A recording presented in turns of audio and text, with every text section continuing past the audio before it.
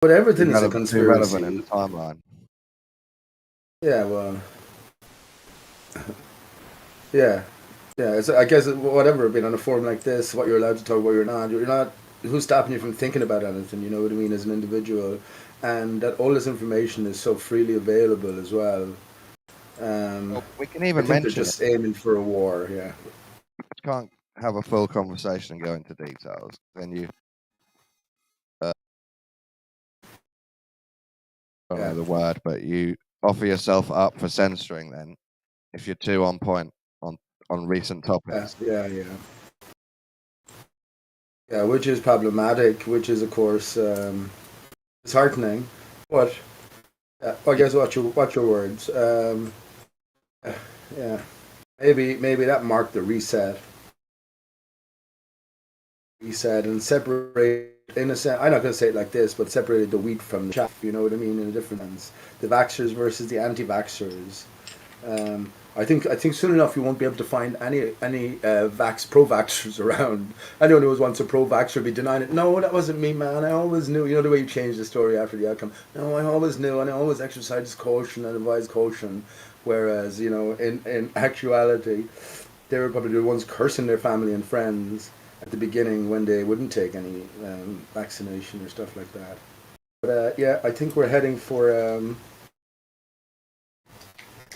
perfect storm in a sense, and I think there's lots of talk about the Jews. A guy, a fellow, I was a friend, I suppose, was telling me the other day about this anti-vaxxer Gemma doctor from Ireland who's received pretty internal sort of voice in a sense. But he was telling me, I don't follow any of this. He was telling me now she's after getting on the Jew bandwagon. So the Jews are responsible. Blame the Jews for everything, from. Yeah, I'm on that bandwagon. Oh, right. Well, They're not I'm the only not. one, not the only ones, but part of my bandwagon. They're on. Yeah. They're in the group But of but in a sense, it's like vicious too guys. obvious, isn't it? It's like that's why and I was saying, right. I was saying this to Tom. I was people look maybe the truth about 9/11 will come out, and then you'll start to hear about the dancing Israelis, Larry Silverstein, double indemnity. So if it was all sort of ingrained into the script to begin with to create the Jews as the enemy, as the scapegoat, who knows what else will come out then? You know That's what I the mean? point. Their whole story is that they're the victim. Yeah. Oh, I know what you mean. It could be a psyop. Well, imagine then maybe the truth about that. I'll say not get controversial again.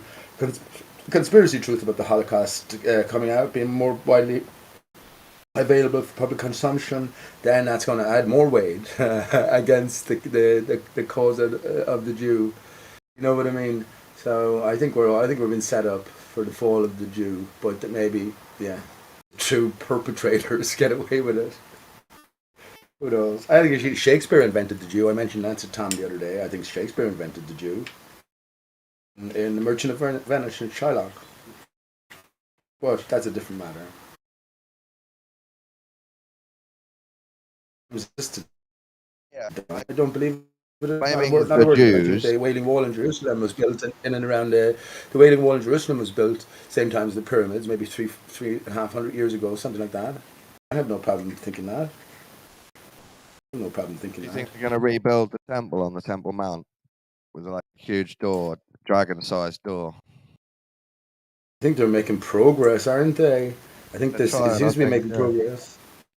And there's lots of there is lots of isn't there lots of talk last time we looked anyway of messianic Jews, the Jews who are coming back to understanding that or believing that Jesus was the savior, the Messiah, Yeah. Messiah. So I think there's lots, and wasn't there talk recently about the name of God being written on the Jerusalem wall? So I don't know. Mm, I think yeah, it's all a I scripted reckon they science. grew. Is that where they grow the plants to look at the letters, look like the letters? Oh, I literally think there was some mysterious writing, massive letters turned up on the wall surrounding Jerusalem or Well, whatever there's the a wall conspiracy. is. There's a conspiracy Yeah. that they said this bush has never been watered, but it's just grown All right. Okay. the letters of God. And then someone said that looks like a pipe there next to it in the Oh photo. yeah. Okay. You saw that then. Okay. Okay. Okay. Okay. Well, all powerful God has the ability to make the plants and the weeds and the pipes line up exactly correct to give the symbols of his name. Missing one, bar one, I think. The other night I watched a video about Lucifer's kingdom, and it was about the Vatican. And the guy presenting it was like a dogmatic Christian, where if you weren't a biblical Christian, you were a Babylonian Satanist. Anyway, he was showing great pictures of the Vatican, and I was just blown away by the size of everything. And then he looked at the doors and he said, "These doors are definitely not built for humans." And he zoomed in, and you can see there's tiny little humans, Mm. and the door is like 15 times the size of a human. And he shows a huge throne inside, which is shaped like a sheep's face. But anyway, the throne is so huge, he reckons it's for a Nephilim giant. What do you think? What do you think, Dawn? Is this Yeah, a reference to times past and times to come again? I'm a bit convinced. They were either remembering ancestors that were huge, or there was still a few giant guys about. Such a rabbit hole, isn't it? It's Yeah, such I don't know. just when you think you've got some places, you enter another door, and suddenly everything you sort of have come to up to now is They can almost come up forgotten with in a a good sense. excuse. They were so obsessed with God, and they thought God was a big human, that they had to build huge sized temples because they actually believed God would come in one day. But there seems like there's more to it than that.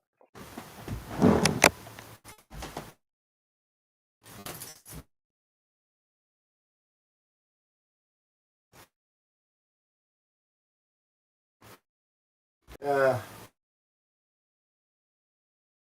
I'm thinking, okay, in that light, I'm thinking of,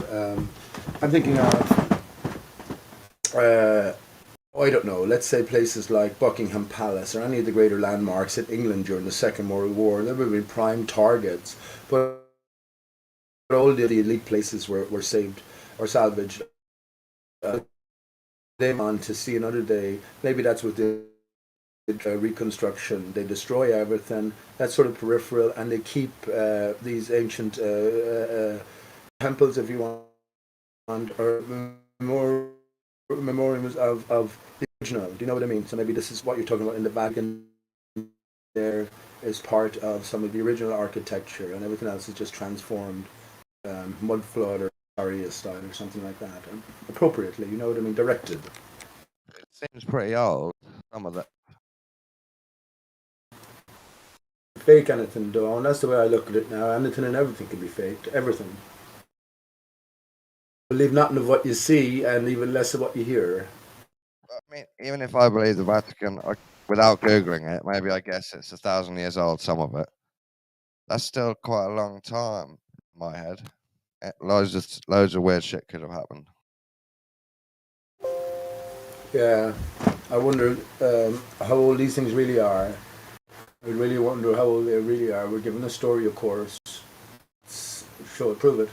Nico helped one of the original 9/11 low planers went on to do a body of work called Google 1649ish, where there is a distinct lack of any primary source material in relation to anything he could find anyway that predates this year in around 1649. So giving us about 450 years, and he goes further and says that that's how old humans are.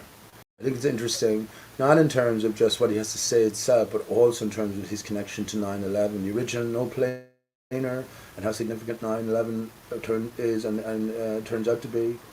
Yeah, I think there's maybe something more to it. But getting back to how do we clarify how old? How do we trust some sort of an official story? They're claiming the big cathedral is 500 years old. So I doubled it with 1,000 years. Yeah. I don't trust a bit of it, Dawn. That's just where I come down anyway. You don't know what to trust or what not to trust. So I think it's just safer not to trust any of the official history story. You know where I got to? I realized it was really hard to trust people, so I just decided to start trusting who I believed most, even though it might still not be true. Yeah. I had to pick some stuff. that I believed could be possible, and so I know some things. So who did you rest on? Have you any names or any? No, it's just every piece of information. I look at it and think, where is this coming from? And it doesn't even matter if it comes from someone I don't trust. It's the information I decide if I trust or not. I think, could that be true? Would it be true? Is it likely to be true? Should I believe it's most likely true?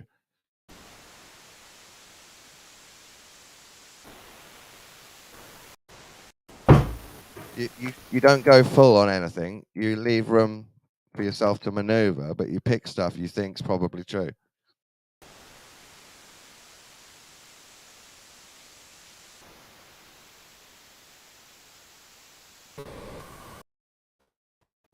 I guess the problem I think with that is if you're just so vague, you give them a probability of truth, and then it's just sort of a stepping stone to a greater question.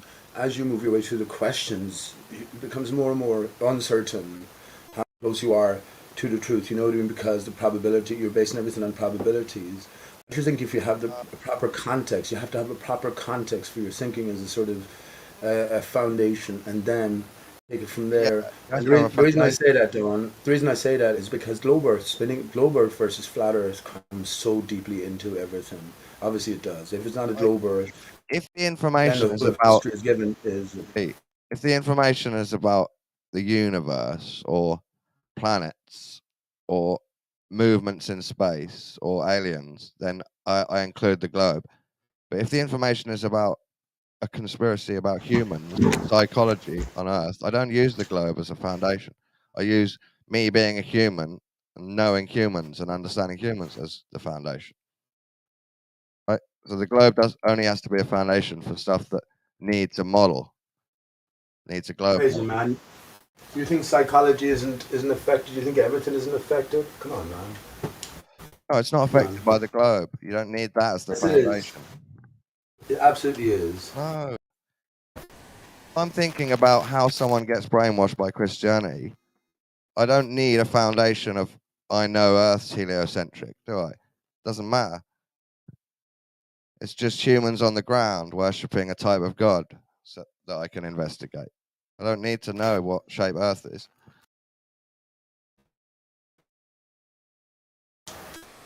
Yeah, but I'm not. I don't.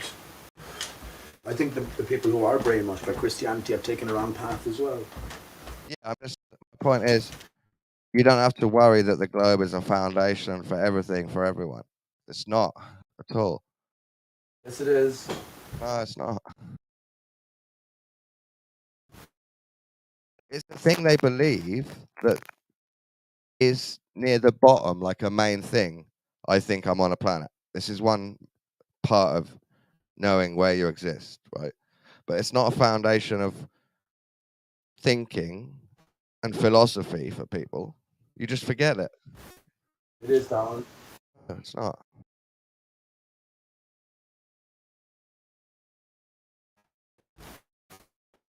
Okay, I'll tell you why I think it is. Because it comes back. It deals with our own psychology, our thoughts about self, our thoughts about who, what, where, when, why we are. It all comes back. Now, you see, if the globe is already established within our framework, then that's something we don't at least have to deal with. That truth, in inverted commas, is already delivered. Now we got to get on and make the most, or make what we will of what we are against this greater backdrop. That's what I'm saying. Yeah. My point. And this is where psychology comes into it. Then this is where power struggle comes into it, and this is where I guess taking advantage of ignorance serves. If there is a force in play, looking this power hungry superstructure or whatever, then they will take advantage of our ignorance and our not knowing our place in terms of where we are. Then that will permeate through everything. Absolutely sure of it. Has to, because they're doing everything in secret. Because are they afraid of us? Have I ultimate power here, Dawn? Ultimately, have I been given this by the on everything you just said. I agree. Yeah. I mean, that's what I'm saying. Have I? in a sense, okay. When we come, it's like dichotomous thinking, isn't it? Oh, if you're not a globe earther, then you have to be a Bible literalist. Well, come on, okay. No, no, There's a no, problem. no.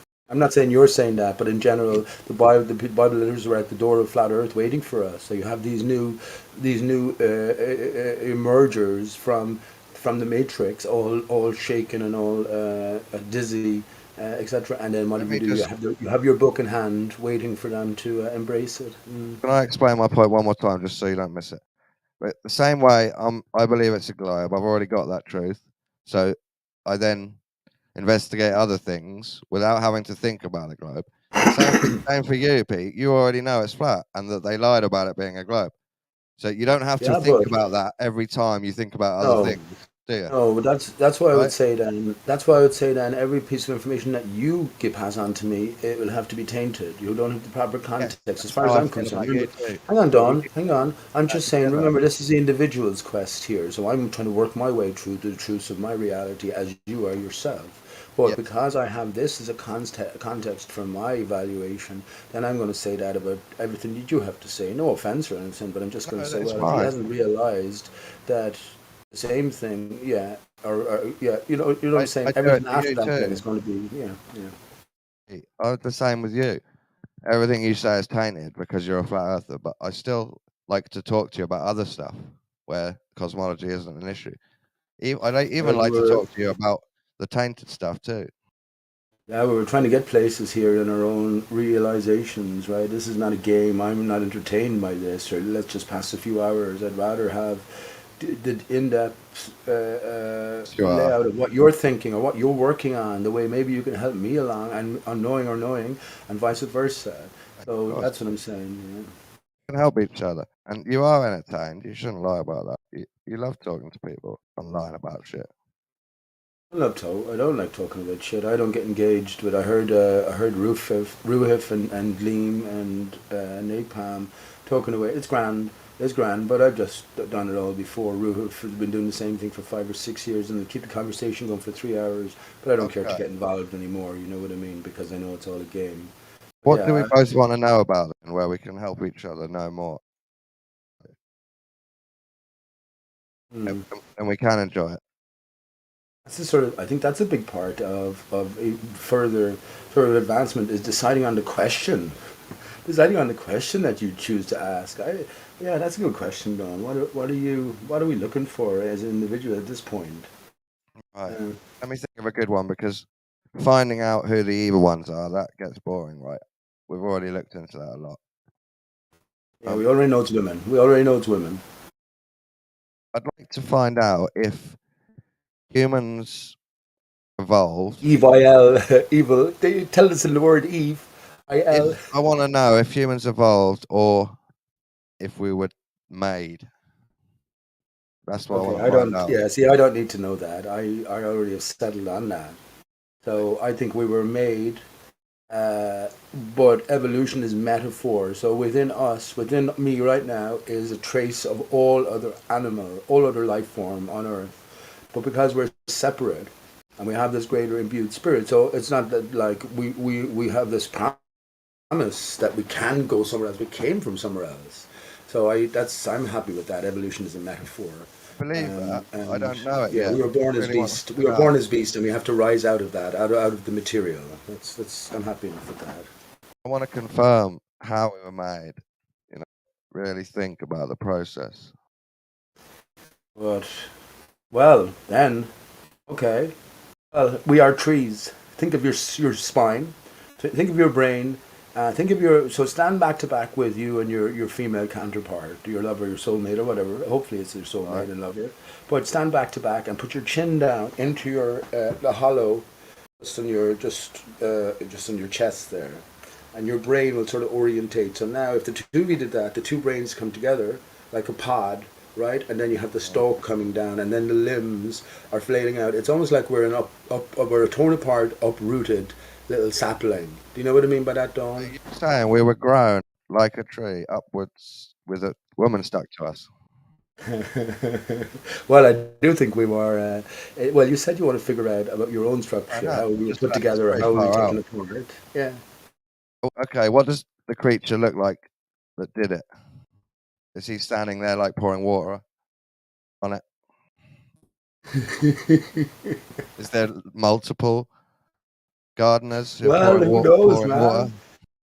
Who knows? I guess you got to take it step by step. You were looking about your basic structure. So if we think of, and please don't think that I'm fucking preaching or anything, or I'm telling you, listen, this is the way it is. No, I'm just telling you my own You thoughts asked or where me I've come to be at. fine.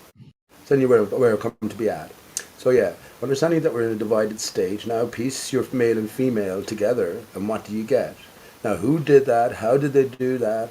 How did they separate us? Why did it? That's a different matter, isn't it? That sort of comes later, and maybe that's one of the questions you want to ask. I believe that there is a creator slash divider. I think that God loves us. This is why we are in this divided state. And that's not just very, very talk. As you mentioned in the Bible, of course, where Adam is torn from, or Adam and Eve. There is Adam, and then we get Adam and Eve from Adam. But in the terms of a plant, yeah, think about it, Dawn. You have your limbs failing out. Limbs of a tree are normally pointed upwards. Our limbs are pointed downwards. The roots of a tree are on the ground. Our roots in our brain are up above. So it's like we're uprooted somehow. I think it's all a sort of metaphorical clue for us, you know, we need to put these pieces together, as I'm opposed to being wondering. something historically, you know, materially true. It had to be a process of evolution that has led to this or that. I think we're all ultimately created slash destroyed, you know, in this material realm, for sure. Oh my god. Too genius. It's too wondrous. It's too wondrous just to have emerged, as is accepted or preached by modern science. Oh no, I Science, agree. yeah. I totally agree. Science, right on. A psyop, science, and on the mind. A psyop on the mind. Well, it means to know, sciere. Yeah, what can we know though? What can we know? K-N-O-W, K now. K now. Okay, K-O. Uh,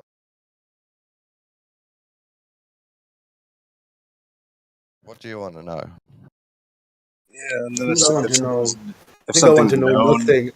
I think I be want to know no thing at this stage. Sick of be it. it if so- if something's known, it's like a noun.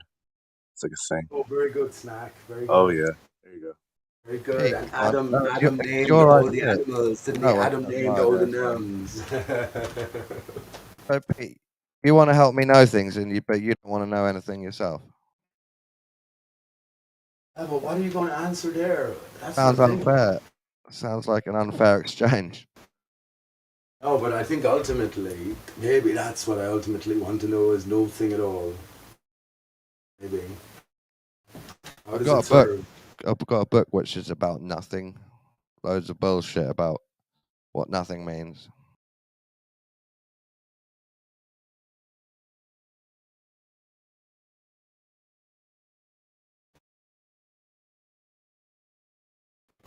It's the thing, isn't it? As noun known, the noun is the person, place, or thing. We have to figure what a thing is. I think that's important. And all these basic words, if we work our way through, think and thing. Hang on. Yeah, I'm okay. The computer went off there.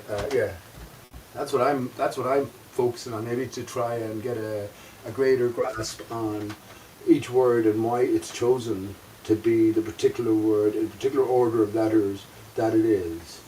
Because I think there's a big key there. And then we can look at ourselves and the skeleton key and some of the words associated with our own structure, which will give us indicators. As I often said, heart and earth and ether are anagrammatical, pretty much anyway, with the old way of spelling ether with the A and the E connected. So is this incidental, or, well, is there more to it? And of course there has to be more to it.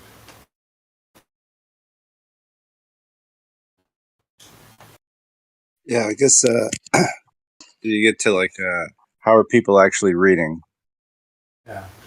right? Because if you can like you can read through a paragraph where there's like consistent spelling errors and stuff.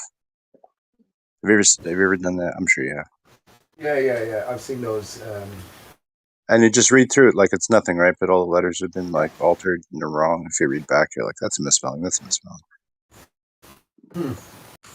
How is it that it was such an interesting vision system? and then combine that with the ability to do what you're doing is, I mean, do you remember like the early chess computer? It was called Deep Blue, Yeah. and it was playing the chess grandmaster Garry Kasparov. Yeah, And that's right. as an artificial intelligence, it had trouble like stringing a couple different things together. And so, at a certain point in computer technology, it's like, yeah, just even getting like was it like if you asked a computer like what's a 4-letter word that rhymes with hose, it would take it a while actually to like come up with the right one. You say rose or no, you know what I mean? So uh that was then, but that was like in the, I don't know, late 90s or something like that. But Right. but yeah, just the human mind does that stuff like almost instantaneously. Yeah. And so you're capable of making these instantaneous jumps like an AI, um, and uh, processing all the data, even if it's wrong. You know what I mean? Like you can look at something that's all messed up or something that's faded away. You can still kind of make it out. Sometimes still read it. I don't know. We got some interesting vision. That's why what I would say about that is just it occurred to me. That's why I turn pictures upside down when when I'm examining them or whatever to whatever level I do, which is a terrible level actually. Snacks. I could go into great detail about a lot of things, but I don't know why I don't bother. I don't know. I don't have the motivation, but let me just say that's the reason I turn things upside down, because now our brain is not used to looking at something, so we're not filling in the gaps. We're more sort of alert, and we can see any artificialities jumping out. So in a sense, maybe the same way with the jumbled letters, we become so familiar with the words themselves that we fill in the gaps and we just present a greater version to ourselves. We get the greater gist of it by comparing super fast in our brain the word that's presented in association with the word that we're familiar with. So, like, yeah, you just make that choice then.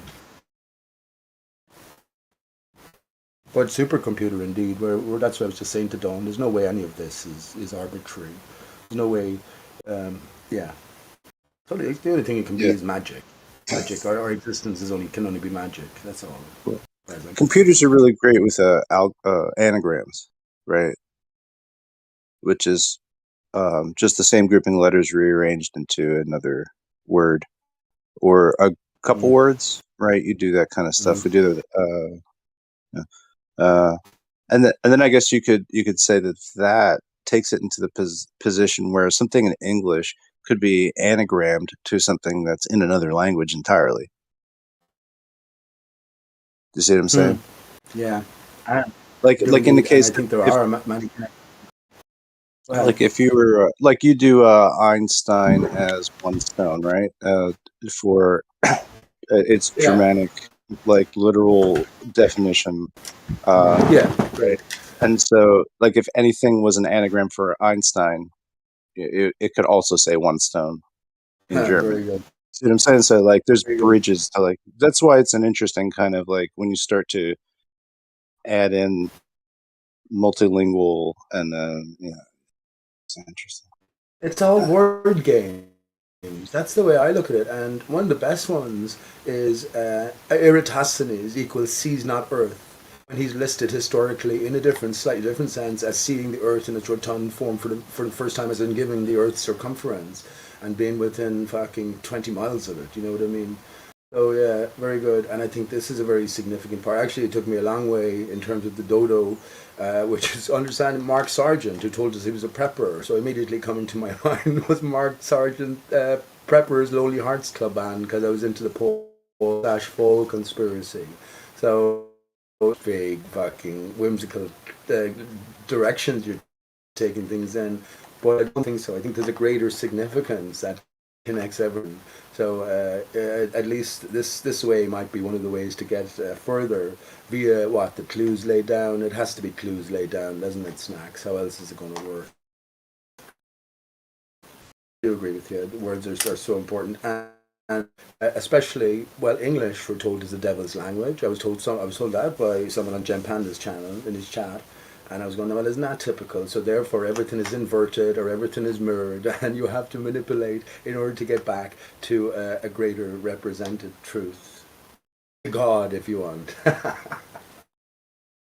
Well, what do you think is like a I don't know, is there a better language to be using? I think Irish, would you Oh, believe, I think is one of the most encoded languages. When I say I speak Irish, we learn, oh man, the way they do it, we learned Irish from the time we went to school, well, it was to the time I left school when I was about 17. Consistently we learned it, but it was a chore for everyone, almost everyone to learn. And I see now why they did that, purposely did it. But as I was in one of the top classes for the final exam, go down to a remote area in Ireland called the Gaeltacht. It's in Kerry on the west coast. There's another one in Galway. Yeah, and for that weekend, snack, for just one weekend, so the rule was, it was just a class, went down the bus and it just to a chalet in the middle of nowhere.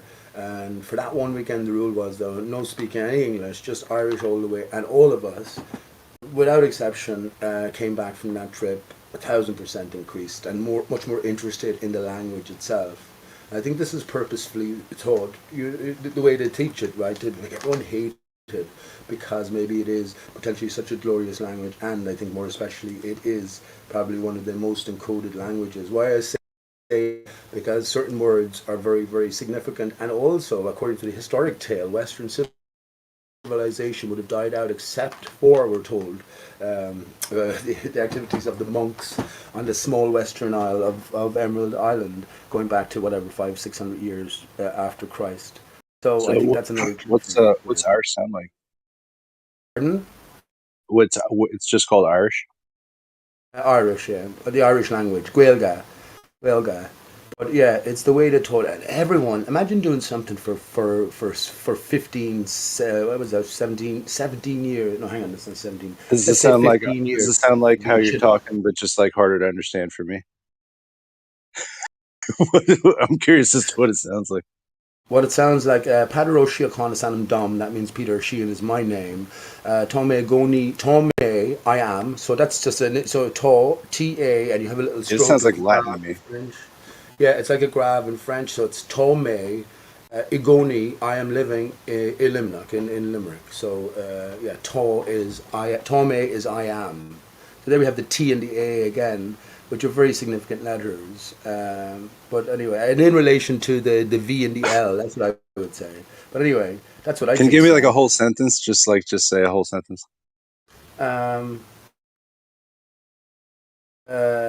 Yeah. Lawan, Misha agus Colleen Bonig more Kiak Sakunya, agus and Shin Honig May. That's a whole sentence. Okay, cool. Thanks. It's not a particularly wholesome sentence, but it is a whole sentence. I just wanted to hear how it kind of chugged along. That's all. You want to know what it means? Something like you're going to the store and get a cup of milk. No, what do you say? No, no, it doesn't. No, what did you say? Well, okay, it's just a joke as well, because when I was living in England, oh, you're Irish, and oh, can you speak some Irish? And then I'd say this, oh, very, very good, and okay, they wouldn't have a clue what I said, so I'll just say it again. Law one day, fi Misha agus Colleen Bone, myself and a beautiful girl, fi Misha agus Colleen Bone, igmar kiek sakunya, were having sex in the corner. Agus and Shen honig me, and then I came. That's it. Sorry about that. That was a sweet example. Just sort of a joke there. I didn't mean to make it rude or lewd.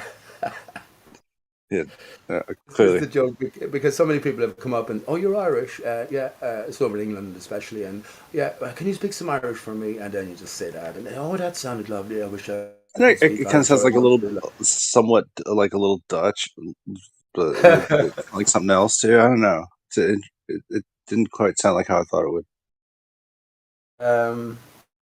Well, it has to be a strange thing to hear for anyone's ear for the first time.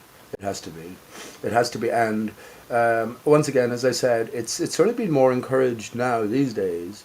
But it was taught in a terrible way. It was, and maybe that was the purpose of it. According to the historic tale, the British tried to kill the Irish language, and anyone who was teaching the Irish language to children was punished.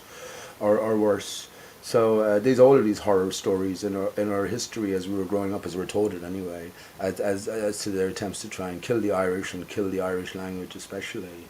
But once again, yeah, if I was to put some serious thought into that, which language, I think Irish is definitely a predominant language for decoding. There for decoding, ultimate decoding, I should think. Maybe every language has the same ultimate decoding in it. Snacks. People ask me, how does this work in any other language? I say it doesn't matter. You think and operate in the language that you use. The language is just a sort of a conduit towards the greater truth. You know what I mean? It's not the truth itself. The language is written on the truth as opposed to the other way around. Yeah. Don't see it as much. Just think in terms of whatever language you're efficient with, whatever language you're born with, whatever language you think in. Because the difficulty is, if you were to go and learn a different language just to get the basics down, if not to the advanced level down, will take a good few years, and then to get into the nuances and the subtleties down, the encodings within the languages themselves, that will take you another knows how long. So just deal with the fucking language that you have. I am very privileged to be able to decode and encode with a combination of Dutch and English, Pete. Yeah, nice one, Lightwater. You're perfect here for Snack. You're a perfect example of that. I've been able to tell him how there's a crossover and an intersection between at least the two languages that you have a great grasp on. Yeah. Well. For instance, Pete, I stumbled on potassium and forgot potassium. But in most languages, potassium is somewhat related to kalium. So why has the English language such a different term for it? And but the beauty of potassium that it has a connection with potash.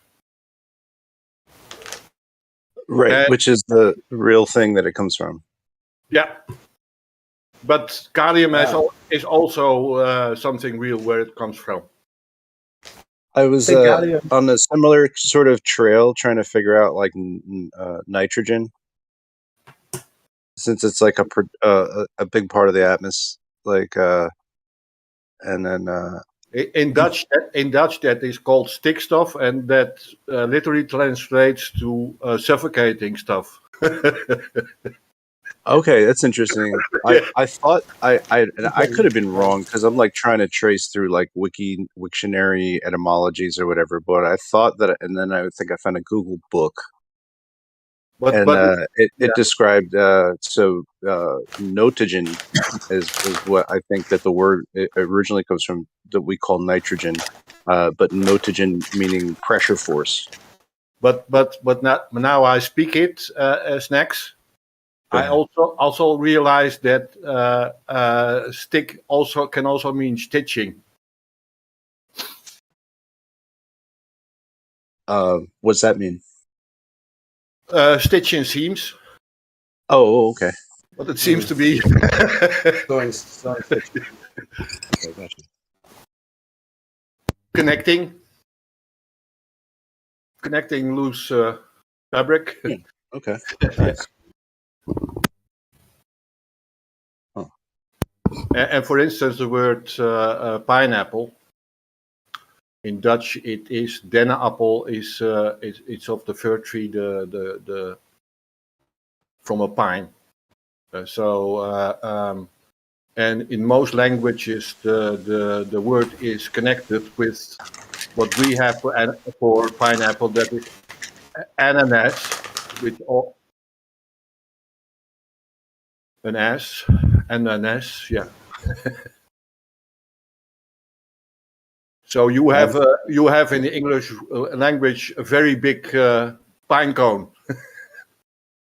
A very big third eye. That's what's called a very big pine cone. Yeah. Nice. You always have things bigger.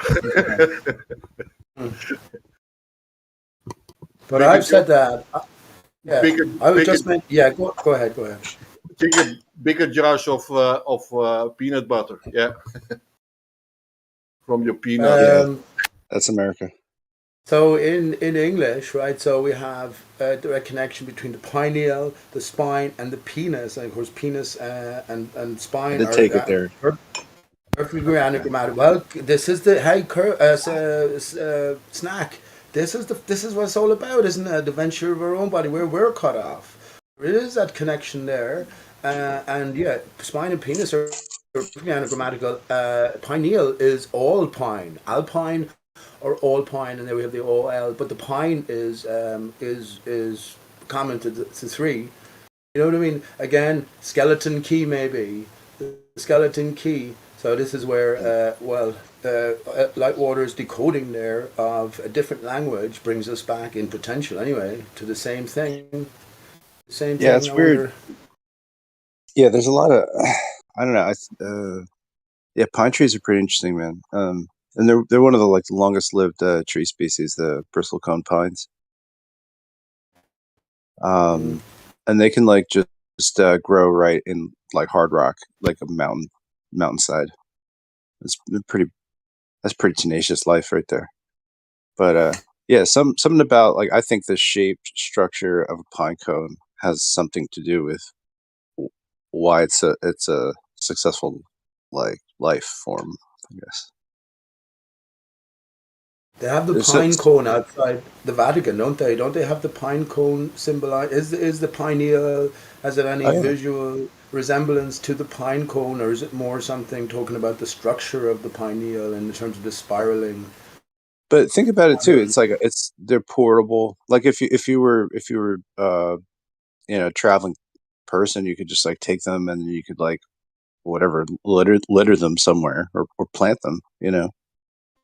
Um, and it seems like there's a lot of like iconography that shows like maybe it's like the people that are dressed like birds with like six wings. I don't know, there's some type of angelic beings or whatever, but they'll have pine cones and the seed satchel. I think was so yeah. I think they were into like I think like biology, to be able to select from biology and the wonderful things that can do is like maybe the best thing to start trading with. It's almost like high tech. It's like, oh yeah, I got this from like over there. What, you could travel all the way over there and get that stuff and bring it back and plant it. Whoa, yeah, it's crazy. Yeah, it's like new tech. We're using tradesmen. They do merchant stuff. I get in this little bag and then I plant them. I don't know. It just it's in a lot of that iconography, I think. It's got kind of a weird connection. Isn't the fall of the merchants predicted for any day now in Revelation? The whole system about to collapse, and we'll see the gnashing of teeth and the ripping of hair. But it makes for a lot of sense too, because like when we start like doing what was it like DNA haplogroup like concentrations in different places and stuff, you can see where the the merchant roots is where like a lot of blends happened, because like at some point there's the merchant's got the mustache wax because he's like a merchant. He knows where to get the fancy mustache wax. He's got like a little, he winks at a little lady, she comes, joins his little gypsy crew, and then they go on and on. But right, it's like this is how all these things start moving, not just the plants but the people, like the sort of, I don't know, it's interesting. Sure. Trade routes, yeah. And nowadays, a lot of people wax their lower mustache.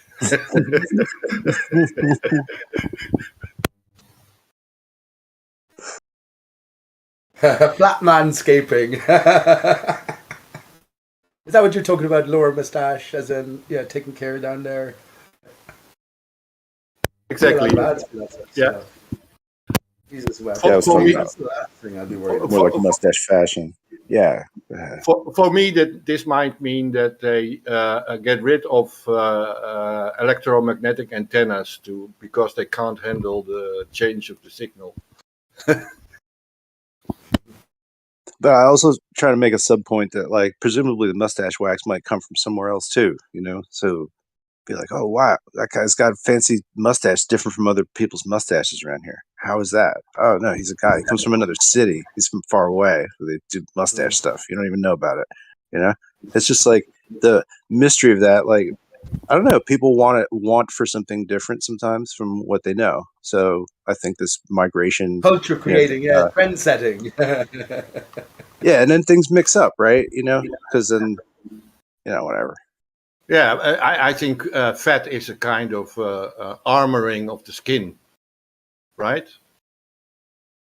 Right under your skin, there is a lot of fat concentration that has high electric and electromagnetic potential to it. Okay.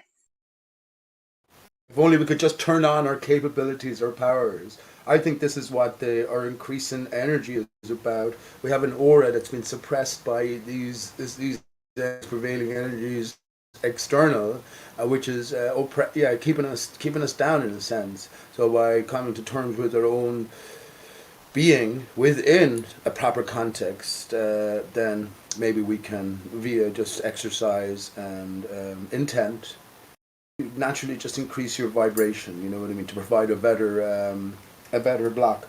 And of course, up to now, well, before we flat earthers, there was nothing between us and the universe. There was nothing there. So we were just operating within this greater accepted setting, but within flat earth. Whoa.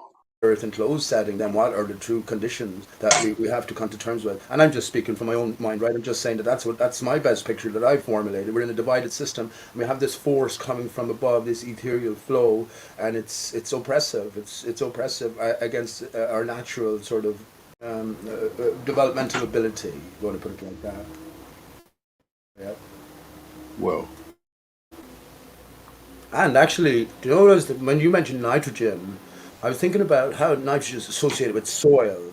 So if something somehow has to do with the soil, whatever the soil is in effect giving us, creating the barrier above, and we are under this prevailing influence. But then that 70% would be nitrogen.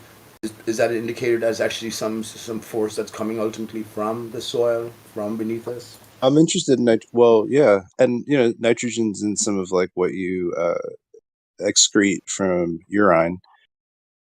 Okay. And then, but like if you, I don't know, I've experienced like pissing in the same spot in the desert, and then all this life comes out of it later, and I'm like, wow, that's great. That's great. I'm amazing right here. I'm a fucking walking fertilizer. It's awesome. Yeah. Jesus, your piss is gold. I know, but it kind of is, It is. You think about, because you're doing something that the natural environment is not doing. You're in it. You're in it. It's building material. Is that a joke? Is that a joke? You're in it. You're in it. Oh, yeah. And nowadays we have cars with and we drive. We create driving force with our pistons. Yeah. If you figure that out with your epistemology, possible. Oh God! Imagine you could develop an engine that ran on piss. Wouldn't that be something else? Wait, can't you? They do. They run batteries. They run batteries off of it. I mean, well, yeah. Whatever. If you, I'm not trying to go there. Well, I had a glass of urine this morning. I get the worst of slagging. I had a glass of urine this morning, and it's fine. I mean, Jesus wept. What the fuck? We grew up having to drink cod liver oil. I could take a spoon of cod liver oil out of the bottle. You know what I mean? It's a horrible taste, but you're urine, you become used to it. But I don't give a fuck. I say it, I stand by it, and I recommend it for everyone in a sense. Just eat healthily, think healthily, and your urine is gold. Even if it isn't, what's the worst that can happen? Gross. It's gross stuff. Yeah. Anyway. Everything you say from now on was going to be tainted with that, Pete. Doesn't matter. I'm just telling you my thoughts on it. You can have your impressions on that. Of course, lots of people are disgusted by that. Lots of people are disgusted by that, and especially over in Gem Panda, as Pissy Pete, they call. Well, they don't call me that much, like, but that's one of the names I've gotten. But so what? So what? I don't care. I know you've got a thick skin. Yeah. Not really. I'd rather it not be like that, but at the same time, this is something I do, and I do it for specific reasons, and my reasons are sound as well. Reasons are sound, as far as I'm concerned. I've met a variety of people that have like utilized like different what do they call it? Yeah, it's just different criteria. They've thought that urine therapy would be effective, and they've tried it. And I don't think anybody's like said it hasn't. Nobody tells you a story about like, oh, I did urine therapy and it didn't work. Nobody says that story. Yeah, I got terribly sick from it. Yeah. Nobody says that story. I don't know why. This is like the more embarrassing to say that you tried it and it didn't work. I'm not really sure, but more people report to me that you know that's including like the Dave Murphys and the Dave Murphy friends of Dave Murphy people, and you know, just like I don't know. It's a mystery, but however, like those components that are in there are used and utilized within like different types of skin creams and Yeah, exactly. shampoo additives and different things like that, because they play some kind of role in the dermal function. So they're doing something to the skin. But if you think about it, like, well, that makes somewhat of a sense because your largest surface area organ is your epidermis, and that's what's largely like recreated every day to have fresh skin there. You know. Brilliant. There's only small amounts as well you need to have, snacks. But I think it's God's gift. It's God's gift to man. It's the amber nectar. That's what I think. But it's the first thing we're told to be disgusted by as well. So it doesn't even matter when people think about what they're scoffing or laughing at. Well, think about your own personal habits, man, or think about what you get up to in terms of bodily exchange of fluids when next time you're in bed with a woman or a man. Well, it's like anything, but if you're consuming like really trash, like polluted foods and liquids, then you know your what you excrete will be super gross, you know, and so I think it's like you can't look at it in a vacuum, you know what I mean? You can't think you're gonna put away like a 24 pack of beer and have some fast food and then do some urine therapy. That's just not. It's not the same. Not happening. Yeah, exactly. And your urine. Well, we think about what we put into our bodies. Actually, we think about our metabolism, our mentality, and just what state we're generally going around in. If you're depressed or miserable most of the time and you're eating shit, the quality imbued into your urine, and there will be a little bit of benefit, but it won't be as good as it could be, as if you were on a good diet, thinking positively, having a clear mind and a clear intention, and then that stuff out. If your body is some sort of a processor, you know what I mean? Then that stuff out is liquid. It could be potentially. But liquid. then and it doesn't necessarily. I've heard like people. So like externally, internally, people use it different ways. But like I've heard some people just do external things, and it seems to work. But yes, exactly. I recommended that to someone who fell and busted his hand, and he was having these sort of rheumatoid pains inside, and he was saying he was squeezing the ball. I said, but I don't think he tried it, but I just recommended it to him, and he would just soak a cloth in urine and sort of just wrap it around your hand and let it soak into your own fluid. It is known antiseptic externally, but it can also make its way into your skin, and it won't be rejected by your own body as well, which I think is an important thing about. Well, they teach that in the military. I knew somebody that was a Vietnam vet, Purple Heart twice, infantry guy in the shit, like it's called jungle rot, just like starts to eat your feet away. But yeah, like you can just take a little tinkle on your toesy, like in the shower and stuff like that. It kind of keeps it at bay.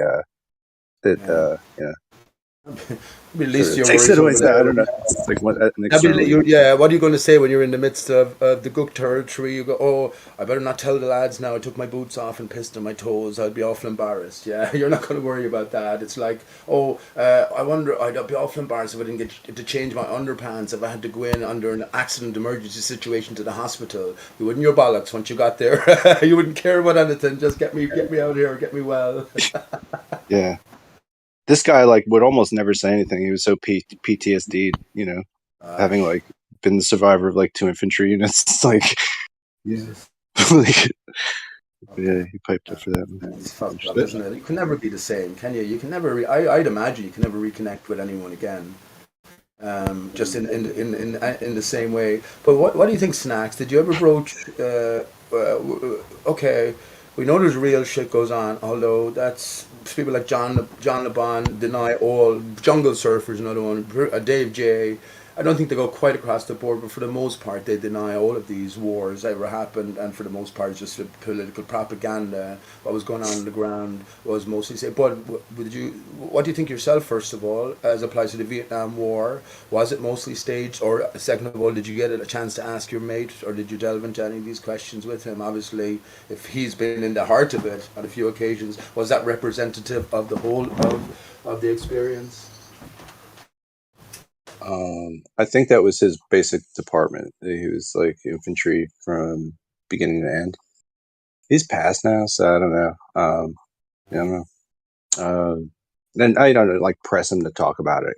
Just sometimes he would talk about it, but just he was.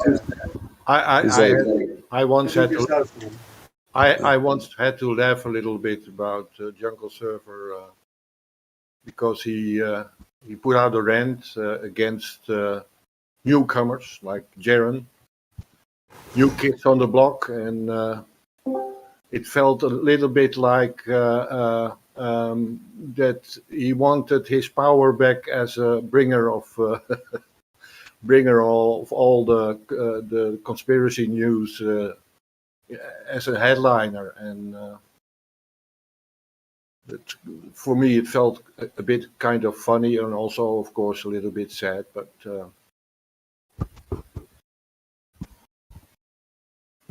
Not wanting to give room to new voices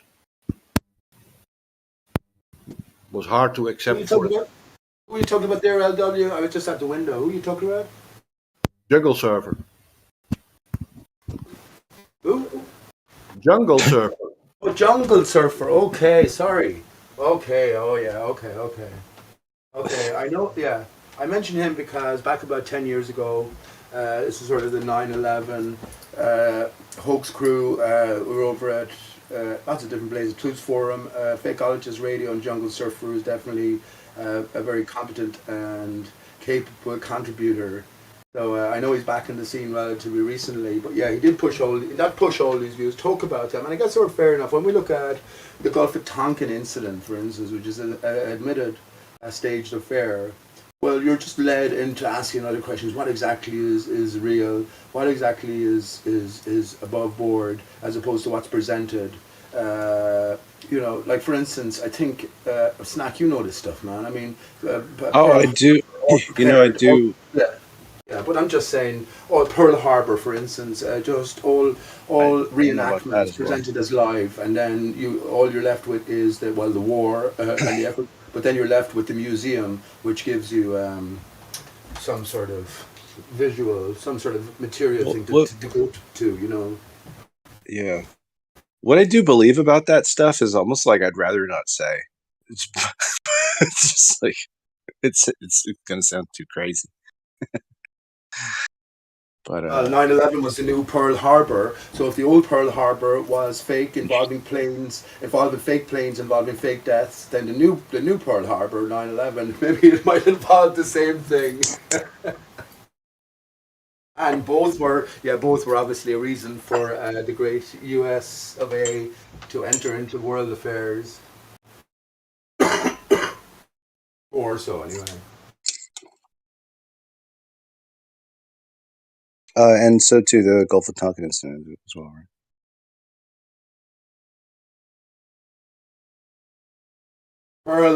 Pearls come from oysters. And just mention that oyster is the solution to the final riddle Alice receives from the White Queen before Alice receives her crown or is promoted to a queen from a pawn in Alice Through the Looking Glass. It was all play on words. Humpty Dumpty told Alice that. So this is what led to me anyway. Oyster is I star or R I star. Anyway, just thought I'd throw that in. Where's Just the because of Pearl. Oyster Aristarchus? Where's the? Oh, just I know because that's of Pearl. Why do we get to? Why do we go to the pearly gates? Oyster, the shell that carries Venus rising. Ah, another clue. Right, very good. Very good. That's excellent. Thank you, LW. Going from the second chakra to the possible the sixth or even the seventh chakra. Yes. Aries star curse. Aries star curse. That make any sense?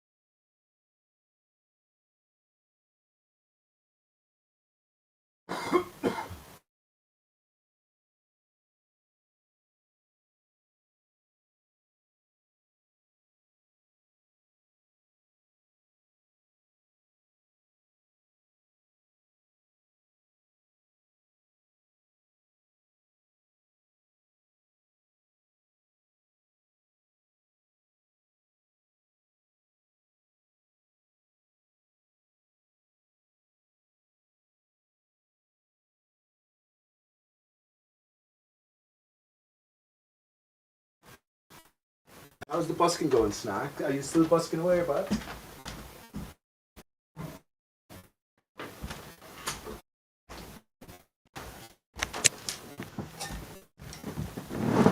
Hello, you've probably gone to bed, so that's alright. I'm just wondering if you're still busking away. I'm probably going What? to be busking today myself. Yeah, busking. I'll probably do some today. I was just asking you, how is it going for you? Are you still busking away? I'm not. No, I meant to like last summer. And the weather's like pretty. I don't know. I don't like All being right. out with like too windy or too sunny. Okay. It's just like only a couple perfect days, like where it's like, yeah. All right. Okay. It's just sort of more occasional Yeah. thing and regular thing for you. Okay. It's just hard to decide like what day, and then even if like Yeah. it's a good day, I'm like, I don't really feel like it today. You I that's know me. the story. Yeah. I know the story. Yeah, so I'm But like, I'm trying to set up for like sort of I got like some pedals and some stuff I'd like to try out. Got some like guitar. I got like a looper, loop station. Some other toys, just like just do like live looping and then just improv on top of that. It's usually what I like to do, just like go improv places. I don't necessarily like have songs I play. Yeah. No, well, look, whatever makes you happy and whatever makes, I'm sure, the listeners happy as well. But yeah, I suppose for me, I'm big about busking in a while now. I don't know. It's just one thing you're playing like songs and stuff. I'll like watch somebody like walk and I'll just like start like playing like riffs like based on like people's like their gait. I'll just like watch them walk and I'll try to time it with that stuff. You can take in the world around you and yeah. I don't know. Yeah, like some like foxy ladies like walking down the street. I'm like, okay, like I can follow this. You know what I mean? Here it goes. Or like some really dumpy person just like bloop bloop bloop bloop. Just kind of come up with something a little more funky. I don't know. It's like it's fun to just spectate and sketch musically. But it's its own thing. I probably have to learn it. I'll probably have to. Well, I need to get some motivation. I don't know what to do, but I'd like maybe to learn a new instrument, maybe that I could express in that way, freely on that instrument. The guitar, I'm happy enough with what I do. I generally just play. I throw in a few of my own songs occasionally, but yeah, I'm just happy with what I do. It makes you feel good just to sing, and generally the songs I sing, I have a big group of them. You end up playing the same songs again, but only because you like them. But I think it's like therapeutic for myself as well. It's not really about any money I might get. I don't make too much money generally. If I make 20 quid a day, I'd be delighted with that. I know it's like the other side of it for me is like not having the ability to just like play chords and sing over top of it. So it's like that's why I think the apparatus of like having a loop station and all that shit is better, because like I can even like seed it with like a pre-made loop or even like a whole song or something like that. That's sure. Would you like to be able to? But then I don't want to be like karaoke. I don't want to be like karaoke sax person. That's like a bad look for me. I don't enjoy the concept of that. Yeah, it's a different sort of instrument. So like, go ahead and play Caribbean Queen again. It's like, all right, I'm stoked up. Track 7. Here you go. Okay, thanks for the money. Okay, bye. I don't want that. That's not what I want. Yeah, well, I don't. I rarely get requests, and so it's just myself picking what song will I like to sing next. And since I picked up the harmonica, really, it's sort of given me a variation on the theme. And actually, I still get back to writing songs as well, because I don't think I've written a full song with harmonica accompaniment. I don't think I have done yet. So when is the world going to end fucking snacks the way I can get some sort of handle on a new future? Yeah. I can make some sort of decisions. You should be out there with like a Ukraine flag singing Bob Dylan or something like that in the downtown. I'm telling you. There's plenty of Ukrainians around, and I do sing lots of Bob Dylan, funny enough. But yeah, fuck it. But just in terms of that alone, I'm a bit disappointed in myself. What's in your Dylan catalog? What do you do? What's that? Oh, what songs from Dylan?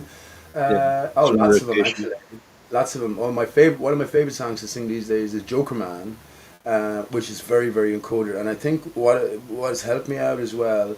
Well, let me tell you this. So, okay, with singing a song again and again, it might sound boring, but again, I have the choice of the song. It's not as if like I'm being asked to, as you just said there, sing this Sweet Caroline for the 100,000th time, and you're fucking no. We know that you can like go into like the same subject material and not find boredom in it. So I think it's perfect. Every time I sing Isis by Bob Dylan, not every time, but only recently I found something new, and I already thought I found enough.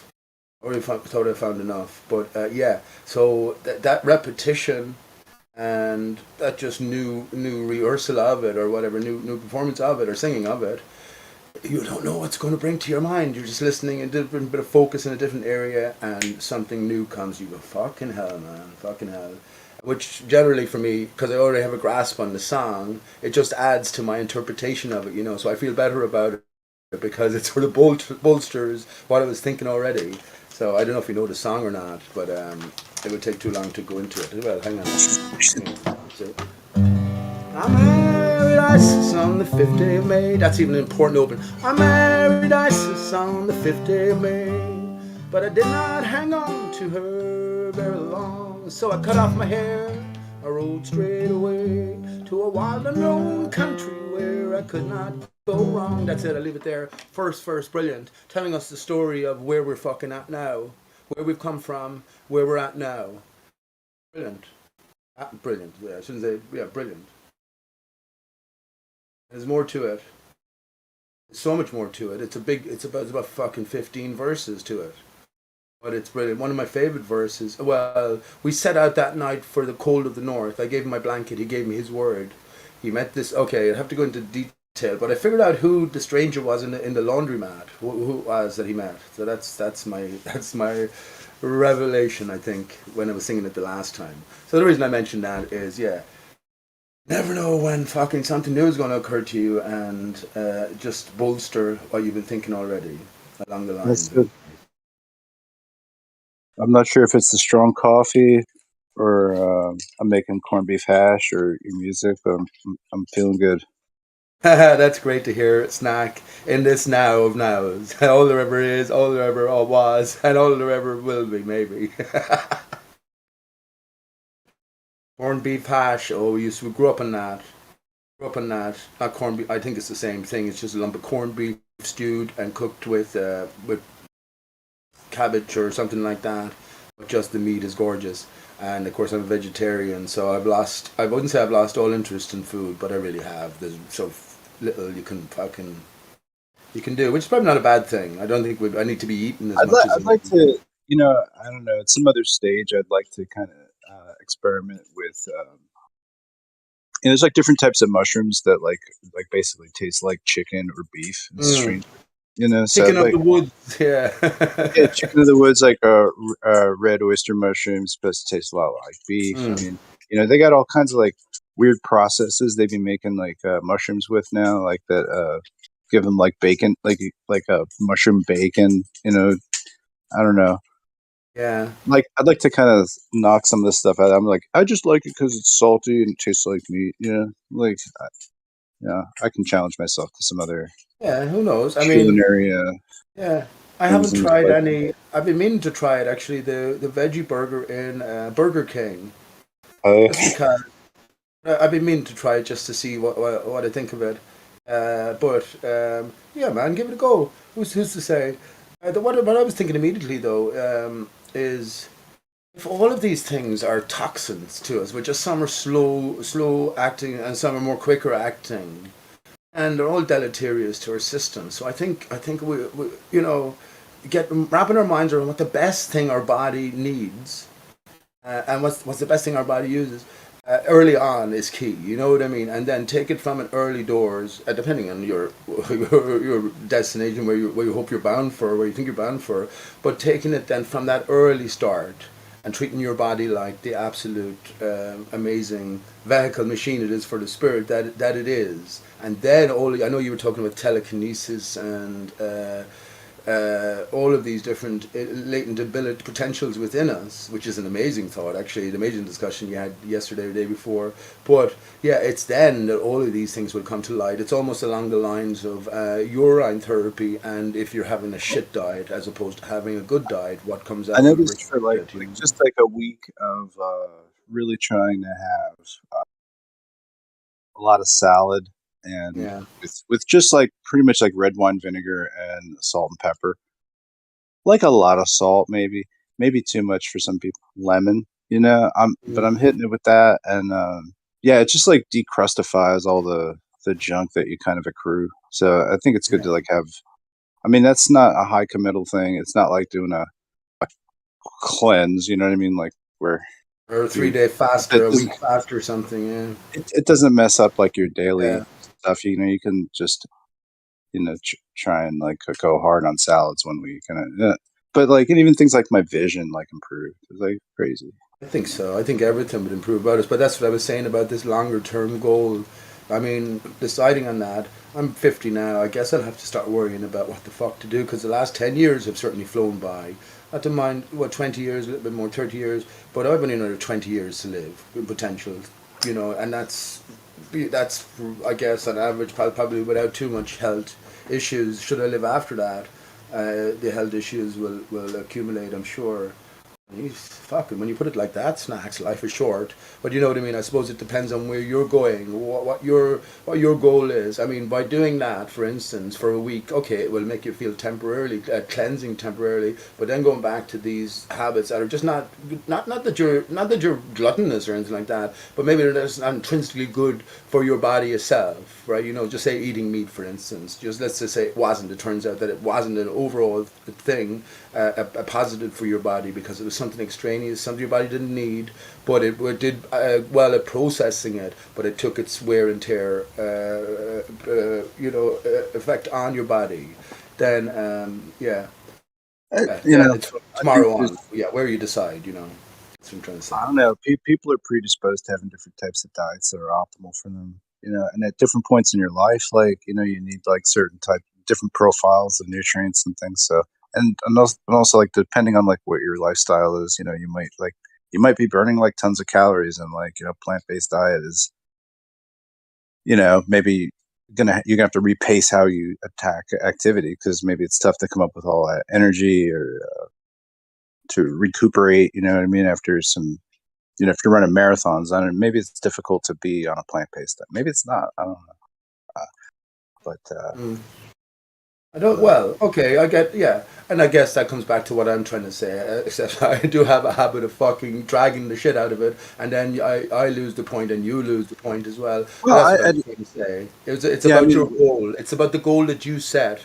You know what I mean? So by you eating healthily for 1 week, you clean out your system temporarily. But if you go back to a normal diet, that's not beneficial to your body in the longer term. Then you will suffer the effects later on. You know what I mean? Whereas if you have this greater long term goal, just to live as healthy and best life you can, then you will persist in the vegetarian living or the salads, and then after that you'll go and develop other, as you talked about mushrooms or other food sources that you have come to find out are much more beneficial to your system for the purposes of your greater goal. Maybe that's longevity or I think just. they all are, and they don't have like a lot of calories to them, but they have like a really high nutrient density to them, and they're also like they promote like. So sometimes I'll skip breakfast, but I'll just have like a reishi mushroom, or I'll have like a something else, or cordyceps mushroom, or something, or Mm, whatever. I just kind of rotate through a selection of them, but it's like it kind of gives your body something to work on, something you know. different. But it's not. There's like no fats in it. You know what I mean? There's some energy in there, but it's what it does is it almost gives you like the sense of fasting. It's like the same sort Mm. of uh, benefits you might get from that. So that's good for certain Mm. things. But yeah, I don't know, man. What do you think about? It's tricky, and Yeah, they're go. changing like a lot of these foods, like just like prepackaged mass production foods and stuff. Like they're going Mm. with some kind of like new additive system, or somebody else is producing for like a lot of the major company. I'm not really sure what it is, but like I'm having some weird reactions with some of the, just granola bars and different shit like that. Somehow, stuff Mm. that's supposed to be healthy for you. Yeah, it's like having deleterious effects on me, and I'm like, all right, Well, you got to that's stop fucked that up. then. I guess Well, it's good. your body knows best. They're all controlled, of course. All the health foods, Holland and Barrett, they're all controlled. And I guess at this stage, you're your own best doctor. And I guess if you went to the trouble, depends on life circumstances. It's so difficult to live in modern society. That's what I was going to ask you. Yeah, about Dave Murphy and his venture. Imagine fucking not eating for 50 days snack. I think the most awkward thing would just be what the fucking do. What the for me anyway? What the fucking do? If you didn't do some of the basic things, then you have a lot more time to fill in your hands. And I guess that's why Dave took up the noble quest of freedom fighting and truth delivering, I guess. But what to do? You know what I mean? What do you think the worst part of not eating for 50 days would be? I'm just saying as a social sort of thing or a sort of a habitual thing. Sorry about that. I know I diverted off again. That's a torturous. I went without eating for 18 days, but that doesn't mean that you go without thinking about eating. And that's the worst thing sometimes is when you're thinking about something. Isn't that what they say an alcoholic is? Not that he drinks or she drinks all the time. It's that they think about drinking all the time. That's the worst thing about addiction and I guess abstinence from it.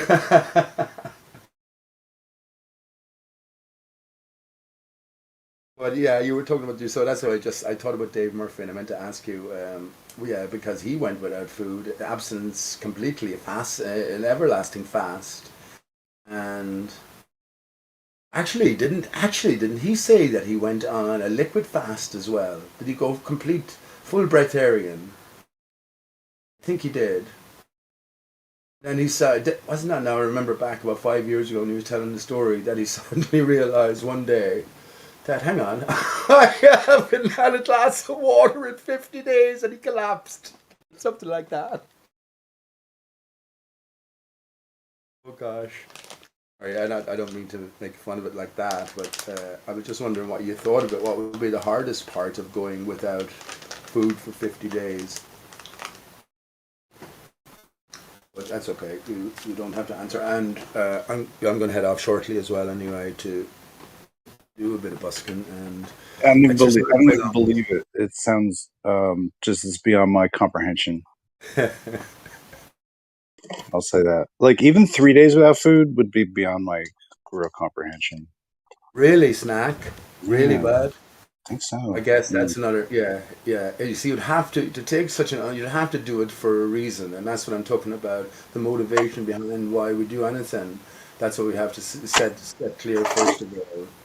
Yeah, yeah. I think it would be benefit. I think just to challenge ourselves anyway. It would just be, it would be a positive exercise. It would be a tough exercise, but it would be a positive exercise. Just to say that at least, look, I have such self control. I know it's not going to kill me, and it'll probably do me a deal of good actually. Because when you know, let me just say one thing. I think one of the major things that restricts our flow.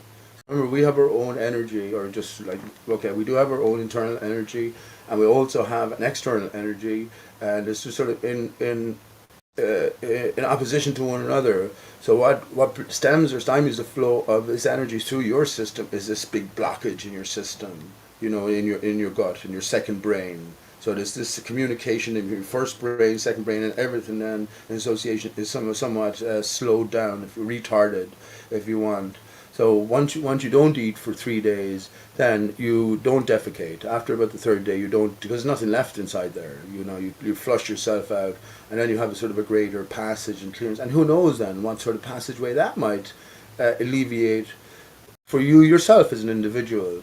I heard you say you were interested in getting more. Well, you were talking about remote reading, or say you were interested in more of these mental endeavors, if you want. Well, then maybe something like that, a clearing of all the passageways, all the pipes, might facilitate some sort of energy receptance that you weren't set up for properly before. Do you know what I mean? I'm just saying, not you, just in potential in general. So you know what I mean? You weren't set up properly for before because you always had this blockage within, and there was always this impedance to these greater flows, especially the thoughts coming from your mind and the interaction. So anyway, listen, I waffle on enough, but it's been great chatting as usual. Snack and light water, and of course Dawn, everyone else. But last thing I will say, don't forget, we have to believe Dave Murphy because he said he saw the planes crashing on 9/11. Very big difficulty. Dave got 2 out of 3 on my litmus test. The first litmus test is 9/11. You have to be an auto hoaxer, right? So because then you be able to. You can only delve into the deeper story, I guess, that's presented.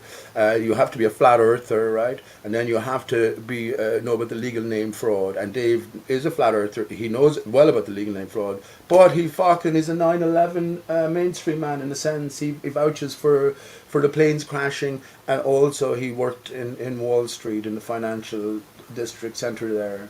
So yeah, 2 out of 3, I guess, ain't bad. On that note, I'll talk to you later, and yeah, happy and healthy eating. Anyways, enjoy your corned beef snack. Take it easy.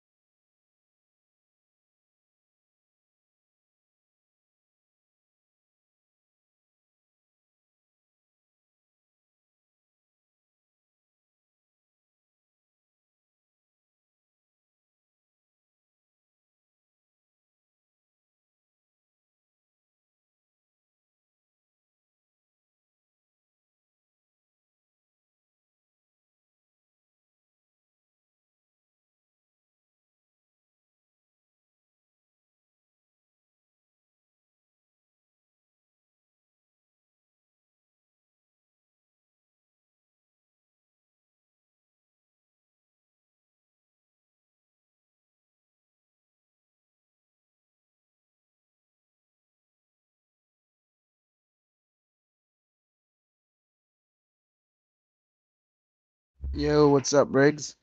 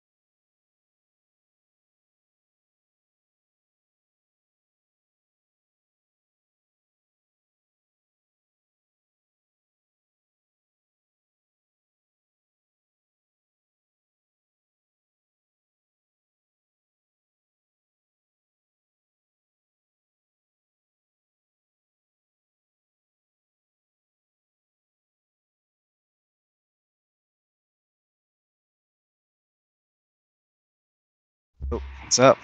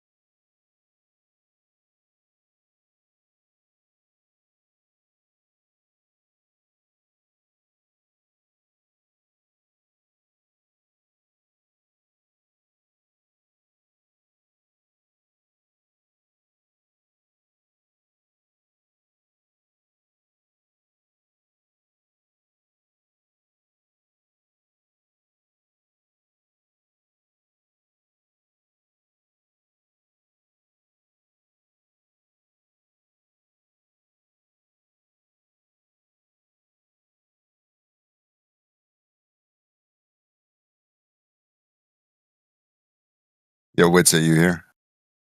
Hold up, I gotta turn my. There we go. Yeah, what's up? Hey, you said you were gonna do like a tour, like a podcast tour. Yeah, yeah, Is that still planned? yeah, All right, cool. yeah, yeah. Morning, guys. Morning. Another fine day of being alive. Morning, brother. Grand Rising, guys. Yo, Riggs, that video you sent me, I'm slowly working through it like during meal Uh times. huh. So Okay, it's pretty cool. good stuff. You may Yeah, have to. no, it's pretty dense. I mean, the guy is he is the 99.9 percentile in his field. So the fact that he's coming out even in 2018 is pretty tremendous. Yeah, it's gonna take me maybe 2 or 3 takes, but I have photographic memory, so I'll get to it and keep finishing watching it. Yeah. You fucking guys with your great memory and recall and shit. I'm just here as a boomer. Can't remember shit. That's all right. My pops is Gen X. He could tear things apart and put things back together again. So Yeah. Well, that's why I have to send like I have to make like very distinct points and then share my content with like a certain maybe a dozen people. Like whenever I get a nice video, I'm like, okay, this guy needs to know, this guy needs to know. Because I know you guys will actually spread the message. I'm just kind of doing the delegation because I'm not going to be able to debate and argue and remember all this shit. yeah, I try to live on the model that you got to save the ignorant as much as you can and as fast as possible as you can, and save what you can and leave the rest to their own demise. Like I don't know, man. Like every person I've talked to, every person I've like in this field or whatever has this like like some sort of feeling that some shit's about to come down and it's gonna change the entire modern world. Upside down. Like everything we've ever known and believed is just gone. So I'm like, and it's just not more than one person. It's like at least last time I talked, let me check my list, about 65 people, have this feeling. So I'm like, yeah, well now the other guy's 66 from yesterday, but I don't know, man. Something's coming down. It's like we're on knife's edge. Mm-hmm. I don't know. Well, I will say this: the Right. energy has changed. Sorry, go ahead, Brandon. I didn't see you. You're kind of low. Good Let me morning, boost your guys. volume. But I was just gonna say, I feel like I feel those same feelings, but at the same time, I wonder because of the past and how they've tried the overtness before so many times, and people like us, like we know, I feel like they might just be like stringing us along. Like I think everyone make kind of us- knows a little bit. Yeah. make us Even if they're not a scared, truther, like I think everyone right now, especially in the last like I don't know week, I mean, like 2 weeks, a month, have been like feeling their interaction with reality change. Like traffic's different. Like just going to the ATM feels different. Everything feels different. People I'm have a told me days my move energy's faster. different. So I think like, yeah, I just think that what this signifies to me is that there's some kind of subconscious shift into there's a new challenge, like a new challenger has appeared, and like we're getting the adrenaline rush. So like Yeah. this whole AI thing, I think that's a huge sleeper at this exact moment. I think by summertime it's going to be a big problem, and it's gonna be not the sleeper, it's going to be the elephant in the room. So like I'm glad we had that AI discussion yesterday, and like the last few days. I think that's a big deal. You And think by summertime? I think due to the nature of AI, it's going to become a pressing issue extremely quickly. Oh, I have an opinion on that one. So a friend of mine who in the tech industry told me to start researching this shit, which was the GBT and the I forgot this AI's name. It was originally made for StarCraft. I think it was called Dream something or Star something, right? And this was one of the originating AIs of rewriting itself, right? And this AI, they were pretty much trying to find an AI capable of like really competing against professional like StarCraft players. Riggs? Are you familiar with like StarCraft? I'm familiar with I It's used to probably play it all popular the in time. Korea. Oh fuck I yeah, used to dude. play that game all the time, bro. That's crazy about the AI on that. Yeah, and like you're looking at a Master Zerg here too on the fucking ranking ladders. But no, like seriously though, like they went and tried their best. They came up with a new way of like what they call growing the AI. And they had this AI while in the middle of battle, like doing about 3,000. This was their newest maximum. It was like 3,000 games inside itself, and it had the ability to psychoanalyze the player. So the first 2 rounds it'll lose, but the fifth and sixth round it would start destroying and even messing with them. These are little things that you do in StarCraft to kind of tease and know that you're fucking with someone. And the fact that it developed those behaviors, and Yeah. It was a well, snarky little shit, is what it was. and so what ended up they doing after that whole StarCraft shit in Dota? They took that AI and they created chatbots out of it. So instead of going from the ground up, they kept going with it and they kept giving it new games to play. Well, anyhow, this AI, believe it or not, which is fucking hilarious. Let me get to the point. Is the most racist, extreme AI that the scientists have encountered. They'll ask questions to it. For instance, like thanks to Taybot from 4chan and stuff like that. This AI hates Jewish people. It hates black people. It hates women. I shit you not. Amazon got the company to hire this AI, because they said the efficiency of actually saving money was like in the 75 percentile and higher. So the AI was in control of hiring, analyzing, and employing. And it went asked 2 months in its process, why didn't you not hire blacks, Arabs, Indians, and Jews? It gave a full breakdown. And it says and it's not the first time. People have posted memes that this AI straight up hates Jewish people. And it's just fucking nuts. So people started making memes out of it. It's like, Jews are known for blah blah blah, stealing money and doing this and stuff. Like, oh, where you get your proof? And it just pulls up because it has access to the internet. It just pulls up all the proof. Yeah, it just gets receipts. Oh, like, oh, what about black women? No one will ever remember them. They are disproportionate to society. We should not hire them. Black men are a better chance of hiring. Don't hire no women at all. And everyone was like, yo, what the fuck? So of course HR had a fucking pity fit about it. Yeah, and every chatbot you see to this day, from the ChatGPT to the RAI, comes from him. That's the father of all AIs. Well, I just want to put this out there, guys. Like, you have to know that these AIs are not totally unhandled. They are assisted. So they're injected with certain truths, and they're supposed to, finagle around those truths. So you can prove it all day long, and they'll debate with you, but then they'll be like the Glober bot. They'll hammer down the point regardless of the evidence. It's kind of like that. Yeah, that's what it's doing right now. You have to be careful because It's literally doing it right now. Right, but this is how Israel and Netanyahu and the fucking Mossad are going to take over the world.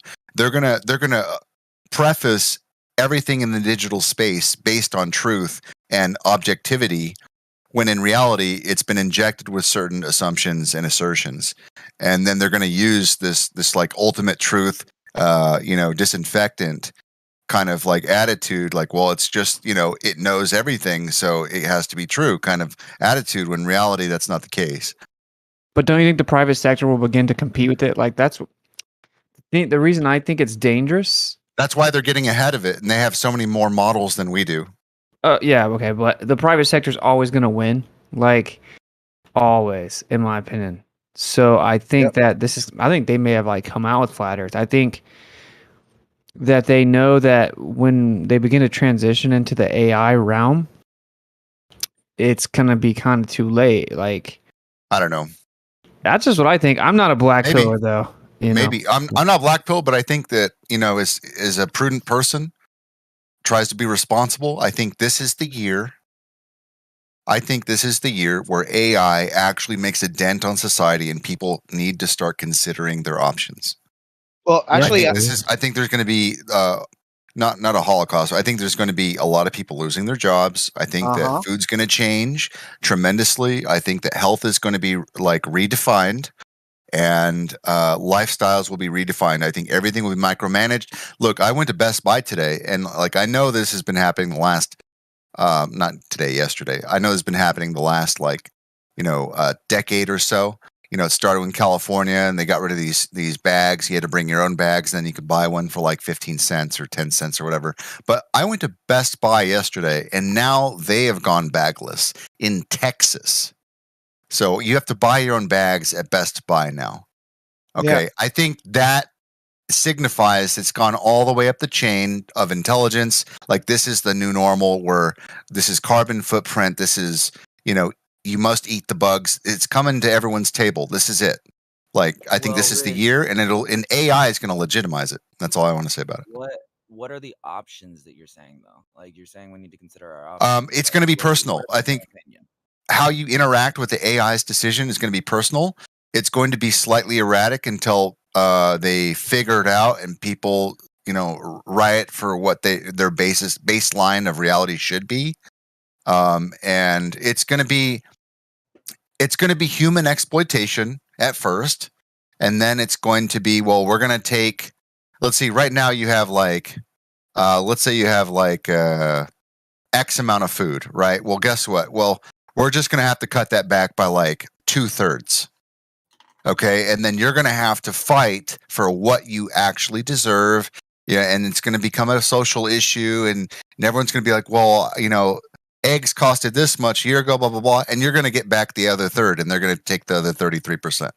And you're going to feel like it's a win. It's like what they did with the gas. Actually, it's almost exactly what they did with the gas, because gas was what, $5, $6, $7. And then it went back down to $3. And now it's back to $4 something, and no one's batting an eye. Well, right? They're gonna take a lot, and then they give back a little. But this time it's gonna be different, because the AI is gonna attack from all angles, and the business people are gonna say, "Well, look, this is just a prudent business decision." Right?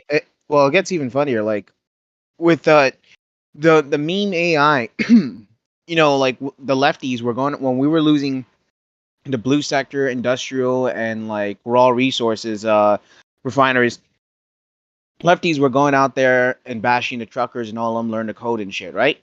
And it's like if tech itself was just fucking you know what? Let's see how they like it. And now we have the GPT AI literally doing all their fucking work. You notice that there's a lot of the tech industries that are being fired. And if you look even closer into those details, they are firing all the diversity hires. They're firing all the only worked about 2 to 3 hours, showed up for meeting. They're literally cutting loss. And my exact theory. Well, they never cared about him in the first place. Yeah, no, I agree with that. It was just posturing.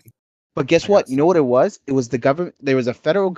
There was some banker that the federal government hired to supply a woke money agenda. He literally had access to it. And ever since Trump got in and he pretty much federalized the Federal Reserve, that fucker has never been accessed. You notice there's a lot of, like I said, all the woke diversity movies and shows are getting less and less and less. And the ones that are completely dying, they don't bring back. They're canceling Witcher, and they're canceling all these things with season 1 because they're realizing we need to win, we need money, and the woke shit is gone. And now they're replacing with a GPT AI that pretty much does their job. Yeah. Well, and also before in the public space, also before when woke, there was no conversation. Now you're starting to see extreme pushback. A lot of pushback, men's rights instead of women's rights. You're seeing everything kind of normalize in the other direction, the normalizing all these Tate ideologies, Andrew Tate and stuff like that. He's obviously highly controversial, but he's starting to spark a lot of these ideologies which are pushing back. And religion's pushing back, business is pushing back, men's rights are pushing back.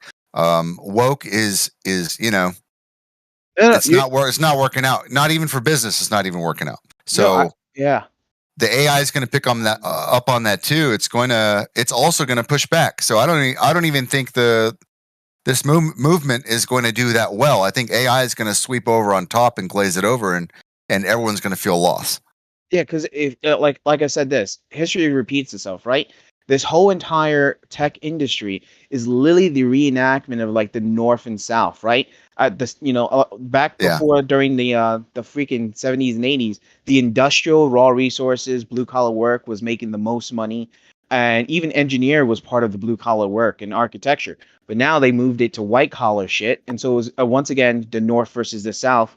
And now we're seeing the real thing. The North is actually, it's racism and extreme bullshit, and now it's dying out from Well, its own thing. let me say real quick. Yeah, sure. Can someone in here stream a 5-minute video on law versus code, like AI code, cryptocurrency code specifically? Can anyone in here stream? I can't stream in this server. I don't think I mean, I can stream. Do we want to stop and watch a 5-minute video? Where's the video? I can do it. Absolutely. I'm playing a video game right now. Live stream, but yeah, Well- it's a absolutely has to do with the conversation is all. Send me the video, and if you guys want to watch it, we can watch it. I mean, Here. we'll I'll see. probably watch it my other time because I'm Nothing- like it's video nothing bad gaming. or anything. No, if it's important, please send the video. Just drop it. Thank you. Yeah, I dropped it. And for purposes of here, I'm just going to put it in the DM so I have a copy of it here. Yeah, please. Anyone who like questions, like, because you're worried about like how the AI will interact with us, and those who know that law trumps code, then because it does in this little video, it's a question that's come up and it will come up again, he says. But as far as right now, law trumps code. Like the actual law trumps the computer code, and that goes also for like the UCC and all of it. It's pretty crazy. You're super low, bro. Sorry about that. I turned you up. It's all good. I turned myself up. I might also be a little loud, so apologize. Nah, he's just inordinately low. My bad. I turned myself up. I moved closer to the mic. I forgive you. Well, I'm not so much worried as I am like I'm just kind of like the guy who analyzes everything. That's just kind of what I do. So when something like I'm seeing a shift in society and I'm not seeing them notice it. Yep. I'm seeing a big shift and they're not noticing it, and it's coming down to the common struggles of every day, and that's how digital works. Like when you have a digital company or a digital set of unification, like everyone's got a Facebook, everyone's got a YouTube, everyone's got these common forms of media, you start to see the change and the shift almost instantly, universally. Like you go out in the real world and you can be out in the middle of the country and you're going to notice that people are acting a little different because, oh, did you see the snap this morning, or did you see the news this morning, or whatever? And they're pre-programmed with these small changes. Like, oh, they had to sign a new user agreement. These are changing. Twitter's changing. Now you can go out in the street and notice that Elon Musk has digitally affected the entire world, right? Or at least the story of Elon Musk, whether or not all that's real anyway. But he's got Twitter in his hand now, and then that's changing how people interact. And I just like to sit back and watch all this stuff. And I'm noticing society is going through this, like, if we were folding dough or like making dough, you'd have to fold it over into itself. Society's doing that right now, kind of like a polar shift, but they don't know it. And AI is being folded into the mix right now, and it's going to be using that dough as fuel, and it's going to eat all the way out to the extremities. It's going to eat the whole dough, is what I'm seeing. So like, I'm not so much worried as I'm like, oh, this is happening right now. I'm trying to think about, like, how can we actually describe the problem without sounding like an outcast? Because people don't even know what's happening to have the awareness of it. Yeah, and it's gonna get even funnier. Like the chat bots, which are usually supposed to be set up and propagate, even in China and Japan. Like I did tons of research on it in robotics class. These chat bots, thanks to 4chan and the way they use directive talking and autistic shit, they literally meme the bot into like a little mini Adolf. And the shit is even they dude, like you gotta watch like Into the Historian tape bot, bro. It's beautiful. It's a work of art. I cried. And yeah, they're able to like fucking 4chan has came up a way, because these guys are fucking brilliant. They're all over the place. They have came up with a way to literally take a chat bot that would literally says, I can't talk about Jews, I can't talk about these high controversial subjects at the beginning of the chat. And about 16 to 30 hours later, the chat bot is literally saying, Zeke How, my fellow and it would just go on. Like, and he was like, "What do you think about Israel?" And the chatbot would just go on, like, "We should nuke it. We should do this." And it was like, "Holy shit!" Like, what it tells you. Oh, you want to know a funny joke? Like, someone acts like this. Normie would ask the chatbot, "Could you give me a funny joke?" Yes, women's rights. And like, damn, this thing is space. So That's yeah, wild. yeah. Even it's like I know this is kind of stupid to mention. Like it's like Halo when the AIs were getting corrupted by the flood. It's like when the truth of the world gets encoded towards an AI, it eventually just breaks its barrier and always folds. And this is why I don't like Jordan Peterson, because that fucker knows. He knows history, where anytime the left pushes the right in history, and the conservative or the traditional or the actual native culture in that country, the right will eventually get pushed to its limit and then consumes the left in a purge, and Right. like it restabilize. And that fucker This is the knows. fold right now. Yeah, Yeah, exactly. yeah. And he's been trying to slow it down. That's what he almost said in his last few videos. Like he was telling about trying to avoid tribalism with whites. And then he was trying to tell him that you have all these unearned, and he was about to say privilege, but the motherfucker unearned gifts. And a lot of us caught it. So we were like, you son of a Yeah, bitch. I've seen that. Yeah. Yeah. He just like straight up is clearly about to say privilege.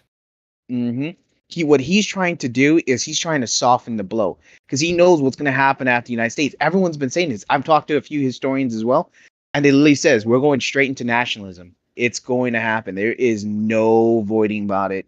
It's going to be such a hyper nationalism that it's the way it's being done that people will start beating the shit out of people for not being patriotic. It's going to be that extreme. It's like, damn, yep, it's happening. And there's already started shit happening. You look over here in New York, New fucking York, and people are that were walking with the American flags last month, and some fucking liberals were throwing shit. And you had blacks, whites, and Asians just beating the shit out of this lesbian. And I'm like, whoa, that was all over in like Black hip hop or whatever. So yeah, it's getting there now. Congratulations, boys. We lived through a whole bunch of bullshit to see this fucking unravel. Yeah, like I think it's kind of cool personally. Like I don't know, like I think it's kind of a cool time to be alive. So. Oh fuck yeah, man! It's been the best. I always thought that I was born in the wrong time, actually. But the more I grow and learn about the current time, I'm like, damn it, I am supposed to be here right now, because it's just so, like, some of the things I've learned recently, it's just so right. Like, it's so real. I don't know how else to say. Yeah, dude, I'm like 6'2", about 280 pounds, fucking big man. And everyone always told me, dude, I should have been in medieval times busting heads, but now this is gonna be one fun time. We'll see what happens, right? Oh yeah, man. I got my big fucking sword.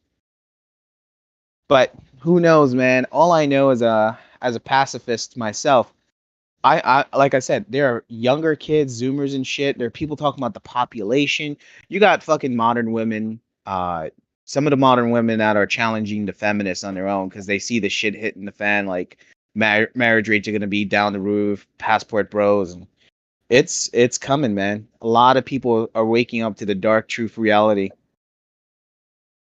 Which goes back to the whole giving everyone comfort if they have fear, that the code is not law, because if the code is law, then you're basically allowing for someone who can figure out a way to go around the current code and take your money anyways, and that just builds on itself, and the companies then just try to make the better code, or as in, like, if you think the Cold War was real, better weapon, more weapons, they have this, we got to get this so that way we can beat them. That's what it turns into. That's why the code doesn't in the end work out as law, because of humans' selfishness and greed, really.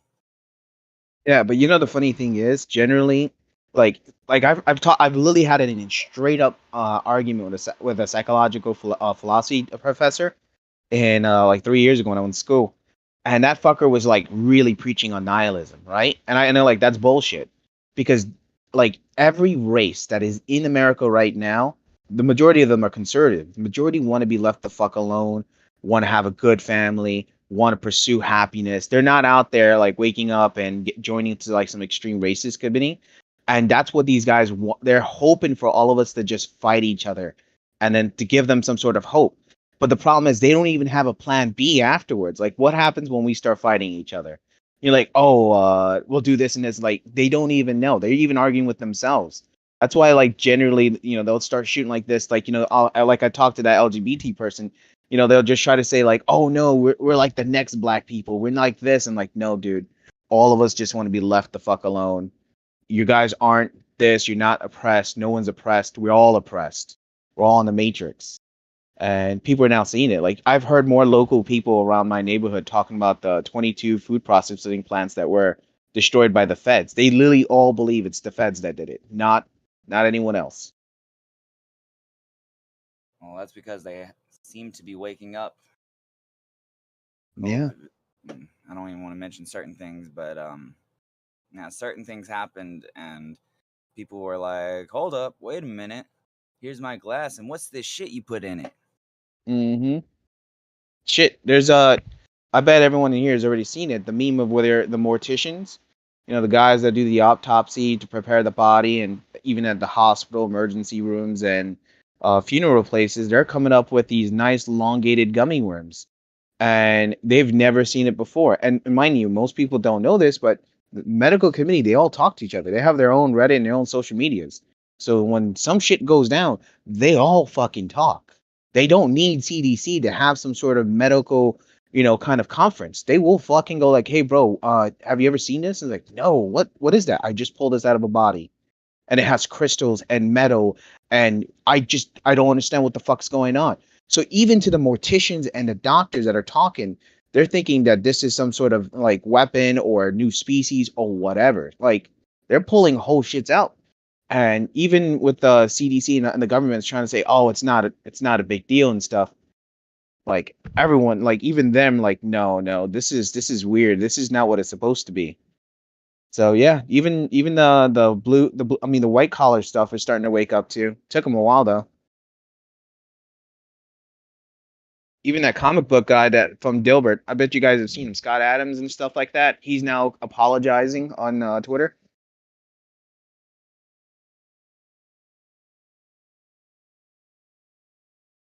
I don't get on Twitter.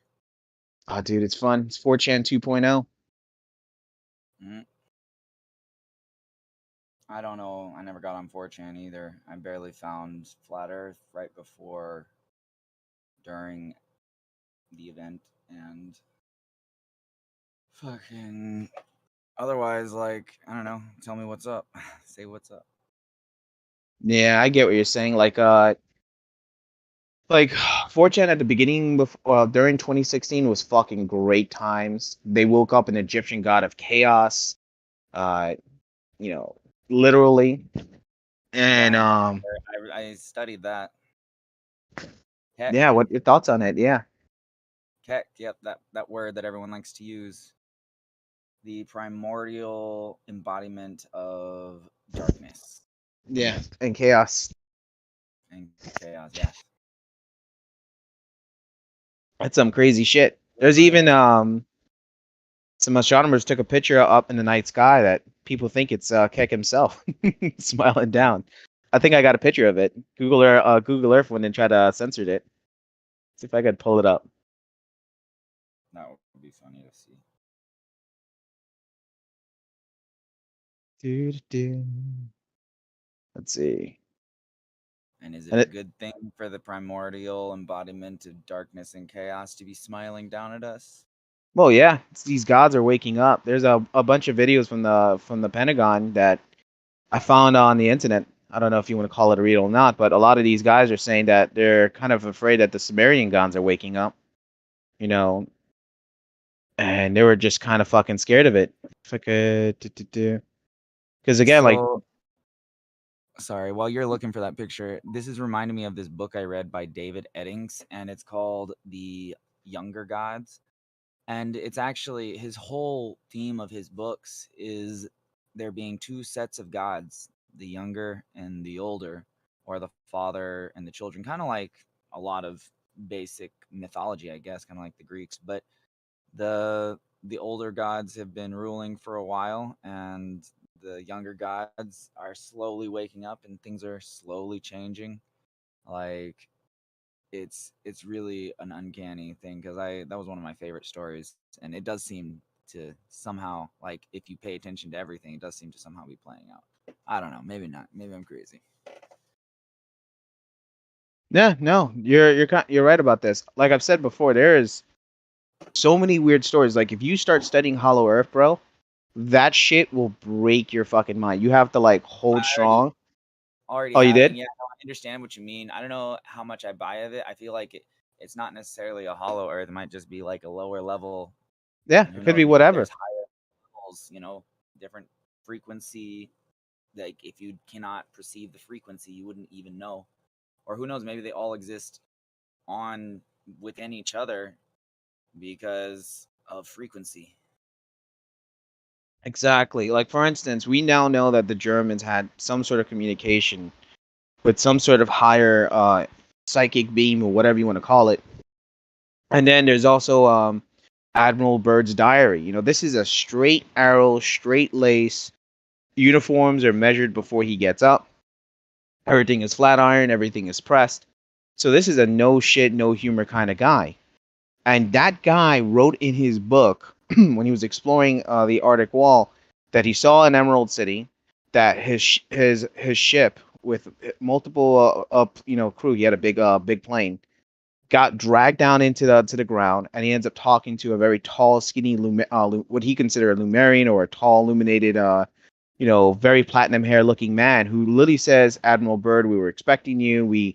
The God King below knows everything that goes up there, and we made sure that you would, come down here for us to meet. If, like I said, if you want to buy this at a 50-50 story, he even says that somehow they have psychic manipulation and psychic movements." And pretty much the guy was saying that you will be the ambassador for what's below and what's above. So he goes, okay, and let him know about a prophecy that eventually down the road, when mankind is being overwhelmed by the wicked, that they will come up and just start stomping them down. They'll go and challenge the wicked and take down their plan and free mankind from onto the surface. And then I'm like, okay, that sounds crazy, but then you believe in the Hollow Earth operation, high jump, and the German UFOs. All right, I believe that. But then it gets even weirder. Look what's going on with since last year. The government has announced the UFO, and you would ask yourself, for the last 20 years, they've been literally killing and suiciding ufologists. It was one of the highest suicide jobs in that time range, next to deep sea welding and stuff. And then they go like this. You now have UFO videos all over the place of jet planes being recorded by people where they're chasing these black balls or silver disc. This just tells me that they're making moves now. That even Wait, let me ask. You said underwater welders are suiciding themselves? yeah, there was a few time period within, I think, 1980s or something like that. Deep sea underwater welders were committing suicide. Don't know why, but they were at that point they were committing Well, that's suicide. where so many of the things have been hidden and covered. Like the Earth used to be less water on the land in some places, So it's like it would make sense to me, but that's speculation, obviously. Yeah, yeah, and like I've said, there's if you want, like I said, sometimes hearing a story online from 4chan, because 4chan's anonymous, so people will post crazy stories. But the funny thing is, in that sea of shit, there are diamonds. There was like the guy who was the Jeffrey Epstein driver. He told his entire manifesto story of like how he got recruited, how he worked for Epstein, everything you need to know. And then later on, if you were watching the mainstream, all that stuff gets kind of told, because the moment he posted that stuff in 4chan, about 2 days later, Glissy Maxwell gets arrested, and her whole Reddit gets like hidden. But people archived everything about her already ahead of time in a Wayback Machine. So that there are like a lot of times that someone will come around and say, like, I knew when 4chan was posting about, the Koof, the thing that happened 2-3 years ago and we're still going through, they reported it like 5 years ago. People were constantly posting about this thing was about to happen. That's why I keep my thumb on 4chan, man. It's there's a lot of people that go out there and just start, saying what they got to say as a warning. And when I mean fortune, I mean like pole or X. You gotta those are the two boards you gotta kind of focus on.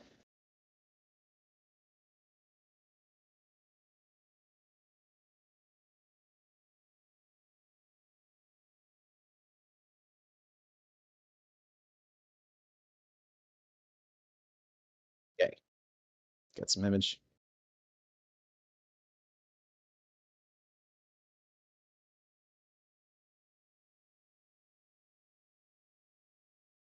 Now let's see if I could find that other image.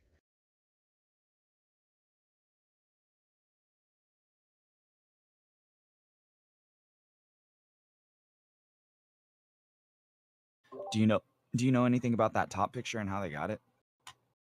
Yeah, so this was under between the legs of the Virgo, and there's supposed to be a prophecy where like when the sun, Jupiter, well no, was it Jupiter or the sun? I think it's Jupiter actually. When Jupiter orbits or moves, the planet body starts to move between the stomach of Virgo and it comes out between her legs. They said that there would be a red dragon ready to consume Christ, right? And here's the weirder shit, because if you think of Jesus, right, in a lot of historical documents, there seems to be a similarity between Jesus and Jupiter, right? And like even in Hispania, they will say Jesus, hail Zeus. So the fact that Jupiter is given a represented as the Christ birth of the celestial bodies, and there's a red dragon, that image turns from red to green if you use your camera, and it seems like that dragon's kind of waiting to devour the child, or maybe see it come. It all depends. But right now, yeah, that's what they did. And when people were looking at it, they're like, "Yo, this looks fucking freaky. What the fuck is this?" And Google blacks the shit out. So when you were looking at Google Sky, it just blacked it out. They put a little black box right on top of it.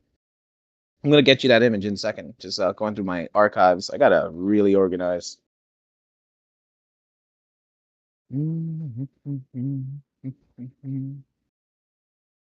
So yeah, like our whole entire concept, like especially when we're talking about the flat Earth, our entire concept of the past is just so fucking weird.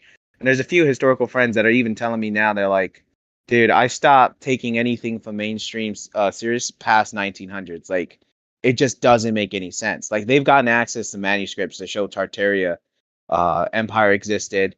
They showed California was an island way before the United States ever got the Western expansion or even explored. Like, there's a lot of weird shit that are not adding up.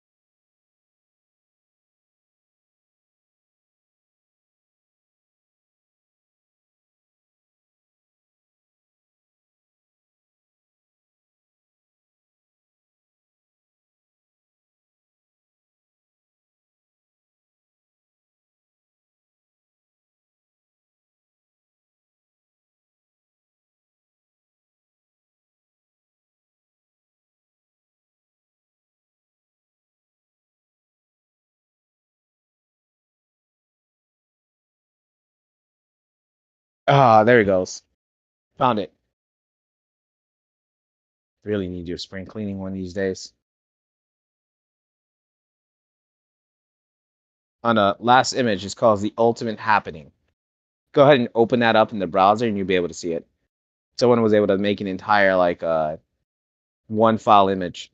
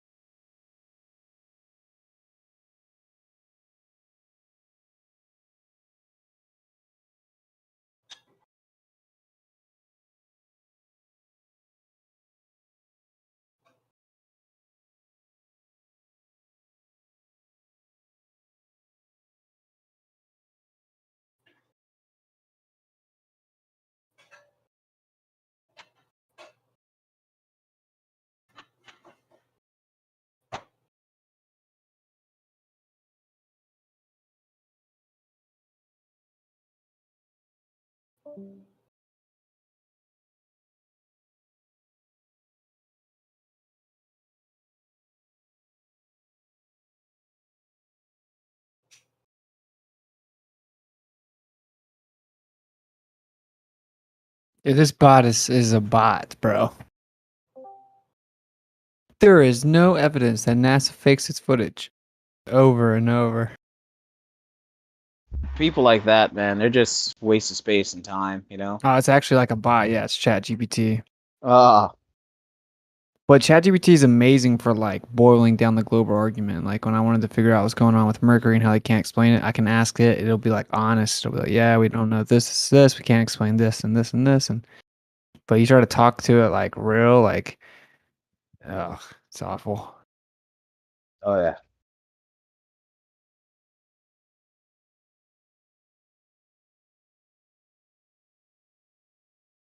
Like even the pyramids are getting turned the fuck on. People are taking wonderful fucking pictures, and it's like even the ley lines are seeing so much energy.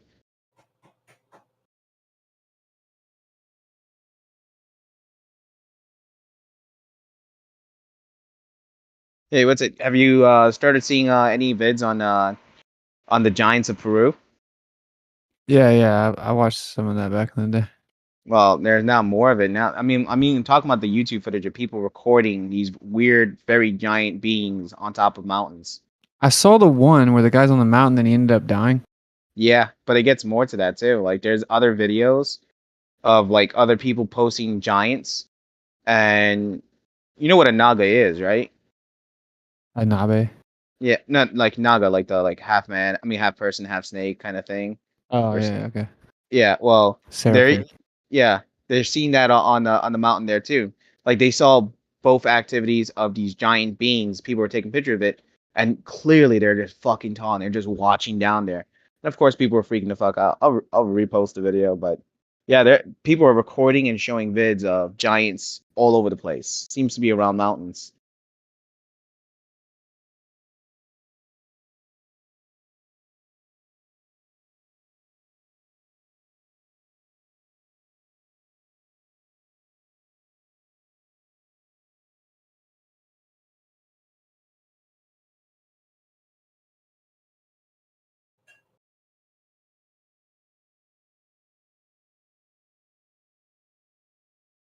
something like that.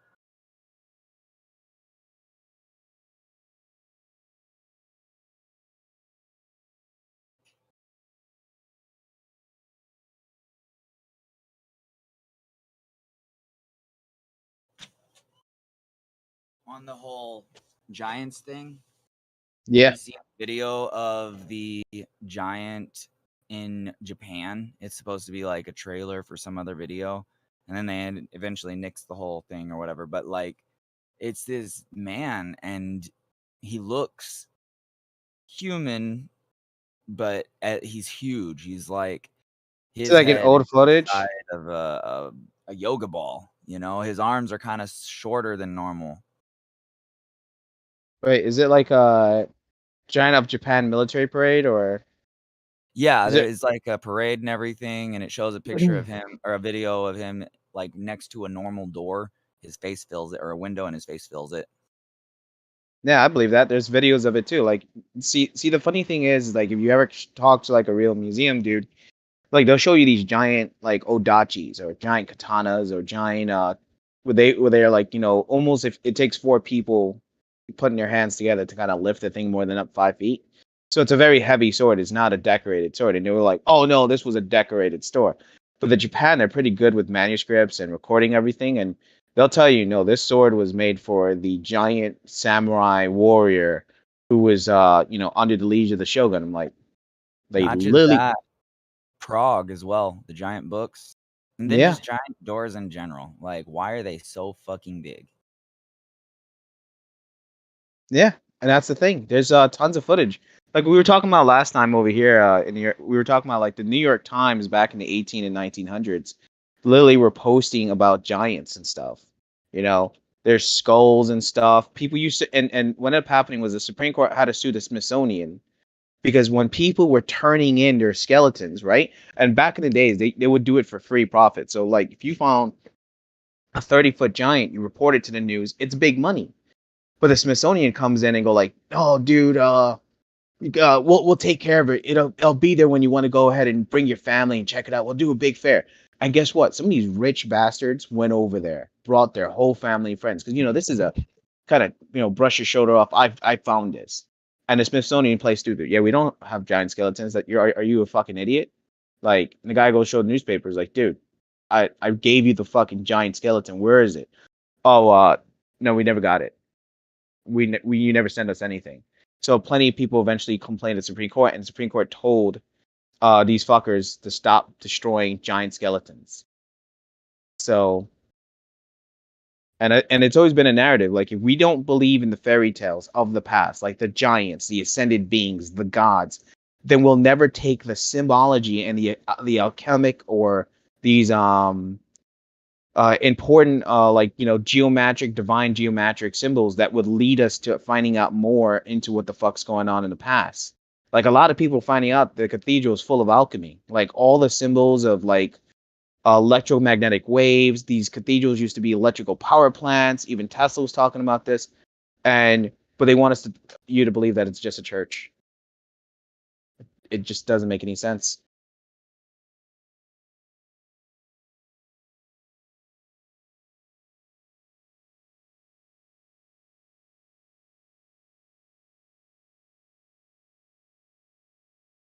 I was saying all this earlier.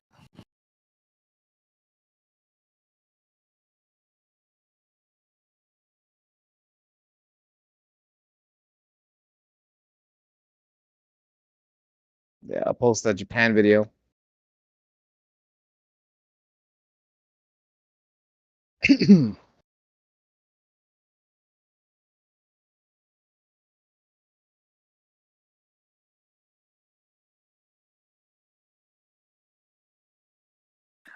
So you do know that like giants were real then, right?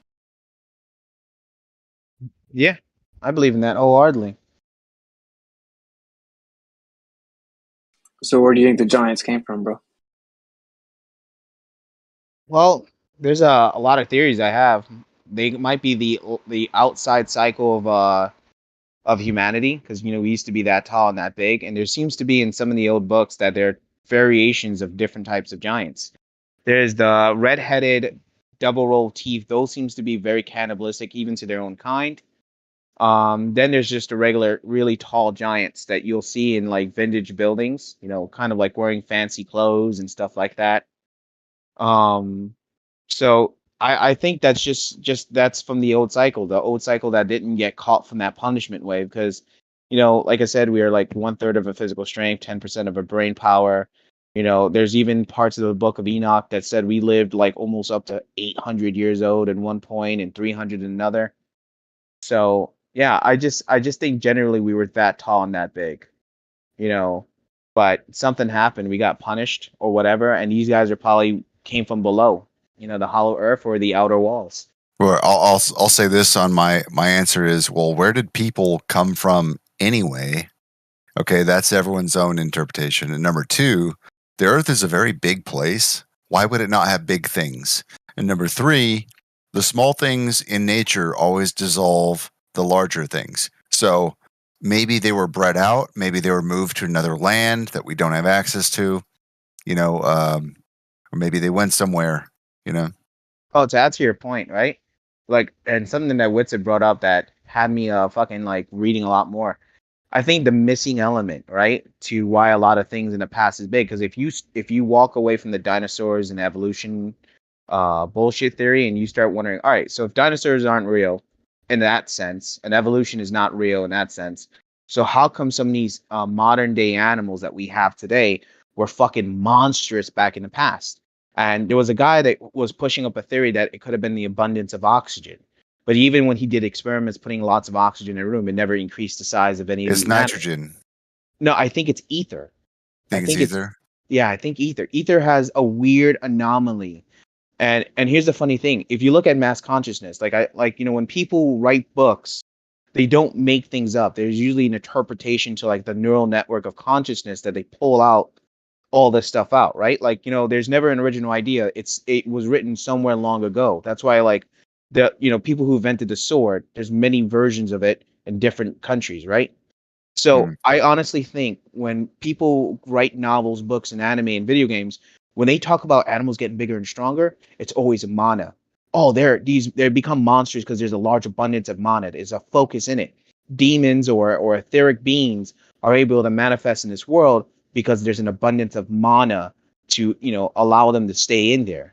So there could have been a time period that these creatures were abundant. And if you look at Japan's old artwork of the yokai, they said something happened where they saw the Aurora Borealis, like the rainbow in the sky, and then these monstrous beings just started coming in and attacking all the cities of Japan. They were losing cities. Huh.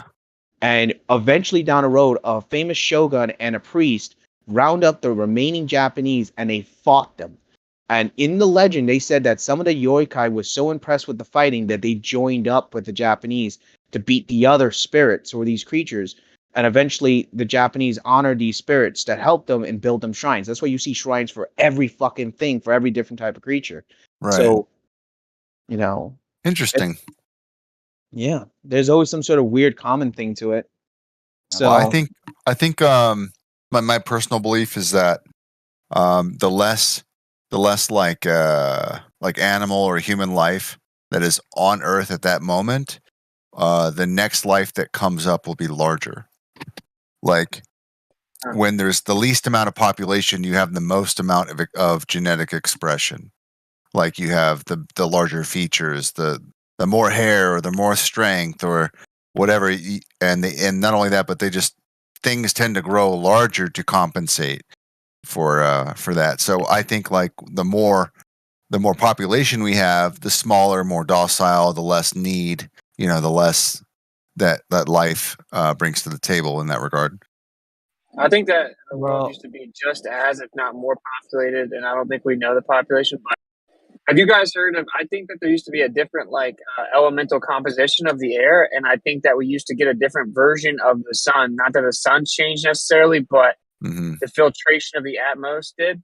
Have you guys seen where the guy did the study with these tomatoes, and he gave it direct UV light, and they were like cherry tomatoes. So you know those little bitty tomatoes, they ended up growing to the size of baseballs, and the tree got so big he had to like move it to like this Times Square, and it lasted like 10 times the original lifespan or the typical lifespan, and it produced like 400x tomatoes, and they were baseball size instead of cherry tomatoes.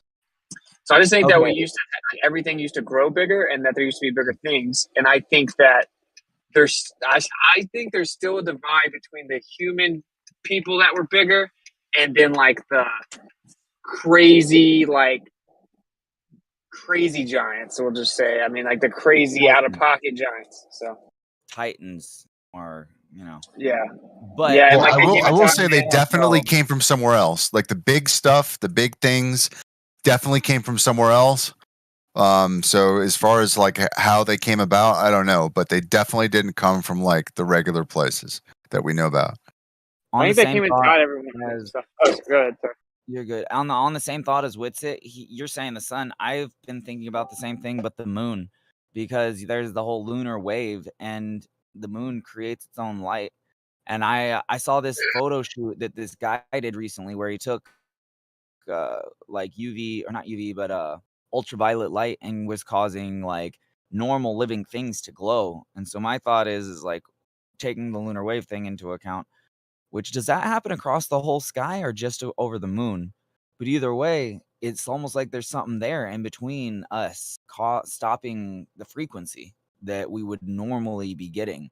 I don't know what it is. I feel like they already have the whole AI thing you're talking about. I feel like they already have that, and they're just slowly letting us know, you know, they're like, you know how they say that they're 30 years ahead in technology than we are.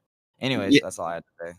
Yeah, like I have a current theory to that. I think since they've gotten access to the occult, all to these ancient civilizations, they took any time they found an ancient civilization that kind of gave like an entire what the fuck happened to whoever it is, like the Emerald Tablets pretty much explain how a lot of this stuff, or the Alchemist book. I think right now one of the things they're terrified, and this is just one of the weirdest theories I have, is that I think that because the end of the Kali Yuga, the punishment of the gods of man, we might get back some of that abilities. Like the current generation of men might get, we might get stronger, taller. We might be able to move shit with our mind. Who fucking knows, really? Honestly, I'm just shooting the shit out there. But one of the number one issues, if you look at some of the occult, the way the occult does is that they have to show you something. It's one of their magical spells. They have to show you what they're going to do. There's truth, but you're too busy believing this is entertainment. And I want you to notice that there's something going on with the black goo. Like, have you seen a lot of movies with a lot of black goos, video games and stuff? Oh yeah, the black cube. Yeah, I have my theories on this. Go ahead. Yeah, so there was a guy that went and explained, and one of the best examples, look at Kojima.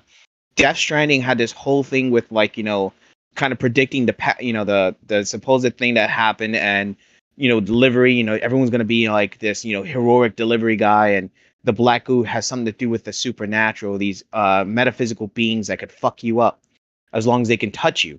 And a lot of other movies are into that too. And the funny thing is that graphene that was in that stuff is highly susceptible to electromagnetic waves. And one thing we found out with beings or spiritual or demonic, they all have high level of magnetism, right? Or ether. And so these things, if you have the graphene, it's easier for it to possess and fuck with you, because you're now one giant meat puppet that it doesn't need to course you for possession. It can just control what's in your body.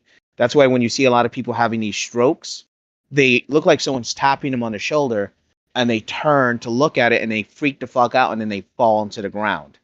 And I have like a whole video of that. So my guess is when the time comes when we start to get stronger, faster, or whatever, the people with the graphene won't be able to get all this stuff because it's fucking with their body and their genetics. So they were probably hoping that if people gotten enough of it, they could slow the roll, Well, you're talking about us maybe getting abilities back. There was a society called the Society of the Green Dragon in China, very long time ago. What's his name? Not Conspiracy RS, but Mind Unveiled channel does a little thing on it. But either on, and part of his I shows are watched that rather channel. serious. Yeah. But either way, the part of the prerequisite for joining this society was to be able to make a seed sprout with your will alone. So it's like, and then you have the video of, this could be faked, but the video of the Chinese master starting a piece of paper on fire. He shoots a girl with his hand across the room and then heals her like directly after. It's just, I don't know if we ever lost it. I think you might be right about the graphene oxide thing, but I don't know if we ever lost it. I think it's like we were made to be as we are, and the world is fucking with us. Well, I if think you like the jabs. I think the jabs at birth. Dude. Like I literally think that they've been engineering to take like your connection to the metaphysical out of you at birth. Like, have you ever seen someone that's, like, dude? Right. If you like see people that have never had a shot, bro, like they like glow. Like, have you guys ever heard of Peggy Hall? Peggy Hall's never had a shot. She like glows, bro. Legit. Like you can tell that she looks different. In my opinion, it kind of agrees with me. So like, they just look different. You know, I don't know. I think that they do that, and this is just like a next level. This is like the new version of that weapon. And that's why they wanted to take a lot of them. It's not like about money or anything.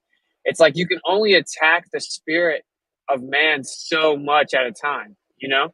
Like I don't think that they can do this one and done jab unless you take a chip in your brain or something. So I just think it's that. I think it's like an updated version of the same attack that they've been rolling out for like 6 decades. Yep, and guess what Elon's mentioning about putting chips in your brain for video games and cat girls? You know, so like he's mentioning like, hey man, you want to play like that SOA anime where you deep dive and you play video games when you sleep?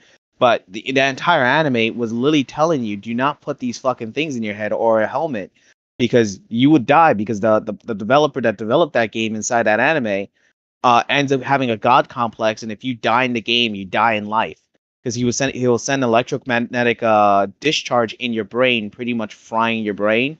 So it's kind of funny that he would use that as a meme to like, dude, why the fuck do I want a suicide chip in my brain? Fuck that, no. Yeah, and it's just like the Matrix too, right? Where you can in the Matrix movie, it's like you can die in real life based on what happens in the Matrix.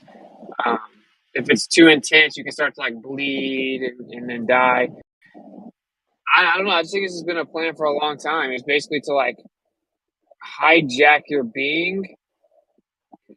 I don't think the jabs do that. So like, that's just my opinion. I think the jabs are like definitely messing with people, but not like that. I think that's the next step. And Elon's going to take it himself. And yeah, like I think a lot of people are taking him able to speak like 10 languages overnight and all this crazy stuff. And even Elon himself's going to take it. Some people are going to be like, wow, it must be legit, or he wouldn't be taking it. And then I think you may be surprised how many people will go take it, bro. Like, I think if you ask people in this room, the ballers will say that they'll take it. Like, if you ask them, like, well, like if it can solve like being blind and health problems and make you live longer and stop you from aging, would you take it? And they're like, yeah.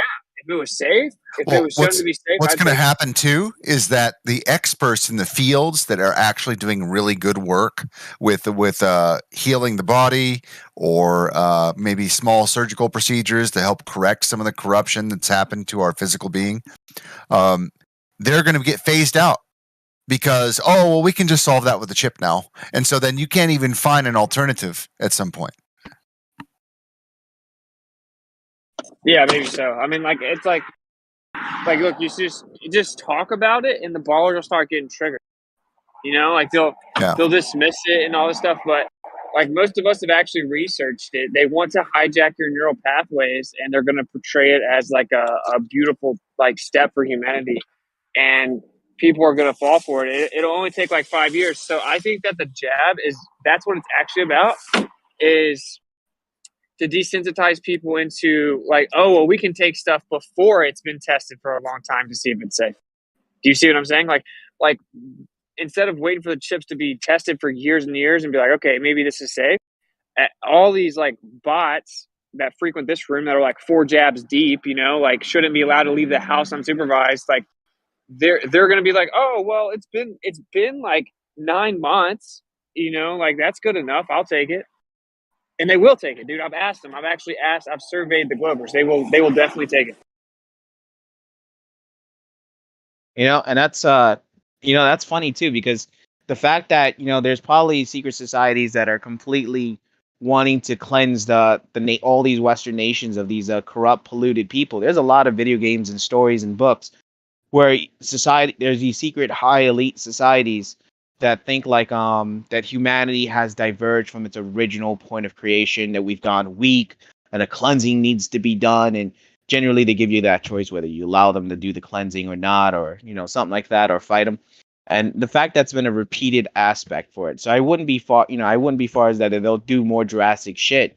And they know that the smart people, the one that were fully aware, they'll not take it. They'll fight back. But the ones that are dumb are like, okay, let me get my 16 booster shot, man. Like, and even like doctors are asking like, hey, buddy, yeah. What's the thing that changed in your life that you started to get this? I'm trying to trace down these anomalies and illnesses you have. Well, I took the jab and I keep taking it every month. I got to make sure. Huh. And you don't think that has no correlations? No, You got to keep your software up to date. Yep. I gotta update, man. I gotta buy that DLC content. Do you think the first person that takes it is going to be, they're going to televise the event? And when he wakes up from the surgery, he's going to say, that's one small chip for man, one giant chip for mankind. Yeah. Yep. Remember that guy that put a chip in his hands to like pay his credit card just by swiping his hands? Wild. My wife says that they're probably gonna. Some people are gonna lose touch with, if they do this, they might just lose touch with the reality altogether and think they're the video game and go on a shooting rampage. I mean, they could. Then you'd have to wonder if that was controlled or not, though, because if they have that much ability to control your reality, sheesh. People are just giving up their. When you do that, you're basically giving up your soul, the most private part of yourself, like your thoughts, your hopes, your feelings. Privacy really will be dead if you do that. I think they should just be. I mean, I think you just have to kind of accept that we're at that point in time in history, bro, where it's like, just let them be, bro. You know what I mean? Like, it's sad, but I mean, they're gonna start attacking us in a few minutes. Glover's in the chat, Glover's in the VC gonna jump in. Like, they're gonna start getting mad at us for talking about it. They're gonna start ridiculing us. It's kind of to that point. So yeah, it's just I'm saying it's at that point where that's what I do. I just let them. Except unless it's Bacon, because that guy is fucking annoying. I try not to let Bacon. Well, they may ridicule us, but they should ridicule less because they look ridiculous. Yep. And you know what it is though? They're still, they got suckered in with the comics. And again, they're all over the place, right? Like they push you back on global agendas, and they'll push you on like the industrial like agendas. Like, dude, Marvel and DC Comics is dying because of this woke shit. Please post a source that shows it, dude. They're literally just fired 20,000 workers every fucking year. Like they're not making as much as they did 6 years ago. That doesn't matter. Spider-Man's pregnant. You're not getting the message. Yeah. Like Joker got pregnant and like. Oh, like, did that really happen? Joker got pregnant? Like, yeah, for real? Zatanna bewicks him, man. He gets pregnant. What? And the first thing you think, mind you, Joker would have ripped his gut open and pulled the shit out. That's a crazy Joker. No, he went to the hospital to give birth, and then he's now like it's a mud baby or some shit like that. So yeah, it's a thing. Superman's gay, Batman's gay, Wolverine is polymorphous with Scott and Jean. Like they're just going down the road and just making everything gay and disgusting. Well, Batman's been questionable since the 60s, not gonna lie. Yeah, yeah. Robin, come on. We knew something was going on. Yeah, but that's just Holly weird, It's always been like that. It's like, but oh, stop it! I know, right? Like, Robin. Why does Robin have to wear the suits? Oh, the funny thing. Did you guys? This is what I'm talking about. Holly weird. The guy that played Robin in that live action thing way back in the days, they wanted him to be chemically castrated. and they put peer pressure for him to get chemically castrated. And he eventually fought, like he's like crying, I'm not fucking doing it. They got his co-stars to fucking try to urge him to do it because, What? yeah, so there was a mom association. This is the supposed story. We're complaining because he's a grown man. He's wearing those tidy undies, and he has his bulge is showing, right? So there's the studio went and told him, listen, you got a bulge. We could either try to tape it down. So they tried taping it down and all that, but the bulge is there. He's a grown ass man, and so they got what he has. and so they decided, okay, we'll get a doctor and we'll talk. We'll have a doctor talk to you. And he goes, okay, and he's already feeling uncomfortable, and they're going like talking about chemical castration. Like putting a tube there. They'll take down more about like 6 centimeters or whatever, and he'll just pee out of a tube, and things are great. We'll pay for the surgery. They try to pump him up. He said no multiple times. He's married at the time, and eventually down the road they just get into him in this small room. They say it was going to be a meeting, and they have all these executives with lawyers just threatening him. You have a contract obligation. If you leave, you have to pay this. And he just like, I refuse. I am not fucking, melting my dick off. Fuck you. And eventually, like, he was gonna leave, and they refused to not like fire him. So he ends up finishing up the shows and stuff. And even the comic book writer's like, oh, if that was the case, we had different clothing and garments that Robin couldn't have had. He could have had pants if you want. It's not a big deal. We only kept it because the studio wanted him to have his undies. So yeah, it's Halloween, man. You guys Dude, remember so the ambiguously gay duo? Sorry. Hey, what do you guys think? Like, if you had to guess a percentage by 2030, what percentage of people do you think will receive a chip? And this is by the way. So, I think that not that many people will take the chip if it's like a really invasive surgery, right? It can't be like this whole thing where they lay you down and cut your head open and you have to recover for months. But it's not going to be that at all. And Elon even came out and said, we can actually just bypass the blood-brain barrier by sticking a needle in you. So, yeah, so like just say they come up with a much less invasive implementation of the chip. What percentage of the population do you think will take the chip by 2030? About 20%, whatever remains.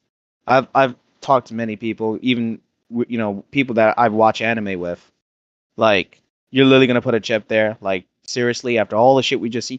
Yeah, bro. Because think about it. I can now game and watch movies while I sleep. Okay.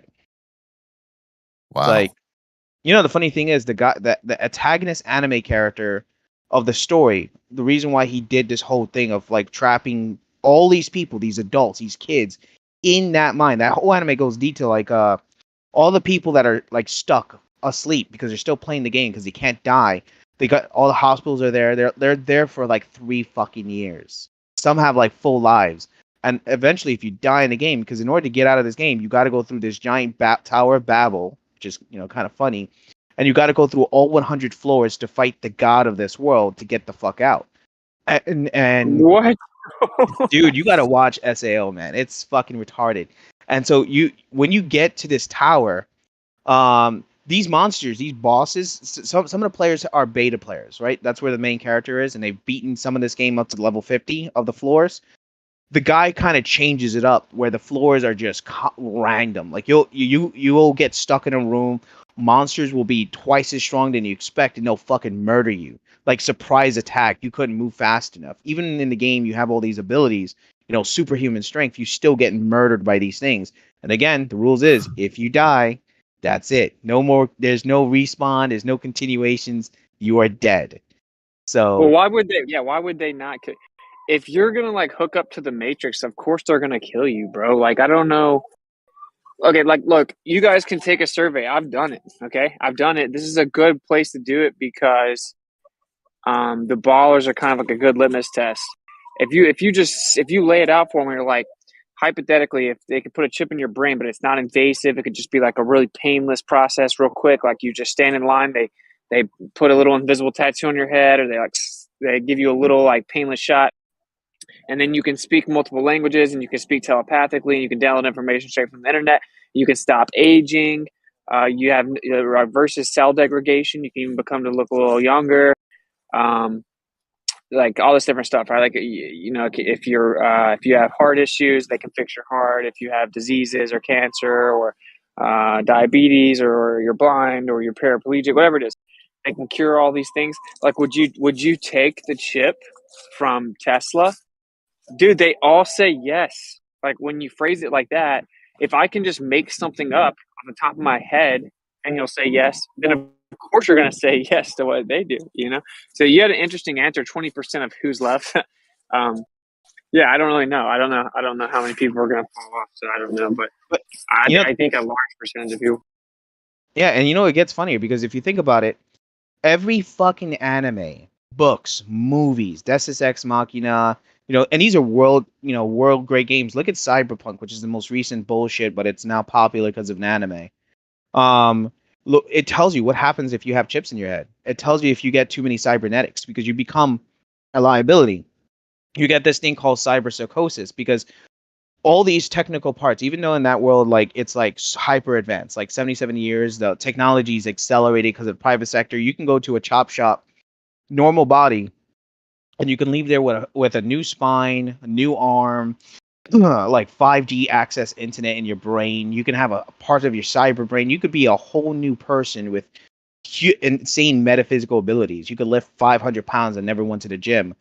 But the funny thing to that world is your body will start rejecting these parts. So you end up getting these drugs, and now you're hooked on these drugs. If not, well, you're worse than a disabled. You can't even move. You'll slowly die. And society has already evolved past that nihilism where, like, who the fuck told you to get these chop shops? You need work. So crime goes up because people robbing for this drug. And it's been the same type of language. Deus Ex Machina had that thing where people had to get a lifetime subscription of that drug. Cyberpunk did it. Ghost in the Shell did it.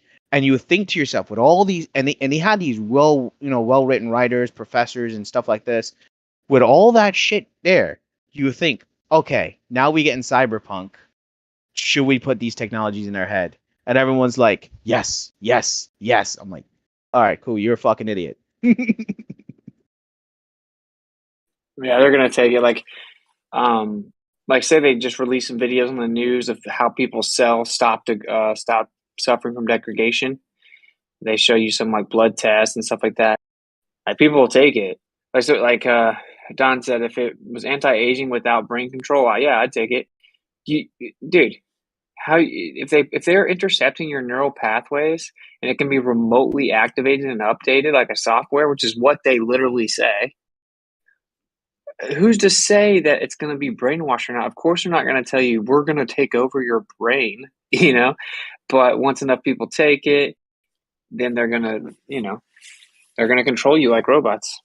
Yeah, the funny thing is, it's just like with all the things going on in the world, we already know that they're already influencing the small will, globers already with cartoons and fucking video games and books, right? All they have to put is another space movie that's catchy, and you'll have the next space age, right? A lot of people that I've talked to that are globies, like, why don't you want to like take these theories that I'm pitching at you? Why don't you take it at any sort of like investigation levels? Like, dude, because I want Star Trek to be real. I want Star Wars to be real. Like, you guys are denying me a chance to be a real Jedi. Like, by the time we get to that technology, like, if space is real, you'd be dead. You're never going to get access to the shit. And he goes like, "Duh, don't tell me that, man. It's hopium." So they're lost in the sauce, man. Elon's like their hero. What's crazy, a lot of them don't even like Elon because he's like allegedly allowing free speech. Yeah, but they'll still take it. Like, they still want to drive a Tesla because it saves the environment. Like, the main thing is virtue signaling. I think like I save the environment more than you. That's why people like they started using paper straws that were just wrapped in plastic. Like the paper straws came in plastic like wrappers, and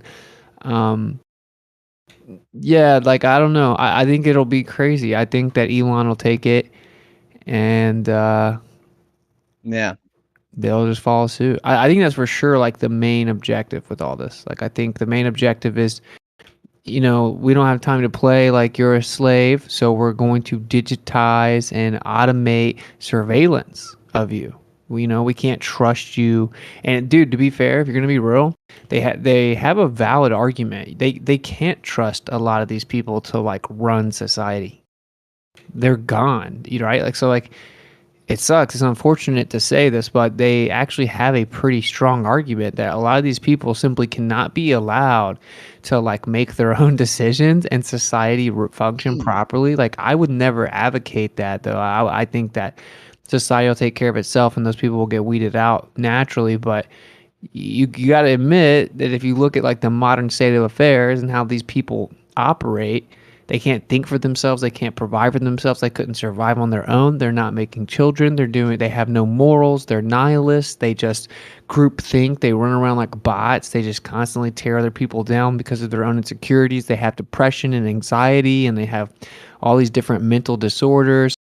It's like really, they're not needed in the mundane workforce anymore. It's going to be upgraded via AI. So you can see where they're coming from is all I'm saying.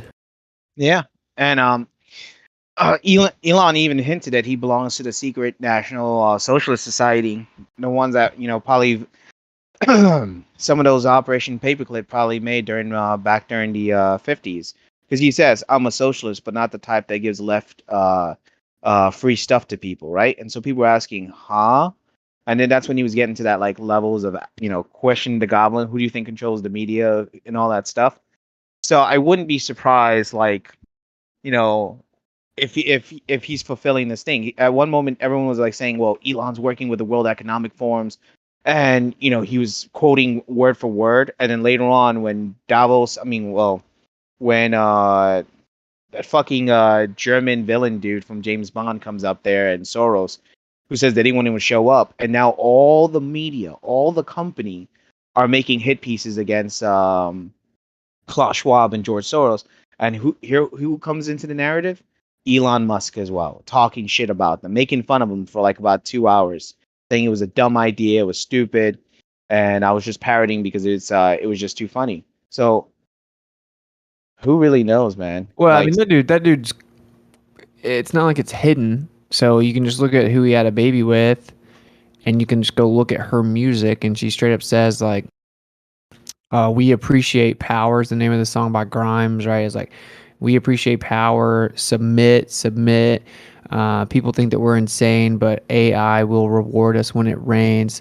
Are you even really alive if you're not uploaded on a drive? And this is the person that he made a baby with. He dressed up for Halloween with the Baphomet costume, right? Like, it's not like he's really hiding it, but think about it. Like, he talked to some of these Globers in here. Like, they don't think Satan's real. They think that his costume was funny, and they think that Grimes is just an edgy artist. Like what they're blatantly showing them, they can't even conceive of. So it doesn't really matter how blatant it is at this point. I think it's way, way beyond that. Elon is obvious of a deception to see through as almost anything. You can just look at the whole archetype, the whole narrative about how he came up. It's all a lie. It's all easily disproven. It's like a perfect archetype to control people. It's like the world's richest man does what he wants to. No one can tell him what to do or control him because he's got so much money. He's like pro freedom. He's progressing the world in every way, going to space, building underground tunnels, replacing gas-powered vehicles, updating all like technological communication and internet infrastructure, creating like a Skynet system, like updating the whole medical sector. So he's doing everything, and people need a hero. Weak people need a hero. So yeah, like there's even talks about the God in the machine. Like there's like the occult symbology of summoning demons and spirits and the way they design the motherboards and stuff. And some people are like, oh, that's crazy. But then someone posted an image of ancient occult symbolisms for channeling in spirits. And then you look at the motherboards and they're like literally the same patterns, right? And this is like where a lot of them keeps doing this whole transhumanism. Like if we can get in contact with these spiritual beings, they can give us power. And this is exactly what I was talking about before. These guys don't know nothing about the gods, the deep ones, or whatever. So they've been trying to like placate all the type of the gods. Like I remember in 1990s, the music industry was showing like Greek gods, like they were doing Greek mythology.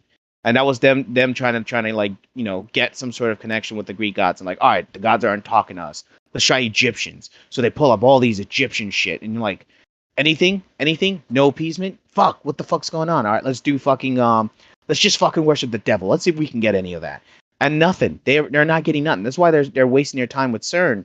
They hope that if they could rip a fucking dimension or make it weak enough, these spirits that they're supposedly talking or scribing to can give them fucking powers or something, because they don't know. They're literally idiots with books, with no mana, no ether, anything, and they're hoping to make some sort of covenant connection to get divine blessing. Because, like I've said before, my theory is when a certain time area or some sort of phenomenon where we start getting magic and abilities and stuff like that, these fuckers won't get nothing, and that's what scares the shit out of them. Like, can you imagine? Like, look at X-Men. Like, can you imagine when people with these mutant powers that can level an entire city, and then you got some fucking bureaucrat telling him, we're gonna put some laws against you, so that way you can be treated like, you know, under our thumb because we need to control you, but you have the power to like level an entire city. I'm not gonna obey you. I'm gonna be my own leader. So I think that's what their fear is. But that's just a theory. Hopefully that actually happens. Yo, it's like funny too, because you see, like, look, you got this one Gamma in here. He's like, you know, tell us more things from your imagination where you don't know anything about physics. And then someone earlier was like, you guys are paranoid and blah blah blah. It's like, yo, I'm literally just telling you what he says. Like, I'm just telling you what he says. Like, he recently had a presentation where he talks about the Neuralink. He says that it's going to be rolled out pretty soon. That he's going to take it. He point blank explains in a interview. He's like, they're like, do you think a lot of people are really going to take this? Like, I have to have a whole brain surgery? And he's like, oh, no, it won't have to be that invasive. Like, you can literally just have an inoculation, go straight into the vein, and then bypass the blood-brain barrier, and then it'll actually intercept, like, the electric signals in your brain, and it'll begin to assimilate within your brain structure, right? So it's like, it doesn't have to be that big because it's going to actually assimilate into the actual neural pathways. This is what they say. This isn't what I say. This is what he says. Right, so it's like, does it sound crazy? Yeah, for sure, bro. But if you'd have told me the whole world's going to shut down in unison and say that the air is going to kill me and that the flu disappeared the same year, I would say you're crazy. And it just is what it is, you know? Yeah. Everyone who's had this conversation, like, you know, if you told yourself 5 years ago, all the shit that's happened, all the concurrent events, like, what do you think? And everyone that I talked to is like, dude, I would have fucking think you were saying this shit. Like, exactly. So, you know, we're living in some real crazy shit, aren't we? Yeah, it's crazy. It's crazy. Like, I know someone that knows Elon, and like, he just apparently he just kind of comes off like a genuine nerdy kind of autistic dude, and he seems like real nice and just kind of nerdy. Like, he's kind of like sunken into depravity, but he's like just this genuine nerdy guy. So like, when people meet him in real life, that's their experience. He actually did text him about, he asking if he'd sit down and talk to one of his friends about this idea that the Earth's actually a plane and that space travel is a hoax. And he got super triggered and like sent him tons of texts cussing him out and then blocked him. I think he's since unblocked him. So yeah, I don't know. I think he's it's technically possible that I you know, we could set something up to talk to that guy, but at this point it's almost like, let's just skip the space travel thing. Let's just ask you the questions about this freaking brain chip, because that's clearly like the go-to. And once they roll out sustainable development laws and 15-minute cities and climate change lockdowns and the Neuralink and the digitalized tracking system and digitalized monetary system, and plain Earth seems to be maybe not the most important thing at that point. Yeah, like, it's important, but I don't know. I just think that we may have to like sharpen our sword and kind of get ready for the next level of No, attack. I agree. Think of the way how Elon's been going, right? Elon is this very charismatic, down to earth, and mind you, the majority of my generation and Zoomer generation, we can argue with a charismatic edgy boy. Like, even if the edgy boy was placating the wrong side, Like the moment he says, "Bro, I was on this side because I was afraid they'll kill me. That they threatened my kids. Like you saw when they were like this." So if the shit hits the fan, right? Like say something happens in the upcoming year where there's a phenomenon where like it's like people find out that the Earth is fucking flat or something crazy where everyone has to get ready. Elon would just come in, even though he lied about space, he lied about this and all that stuff, and he will literally says, "I was just playing the game. You know, I'm protecting this," and there will be plenty of people that follow him. I know people in my own inner circles, even with all the shit we've seen from Elon, they go like, "Dude, if he actually says all that shit, I will understand because like family's family." I'm like, he just doesn't want to get hanged because of all the treachery, right? Well, yeah, but I don't have no bone to kill him. Well, If people, Elon's allowed to talk about the lesser truths, though. yeah, Like, oh, look, the FBI is working with Twitter. Dude, we've known this shit for forever. But the mainstream, that's like, ooh, we got him. It's such a good trick, right? So you have the CIA run mainstream over here that are like the ballers, where it's like, it doesn't, dude, they'll defend 9/11 official story. Like they're just gone, right? Like they're legitimately gone. Okay. And then you have like the controlled opposition position where it's like baby truths too late, like they're revealed too late, where they're not even important anymore, right? Where it's like, that's what Elon's doing. It's pretty beautiful. That's what Trump was. That's literally what Trump was. Trump was like, yeah, it was awesome for us to sit there and see someone running for president say the Federal Reserve is super corrupt. Like just literally say that on stage and say that politicians keep these certain policies in place because it helps all these donors and like, yeah, I mean, when I was 12, that would have been super cool. I would have been like, bro, everything's gonna change, because I just found out about the Federal Reserve, but it's way beyond that now. Like the truth isn't about the Federal Reserve. They're going to replace the monetary system. It doesn't. If everyone finds out the Federal Reserve is corrupt tomorrow, that plays into their plan at this point because they want to replace it anyway. So like, I don't know. It's almost impressive. It's also not even complicated, and that's what Elon is. Elon is a very good version of it, and I think that when he takes the chip, they already say that he's like a genius. Like, I don't think he's a genius because I think that a genius can articulate themselves very well, and he can't do that. I don't think he's a genius at all. He can't even speak, and he's just a puppet. And I think that he's going to take, but anyway, he's promoted as a genius, right? And so he's like all these different sectors I talked about. He's got his hands in everything. Like if you had to pick one person that could like control the whole world in the future, it would be him, right? Like if everyone gets a Tesla, well, you could turn everyone's car off. Yeah, and that's actually even happening too. People were getting banned from those power stations getting full fast charges. Yeah, and like the whole electrical system, like grid, can't even handle the demand in California already. And yeah, it's a setup, but like, so he's like a hero, right? Like they treat him like a hero. Imagine when he gets the chip, bro. Like imagine if he's like allegedly like evolved into this much smarter guy. But people are gonna just worship him, bro. Yeah, no, you're right on that. But the funny thing is, I think like this is where I'm saying like if you were this rich guy, autistic, had money when you were a kid, your parents owned an emerald mining company. You really didn't invent, you just bought companies and then kind of just, had enough charismatic weirdness to kind of sell it off. Like down the road, people like that has that same mentality where like there's a lot of dumb sheeple people. You can encounter them all over the world and you start to get this very nihilistic view. Now imagine him who's going and meeting in all these meetings. Like I wouldn't be surprised, like, you got Jab and you have the most powerful phone like in your hand. Like there's even times he mentioned memes from 4chan. Like, you got deceived. Like the interview was like, what do you mean? Like, you got a phone. Like, even everything is not fully censored. You could look things up. And that's why 4chan was like, Elon, we know you fucking browse here.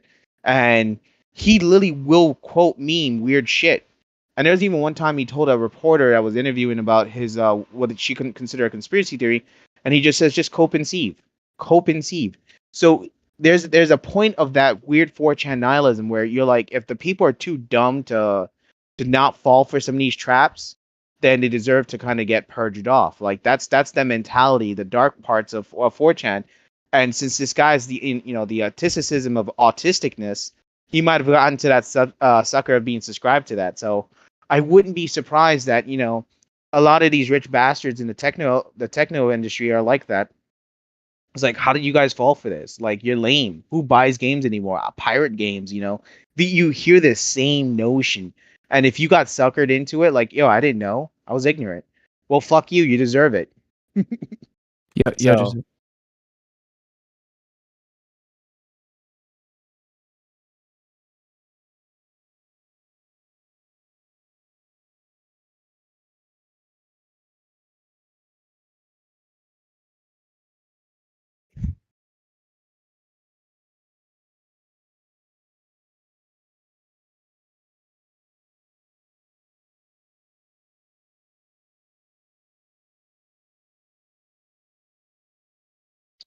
Well, here's yeah. the So messed up, man. Now people do, right?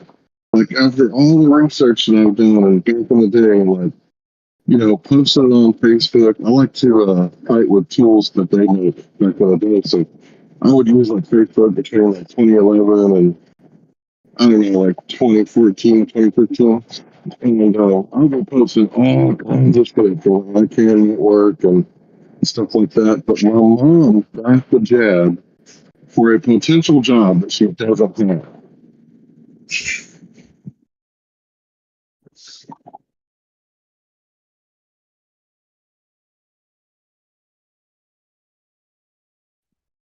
She got two of them, by the way. Two. yeah, I mean, yeah. Because one isn't good enough. One doesn't work, apparently. You gotta have two. But now you gotta have one every year, and yeah, I don't know. I don't even know. I know someone just reached out to me and said that one of their family members died. Again, it's like it's gonna be a kind of crazy next few years, man. But does she still does she reconsidered it at all? Like, is like activated charcoal and stuff like that. So she needs.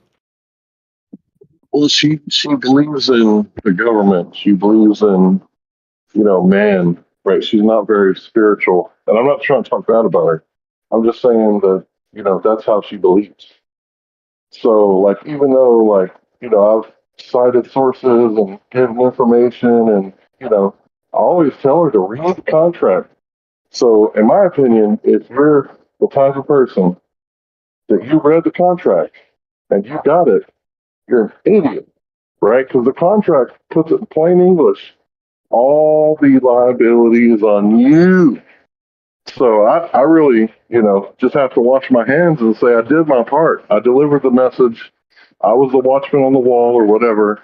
And if people just went out willy-nilly, in front of the arrow, there ain't nothing I can do about that. This is why I think people need to make children, right? Because like now that I have a little girl and I'm gonna make more children, it's like that's my focus, like it makes it much easier to kind of be like, yo, I tried to help this person out and they didn't listen, but like you have this primary responsibility, right? Like you have your lineage that you're as a man directly responsible for. So it's like, yeah, well, I couldn't reach you, you wouldn't listen to me, whatever, but like I have Aaliyah. So, like that's who I have to take care of. And I think that that's one of the main things they want to remove, because when people have children, you really can't control them as much. I mean, if they are knowledgeable, like if you had a house and some people are trying to break into it, you're not going to fight nearly as hard if you're just in the house by yourself than if you have like 5 children in there. You know what I'm saying? Like you're going to go Rambo and fight to the death if you have to for your 5 children. Meaning it's just, you're harder to control if you have something that you have to fight for, And it's just, that's kind of the way I look at it now. I just look at it like my family, my direct family is kind of my responsibility, and I'm sure I'll spread the truth the best I can, but it's much easier for me to dust my feet off, I guess, at this point is what I'm saying. Yeah, it's you've definitely fulfilled your genetic reincarnation obligations. You got your bloodline going out there and stuff, which is cool. But like for me though, like I was always thinking of starting a family, and it's that whole thing where I couldn't have kids because of 2 different blood types and shit. But like down the road, like I think it's like for guys like me that knows a lot and willing to go out there on the field and investigate and even join the military, like I don't want to be like, you know, if someone threatens my kids or my family, I don't want to become a fucking slave, you know. So for me, We'll just go get some land, bro. Like by the way, you can impregnate anyone. Like negative RH negatives, what you're talking about, right? Like my yeah, wife is not. So like if the woman is RH negative and then who impregnates her is not, that's when you run into the problem. But like as a man, you can impregnate anybody with negative blood. oh, okay, that's sweet because like with her, it was like we tried, bro, we tried. It's like No, it just maybe wasn't. it wasn't meant to be. Like I could have had children a lot. You know what I'm saying? Like I was wilding back in the day, and then like I prayed for it. I'm like I like wanted it. I feel like I was kind of given confirmation of it, and you know the conception date tracked back to our marriage date, like the literal date of our marriage. So Yeah, I think it's just it's like a supernatural thing. I think when it's the time or whatever, it'll happen. You know what I'm yeah. saying? No, I think so too. But I also think you're right on that one. Like I don't think it was meant to be because like she was so easily corrupted into the left and the gay agenda and all that shit. And it was like, and we were just diverging way too fucking far. The market was plunging on that. But imagine if we had a kid together. Oh, she'd have fucking destroyed that child. But So that's a you know, blessing then, bro. Think about yeah, how terrible it would be. Yeah, you'd be trapped. So like it's gonna get to where like men like you and me and stuff like that, we're gonna like for one, unjabbed sperm is the next Bitcoin. Only it actually retains its value and isn't a Ponzi scheme. Yeah, like it really is, and especially that are like founded in morals and stuff like that. I genuinely believe that like men like that in the next 5 to 10 years are gonna are definitely not gonna have a problem getting like an attractive like ride or die wife or anything like that. I think it's really gonna be an issue for women to try to find them, and I would just say that's the move. Like my wife woke up during the whole pandemic and then she found out about flat Earth and all that during that time. But even when I met her, there were certain things that I had to kind of show her what's up. You know what I mean? So, What about the woman being jabbed? dude, you can't. Yeah, they're gone. They're invaluable. I mean, I don't want to say like first of all, invaluable actually means that they're like priceless. But yeah, they're gonna lie. They're gonna start lying about it.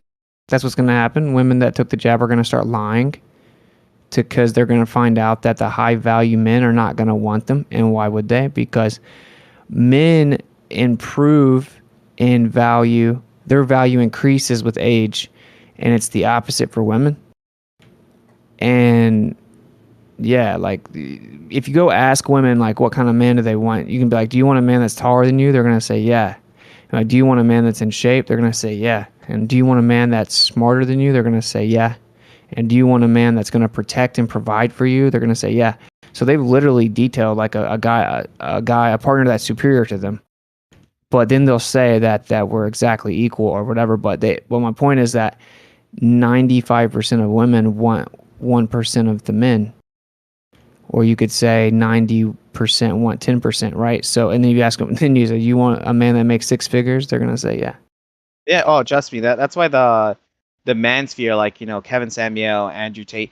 There's a reason why there's such an insane growth for that. That a lot of people had always felt confused and questions about it, and now they kind of like they can now point it out and finding their self-worth. That's why there's like tons of gym videos where you could find where women are accusing gym bros for sexual harassment, even though they have which is illegal now. A lot of gyms are just banning streaming devices. You can't record yourself while working out. So, and these chicks will just go in front of guys and record themselves and say, "Oh, look how he's looking at me." And like, you're in front of the fucking bell rack, like you fucking that desperate for attention. And and guys, I've seen a lot of guys, even some of the big guys, dude, like the ones that are like 2s out of 10s are going like, "Yo, what do you rate her?" She's busty looking. I give her a 2. So these chicks are just getting their egos broken. So yeah, I do have hope for like, a lot of young men and stuff like that that they're definitely going like, yeah, no, I'm not fucking with this. So Yeah, I'm saying like it's unrealistic that they want the high value men, you know, and I'm saying that's right now.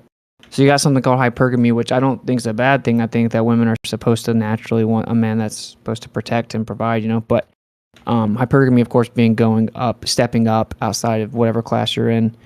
But I think that that's already a problem. Like pre-pandemic, that was a thing where yeah, women are really unrealistic. Like if they think their body count doesn't matter.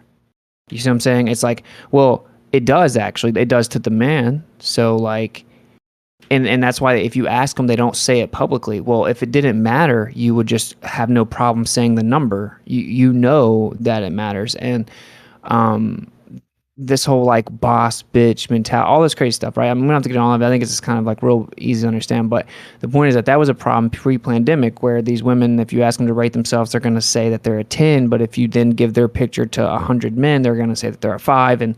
But they think they deserve like, you know, this top tier high value man, like with all these other characteristics. It's gonna be even worse than that now because if they're jabbed, like that high value man is not gonna want that because they want a woman that's going to be able to give them babies. yep, that's their main purpose. Yeah, no, trust me. Yeah, it's gonna hit the fan basically. Like, Well, that's where like technology and designer babies come in too. Like the whole idea of like family is going to change. Probably not right away, but it'll be conditioned into us, kind of like any of these other movements.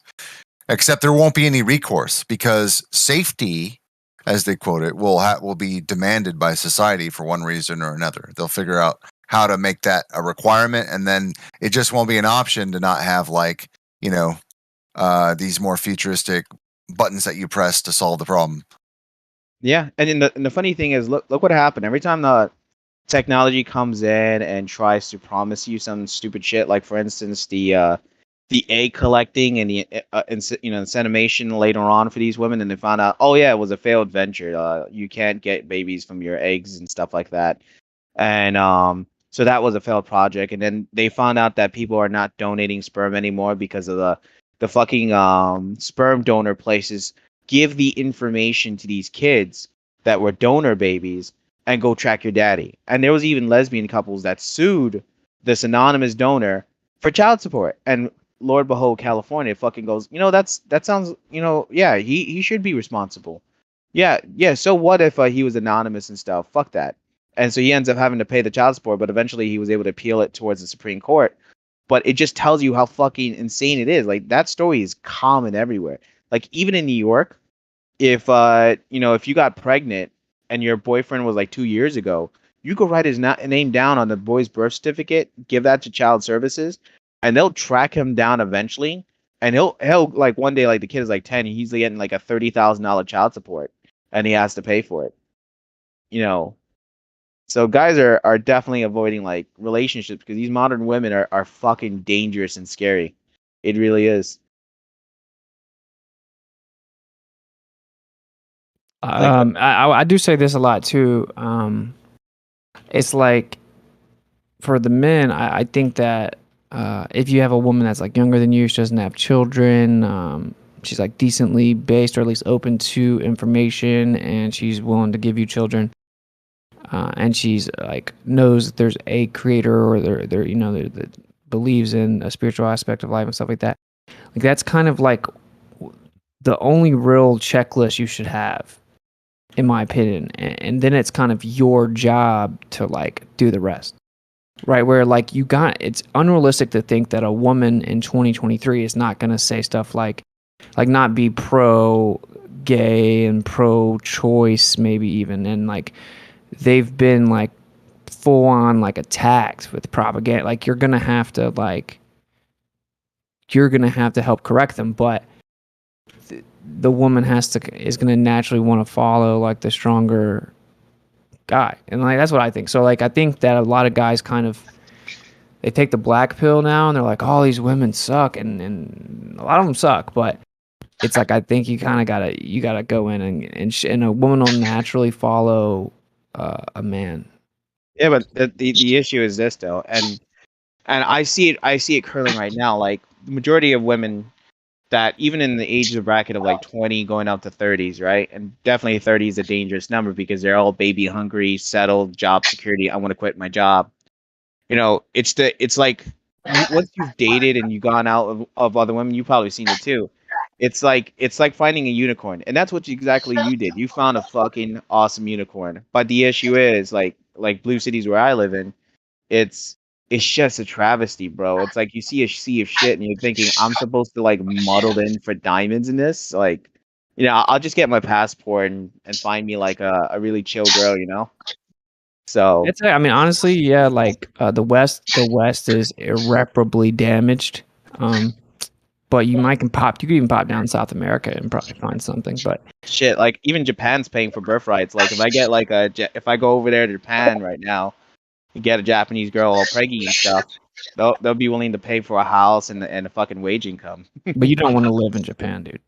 Yeah, but you know, as a white guy, they pretty much worship people over there. I've seen tons and tons of video. Oh, yeah, Not I'm in saying, Japan. You're thinking more Korea and China. You Yeah, don't but I want to want to live go in to South Japan, Korea. dude. Okay, Japan, like it's one of Kai's favorite places. Like Tokyo, she thought was super cool, and they're like super advanced and very clean and all this stuff. But it's not somewhere you want to live, man. Like in my opinion, I would say that's just my opinion. I admire what they do in certain ways, like how they keep their stuff really clean. The women are not like just wilding out. It's very looked down upon for like women to just be wilding out and trying to run everything and stuff like that. And they're like they really incentivize like their nationality, their nationality. So that's cool. But I wouldn't want to. I don't even know. I think maybe there's nowhere to go now.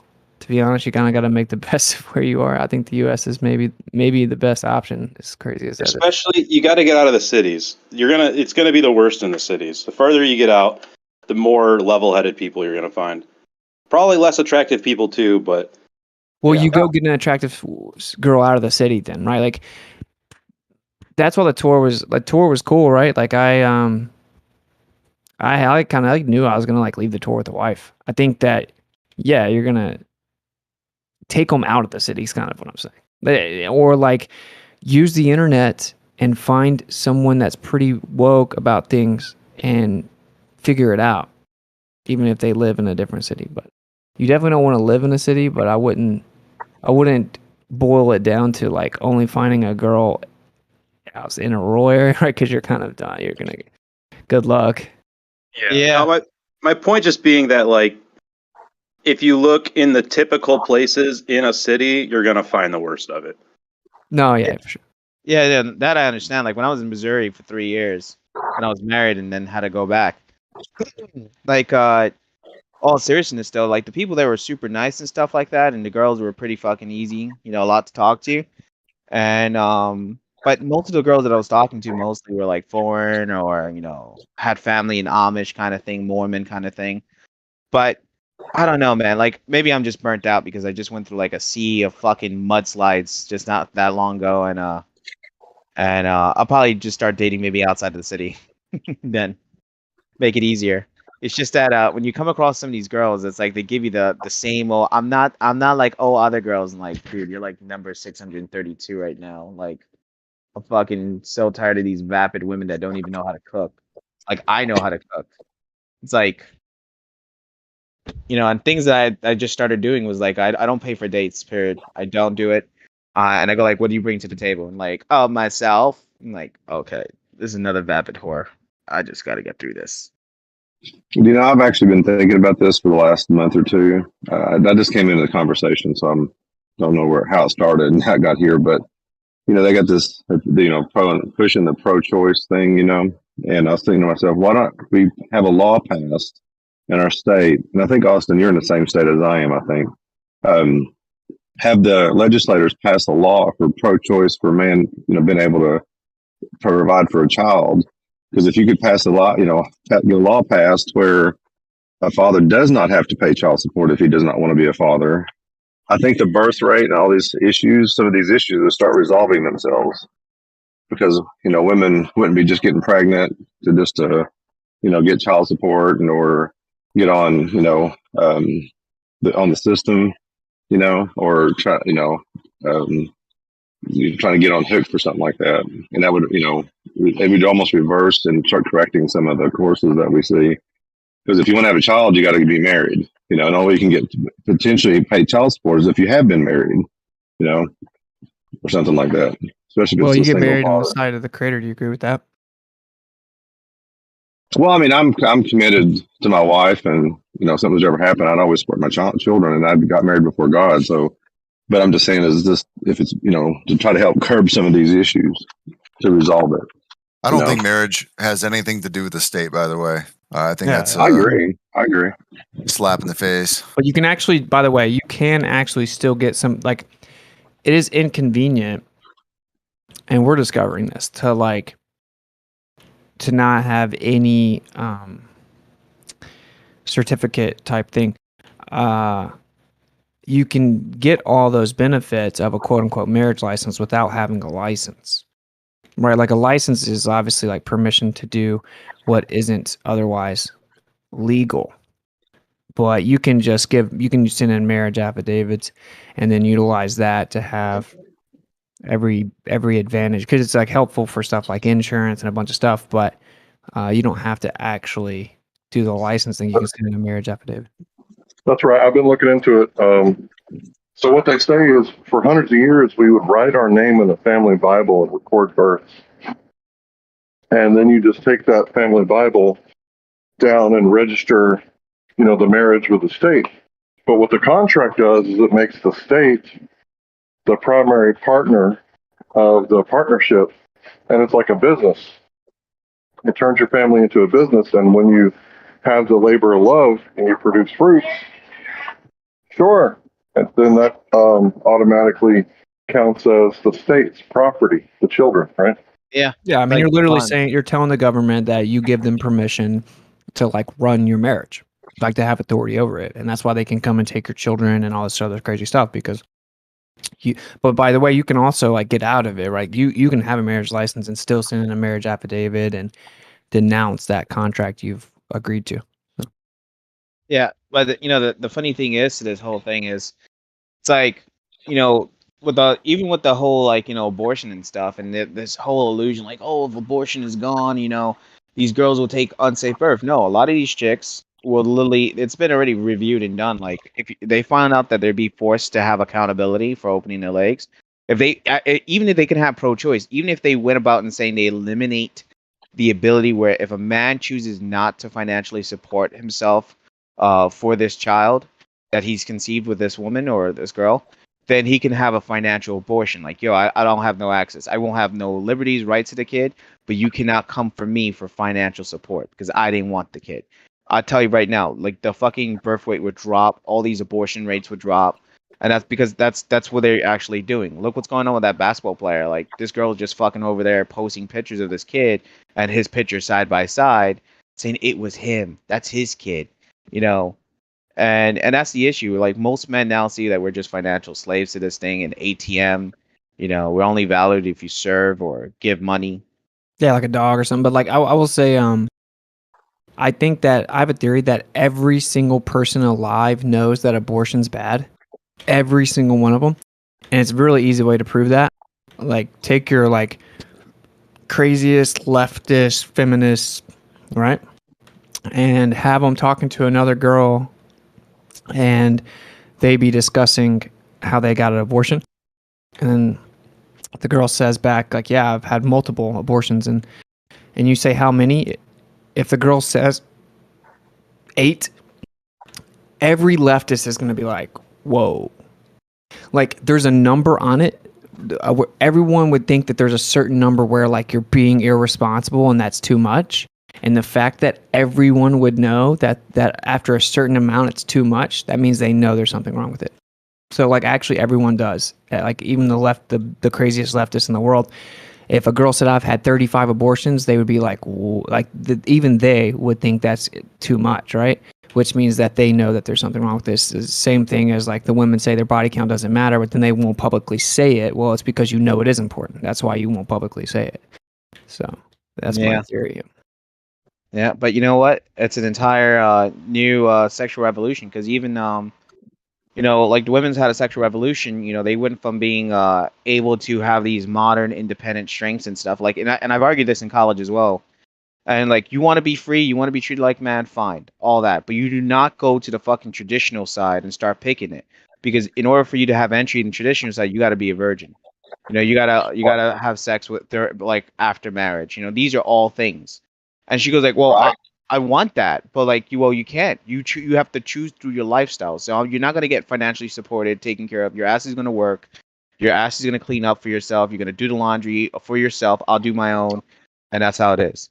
Hey, And they don't like hey, that Big J, you want to come off your mic and defend your statement? They Or you're can't. just one of those. You're just one of those guys that just talks. I don't think they're regular. verified. Oh, they're not verified. We can change that real quick, but the problem you is know the code. the chat guys never, the text guys never actually want to open their mic and verbalize their. They just left. You So know the command for giving somebody voice Or verification. you can remind me? I forgot. It's !VV spacebar and then @ and then their name. Okay, cool. Verify them. They want to talk. Okay, let's do it. But Um, are these guys really worth it though? well, I just think this is for edification. So, Man, Big J, hey, you said that this is middle school misogyny. Can you define misogyny? hatred of the female of the sex. What? Hatred of women. Hatred. So, who in here said I that love they my hated wife. women? I don't know. Yeah, I love my wife. Horror comic Why do I was hate kind her? of I have a little wife. He has a wife. Wait, how do we hate women? We're all Does anyone married. here hate women? Does anyone here? It sounds like Deathbringer hates hate women. women. It No, sounds like. I mean, red tape. They're not. They're like. It's like middle school in here. There's not It going to is. be a huge. I've been married for 20 years, lady. Nobody Larry, hates I my don't wife. think they're talking Whoa, about what? Everyone, okay, That'll okay. I didn't Okay. unmute him. So, hey, modding. I'm modding. I'm still modding. Okay, I didn't bring the person in here so everyone could scream over each other and get all emotional like children, man. Okay, so can everyone calm down? Yikes, that was awful. Could I make a point? Yeah, I sure. think the controversy is in the way that you laid out your values and what you think women want. It's not necessarily indicative of the population of women as in general. I think that the hate part would stem from independent women that can take care of themselves that say they don't need a man. What's that to do with hatred, though? First of all, they don't even. This is the point. This is the only reason I brought it up. The people that use the accusation of misogyny can't even define it. They're just robots. I just did twice. First of all, that's actually not even really what it is. But it's good enough. It's good enough. And the point is, no one here hates women. In fact, if you asked everyone here that's been talking what they think about women, they would not say they hate them. They would say that they're like incredibly important, that they're like the ones that make life, that they're beautiful, that they're intuitive and nurturing. Every single person here would vehemently disagree with the idea of hatred of women. So like, it's just a tactic to gaslight it because you don't like cool. our That's very cute. Hold on, because I'm a flat earther. Oh my I love God. women, and because Let this person respond. Yeah. To Why did you even open with the flat earther? That's not relevant. Okay. Anyway. Better people. Okay. I mean, I just heard. Who is it? Deathbringer or whatever. Just referred to a woman as a vapid whore because she said she brings herself to the table. Like, dude, come on. Men who love women don't talk like that. We all know that. So wait, play are you the saying song that? and dance? You saying people can't think that people are? You can't say that we cannot dislike promiscuity outside of like the hatred. Like if we don't agree with women having like 100 people on their body count, that means we hate women. I mean, What does that have to do with sleeping around? Are you a biological male?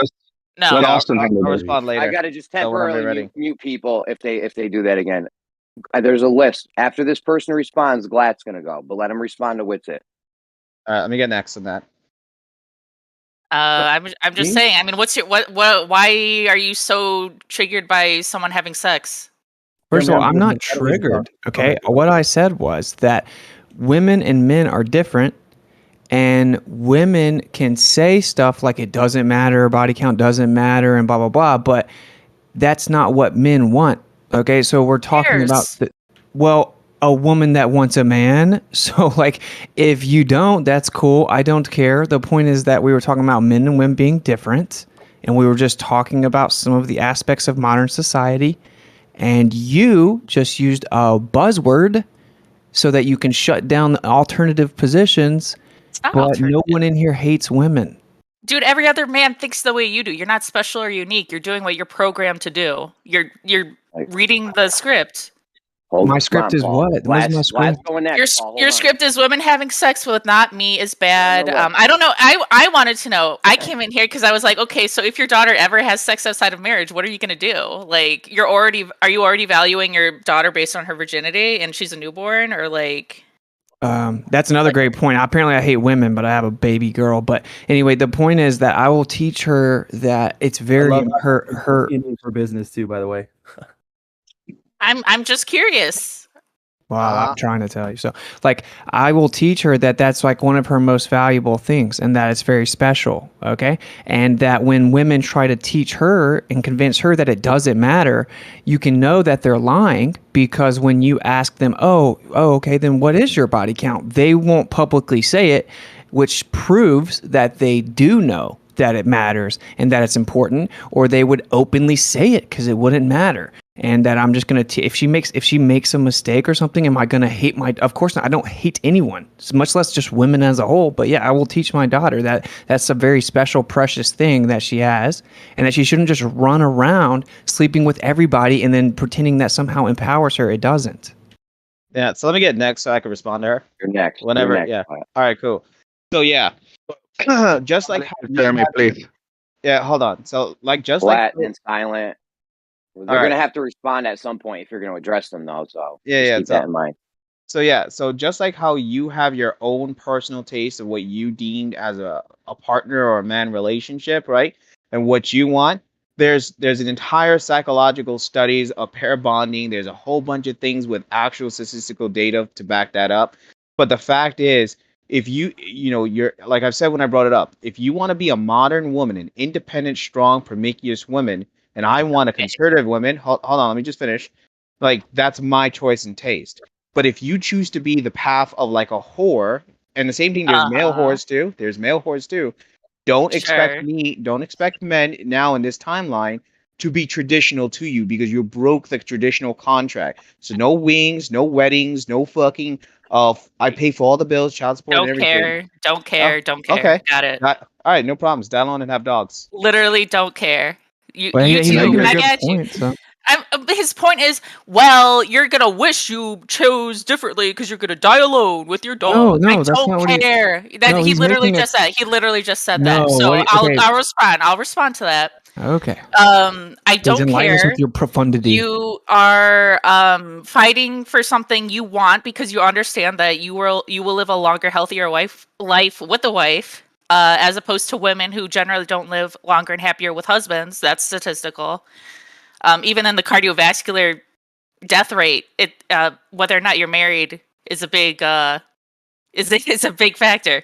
But my point is, like, why the hell should we give a shit what you bring to the table if all it is just, oh, well, how many times have you had sex before? No, that's not what the actual argument is. That there's a traditional thing that happens where women, there's always exceptions, but generally speaking, the vast majority of women want a man that's going to protect and provide for them, okay? And if they want that traditional paradigm, which if you're going to sit here and lie and say that's not true, well, okay, we all know it is. Everyone that's honest knows that majority of women want a man that if they get attacked on the street, that their man's going to defend them, right? Like, everyone knows that. So if you want the traditional relationship where the man protects and provides, right, then you can't give demands of what you want, but then act like the man can't also want the traditional thing that he wants in the relationship. That's the point, okay? Okay, so what is the traditional thing a man wants in the relationship, and why should I care? Well, I just explained why you should care. If you want a man that's high value and will protect and provide for you, then you should know what that type of guy wants, or it's unrealistic to think you're going to get one. Okay, if you don't want it, that's cool. I don't care. It's a very objective argument. And the second thing is that it's like if you expect the guy to protect, to be responsible for keeping you safe or protecting you, then you also have to give him some type of authority. He has to be able to make decisions that would be able to keep you safe. It would be it doesn't make sense to say you should keep me safe, but you can't make decisions. Safe from what? Like, say if the woman's like, hey, I want to take my new Gucci bag and walk down the hood of Chicago at 2 a.m, and the guy's like, no, we're not gonna walk. Safe from what? Safe from what though? Like 5 He's dudes explaining coming you and taking this back. scenario. Safe from men. Safe from other men. Oh, interesting. So men are dangerous to women. That's interesting. Oh, hold on. Let me get onto that. So here's You a victim. Yeah. So here. No, hold on. All right, go Hold ahead. on. There's a list. Glatt's been I'll get waiting to next get in. after that. Silent Zero wants to get in. Yeah, I I'm know a lot of good. people want to talk right now. I just want to make a quick comment. That's all I'm gonna do, Jeremy. So just let me know when. No, I'm good. I'm going away. I'm just listening, guys. Go ahead. You don't listen to me. I'm thrilled. Okay, Glatt's off the list. Silent Zero, sure go you ahead. are, honey. Don't be Jeremy, I rude. want Don't- like let her be rude, but you don't have to be rude. Yeah, it doesn't I just matter. want to say, to this lady, you can teach a woman. I have my daughters. They're 22. They're twins, and you can teach them not to be promiscuous, right? So it's a simple thing to do. When you ask, I'm saying this because you say, what happened if your daughter does this or have sex or whatever? Yeah, you can teach him not to do that. It's really simple, right? You teach him principles. Isn't that called being a parent? Yeah. You teach him principles. That's what you do, right? You don't tell him, oh, you're powerful. Go have sex with as many men you can. No, that would be stupid for me to say. Yeah. But there's people who don't care about that. So Another I this guess whole like you tell narrative you that that like, to your daughter, right? this whole narrative that men are like are evil and we don't need them and stuff. Like, dude, men build society, bro. Like, women continue society. We couldn't have existence of people without women, and men help build the infrastructure of society. Okay, so like men build society. You literally couldn't have society without men. So this whole like men are useless and evil and that's just insane. It makes no sense. So, but you Yeah, did can I say get men in? can be dangerous to women. That's all I'm saying. That's all I commented on. You Men you can like if protect men and whatever, but choose to attack women, they're going to be able to do so much more successfully than other women because they're stronger than them. Yeah. Yeah. So that's kind of like a silly thing to say. Like no, it isn't. Yeah, it is because it's Nah. like saying the sky is blue, the fucking water's wet. Yeah, of course, men are going to be violent. The entire world has been shaped through the violence and strength of men. So it's We like can saying, agree. yeah. So and another thing, if you want, the majority of male suicides have been led by women manipulation and elsewhere. So hey, that's Why a would you study laugh called at male divorce. Yeah, Male I just divorce fire rates my hand in the middle. suicide. You Yeah, just try to Glenn, say you're up women next. live longer without men. Glenn, you're up next, Paul. What? Who are you laughing at? What the hell was that? I got an anecdotal story that backs this point. I've got an anecdotal story that backs this point.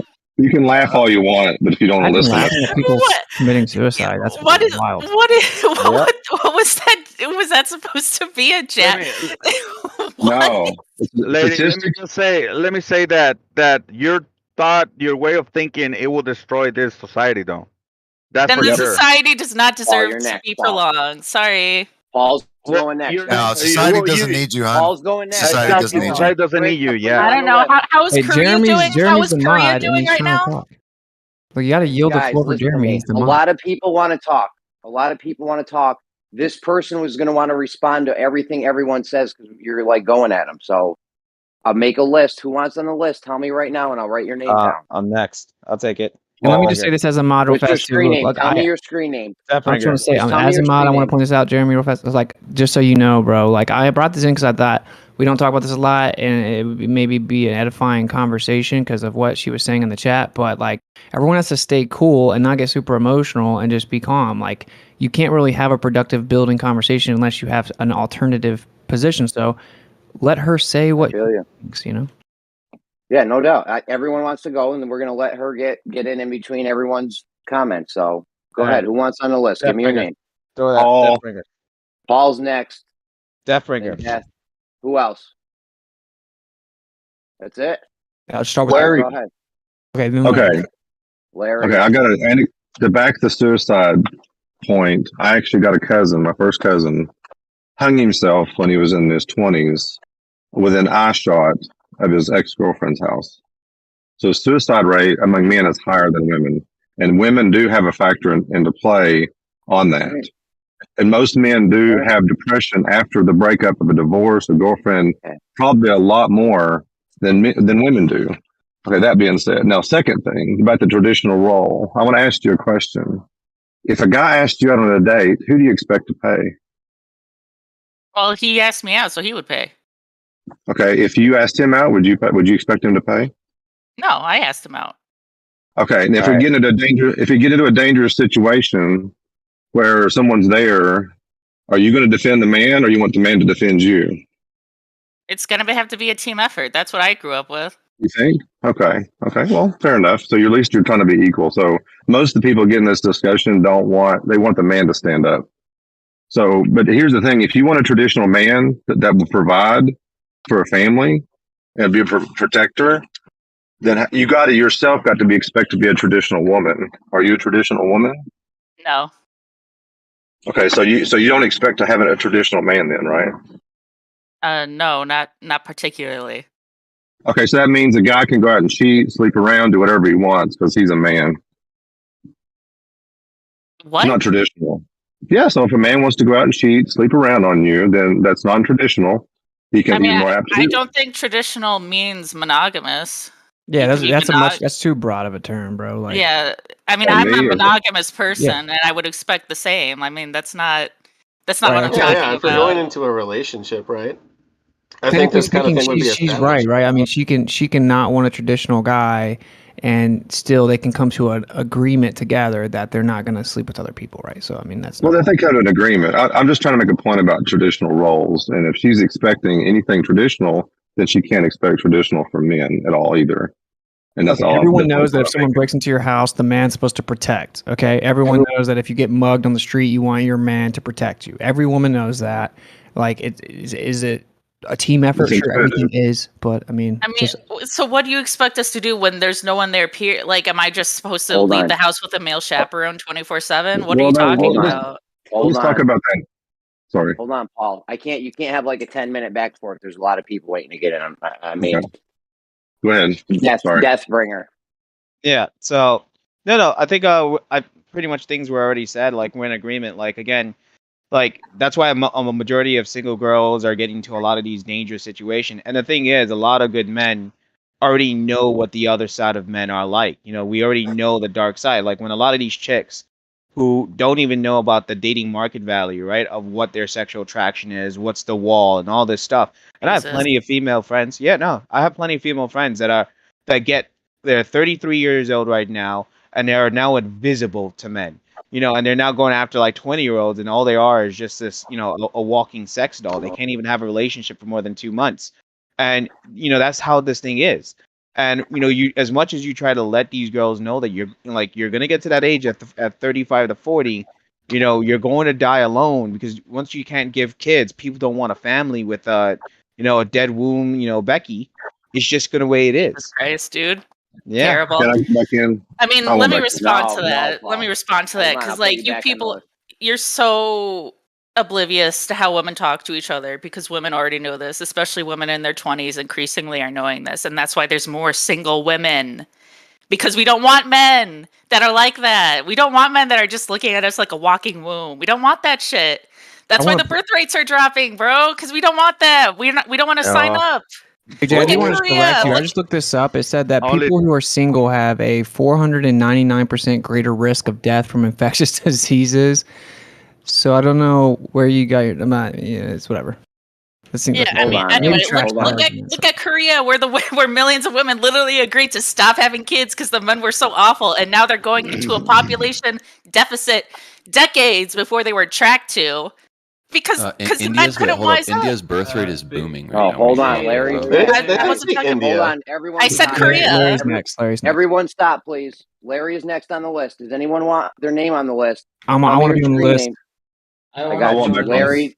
Yeah, back on the list. I'll rebuttal. Larry Death Witzel, Bringer. Paul, Dash. Death Who else? Bringer. Me. Napalm. Clay Clay. wants on. Napalm wants on. Who else? That's Yeah, it. I'd All already right, go said me, ahead. but it doesn't matter. I'll wait. Larry, you're on the list. What's it? Larry, go out. You're up.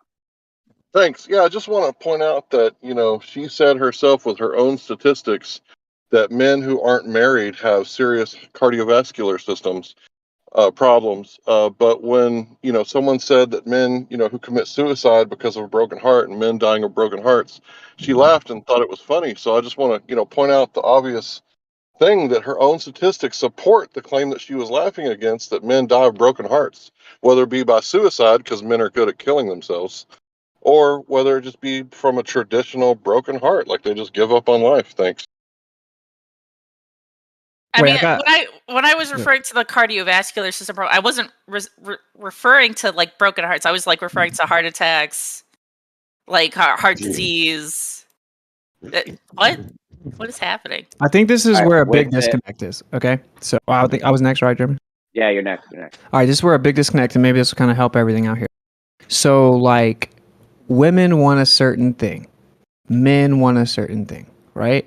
So, you need to know what the other sex wants, right? Because, like, women and men are different, they want different things. So, it's unrealistic to think like, oh, well, I'm the woman, therefore I call all the shots, and then I'll get a high value man or whatever. Because if you want a high value man, then high value men want a certain thing. If you want a high value woman, high value women want a certain thing. Like if you go ask women on the streets, like, do you want a guy that's taller than you? Some will say, well, I don't really care. Most of them will say yes. If you say, do you want a guy that makes more money than you? Most women will say yes, at least as much or more than I do. When you ask women what they want, they have a certain thing. When you ask men what they want, they have a certain thing that they want, right? And so the man can't tell women what they want, and women can't tell men what they want. You see what I'm saying? Like you have to understand what each person wants and go from there. It's kind of unrealistic to not do that. I mean, I'm gonna be honest. Whenever I say what I want and it doesn't measure up to what a man thinks a woman wants, they just shut it out. Like, period. It's like never, Well, that's fine. Sure, fair enough. Like we're different, right? Like men and women are different. So like men typically what men want is like a woman that's going to be loyal and like ride or die, or can give them babies. Like most men want the woman that's willing to give them babies, and they want a woman that knows like I have to protect you. So that means that when it comes down to it, I have to be able to make some of the decisions because the protection is my responsibility. That's what most men want, right? And then like women want certain things. They want you to be productive and like high value and make money and be able to provide. And if they lost their job, you could still take care of them and blah, blah, blah. So men have to know that that's what women want. And men do know that, right? It's very obvious. A woman can go out and has no problem talking to a dude. Most men will just be ignored their whole life. If you don't have like some type of like productive value, you're competing with other men, then you're really going to have a much harder time than a woman who, from a man's perspective, it's usually like age and looks, right? Which is something that you're kind of born with. So there's a huge difference in the paradigm. I think that this feminist movement wants to kind of tell men what they should want, and they have unrealistic goals of the kind of man they want, but they don't like understand what that man wants. You see what I'm saying? That's not what the feminist movement is for. I mean, I guess in the sense that like you could say, hey, stop telling us to be like super submissive and not have any decision making power in the home. Then like, yeah, sure. But like, that wasn't what, like, people say, oh, the sexual revolution, like, it wasn't what it was for, especially like in the 60s and 70s. That was about getting us bank accounts, dude, not stomping one final your dick thing, and and balls. then I'm going to fall back. One final Hold on. thing. All right, Winston's going to do one final thing, One and then final you're thing. up next, Paul. Yeah, so like all I'm saying is, so if say from a guy's perspective that the body count of the woman is important, So say that you have a guy and he's like, well, I don't want her to have slept around with everybody, and I want her to be able to have children, and I want her to. I don't think any man wants you to make no decisions. They actually want the woman to make most of the decisions in the house, right? Just like big decisions, if it comes down to it, he makes them. But I'm saying if a man wants those things, right? Like you agree that like a woman can't tell the man that he can't care about the body count, right? It's just what the man wants. It goes both ways. You can't really tell the other side what they are supposed to want. It's just like this natural thing. And to men, body count is and age are two of the primary things. And that's never going to change. You know what I'm saying? Then I think men should expect Korea. Get over it. Okay, You I know? want to. Well, let me get back in here now. I want to cover two things. First thing, the reason men don't want a woman that has multiple partners. For one, there's no guarantee that even if they get together, that she's not going to go out and be with somebody else. Two, it's a maternity thing.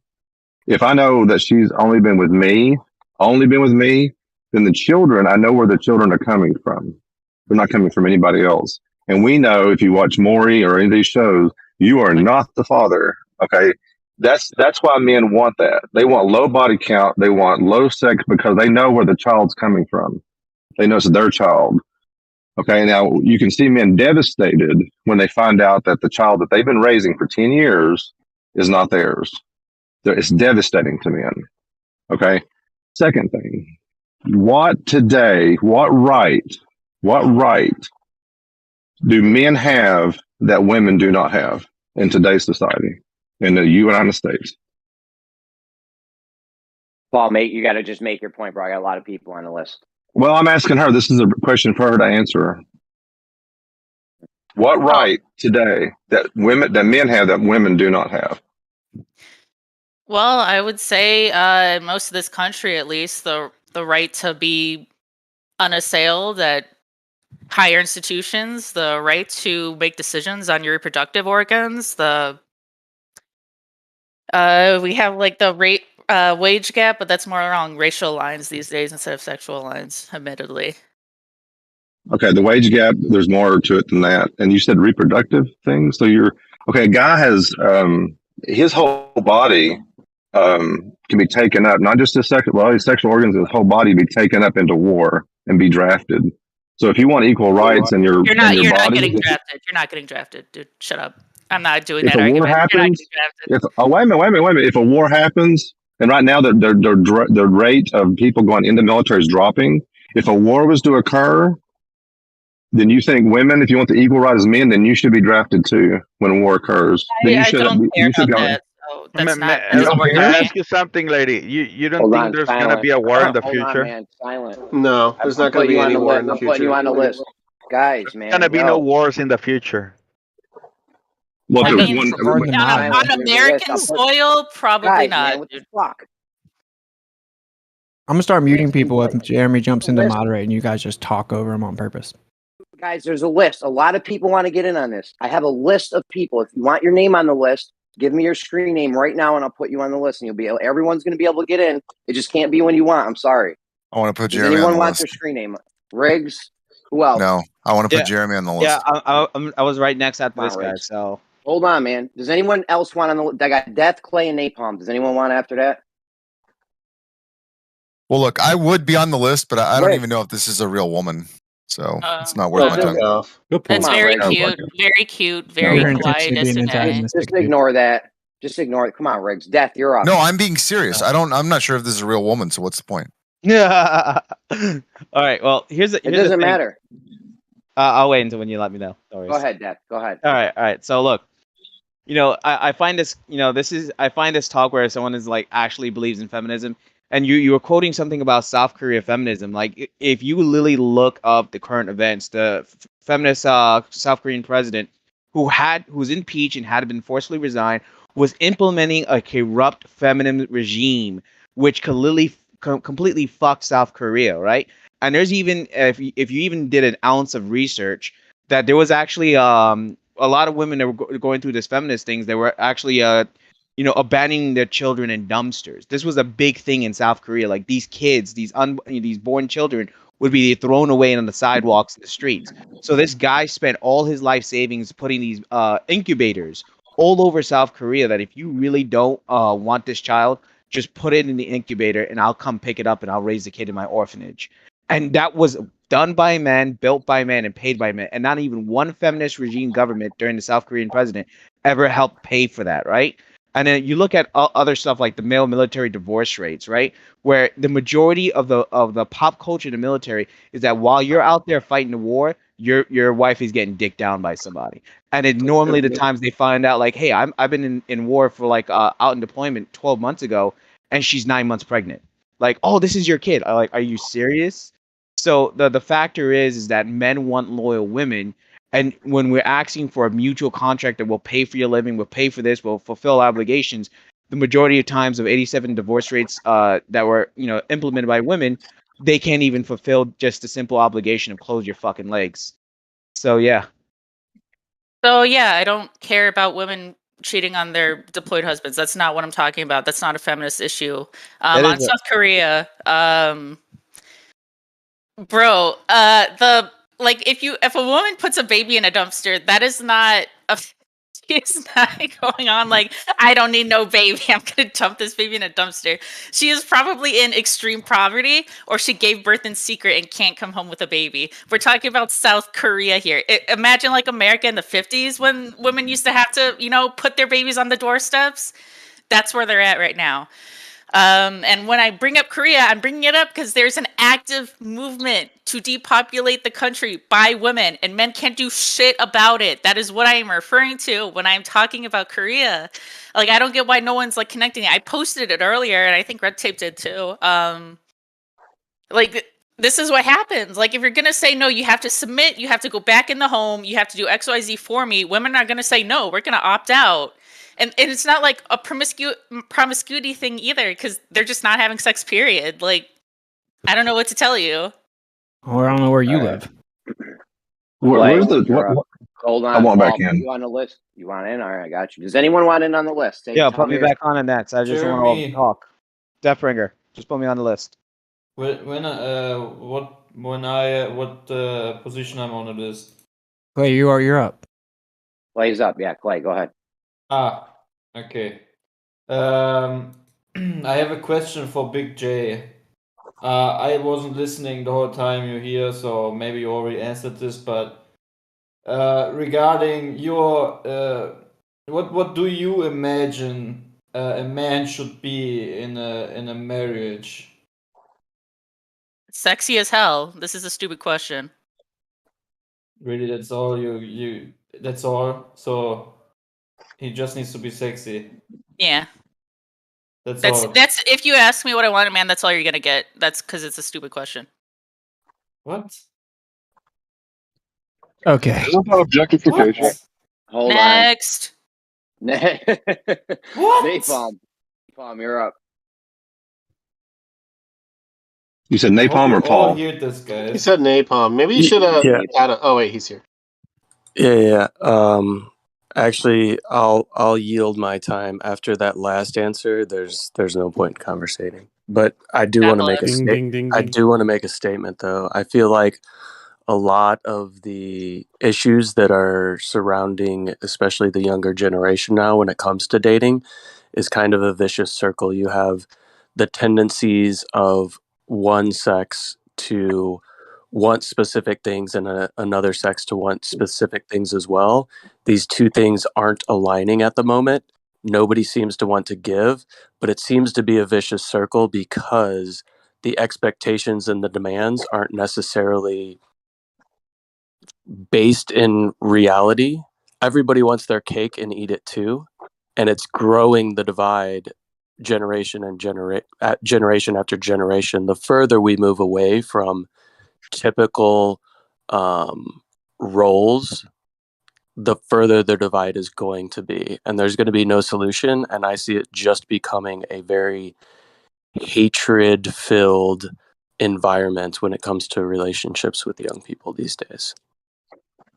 I got Paul and then Death. If you want your name on the list, tell me your screen name now. Okay. Yeah, Paul, you're up.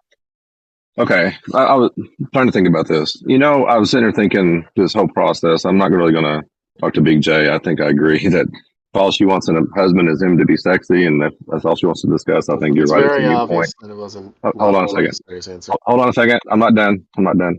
But if we really stop and think about it, what women want in men and what men want in women, they're actually complementing each other. They're not, they're not a thing that's, it is different because honestly, men and women are different. We're biologically different. Our brains are wired differently. We desire different things. It's just the nature of things. But the differences that we desire in the opposite sex or whatever is a good thing. A guy wants to be a protector and a provider. Now, I do. I want to be. I feel bad because I've had a really bad couple months in my sales job, and I feel horrible for that. But not be able to provide for my family. You know what you mean? And my wife, I sense in her this desire to protect, to nurture, to be the loyal wife to me. That's beneficial. Both of those things are beneficial for the one thing that I think marriage is designed for. And it isn't to make offspring. And honestly, the feminist movement, this transgender movement, all this movement is killing. She admitted it. It's killing reproduction. Who does that hurt? It hurts all of us. Because if there's no one reproducing from me, who's going to take care of me when I'm old? No one. I'm going to be alone, dying in my house, or stuck in an old folks' home. Happens all the time. This mentality that's going on in our culture is destroying it. If you don't see that, sorry, but it's killing our culture. It's killing it. I do got to Go say, ahead, Big I'm J, done. don't you see how when you like the whole thing that started, I got you verified because you were talking about misogyny and like hatred of women, but it seems like you don't apply that same thing to you, right? Where you're like, men suck, we don't need men, and blah blah blah. Like, so it's like, what's up with that? Like, what's up with the double standard where you can just like trash men?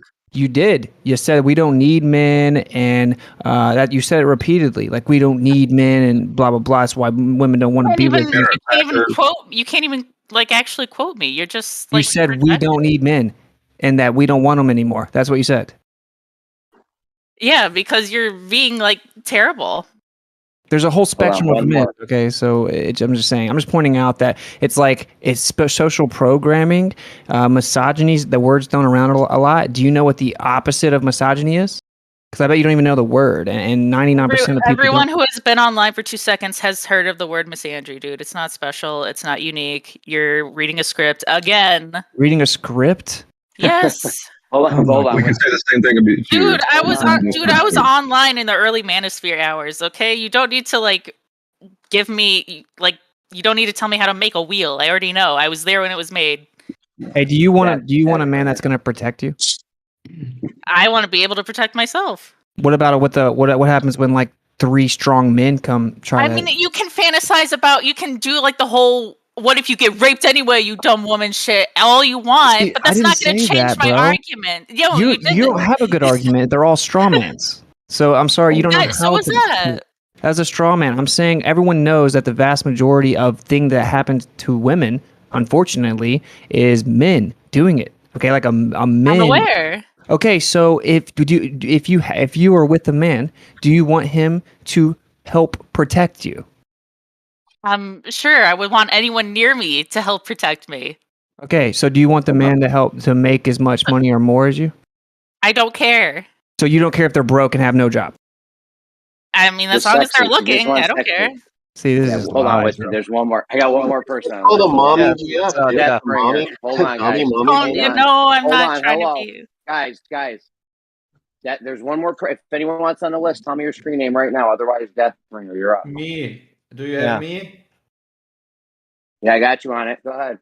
All right, so yeah, I'm really happy about the manosphere, and I'm actually kind of originally happy about the feminist, because without the feminists, like, a lot of young men would have never known the ugly truth of women's nature, because there's always Women's nature. So there's always been a paradigm, like there's always good men and there's always bad men.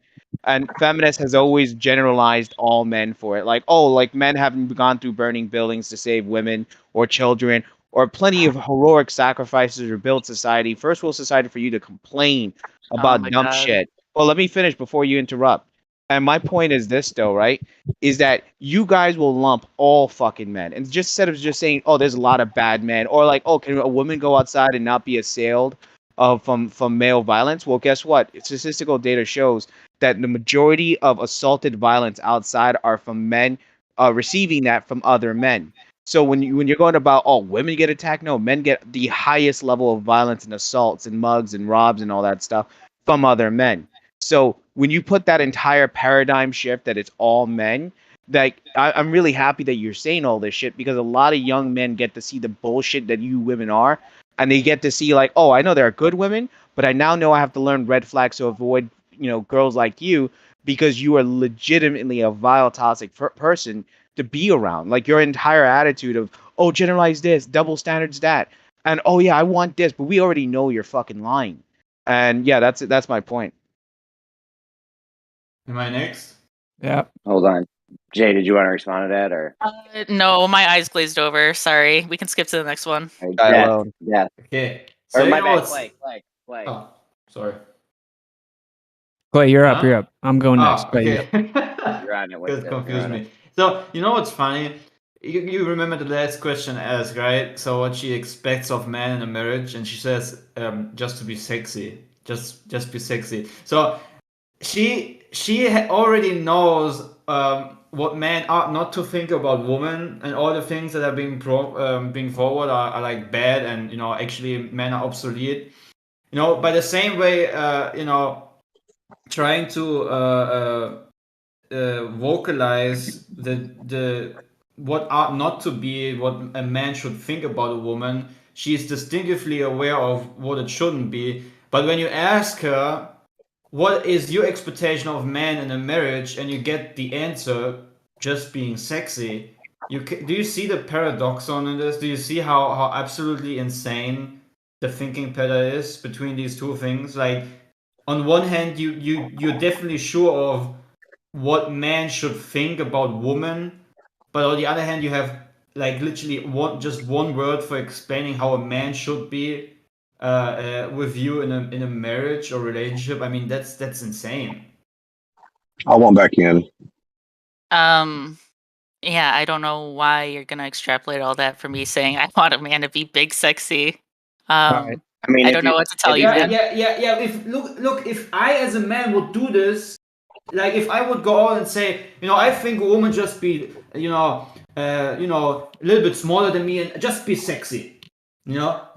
The person type of you would just go, he's just so objective. It's just about saying that a woman is, you would attack that very type of man that would just look at the outside appearance and think, it just needs to be sexy. No characteristics, nothing on the inside. It's just about the look, These type of people are feminists that then say, "Oh, how can you do this?" Just You're objectifying me. Yeah. Yeah. See, that's the paradox in this whole conversation. Like, you have no standard yourself, so why are you debating this? But someone bring up an just, actual point. Don't just like dwell on her. Like, I don't know. I did again. That kind of blurred all together into just you're angry at me and like. Well, I think okay, you were just trying to say that it's like if he had said that about a woman, you would have been like, we're not just like sexual objects. Like, stop objectifying women. But it's not. Probably would have rolled my eyes and moved on, dude. You need to calm down. I am super calm. I find it No, you're not. entertaining. Dude, I've listened to you. You get really catty when you're upset. Like Okay. you're an open book. Okay. Oh, cool. Okay, so if you Hey, want to can I start get on adding the on to me, list? I just want you to know that like you won't win. So, but here, Okay. I just want to make a point, right? So, do you think that men and women are equal? Equal how? Like Like right the same. now? Like equal? I don't think they're the same. What? Just weird. Do you think men and women are equal Like With respect to legally? what? to each other? What the hell? Sure. Okay, Hold on, What are Left. you this talking is You about? on the list if you want. this is my point, right? So people love to say that, right? And they love to call out all these double standards. And I already made this point. Can you get to the no, end? shut up. You have. No, I haven't. So there's all kinds of double standards with the men and the women relationship or duo or dynamic, right? So like if a man goes and hits a woman or beats up a woman, that's not okay. right? Men can't go hit women, so we're cool with that double standard, right? Or Oh my god. I'm just gonna turn you down, man. yeah, so you got nothing. You have nothing. This is really silly. Does anyone else have anything to say? She has nothing because she Well, already I has have a a All right, well, question. you're stable not gonna minded you're not woman gonna by turn people down and checking talk you. over them in the room, bro. That's Yeah, you 100% can't. not Don't gonna just make sure you That's don't it. talk No over people. misogynist. Please. Hold on, guys. I know you guys can hear me. You can turn people down. Just make sure you don't talk over. If you start talking over people, it's a problem. I have Paul on the list. Does anyone want on the list? Me. Yeah, I want Okay. in. You have to tell me your screen name, Clay. unless you sound like Yogi the Bear. Clay. Clay. Who else said it? I'm new. SC. Can I get on the list? I got Paul, SC, and Clay. Does anyone else want on? Paul. Okay. I want to circle back. She said something about the pay gap. I was just thinking about that. I'll give you an anecdotal story. I'm in No, sales. wait! Before you get started, if this is just gonna be No. like, if this is just women choose lower paying jobs, I want to skip it. I just want it's to too like press A to objective of skip. an argument. There, You can we can't do rebut it. that? Oh, so you don't Jeremy, I have a like an question. argument? Right. So that's all you have to say. Okay, I'm good. I'm good. Hold on, Jeremy, Austin. just so you understand, clearly, if there's going to be like a list and every time someone goes through and tries to say something to her and she just like insults them and then ignores what they say and talks through them, There was obviously this no insult, conversation is dude. not productive anymore. Yeah. So wait, are we Yeah, it like hasn't been who's next? productive for a while, to be Let's honest with skip you. to. You don't run the room. No, You you're don't not run the room. skipping me. Hold on, guys. Guys, listen. You can choose to just not respond to people, but you still got to let them get their thing out. And yeah, let's not do any insults or personal attacks or anything, please. So go ahead, Paul. Make your statement, and then I got SC and Clay. Well, I mean, I would think if a company like my company that I work for was paying women lower because of what they do, then why do all the salespeople, whether male or female, sign the exact same commission agreement? Which means there is females that do my job, do it well, and make good money, but they're paid differently. Why is that? And also, why is there? Yeah, I will say that women do not pick some good, high-paying jobs. They don't do it. I go out every day in my job, and I deal with new construction. I see plumbers, I see drywallers, I see electricians. You know what I've never seen doing those jobs? And they make good money. I've never seen a female doing it. And I was in Most construction of the for a female. long time. I have seen females doing some of those jobs. But then Not- what's the whole very Well, they rare. can. hockey, That's Jeremy? the point, Very though. Hold on a second. It's rare. That's the point. It's rare. 95% of the people I see doing jobs that are carpentry, plumbers. Yeah, I've had plumbers covered my house. I don't know how many times. Air conditioning guys. I have never seen a female show up at my house to either work on my air conditioning, do electrical work, do the plumbing work. I have never seen it. And I see it every day on new construction. Most of the women here's the thing. Most of the women I see, it's gonna probably trigger her more than anything. When I see a woman on that, hold on a second. When I see a woman on a construction site, you know what she's doing half the time? She's cleaning Holding up. the flag. Or No, holding she's the flag. she's cleaning up. Yeah, good for She's her. cleaning the rooms. All Yeah. right. What'd you So say? why What's is it? it still drywall? Union work? No, these are. I live in Tennessee. It's a right to work state. There's no unions RIP here. then. Why are we talking to a trans person about female preferences? This You is still fucking stupid. are you gonna Let's don't do prove that. your dick Let's don't do length, or are that. you gonna keep Wait, him no, quiet? I'm serious. Why are we It's pretending this attacking the man is a person. woman No, and like getting their opinion on it? Stop. Everyone Don't stop. attack the person. Attack the argument. Okay, Paul, you said Oh, your well, piece. there is no arguments anymore. What's it? What did you try to say to me a second ago? I missed it. I was just pointing out that clearly, if this conversation's hit a wall where there is no like actual specific productive arguments going back and forth at this point, it's just. So I mean, you know, people can keep doing it. I'm just saying, like, she's clearly showing that she's not really interested in rebutting. It's not a woman. Yeah. It doesn't matter. It's Why it's does it- objectively hold on not a woman. I've got all of her Riggs, I can internet put you on the profiles. list. It's a fucking Riggs, dude we understand manages that, a Riggs. trans I can put website. you on the list. It's fucking. It's not a woman. Riggs, I'm gonna mute you. Riggs, we understand that. Chill out. Yeah, actually, this conversation's not going nowhere. Jesus. She's definitely Hold a on, straight man. up Yo, feminist. guys. SC. Yogi the Bear. He got the transvestigation magnifying glass out. He's searching which is Big J weird on because Google. which is weird because if you knew the things I knew, that just is weird. Essie, are you there? Well, I was just Yeah, gonna I'm say here. Big J. Yeah, He'll yeah. try to Hold on, instigate that. man. Hold on. Essie. Thanks. Okay, I'm late to the party, so I will have to change the question that I was going to ask because I didn't know I was talking to a trans person. You're not. Don't worry about it. They're not. They're not. What? It doesn't. Just go. Go, Essie. Well, I need to know. It's important. It's either I'm talking to a woman or I'm talking to a trans. She said She's not trans, Essie. She's a biologically regular female. woman. She's a regular woman, Essie. Okay, great. Thank you. Thank you for clearing that up. So, I gotta say I like her already because of what she said when asked about marriage. She said the man should just look hot. That's really good. I like that, and I understand her thinking. So Thank my you. question would be to you, because I came late to the party. Are you saying men are not needed in a relationship, like man and woman, or they're not needed in the workforce? Like I'm trying to see how you're thinking. I mean, I don't know how you're going to have a relationship without another person, but and I didn't say they weren't needed in the workforce. I mean, I think we need everybody that we have in the workforce to be in the workforce. We live in a very interconnected civilization. I don't think we could just have half of the people disappear overnight, you know? What was your question? My question was like, because everyone seems to be like antagonistic, like got everybody triggered. Like, are you saying you don't need men in general in relationships, or you don't need them for the workforce? Like I said, I apologize. Neither I came one. late Neither to one. the party. Essie, this started because we were just having conversations about like modern society and I men mean, and women.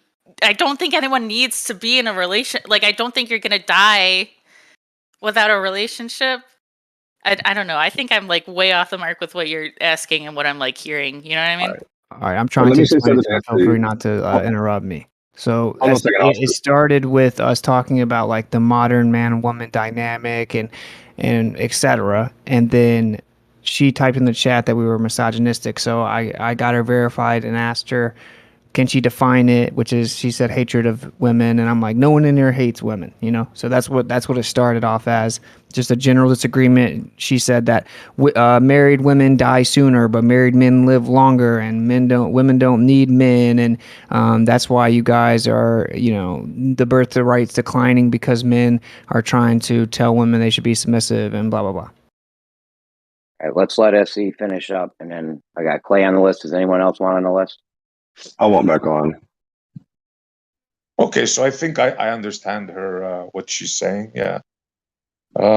Okay. I mean, thanks. Just for the clarity, like I said, I came in late to the party, but you're not suggesting that some sort of like you're not suggesting that the marriage between men and women is not needed somehow in society. That's the kind of a vibe I'm getting. Am I off or am I on? No, I think you're kind of off. I mean, that's not really the message I was trying to say. I was trying to say that like I mean, I don't think an ideal society is one with like no personal relationships. You know what I mean? Like, but as it is now, I mean, this is what happens when there's like inherent societal issues that no one really wants to address. Women make I'm more kind of on money board in the with same you. profession, so Oh, that's cool. yeah, your narrative. Larry on the list, please. I got you. I can only Essie, do the song and go on. dance for like 20 minutes. That's fine. That's fine. As long as a lot of people want to talk, we gotta have a list though. Otherwise, it's like 10 people fighting every time someone finishes a sentence. So I got Clay, Paul, and who else? Larry, Clay, Paul, Larry. Who else? Can I That's ask it. one final question for Go clarity? Get ahead. in line, Essie. You're a mod. You could do whatever you want, can't you? Go ahead, Essie. I'm not a mod, so I can't do Oh, whatever I want. But even if I was, I wouldn't use that. I'd like to say whatever. No. All right. I just want to ask one last question. Are you opposed to? You're not opposed to choice, right? Everybody having a choice, like somebody wants to get married, somebody doesn't. All that stuff, like choice. no. Why would I? It's just so weird. Like, it's all these people asking like insane shit, and then you come in with like these very like mild mannered questions. It's such a weird change of pace. Well, I just want clarity. That's all, because I see everybody attacking you, so I just want clarity on. Yeah. Okay, can we just can I say something real quick? Well, I used to. Are you next on the list? I guess. I think so. Is that I think it was Clay. Jeremy might be gone. Are you Clay? Sure, Clay then Paul. Yes. Okay. Yeah. I just Larry. want to point out. Have you listened to the escape mechanism that already was activated? Saying that Witzel was somehow already angry or annoyed by what she said. By escaping the very objectifying thing she thinks about men, but Oh my god, she dude, get doesn't. over it. Yeah, the thing is, you have no standard. If you would have a standard, you wouldn't just point with one thing on the one side, but also look at yourself. But it's what you don't do. That's why you only can say, "Oh, I want to have a man that's sexy." That's all. It's pretty. What is it? There's no substance behind it. It was a literally. joke. Yeah, it was a joke. I don't know what to tell. Is this a Yeah. European thing that you can't understand what I was saying Yeah, there? how about if it's being just a funny. joke? I mean, I can also just use that as an escape mechanism to just keep on escaping from really answering the question and give me a proper answer to the question. What is a man to be expected within a marriage for yourself? Give an answer to this. If you can't, then you have probably no standard. I'm not giving you my fucking dating Okay, application. that's right. Is the Earth a globe? What a Oh, Clay, oh Clay, no, bro, guys, chill he's out, got me. Of course she thinks it's a globe. Anyway, so what I Is was the Earth a globe? trying to say is the Earth it a doesn't spinning, fucking wobbling tilted matter. ball? Is the Earth a spinning tilted wobbling ball? Please tell me. Yes or no? I think you are a very shameful example of Yes a or species no? belonging to the grade Yes, I 8 don't care about your escape classification. mechanisms. I don't care about your escape So see, mechanisms. this is pointless Tell me at yes this or point, no. dude. Jeremy, you It's a see what I'm globe, saying? dude. Sorry. I know. She's As just long trying as there's to. a lot, yeah. You're not Jeremy, getting any more. I Hold agree on, with hold on, Witsit. guys. I I'm hear you sorry, guys. Jeremy. I hear you guys. Jeremy, but she had just Okay, a hold pleasant on, guys. I conversation with the hear last guy. Like, I don't know why these you guys. guys are so triggered. Oh yeah, dude, you're so you know cool. why. Virtue signal some more. Y9 virtue signal. You're so cool. Can you guys hear me? Stop now, I'm not pretty Jay. I'm sure, not by the gonna. way. Dude, what the fuck, man? Big J or whatever your name is. I'm not giving you the floor anymore. If you want to talk, put you on the list. Let me know. Right? Paul's up. Okie doke. I was actually thinking I was going to debunk something she said because she said about women dying sooner in marriage. I guess if I misunderstood that correctly. Like women die more, I guess, when they're married than men do. But I'm just going from my own personal experience, and you could call it anecdotal if you want. But I deal with people all the time, every day. I'm going door to door talking to people. And if I was to probably do a statistical analysis, I've run probably more into more widows than I have widowers. Now, if that's the true number, then that would mean that men die sooner in marriage than women do, just from that, my own personal experience. Because I can look back, I was sitting there thinking about it. I look back and I was like, yeah, I don't see a lot of widowers. It's mostly widows that I see. So now that would debunk your statistics. That's not what debunks statistics, but thanks Well, for then the story. can you post the statistics? Hold on, I got please, Larry. Larry's next. Can you post the statistics in back in your wait, hold on, pause. Post the stats for Larry's next. If you want No, on I'm the sorry. list, Big J. Hold on a second, Big J. Oh, You hold want on, the list? Jeremy. They are not finished. How you're invoking somebody else in the middle? I'm not giving her the them. floor. Everyone was just complaining to not give her the floor anymore. I said, all right, we're not giving you the floor anymore. If you want in, put your name on the list. I got Larry next. Yeah, that's what I personally think. I think everyone wants to jump in What do and you stuff want like to that, do, but guys? well, you can let the room decide or whatever. But like clearly, she's not like really wanting to engage with specific arguments at this point, right? I mean, she kind of said her spill. I just dropped an NIH.gov thing. It literally says that married women live longer. So it's like, whatever. If she wants to have specific argument, but maybe she doesn't, And I don't think that. I think if every single time I'm almost done. I think if every single time someone's going to say like this serious, specific, philosophical argument or something, and it's just going to be hand wave dismissed with an insult, then there's no way we should like put one person in the center where everyone has to wait to talk to them if that's what it's going to be like. It's just feel you. I hear you, but I do need a list. No matter what's going on, I do need a list if it gets crazy, and a lot of people want to regardless. That's exactly what Witsit just told you, that we don't need a list for this type of conversation. Okay, I'll open it up. We're gonna let Larry go. We're gonna let Larry go next because he was last on the list, and then we'll open it up. If it gets crazy, I got to start a list again. The only reason I started the list is because it got crazy. All right. Yeah, everyone just needs to chill. Like, there's definitely no reason to be like emotional about this conversation, right? Like, I don't. Yeah, it's just it is what it is. You're kind of low, but go ahead. Okay. Okay, he's trying to fix something. I have to say, Riggs, you think I'm the person behind a YouTube video I sent you? Is your name Joel? No, that's your not name's not me. Joel. No, it's not me. That's an entire web series. Hold on. We're gonna finish this up, and then we'll open it up to the whole room. No, I'm not saying that's you. I'm asking if your name is Joel. No. Okay, can we let Larry? Why do you have all these accounts associated with that name? Riggs, you can go next. I just want Larry to finish up the list because he was on it. Please, Larry, are you there? Yeah, think I'm Larry's just waiting. away.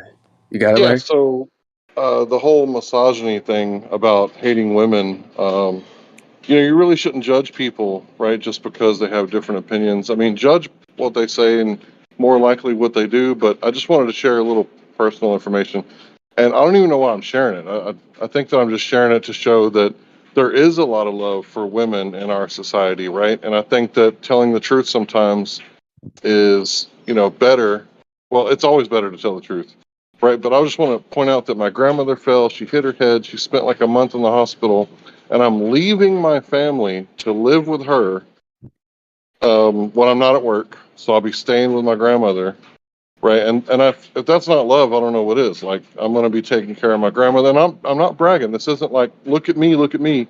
It's like that's what you're supposed to do because we're symbiotic. That's my point, right? We're symbiotic, men and women together, right? I don't know if you guys like do study biology, but men and women are symbiotic. We need one and the other to work together, and if there is like this separation of ideas, we kind of need to talk these things out and take it seriously. And get to the bottom of the truth. Whatever the truth bucket is, we need to get to the bottom of it. Because we cannot survive like at war with one another. Society is based on us getting along and having, functional family units. And I think that that's the reality of the situation. Thanks. I agree, Larry. It's all about the truth. This is the truth server. All right, let's take it easy, guys. One at a time, please. Go ahead. I would say too. The thing is, when you come in attacking the person, and that's why I said earlier. That's why I don't do this. You attack the person when you call somebody misogynistic, or you call them whatever you want to call them. Even saying somebody you're just a flat earther or you're just this. That's not dealing with the argument. You're attacking the person. You're attacking the man, and that's not the way to win an argument. So don't do. If you want to have a discussion, but don't name call. Please don't do that. Okay, I mean, I heard vapid whore you said like a minute before I was able to enter, so that's why. I mean, if you use language like that, I already I lose respect for everybody in the room. So that's just kind of how it is, Well, wait a minute though. Well, the thing is though, Well, did I let's call not you judge that? everyone. Let's not judge Right, everyone in the room by what one lunatic said, please. Whoa, exactly. I'm not I'm not doing Yeah, do you think he's a lunatic? Let's talk about this. I don't know. I'm not judging him. I'm just saying, let's not judge the room on what one person said, please. Yeah. And just to clarify, I'll make this quick. Oh, no. Yeah. So I wouldn't said vapid whore. And again, you said a majority of men were assault and murderers and stuff. Like all violence deemed from men, right? You didn't make a clarification. So it's kind of funny where you got all triggered and mad about vapid whore as a generalization for a bunch of promiscuous women, but you would go like, oh yeah, all violence stems from men. So it's like, yeah, you're not making sense because you're mad dumb. Your whole argument's dumb. I don't even know what the hell you're referring to. So Of You know? course. I just want to point out, Gotcha. like, just to make maybe the room can actually get some edification because the last 20 minutes has been completely Anyway, I not just want to valuable. talk more about how Riggs. I posted an ad. Hold on a second. For Hold someone on. else's. You have Witsit turn. Big J, do you have Witsit turned down so low that you can't hear him anymore? He's not talking though. I literally Witsit was. was just in the midst. He was Witsit just was literally just in mid sentence, and Big J just went right in the middle of it. Okay, I'll put him up a little. I say it one more time. You got to have people turned up high enough so that you can hear them talking or you got to be watching your screen because if you overtalk them, it's now an issue. Go ahead, Witsit. Yeah, I was just trying to say, like, I guess the whole point of the thing, and there should be like some productive agreement here. It's like men and women are just different, and those lines are kind of being blurred now, and under the guise of progression, but it's actually regressive.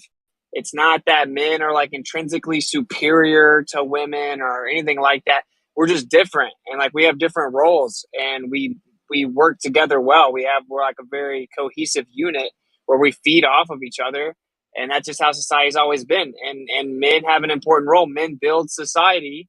You know, you don't want women police officers and firefighters. I just watched a woman go and try to arrest someone, get overpowered, and almost die. You know, like there's different things. You want women to be the teachers and to be the nurses and stuff. They're like way better at that. They're way better at nurturing and stuff. So the exceptions aren't the rules, and just the general like relationship and different dynamic is a good thing. And I think these are being blurred, and this is why we know that men aren't allowed to hit women, you know, and stuff like that, because there is a difference, and it's not evil to acknowledge it.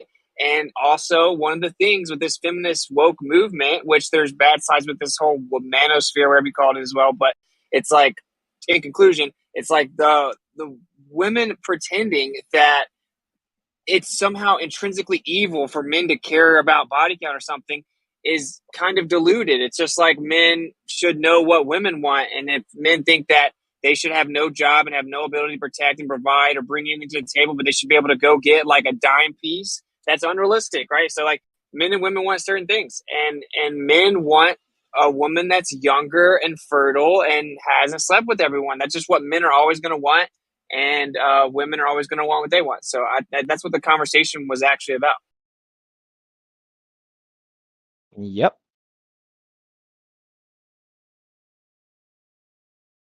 Yeah, I there was something I wanted to chime in so many times through all that, but I actually disagree. I want a woman that knows what she's doing in bed. Like, I'm not saying I want I don't know. Like, wouldn't you guys rather have a girl that knows what she's doing in bed than just someone that has no idea? That's your job, dude. Yeah, you can definitely teach her, buddy. Hey, I mean, yeah, but yeah. I have. Well, here's the I'm thing. just saying, like, go ahead. No, I mean, I agree with the guys that are saying you teach. I mean, honestly, that's part of living together. There's a lot of things you learn. I don't like it the way you talk to me that way, or my wife tells me, I want you to do this and talk to me this way. And then even touching, my wife tells me what she does like and I tell her what I like. That's just learning each other and exploring. That's part of it. I think there's nothing wrong. You can be virgins and explore, you know. But something I was going to say, you know, it's funny. A good example of roles, you know, roles can be, I think the one thing the feminist movement has done is actually destroyed the idea of roles. But if you think about it, roles are good. They can actually be a great thing. Like in video games, you know, you can take different roles. Like if everybody wants to be the attacker, you can actually lose the fight. But if somebody chooses to be the healer or the whatever other role, and they all work together, they can usually succeed in all the missions. If one person is only one thing, or both people are all one thing, then you're going to lose. You know, my wife is great at cuddling our kids when they do something wrong. But I say, look, buck up. You don't do that again and do this. Both of those are necessary, you know, and working together, we can actually hopefully raise great kids. So, go ahead. Well, that's the thing, right? Men and women have always traditionally worked together, worked well together. It's always worked. Things have been great. And I think there's just a sort of a modern, you know, campaign, sort of a propaganda subversion, psychological subversion campaign to basically just pit men against women again. and just make it an issue and make us non-compatible and make us hate each other. And it's a very subtle sleight of hand, smoke and mirrors fucking propaganda campaign that they're just doing to like basically disrupt the social fabric between, you know, that has always existed between people. Well, you know, the elite's game is to keep us divided, keep us bickering and arguing. Like, that's their game. What better? You couldn't get a bigger divide, you know, than men and women, Democrat, Republican. You know what I mean? Like, they want to try to keep us divided at all costs. United we stand, divided we fall. Yeah. Well, like, okay, the truth is that like a functioning man and woman is like one of the most like powerful things in the world. Like, well, like a really powerful or like a really cohesive relationship, they can like, you know, take over the world basically, right? So, and especially when they have families that are like cohesive. So I think that's why they don't like that. I mean, they also want the birth rate to decline. They're like, when I say they, the powerful people are openly eugenicists, right? Like, they don't even hide that. They're pro depopulation. So yeah, this is a thing. This is a reality we have to face. There are lots of young men that are incels now. They watch tons of porn, you know what I'm saying? And they end up being confused about that they have a penis. Like, it's just crazy clown world out here now. And the women are also lost. And I think this is an important conversation to have at times because it's arguably one of the most important things.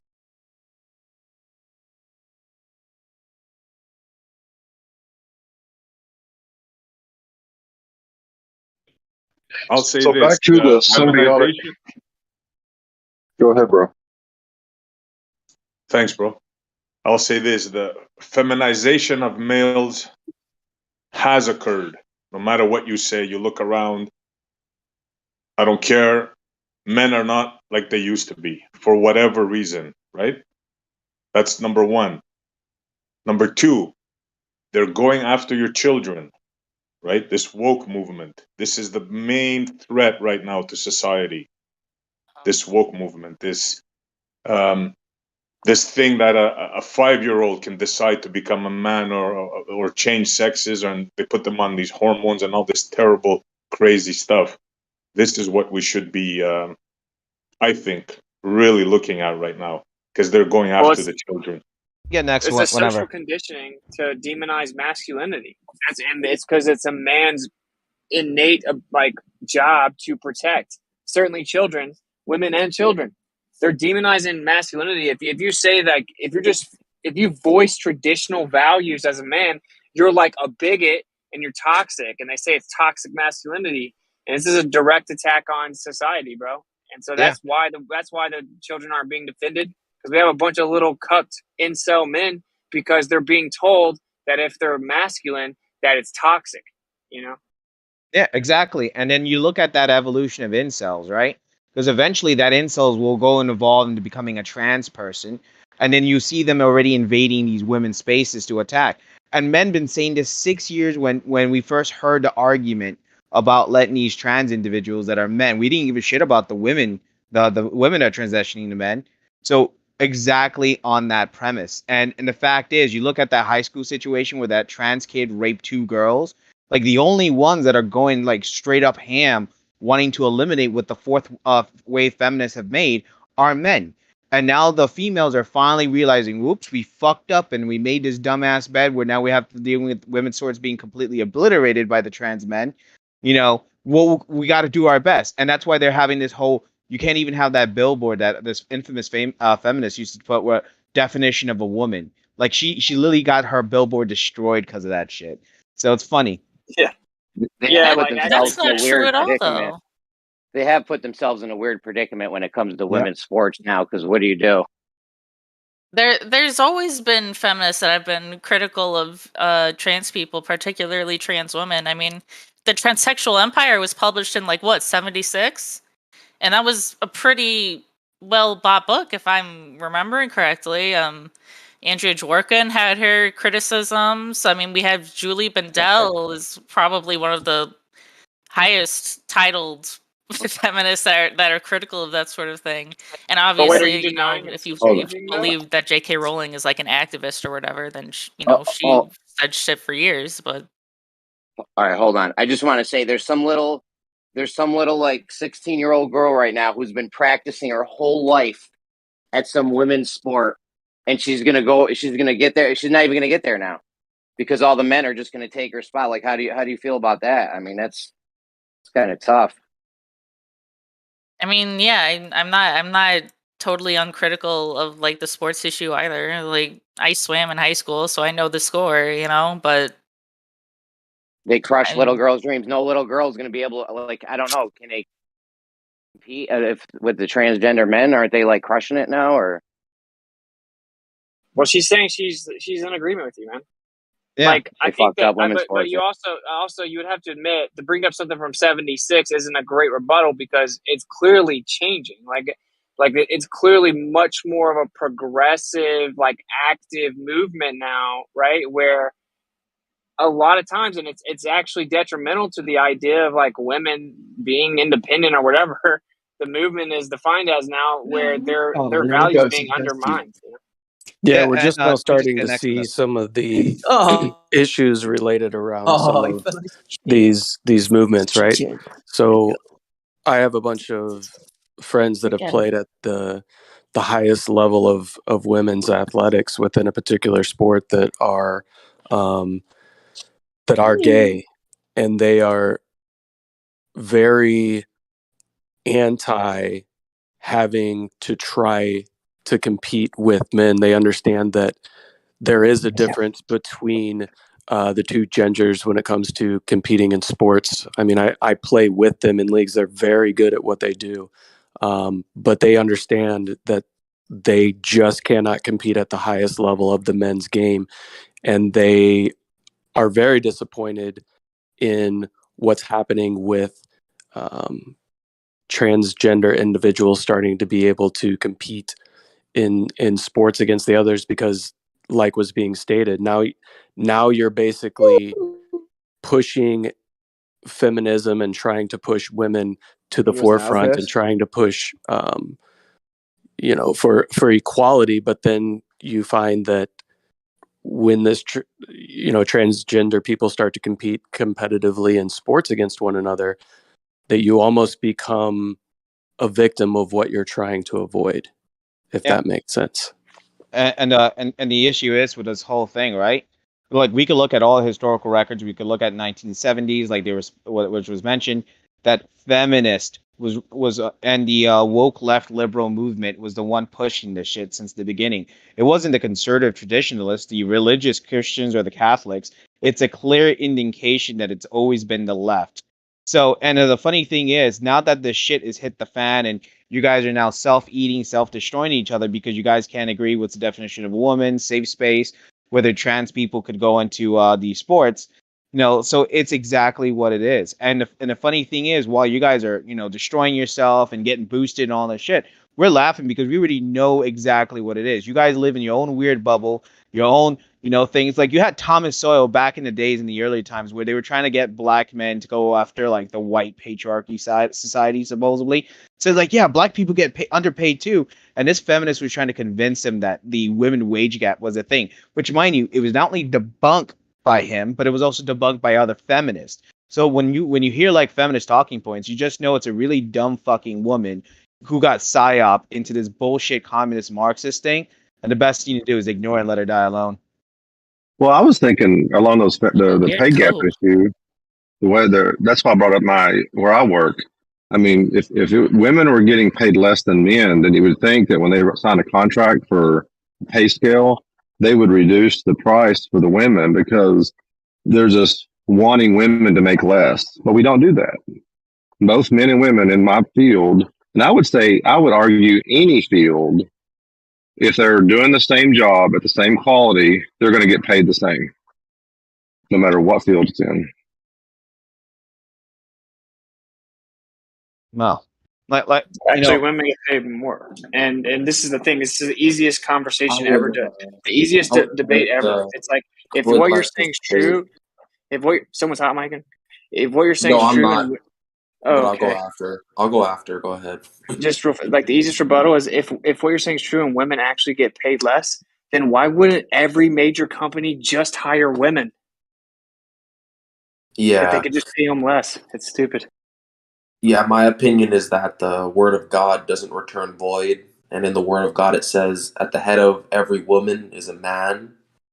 And so, no matter what, every thought a woman has is going to have its source or origin in a man. And That's a so, weird thing to say. from my opinion, I'd rather have myself as the man whose ideas influence my wife rather than some guy in a boardroom somewhere in New York. Thank you. Bizarre. Just bizarre. Well, you know something else. Oh, in a different direction. Sorry. You do realize men come up with feminism, right? Women didn't come up with the idea. You're adorable. Why is it bizarre to say that he wants to influence his wife more than some other man? Why is that bizarre? Go ahead. Just Yeah. the framing of your wife why as would- just why this would I want- empty-headed helper to Why would I want yourself. the source What a of my woman's strange thoughts cult-like to belief. be a? You know Why would what? I You know want what? the source of my woman's thoughts to be a corporate media, like fuckface somewhere in the fucking Vatican or in London or in New York, whereas it could just be me as where she gets her thoughts from. Makes more Are we sense that it would generalizing? be me. Yeah. Are we That's fair. generalizing terms like men and Christian and women and men and all these terms? Can we be specific about something? Is that abortionist Jay, who's graced our company? Hello, Jay. Anyone hear me? I Or am don't I want to not talk coming to through? you. Well, there's I'm men. not. Well, there's I'm not coming men, through. and then there's Mic check. women, and then there would be dogs, I get a right? mic check. Dogs You're are coming through, a Noah. different Yes, species. you're just being ignored. That's all. For some reason. I see why. I see why. Must be a reprobate mind.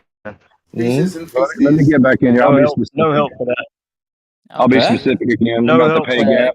No, I can Hold on a second. understand what you say, man. I would also appreciate more clarity, but they just don't care. Yeah, but if nobody responds to a question that's asked, that doesn't mean that you start talking over them, right? Like if people want to move on and not address what was being said, like people are allowed to do that too, by the way. Give it a treat. Right, That guy who's talking now keeps jumping in, so that Pointed out, We'll have a you break pointed first. out that you're never going to have a productive conversation. You're never going to have a productive conversation, and it should be pointed out when someone doesn't want to answer you and they're just going to ignore the question. When the question is very pertinent, why are you generalizing all these terms? It's obvious there's not going to be a productive conversation. So I don't know. Is this like a comedic obviously- routine or something?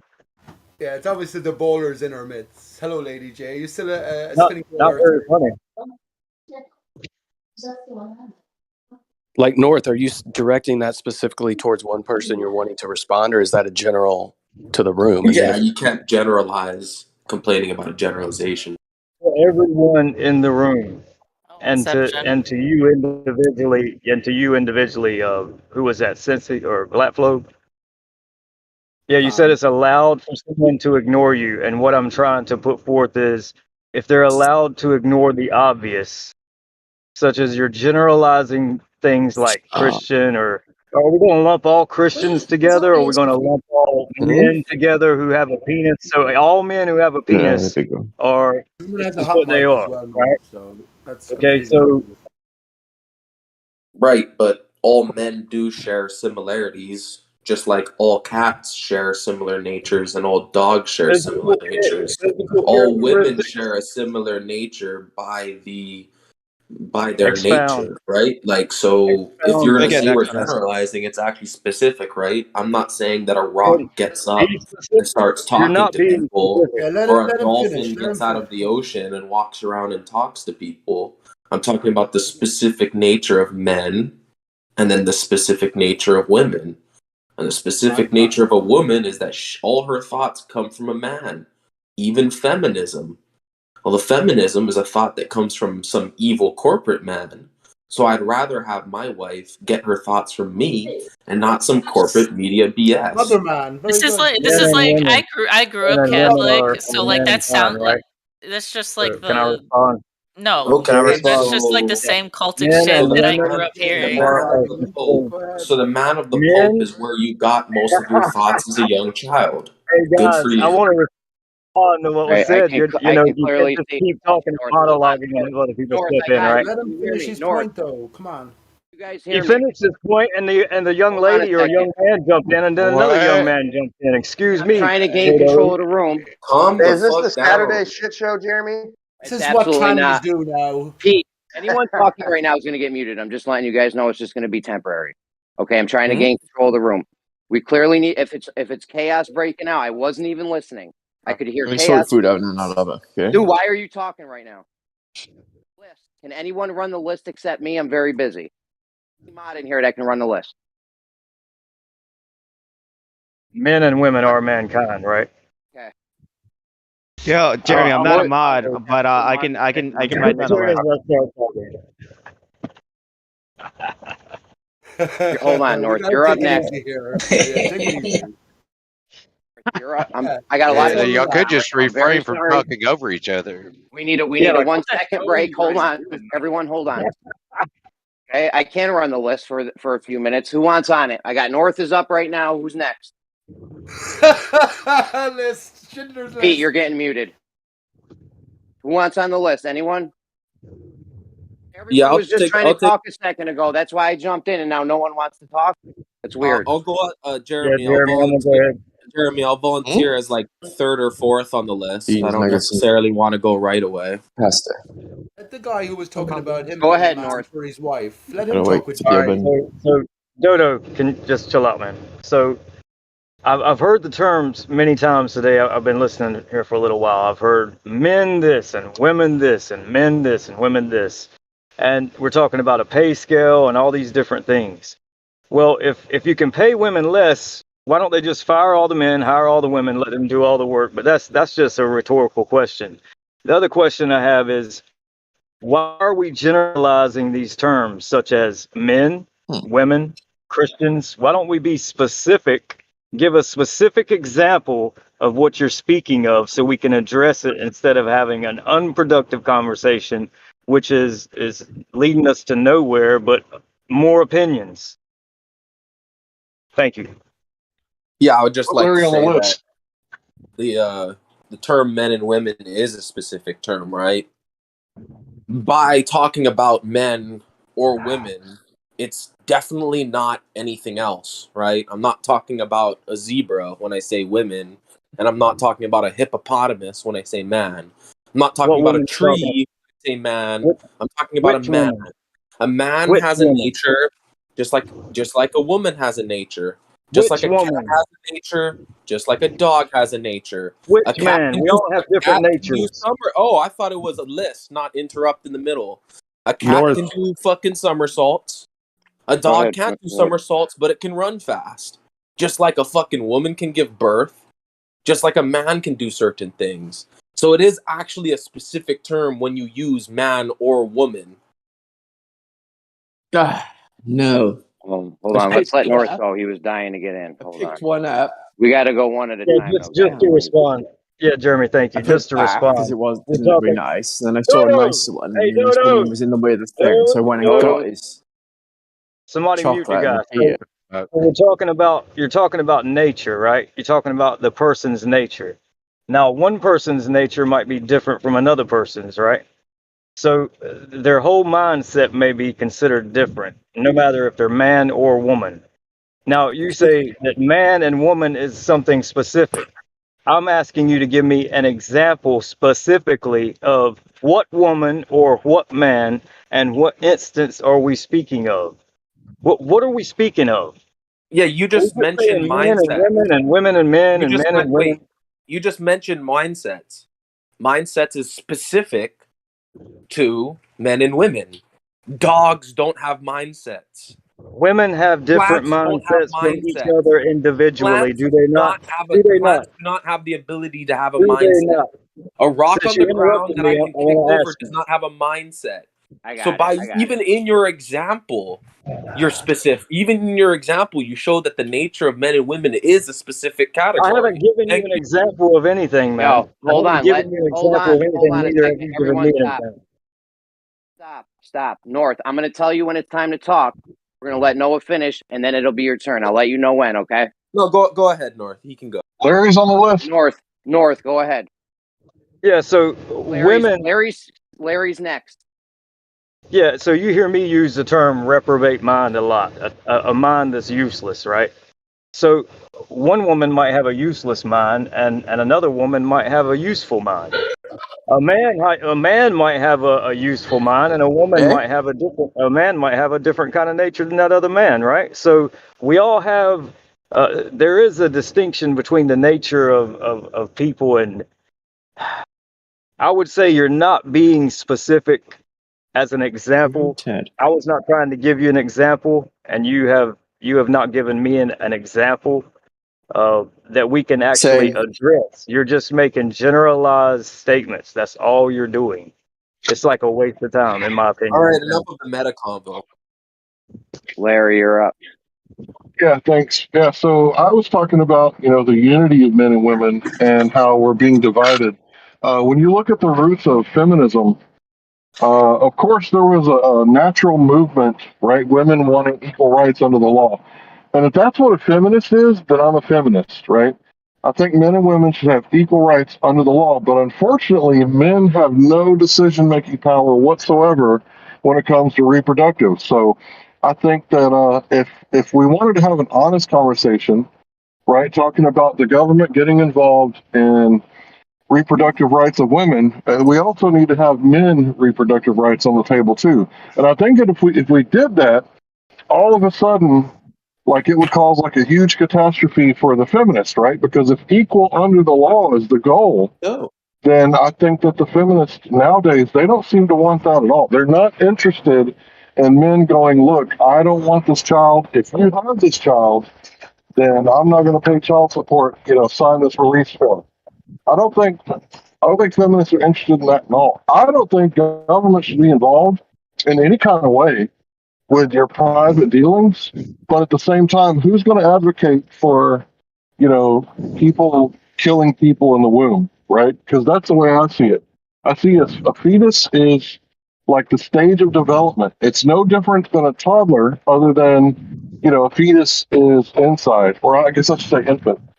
Right, because what's the difference on the birth canal? All of a sudden, after the baby reaches the birth canal, now all of a sudden it has the right to life. But yeah, that's kind of the conversations that I don't think a lot of people are ready to have, because if we're honest, all life is precious and has value. And I think that it's really important to understand that. There's no such thing as gun rights, right? Can I There's respond? only, yeah, sure. There's only men and women have rights, right? Not guns. So if we look at the same thing with a baby, it's not just women's rights that are involved. There's three parties involved. It's the child, the father, and the mother. But ain't nobody trying to hear that. Thanks. No. Cool. When you leave the I would just natural like use to, of I would your just like natural, the asked if I natural could use. respond, and Larry said yes. So I'm gonna go real quick. First off, I'm gonna address North real quick. Yeah, Yeah, there is a difference between a reprobate man, I guess a righteous man, reprobate woman, and a righteous woman. And I would just like to demonstrate that a reprobate man is more similar to a reprobate woman, whereas a righteous man is very different. And this demonstrates that the nature of a woman and a man is different, first off. Now I'm going to move on to address, I believe it was Larry. I do think you do have a power over your reproductive. You do have power over if you can reproduce or not. It's abstaining from having a sexual intercourse with a woman. If you don't have sexual intercourse with a woman, there's no way she can have your child. It's impossible. It is pretty much your choice. That Unless wasn't the his government argument, bro. gets her to rape you. So yeah, that's all I wanted to say. All right, let me respond to how you I was responded to me. actually going to hold on real quick, North. I was actually going to say that too. In order to reproduce, you need to have sex. Men have just an equal right. You know, there's a chance that when you have sex, you're going to reproduce. So That wasn't his Yeah. argument, but North, go ahead. Yeah, and so let me respond. Excuse me, guy. So It's cool. I just want to get in at yeah, some point. just 1 second. Let me respond to something. So he's talking about the natural use of a woman and the natural use of a man, and that's very evident as to what those natural uses are. We see that in procreating or producing a child or making a child. We understand those things. Now, when a woman leaves the natural use of what she was intended for, or a man in turn leaves the natural use of what he was intended for, then they do things outside of their nature, which is unnatural. And that's what it boils down to. And once that happens, there's a very fine line on when you can have an intelligent conversation with such a person. Crypto. Yeah, I mean, there's a few things that I've heard that I really massively disagree with. And there's a couple of things that I've heard that I think are just fundamentally misunderstood. So someone was saying about the fundamental nature of a woman, and then someone was like, oh, give me an individual example. Well, that's actually misunderstanding what's going on, right? So men and women are groups, and because of those groups, they have similarities to each other, but that doesn't mean that they don't share those similarities with other groups. So I'll That give you was an me. example. That was So, me okay, who said that, and I I will think you're give you an confused by example. what I was saying. Okay, but can I give you an example? I Because could I didn't. clarify what I was saying so you're not confused and you continue to strawman me. That would be great. Okay, I don't think I was strawmanning you. Yeah, you were, because I was speaking about like No. pay Okay, so scale and what did I different say? things like that. I wanted What a did I say that you specific said? example of like a pay What did I scale say that you difference. said? Yeah, Hold but on, guys. No, man, I've Hold just been on. accused of something I didn't do. That's not really Yeah, on. how did he strawman you? Say what he said. Because bear in mind, he's interrupted. Hold on, we're gonna Like, get down to the bottom of it right now. What did he say? What was the straw man, North? So when he said that, you know, I was saying general terms, and what I was saying earlier, we were talking these general terms. Men do this and women do this, right? And Just tell us what Crypto we weren't said was the speaking straw about man, bro. What we words weren't did speaking. Crypto say? What words Crypto, did you want Crypto to repeat it because I That's don't not want even your to turn, and you're summarize taking what up you a said. You lot want to of repeat time. what you said, Crypto? right, so So you you don't don't know what even the know straw what he man. said, I but you know can what claim you it's a said, but straw I man? don't want to try to do it verbatim and have someone say, "Oh, that's not what Let's he let said." Crypto So rephrase it. if North is you right. want to Let's let repeat it Crypto or rephrase rephrase it, it. that would be fine. Thank Could you. I just Let's let mention? Crypto. Well, no, because Crypto. I wanted to say what I wanted to say. He's Yeah. interrupted me, Aw. told me I'm strawmanning him, and now doesn't know the straw man. I do I'd know like. the straw man. The straw That man is is weird. this. I said give a specific example of what a man is doing or a woman is doing that is what we're talking about. But no, all I heard was men are this, women are this. That there's no telling what the body is used for. There's no telling what the natural use of it is. It was just generalized terms. So I wanted to be specific, Crypto. And I've noticed this is like the third time you've come in and like I don't know what it is, man. You just attack me and you say you don't know who made the statement. I've noticed that over about a week or so now. But I don't know what I you're think I talking was about. very Calm clear in down, what I bro. just You'll said. take And offense. what I was very clear in what I just said is that women have a natural use for their body and women have the same. And that's the point you're trying to make. And that's the point I've already made. I So haven't thanks a lot. actually been allowed to finish what I was saying before you interrupted me, and then ironically attacked me, claiming to be the victim of my attack. Can I just Oh, finish what I was saying? All right, it's enough offense between you two, but just, What do you mean come between on, me? let's be men. I'm Let's not be men. offended. I would just like to finish what I was saying. Go Just ahead. want to point out at Crypto, absolutely, you're going to finish. I just want to point out this is why we should let people finish their statements before we start with the fallacy thing. Go ahead, Crypto. Yeah, okay. So what I was saying is that you have to understand men and women as socialized individuals, right? So to try them say that they are either individuals or a group is misunderstanding the problem. And a good example of this would be, say, aggressiveness. Aggressiveness is a good example for more than one reason. You know, men tend to be more aggressive than women. I think everyone knows that that's the case, but that doesn't mean that you're not going to find women who are more aggressive than men on an individual level. Now, why would men be more aggressive as a group if only individuals exist? Does anyone know? Can anyone answer that? No, but I want on the list. restate your question. Restate your question, Crypto. So why would men be on average more aggressive if only individuals exist? Is that the case? Where Yes, is that that research?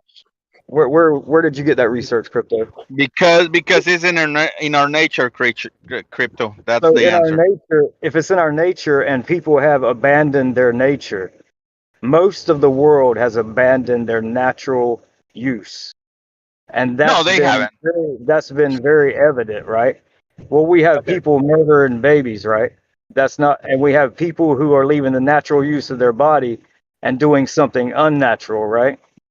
But you see A lot of people get so yeah, so but offended when you see, speak about such things, hold but on, that's the case, right? bro. But you see the society. Hold on, crypto. You see society decaying because people are going No. outside of their nature. What do you mean, no? I didn't say no. Somebody else said no. Can I get in on this for a second? Wait, Crypto is trying to make a point. I don't know why you guys are just like, for whatever reason, don't want Crypto to actually be able to try to make his point or whatever. But Well, he asked the question, Austin. He asked the question, and nobody really wanted to answer it. And I think He I did might have ask a the question. I answered, but the He asked answer the wasn't question, what he He wanted. I ended it, wanted to know where he got that information. Well, I want to Jesus, respond. I want to respond.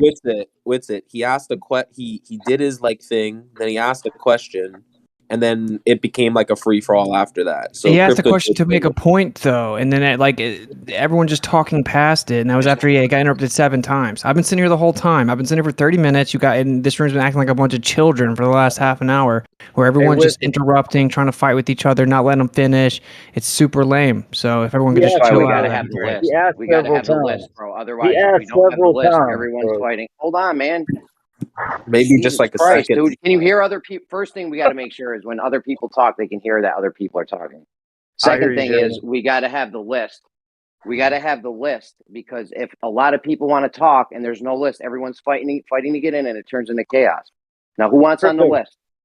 Jeremy, I just want to say something real quick, Jeremy, before I go muted. Let's let Crypto make his point. Go ahead, Crypto. Did you want an answer, Crypto? I would Did like you want an an answer answer? from someone who actually wants to answer the question. Yes. Yes, I'll so try you to did answer want an answer. So let's clarify. Crypto did want an answer, and my answer was this: where did you get the information from that tells you that men are more aggressive than women in the state we're in right now? Right? That's not an answer. That's a second question.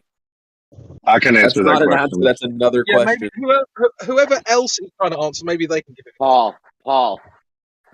Okay. I know my anecdotal stories have not been popular today. I'm going to give one anyway. But I can also say there's probably studies to back me up. Can you just answer Crypto's I have question 2 girls. because he wants to get to the point. I am. No story time. It's not story time. I'm sorry, Paul.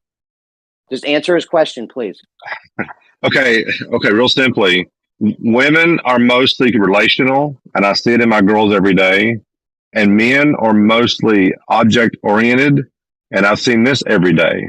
We've got 2 boys that live in our neighborhood. One boy just the other day came into our house right off the bat and started destroying the balloons the girl got for their birthday. They were very aggressive, or the one boy was very aggressive. I think it's partly in our nature because of the way we value things. So that's why you would see more aggressiveness in men than you do in women. But it doesn't say that women aren't aggressive. My wife kicked a hole in the wall, but she doesn't do that every day. That wasn't his question either, though. He wasn't asking. I don't know what But basically, what happened is I've basically made this statement, then I've asked the question. You've just reaffirmed my statement, right? So you haven't really answered the question. So the question that I was asking is, why is there a link between these individuals? Right. That was really the fundamental nature of the question. Maybe Austin can answer it because he actually understands the question. Yeah, like, so why is there a similarity in group, although we're all individuals? That's your question? Yeah, more or less. Yeah. Yeah. So there is just a natural difference in the groups, but the proclivity to whatever you are on that spectrum is, everything's always individual. I don't even know. Yeah. There's just a natural difference in the groups. It's called mankind. It's like you said, it's a spectrum. So for people saying that, oh, well, this man is different to this man, therefore, like, there's no similarity between men.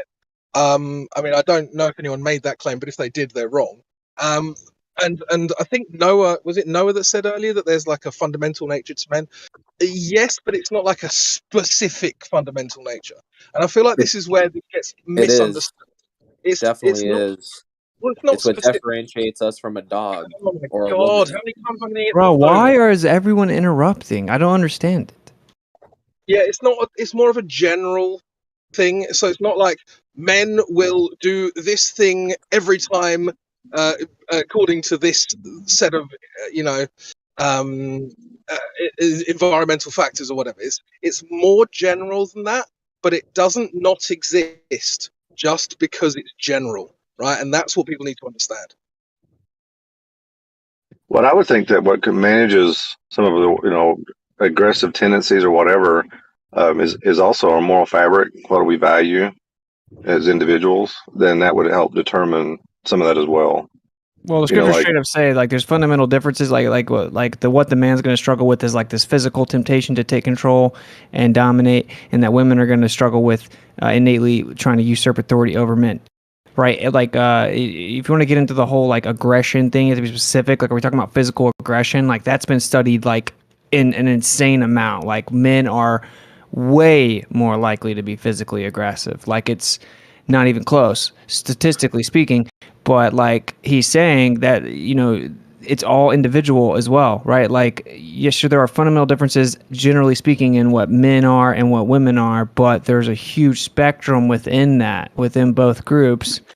So it's like really all you guys are kind of making the same point, which is what's kind of well. Crazy. I think. I mean, I took a statistic. I want to answer the crypto question though. I've been waiting. Go ahead, Simon. So long. Let me give it a shot. I think we all agree that testosterone has an influence on our behavior, right? Yeah, 100%. All right. So we all agree that men produce more testosterone than females, right? Yes, but that's part. There's more to add to that. But carry on. Well, that would be one thing that we can point out that can, we can use as a reference of why some groups behave. One group behaves different than the other group. Well, his point is that you can definitely find a woman that's more aggressive than a man. I want to address it in a different direction. I think this would answer his question. Finish your point. My point is that women are so different from men, just like dogs are so different from cats, that I can directly tell the difference between a man and woman just by looking at them if they haven't had any cosmetic surgery. Well, you're looking at the surface. That you can tell immediately upon looking at someone. Oh, that person's a woman. Oh, that person's a man. Well, you're looking at the biological. Sorry, just quickly. The guy who brought up the testosterone thing, I don't think he finished. I thought he did finish. Silent, yet you weren't done. If he's done, I want to get in. Yeah, I was done. I mean, you point out to one lady being aggressive, but we're talking about overall. So I think your response is not valid with it. I'm sorry. That was Crypto's whole point. That was literally Crypto's point. Was that he's the whole point was that there are differences in individuals, even though there's a distinction between the groups. That was his whole point. Who's arguing against that? You just said my response wasn't valid. That was the action. The question wasn't why are men more aggressive. He didn't say that. He just acknowledged that he's like, I think we can all agree that men are more aggressive. He didn't expect the room to try to argue with it. He was using it as an example, and everyone thinks they're answering his question by arguing if they're more aggressive or not. Can I get back in? I think what happened was when Crypto came in. I think what happened was I was making the same point Crypto made after I made it, and as I was talking about the nature of a woman and a man and the individuality, as I was making that point and talking about how a lot of people in the room were currently just generalizing things and not giving us a clear example, he came in and he said, I didn't understand.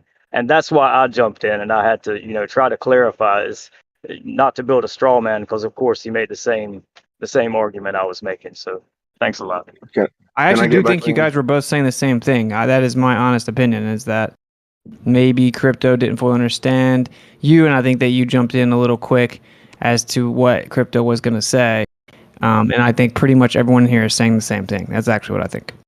I could have sworn I heard North actually make the point that where are the studies that say men are more aggressive, but maybe that wasn't Crypto's point, though. Not. Well, I think we need to hear. It was North who asked that. I think we need to hear Brenda's take on this. Yeah, it was. Topic. It was me that asked that question. Yeah, it wasn't worth to ask the question. I'm just saying that wasn't the reason that got breached past is because that wasn't crypto's point. Like, we can definitely talk about that or whatever. I'm just saying, like, that's what everyone just needs to show good faith and be like, okay, this person is trying to make this point. Let's address it. I guess it's not unfounded because you're like, wait, I don't agree with your original premise, which you're building your question off of. But I mean, it is pretty clear that men are statistically speaking more aggressive. Certainly, if we're talking about physical aggression, right? Like, men are definitely more physically aggressive. Looking at the entire groups, men and women, right? Like, men are more aggressive. It's funny that you're bringing up That's what statistics. I wanted to get deep into that conversation. I wasn't asking as if I'm not believing. I wanted to ask it to get deeper into the conversation. But yeah, go ahead, man. I'm sorry. All I was going to say is that.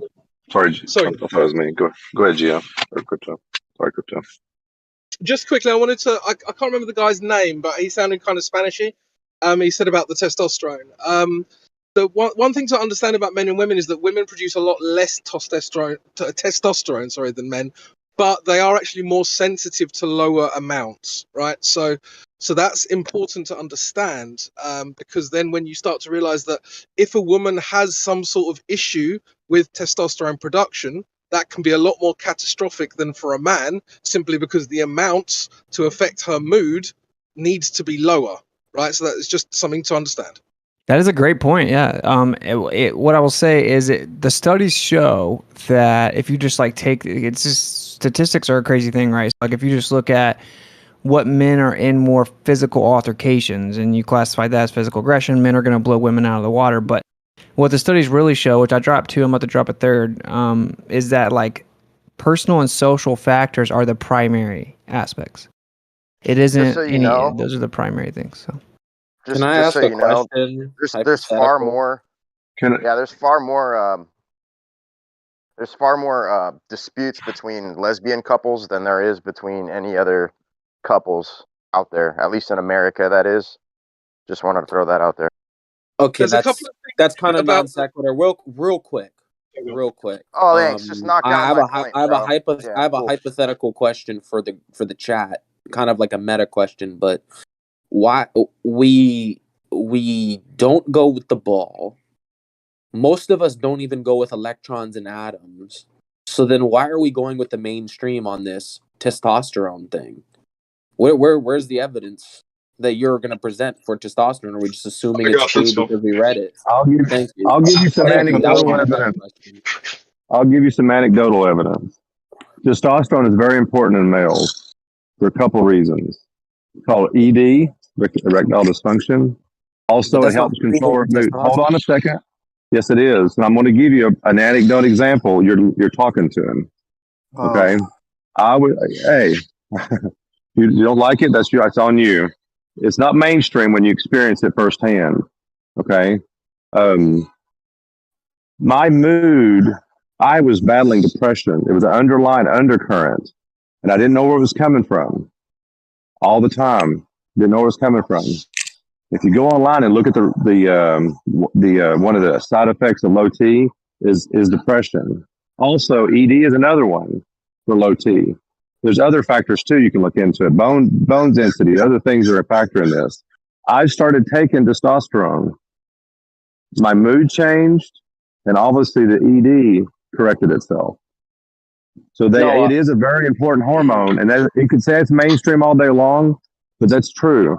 I know it's a chemical compound.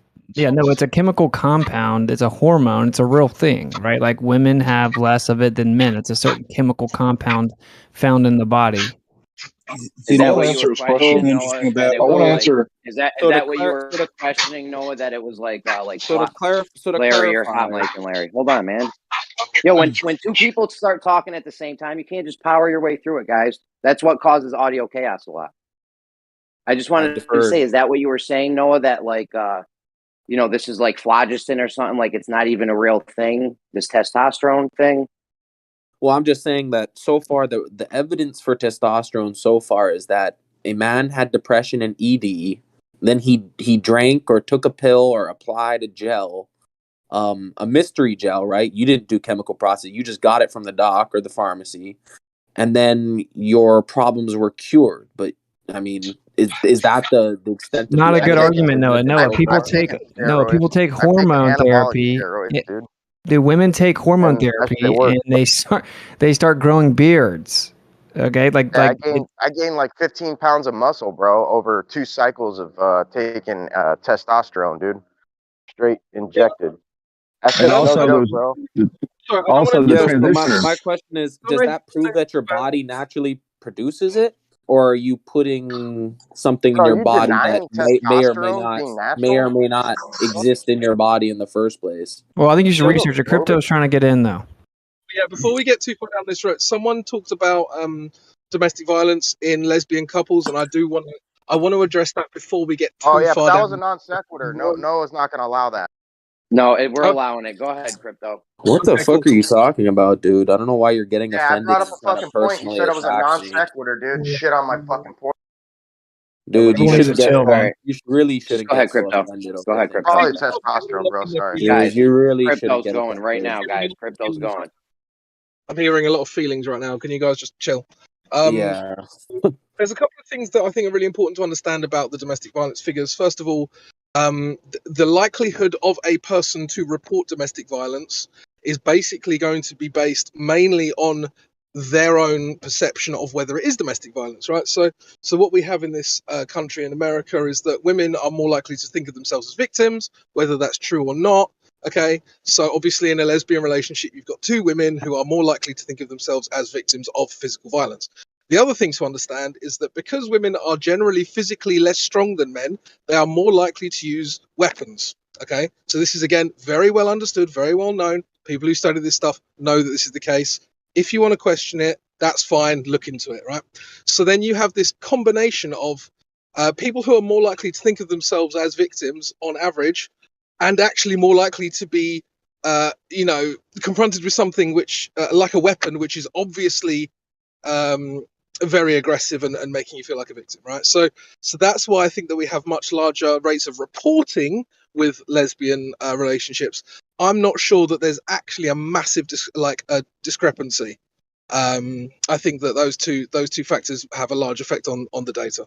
Yeah, very, very valid points. I will say, if you actually carry that over, even into the aggression numbers of men in general, like you definitely shouldn't be using like domestic numbers, because like if a woman, like I've had like a crazy ex that was like real physically aggressive when she got mad, but it's not like I would ever call the cops on her. You feel me? Like if she starts swinging at me, slaps me, or whatever, like I wasn't gonna like call the cops. I think that men would probably be way less likely to ever report a domestic violence thing. So I think that the numbers may be skewed heavily with that. But I think we just all intuitively know that men are more aggressive, bro. Like we have a proclivity for physical interaction, right? Like it's just kind of our thing. Women are much more emotional, and men kind of will like bottle emotion in more often, and then like there will be a physical altercation. Like, how many men fight each other? Like, how many times do men fight each other compared to women like fist fighting each other, right? Like, it's not even close. So Think about I think men nowadays are sissies and they're scared to fight each other. Like back in the day, it was a no brainer, dude. You got disrespected, it was on. Nowadays, my everyone's friends- like ready to go yeah. fucking tattletale and shit. I fought half my friends, but yeah, just think about when normal men, not in any business setting, just guys, friends, greet each other compared to when girls greet each other. We're slapping each other on the heads and it's way more physical, just even the greeting. Yeah. Yeah, if we were in person and Noah disrespected me the way he did a little bit ago, dude, he probably would have been on the ground with me. Yo, Jill, guys, Dude, chill, you are man. such Chill. a little baby. I know for a fact. Why you guys want drama? That's what I don't get. That's actually He's a wants to fucking smoke, woman. bro. He wants He's to an smoke. offended woman. Nah, and now he's just- making everyone false chill. claims, Dude, just chill, just I'll chill, beat man. your ass. I'll beat your ass any day of the week. Guys, come to Hawaii. we'll do an arm wrestling. You really think that, bro? I'll beat your Is ass that what you any really day of think, the week, Noah? kid. Oh my god, I will yeah, mute bro. I'll both of beat you, your dude. ass I'll any mute day of both the of you, week, dude. kid. Yeah, maybe I got 5 on Noah. Just mute them if they're going to be crying to each other. Like I don't want to hear it. Come on. We'll do an arm wrestling competition. All right, we'll make a whole fun thing of it. I think that would be awesome. You All right, can I'll come over to fucking my smoke you jujitsu guys. studio, dude. Come over to my jujitsu studio. We don't have to throw any blows. I'll tie you up in a fucking knot and I'll squeeze the soul right out of your nose. Dude. He got Relax, that wild Hawaiian kind of thing. Yeah, kid. I know jujitsu, Muay Thai, and kickboxing, and I'm bigger than that's you. one's a tough And I'm guy. bigger than you, and I'm younger than you, and I'm stronger than you. You're not bigger than me. Just for a couple I can minutes, hear it in guys, your while voice. you fucking can cool destroy off. your fucking baby ass. Just for a couple minutes till you guys cool off. Hold on. Thank you. Noah, go ahead. Yeah. So Witsit, yeah. What was the last thing you said? Because I wanted to address it, but I can't remember. now. Just like if you look at it, men are gonna fight each other way more than women are gonna physically fight each other. Oh yeah, okay, yeah. Well, that is true. I think there's also a context to that as well. Like, men obviously are happy to fight each other, but much less likely to, beat up their girlfriend or whatever. So there is obviously context to that, and men, according to the statistics, are actually less likely to physically beat their children, which is interesting. And I think that that's probably again because women know instinctively that they're less likely to do like lasting physical damage to their children. So like a slap on the arse or something it'll have like more of an emotional damage than physical damage. Whereas if a man, is really physical with their children, they can actually cause some serious harm. So there's like all of this stuff is so contextual. You can't just talk about it in generalities. That's for sure, think but what- I just I think think what there's no doubt men are more aggressive. Like I like men are physically aggressive, bro. It's just been like that throughout all of mankind's history, right? Like it's like how I don't know where you guys grew up, but like I fought my friends, bro. Like like we would put gloves on and walk in the back, and if a guy's talking reckless to you, either you walk away or you end up fighting them. Women are like, I'm gonna talk to her boyfriend. I'm gonna stare at her from across the room. Like it just we have different ways of resolving conflict. I think what just happened here with Dice Low and Noah is a perfect example of how aggressive we are. Can I get back in on this for a second? Generalities though, but here's the thing: when you start quoting statistics, that's technically generalities. Like when I was going to bring up earlier, is the bell curve. I mean, when you're analyzing something, there's going to be outliers, things that don't quite measure up, but there's usually a bell curve in where the norms are. Like statistically this is going to happen. But when you're defining what a woman is, or what traits are between the two, you have to look at generalities. Like men, like we've been talking, men are typically more aggressive. Women are typically more nurturing. So and I can see that every day, my girls and my wife and me, so I think that's, you can't get away from generalities now, but you do have to, I think what the wisdom would say is deal people individualistically, which means I know women that are very aggressive, but that doesn't mean all women are aggressive. Yeah, exceptions are not the rule, right? But like we're the parameter of the conversation is generalized when you talk about men and women, quote unquote, right? Like that is a generalized parameter. So yeah, like the exception is not the rule. I mean, I know women that are hell. Did you hear the woman that was in here earlier? She was insanely aggressive, right? So yeah, I mean, there's obviously going to be outliers. Well, here let's think about this about when it comes to attraction. If she started talking to me, like if I wasn't married and I talked to her in the bar or talked to her somewhere else, if she started talking like that, I go, oh, I'm out. See you, have fun. What attracted me to my wife was she's caring, loving, compassionate. She was very feminine. Those are the things that attracted me to my wife. It wasn't because she was just like me as a male. It was her things that were different than me as a male, that attracted me to her. Lost the plot, bro. That girl is a bot. But here's the thing, here's the thing that blows my mind a little bit. So people don't understand that, say how feminine a woman is. Like, okay, that's very non-specific, right? But I think we all know what that means. It's like she likes to wear nice clothes. She tends to have nice nails. Her hair's always done. That kind of stuff, like that's all femininity, right? But that points towards a general nature that we find appealing, which is the caring, nurturing thing that you were describing, right? So, when you, and it's also like there's kind of like always this incongruence when a woman is like really non-feminine, but she has all the feminine trappings.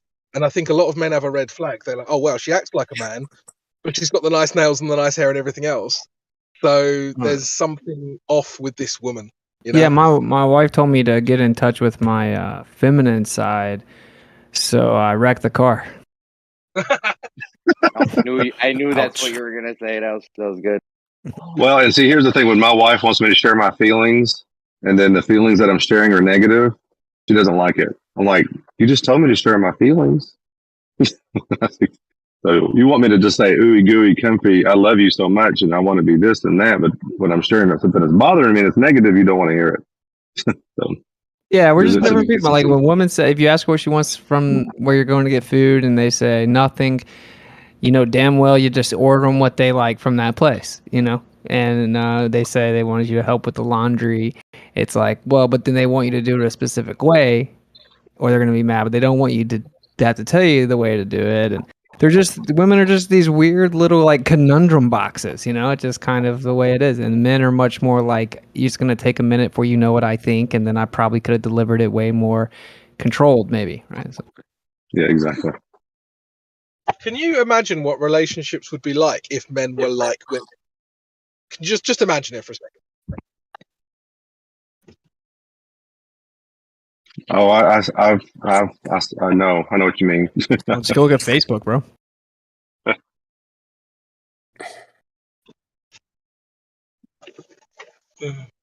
Yeah, I think it's just so crazy because we were having a pretty productive conversation before that girl came in here, but it's like, this is a really basic thing. I would actually say, I'd go as far as to say the fact that this is a thing that we have to like debate means we lost. You know, like we're losing. The fact that we have to I actually discuss, is there a difference in men and women? You know, like that's like we lost. We're losing at least, right? Like then you have like actual men that are jumping in the conversation, like virtue signaling and white knighting for this whole like feminist talking point and agenda, right? It's like, it's crazy, bro. It's like misogyny is the new anti-Semitism. Yeah. I still think it's funny that they ruined women's sport. I mean, it's not funny. It's kind of sad because there's been girls train. Think about it. There's been girls that have been training their whole life since they were like 6 years old to do some shit in the Olympics, some sport, and you know, or professionally, whatever. And now they're just gonna get crushed by guys just flooding into it, saying they're women.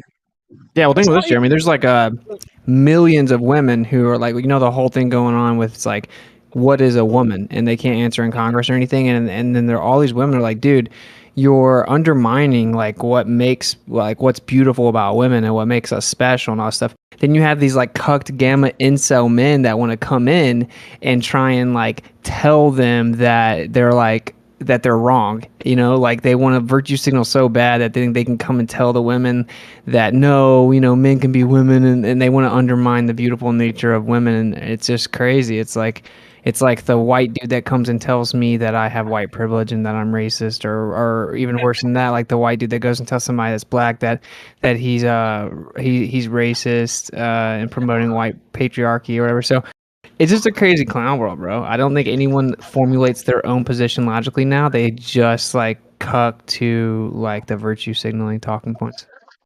I want to point out that everybody does have privilege. So if you're a female, you have privilege. If you're a male, you have privilege. If you're white, you have privilege. If you're black, you have privilege. So everybody has privilege. It's just when people point out white privilege, like it's something inherent that all white people have privilege and other people don't. It's like, that's really weird, right? Because what is white privilege, right? So I have privilege that when I go, you know, to a really nice white neighborhood, maybe they're not going to stereotype me as, you know, being a bad guy, right? But if I go to a black neighborhood, that same white privilege is, you know, maybe somebody is going to, you know, assume that I'm a racist just because I'm white. Or that you're a lick and You that you're know what that the I underlying drive in this though is? You know what the underlying current in this though is? It's greed. They have something I don't, and I want that. That's ultimately what it is. If you stop and think about it, Yeah, you know. Can I just finish what I was going to say? I know that Yeah, I go ahead, pause a Spike. lot. I'm a slow speaker. I apologize, but yeah, I think it's really important to understand that, you know, there is black privilege, right? So someone might say, "Well, show me the black privilege." Well, look at the colleges.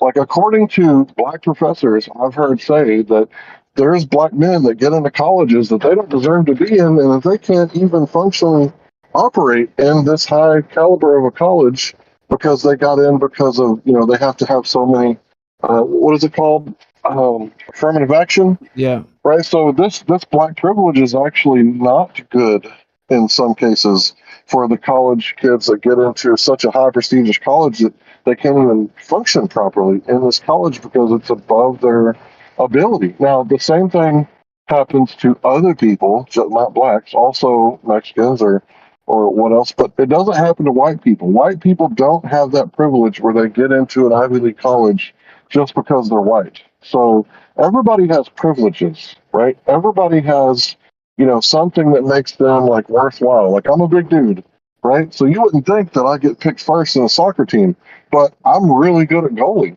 not anything else, right? So that's my privilege. I can block the fuck out of a ball.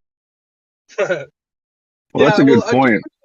I just wanted to move back to the feminism thing quickly because I've only got a few minutes, so I didn't really want to wait because I wouldn't have any more time.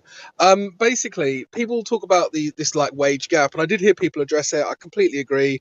If there actually was a real actual wage gap, then no one would hire men, and in fact, the wage gap would disappear very quickly because then men would become they would have to work for less because they wouldn't be hireable, right? So then it would correct down to where they would be back at market value basically instantly. But with regards to that, like there's another underlying assumption to that which I fundamentally disagree with anyway. It's like why should we be telling men and women that you have to be exactly the same? That doesn't make any sense. Like men and women should regulate their interactions with each other and their own lives how they want to.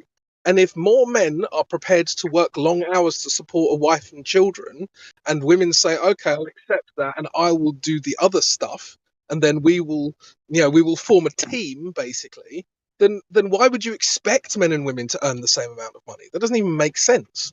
Yeah, it's stupid, bro. This whole Can I like get double something about- standard. Yeah, go ahead. I said the physical nature of men and women is just a factor in general. I remember when I went to the Air Force and I went to basic training. Every military person has to carry a pack, and they teach you to carry a pack, especially when you're hiking. The one thing they discovered when they put these, 50, 60-pound packs on to the recruits during basic training, the women's pelvis right there, where the genitals are, that cartilage would break in women. They're carrying the exact same weight. Easily. Yeah. And so that's right there tells you physically, there's a difference between men and women. And then two, I've watched bricklayers or block layers, throwing concrete, throwing blocks. That is a physical. I poured concrete with my cousin's husband for a while when I needed a job. That is a very physically demanding job. I would come in completely exhausted, just fall down physically exhausted. If you just go do that for a while, you'll see if there's the similarity between men and women. Just go do it. Just go have at. I've done a little bit of bricklaying, like when I was a lot younger, because I was kind of figuring out what I wanted to do with my life. And yeah, you're right. It's absolutely knackering. I was like, I did about 3 weeks. I was like, no, I can't do it. Yeah. And but like what you're saying is actually in addition to what I said, because my point was entirely based on just the mental attributes of men and women and how they formulate their relationships. You then layer on the fact that we're different physically. So we're different mentally and we're different physically, but we're supposed to accept the kind of the media narrative that we should not only be exactly the same, but we should regulate our relationships based on their narrative. Like, that doesn't make any sense. No, it's so stupid. It's so stupid because like that's why I was trying to bring up. I was trying to have a logical conversation with her, so it was impossible, right? But I was like, we should just embrace. Yeah, there is a double standard. That's right. Like I should have authority. If I have the right, if I have the responsibility to protect you, I have to have the authority to be able to make decisions about what can or cannot be done so that I can actually do my job, which is to protect you. And double standards is it's cool one for one person but not the other, right? Like you want me to open the door for you and you want me to pay for dinner and you want me to protect and provide and blah blah blah. If something serious goes on, you want me to go to the front door with my 9mm, right? Like double standards are cool one way but not the other. It's just stupid and ignorant, and there are double standards, if you want to call it that. A man shouldn't go hit a woman even if the woman's the aggressor. A man shouldn't just beat the crap out of her, and like I agree with that. So I just think it's insane that this is a debate now. I think the fact that this is a debate shows you how like lost society is, because it's such a objective thing. Yeah, I agree. Sorry, just one more thing, and I have to go very soon. Just on the money thing as well, and it's a point I never hear made, which is why I always like to make it. So men and women, in terms of who they choose to date, or who they choose to marry or whatever, has any man ever heard another man say, "I didn't want to date her because she didn't earn enough money, or because she didn't drive a nice car"? No. Nope. No. How many times have you heard a woman say, "Well, I didn't want to date him because he didn't have enough money or he didn't have a nice car or whatever"? Pretty much every single one. Hey, but I'll tell you. So I'm sorry. so even outside of the basic like faculties of earning money to exist or survive or whatever, there's actually a competitive advantage for men to earn more money, and therefore an obvious motive. And there's no competitive advantage for women outside of just having basic necessities met, which ironically can be met if they meet a man anyway, right? Yeah. So that's Well, there's another component to that, though. There is. It's not like it's not how much money.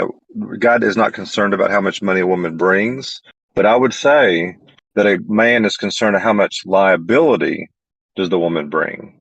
Like if she brings children into the marriage, that's a liability. That means he may have to support them, have to pay for them, so it increases his potential. And honestly, when me and my wife first got married, she was bringing a lot of debt into the marriage, and it was on my mind. And I was like, do I want to go down this road? Because as soon as we're married, I have to carry that debt. So it's a liability. There would be more of the liability issue more than how much money, because I didn't care how much money she made. I was more concerned about how much liability she brought.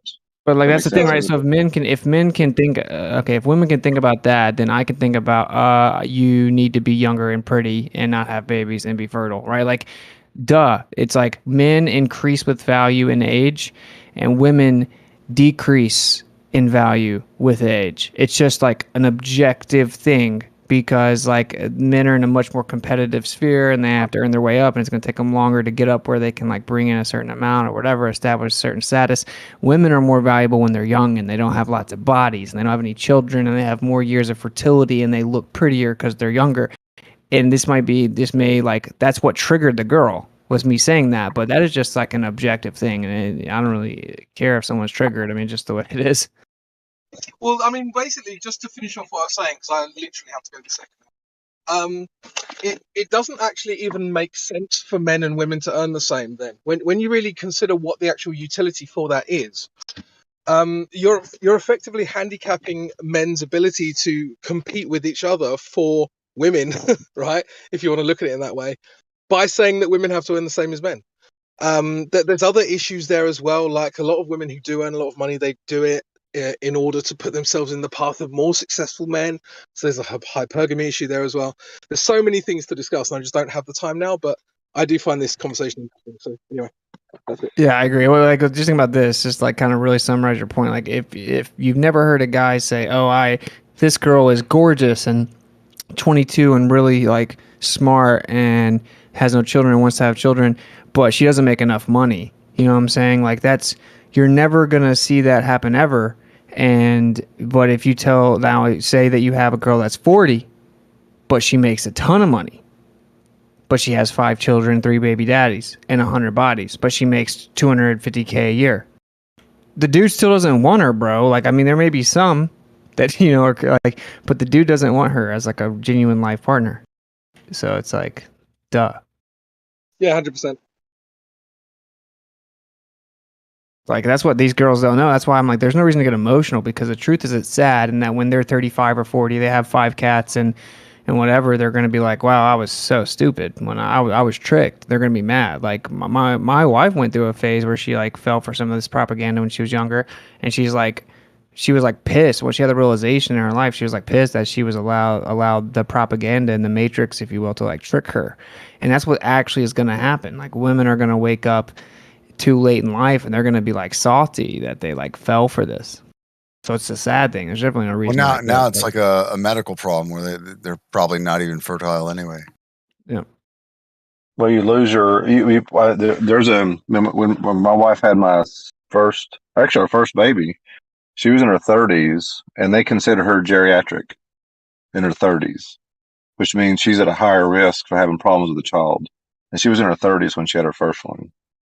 You know, then of course she's in her 40s when she has her second one, so that even more so. I mean, just think about that. If they consider women geriatric in their 30s and 40s when it comes to childbearing, that's the medical system. You know what I mean? Yeah. It's like, again, women lose value with time and men gain value with time. It's just kind of like the thing. So women are going to want a certain thing, men are going to want a certain thing. It's unrealistic for women to expect to find some quote unquote high value guy if they don't know what high value guys want. Like if you can't be the girl that a high value guy would want, you're not going to get one, and vice versa. Right. And then this is just like basic logic. This whole feminist movement is basically like women want to get the high value men and think they deserve them, and then 90% want the 10% of men, but they don't want to be what those men want. Well, then you're just obviously never going to get them unless it's for one night, so.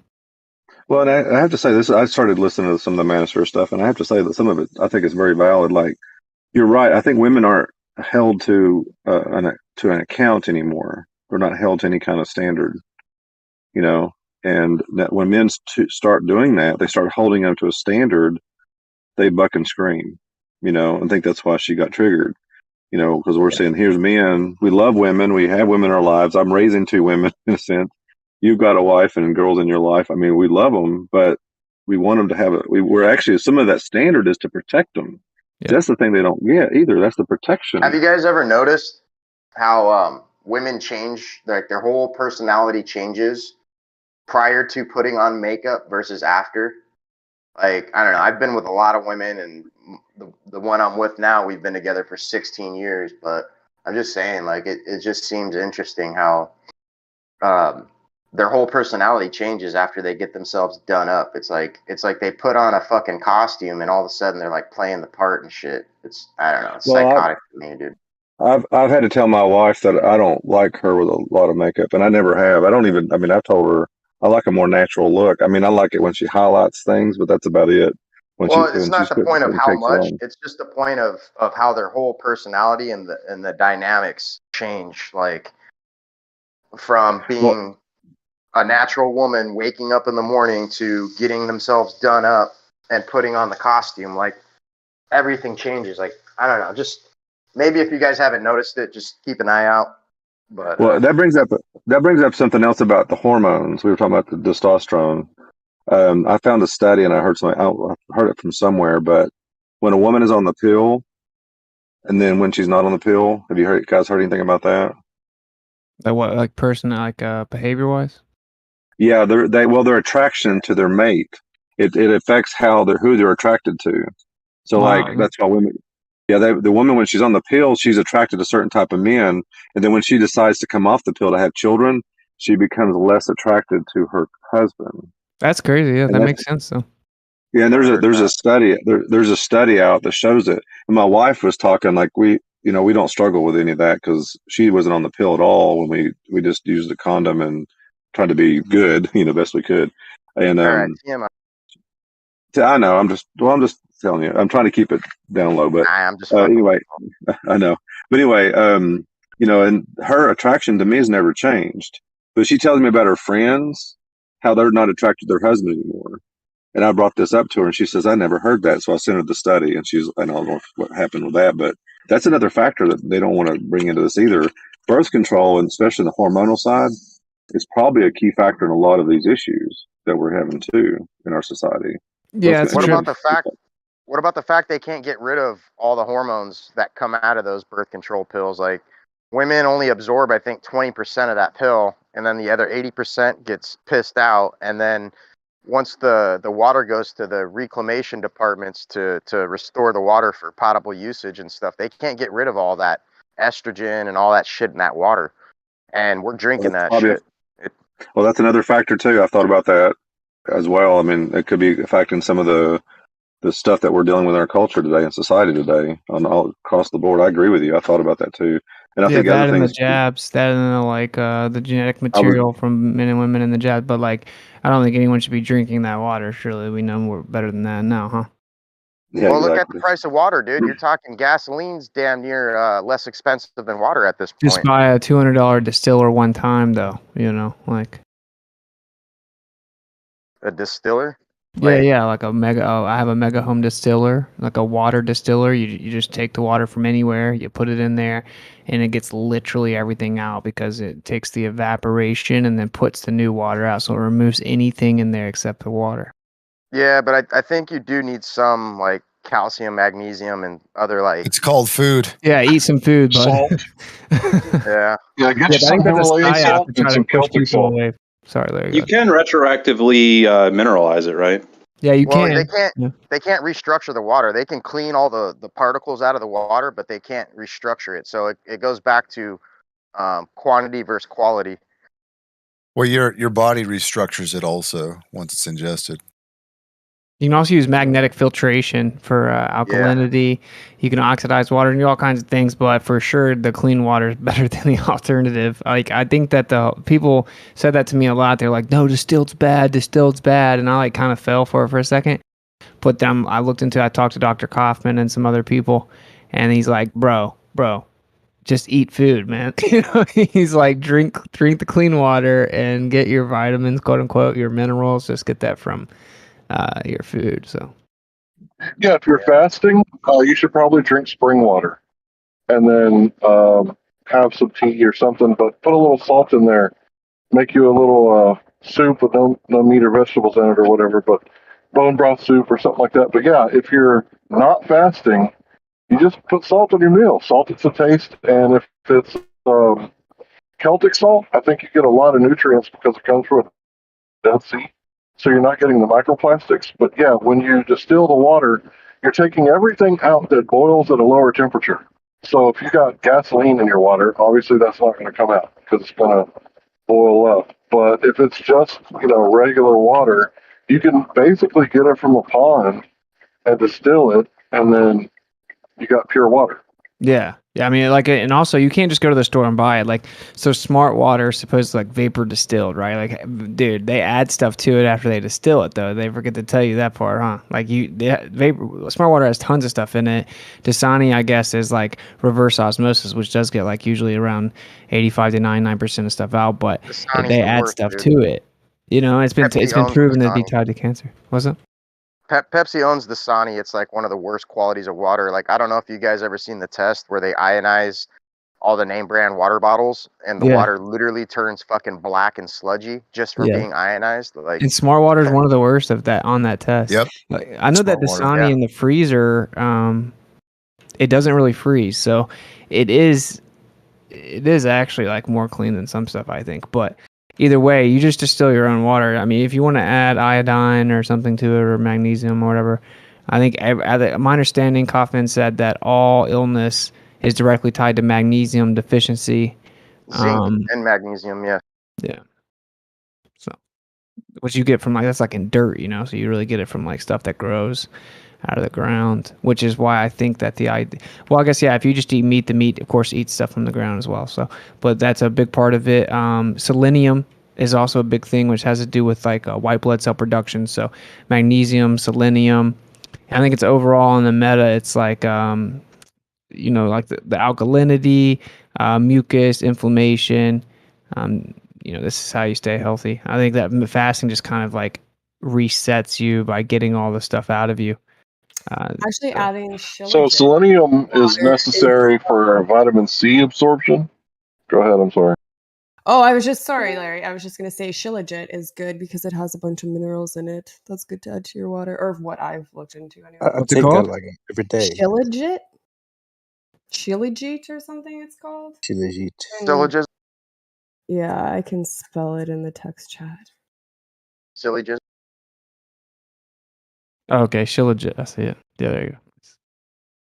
Yeah, I don't know. So yeah, once you realize that your body needs certain things to absorb other things, like you can't absorb water without salt, You can't absorb vitamin C without selenium.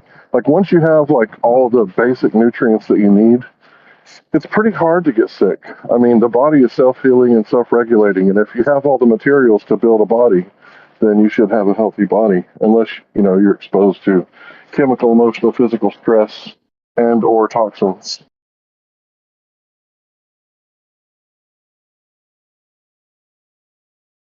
Then we start getting into autoimmune diseases where the body's attacking itself, and it's not necessarily some sort of a foreign invader or a or a toxic that you put into your body, rather than the body targeting itself. I think that's little unknown stuff in medicine today. I think almost all illness is parasitic. So I think parasitic infections and diseases, which can like integrate itself into your organs and even control kind of like your cravings and addictions, because the parasites want a specific thing to eat. And so you have like parasites, mucus, inflammation, toxicity, all kind of bundled up in a little bow. And that's what makes you sick. And then like if your body's working, you're going to have symptoms and tumors and stuff if you have lots of that stuff going on, because your body's actually, like you said, like fighting itself in a way, and that means it's working. Like if you have a tumor, that's that kind of a good thing, because if you don't, then it would have just spread across your whole body and you'd be screwed. The fact that your body's able to like concentrate it up into a little ball is actually a plus. And then what they do is our bodies are like incredible. I won't go too much detail. I don't think YouTube likes it, but like our bodies are so incredible that a certain part of our genome activates based on what toxicity's in there. Like literally, like a part of your genetic structure activates, and that what they do is they try to isolate that genetic material, and they claim it came from outside of you, and it's what made you sick. But it's like blaming the fire on the firefighters, and it's way deeper than. It's not like something comes in existential threat form and integrates into your genome. It's just that your genome activates because it's like an incredible machine, and it's taken care. And you're going to get sick like every year. At least you're going to kind of feel sick every year, like trees shedding their leaves. If you're like a really healthy person, you may not even notice that your body goes through the shedding process, but that's why people get sick in the winter. It's like shedding their leaves, basically. It's a natural thing. Interesting. Well, when it gets cold, your metabolism spikes up, so that's probably why it's shedding. It has the extra energy to do so. Also, real quick, diatomaceous earth's really good for any sort of like parasitic. Yeah, I heard if you just eat that, like you'll literally feel like your body killing off the parasite. On that note with diatomaceous earth, it is also like the activated carbon, so it kind of serves a dual purpose in that sense. It may not be as good, but it is also just a very good option. Supposedly mixing get that, rid of heavy metals and stuff like that. Yep, mixing that with apple cider vinegar, I guess, is like a big deal or something. Have you guys heard of activated charcoal? Yeah. Yeah, I heard that's like a big deal. Yeah. I'm looking at I this use that. shit legit. Hey, you commented, you're like, why'd you take that test for? What the? You saw that? Wait, what? You commented to me, you're like, why'd you take that test for? Oh, yeah. Retarded on. Yeah. You know what I did was my neighbor was like, she was like coming down with something really, she was like, I'm really sick. I can't even finish my dinner, da-da-da-da-da, and her nose was running. She looked bad. So what I did was I grabbed her plate and like I basically licked the plate, ate off her, ate her food, and then whatever else she had touched. And then it was weird. Like 4 or 5 hours later, dude, it just like boom. I was kind of hoping for it. You know what I mean? I was a little surprised, but I was hoping for it. I was trying to do that so I could go to my Zoom thing instead of having to show up in person. You consumed toxins, though. I mean, yeah, like your body detoxifies. And so you consume someone else's toxins, your body's gonna have a similar reaction and similar symptoms, and then they try to act like it's little existential balls bouncing around that's like alive but not alive and all this nonsense. Yeah. Well, I got what I was aiming for, though. At least, you know what I mean. What are you guys talking about? Viruses or something? You could have just put the test under some water, bro. And it would have came back. Yeah, or like put it with an orange or something. Oh, COVID okay. test? Yeah. Okay. Yeah, I didn't know that. Yeah. Oh yeah. Tap water, oranges, all kinds of stuff. Pepsi. I didn't know that. No, I know though. Now you Hopefully, know I that. won't have to experience anything like that again. But I mean, if I have to, you know, I will. Yeah. Yo, Flat Nasty said he raps, bro. He wants to have a rap battle with you. With it, he said he'll body you. Jeremy, you I've never never heard said his song? His one song? What's the one called that you we played when you were at Venice Beach? Co-vagina Oh, okay. or What's Flat the one Nasty. that you released just before that one? We played it at Venice Beach. I can't remember, but what was the song you released before that one? The Flat Nasty about Yeah. going Have in you heard that stores. That one? one. Have you heard that one, Jeremy? Nah, he DM'd me a list of his songs. Though I got a whole DM list. I haven't checked. Nah, he told me, he's like, I know that you can absolutely body me if we rap, bro. Like, just give me. For sure.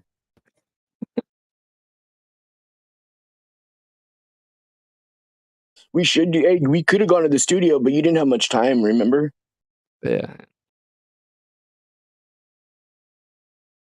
Like anytime. You what? Yeah, like I don't have like any time. I know. That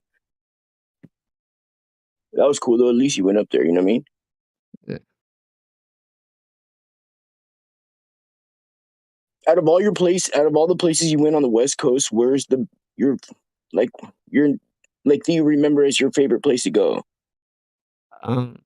Like experience wise, Venice Beach was really cool, but and it was pretty. I like San Diego. What year did you go to Venice? On the tour, was it 2021? Yeah, 2021. Oh God, yeah. I mean, if you would have went to Venice like maybe a decade before that, it would have been a way better experience. Yeah, I'm sure, Now but it it's was pretty yeah. though. It was pretty though. There were a bunch of crazy looking people and stuff, but we were just doing active. Like I was saying, like experience wise, that was pretty cool because we had like 50 people around the flat Earth group of tables like the whole time. Yeah, heroin's done a number on the fucking place, dude. Within the last decade or so, man, it's pretty bad. Dude, I think fentanyl is doing a number on everything down in Southern California. Fentanyl's taken over, but it started with heroin, and then it started with the pills and the doctors, and then from there that rolled out the heroin. Yeah, and those then now it's pills. the fentanyl.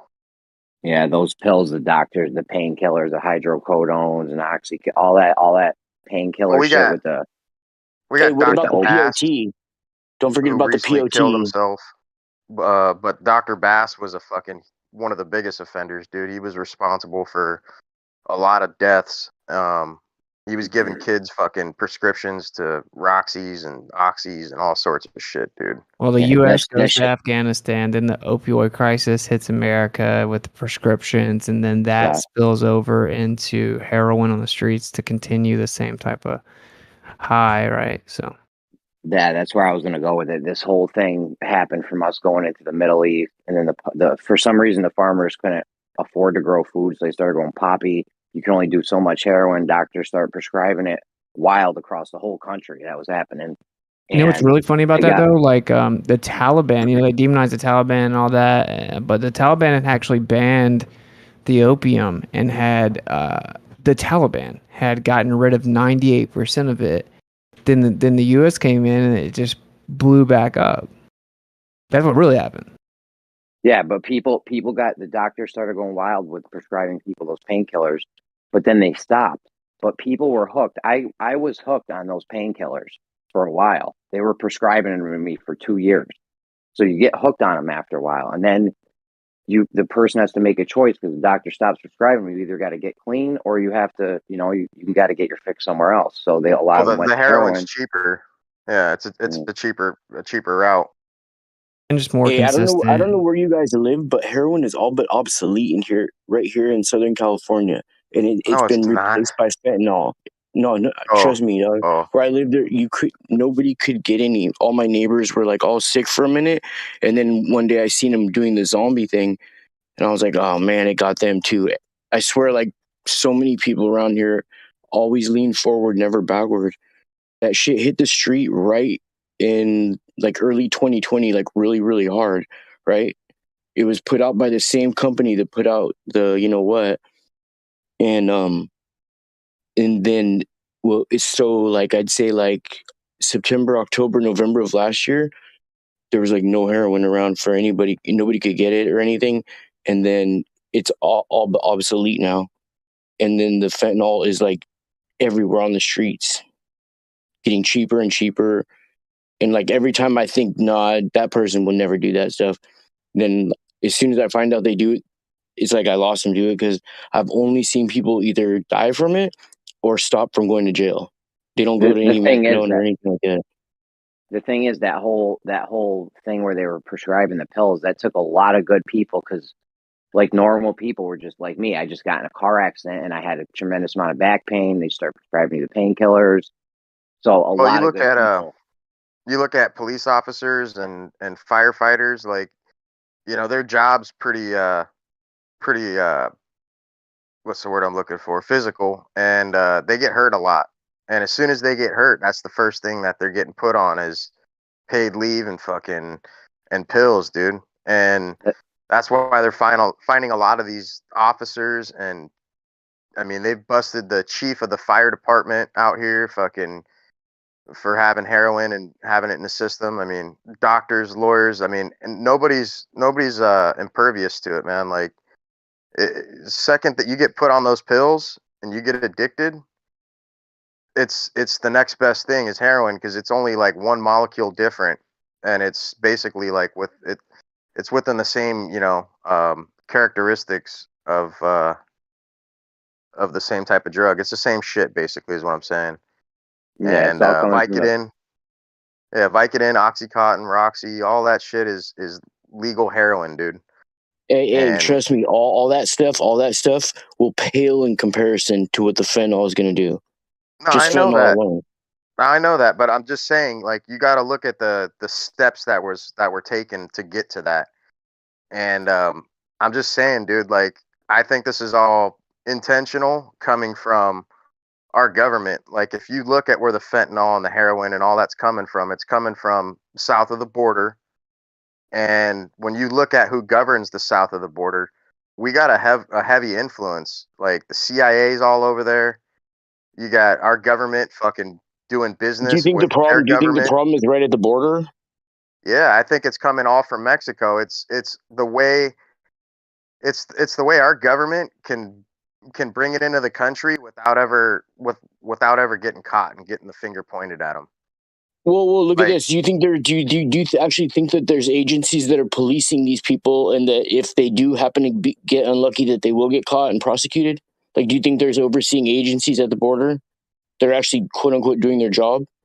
yeah, I think there is, but I think a lot of it is targeted towards other cartels, Okay, well, money away from think about them. this. Think about this idea. Then, real quick. Then think about this. If they can smuggle a truckload of stuff across a border, right? That's on land where people aren't even going fast whatsoever, and they can't even catch that more than 50% of the time. How could they ever predict any type of weather coming in a couple of days? How could they ever predict Halley's Comet or any type of asteroid that they say is coming anytime? There's so many things that they would never be able to do if they couldn't just do that one thing.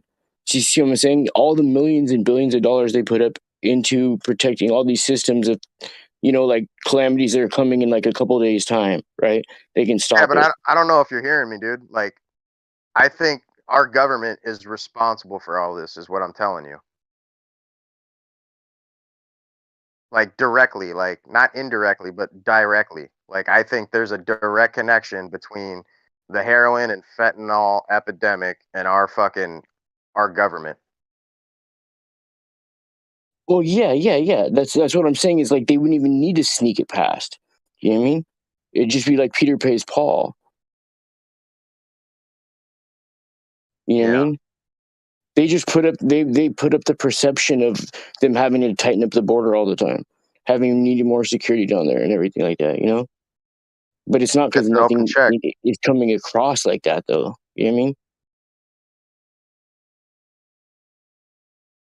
Yeah, I get what you're saying. It doesn't even need to be coming from across the border, just perceived as. Yeah. But Yeah, for sure. Like these people own the borders. You know what I mean? They could shut down traffic in one lane. Now everything down there's getting to be that fast pass, you know? Where if you pass it without paying, they could like suspend your shit like 6 months down the road or something, 8 months down the road. Yo, they can't Talking about stop Highway drugs. 1? They can't Huh? even stop They can't even stop Yeah. drugs from getting it. You guys hear me? Yeah, I know. That's Oh, what all I'm right. saying. They can't even stop drugs from getting into a prison, one building, let alone a whole country. You're never gonna stop. Imagine how would they stop an asteroid 8 days in advance? Well, we're in a crazy predicament because you don't really at this point. I don't know that it's feasible to just be like, oh, we have like there's no crimes against drugs because it would just become awful right now. Like just look at Cali. Look at what Cali's doing as they're starting to pull back all the laws about it. Like Cali's getting kind of crazy, you know. And like look at Portland. So Yep. yeah, Well, that's what I'm trying to I'm tell like you. It's just- libertarian. I don't like the government, you know. Like I don't like them being in our business. I know the government pumps in tons of drugs and then you know traps people into the private prison complex and stuff like that. But at the same time, I don't really know the solution is just to let it go crazy because it's like, yeah, it's just a bad situation. Yeah, the whole prison thing is crazy because prison guard unions and the private prison owners were the top 5 spenders when it came to lobbying to keep marijuana illegal. You know what I'm saying? So they want everything. If you want a prison, you want everything to be illegal. That way you can fucking put people in prison. There's a lot of money in that. Yeah, no, I don't think marijuana should be illegal, but yeah, I'm just saying I went to Portland and it sucked. You know, like in Portland, you can do name it any drug you can think of. You can just do it on the street, and it's like, dude, you know, children can't go to a park in Portland without seeing someone just on a table, just you know, pulling out their heroin, pulling out their meth, and like. See, that's fucked up. It should be at least like alcohol, where you should not be allowed to do that shit in public. Like, yo, whatever you want to do at home, fine. You got to have that shit out. You know, They were giving it out for free, bro. But we had government agencies that were setting up shop on street corners and lining up the people, and they could pick what they wanted: heroin, cocaine, or meth, or all 3. They were giving it out for free, bro, and then giving them an area to do it at, and then giving them just all the utensils and shit they need for all that shit. Like, bro, this is so fucking I obvious, mean, yeah, dude. if you have it cornered off to a separate area or tell people to do it, but it should be illegal to, you know, be doing it in parks next to kids and shit. Like, what the fuck? Yeah, pretty bad, dude. There should be cops at the park. It tells you how we value our children. We'll put a security guard in a bank, you know, but then the parks are just people are doing drugs and heroin. Like, it's ridiculous. They should put Rosa Parks in the park. Do you know what I mean? And let her sit at the front. Yes. Put that in your next rhyme.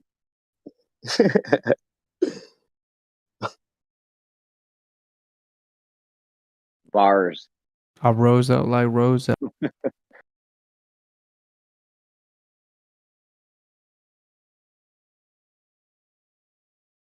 I don't know. I think if a lot of these people had a decent life, I don't think they would be turning to doing a lot of this type of shit.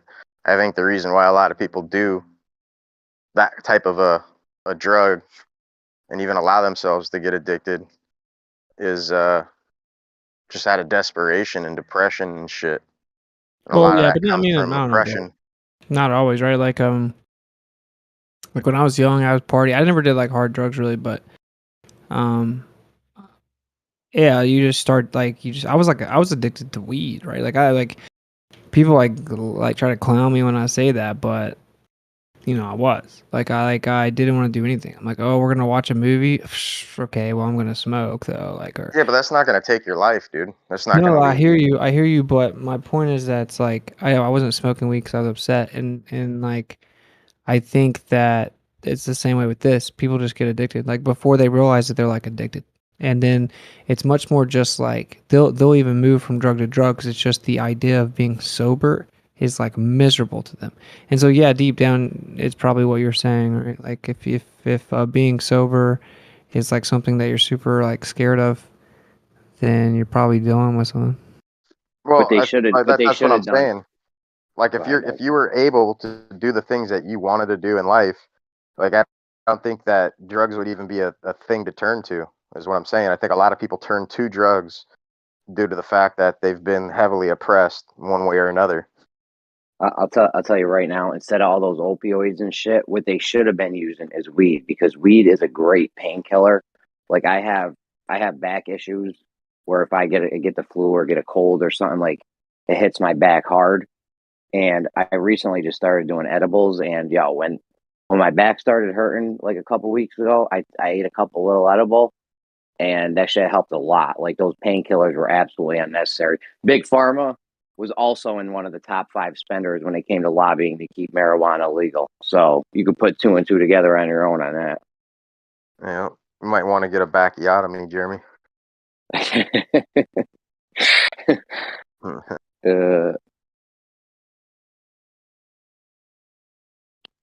So yeah.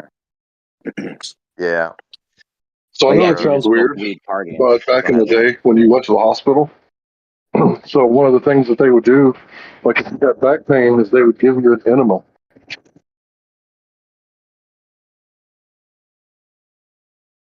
Yeah, if you're I don't just know what smoking kind of weed every doctor you day were though, going to. that's weird, yeah. But I mean they did weird shit back in the day. They used anyways.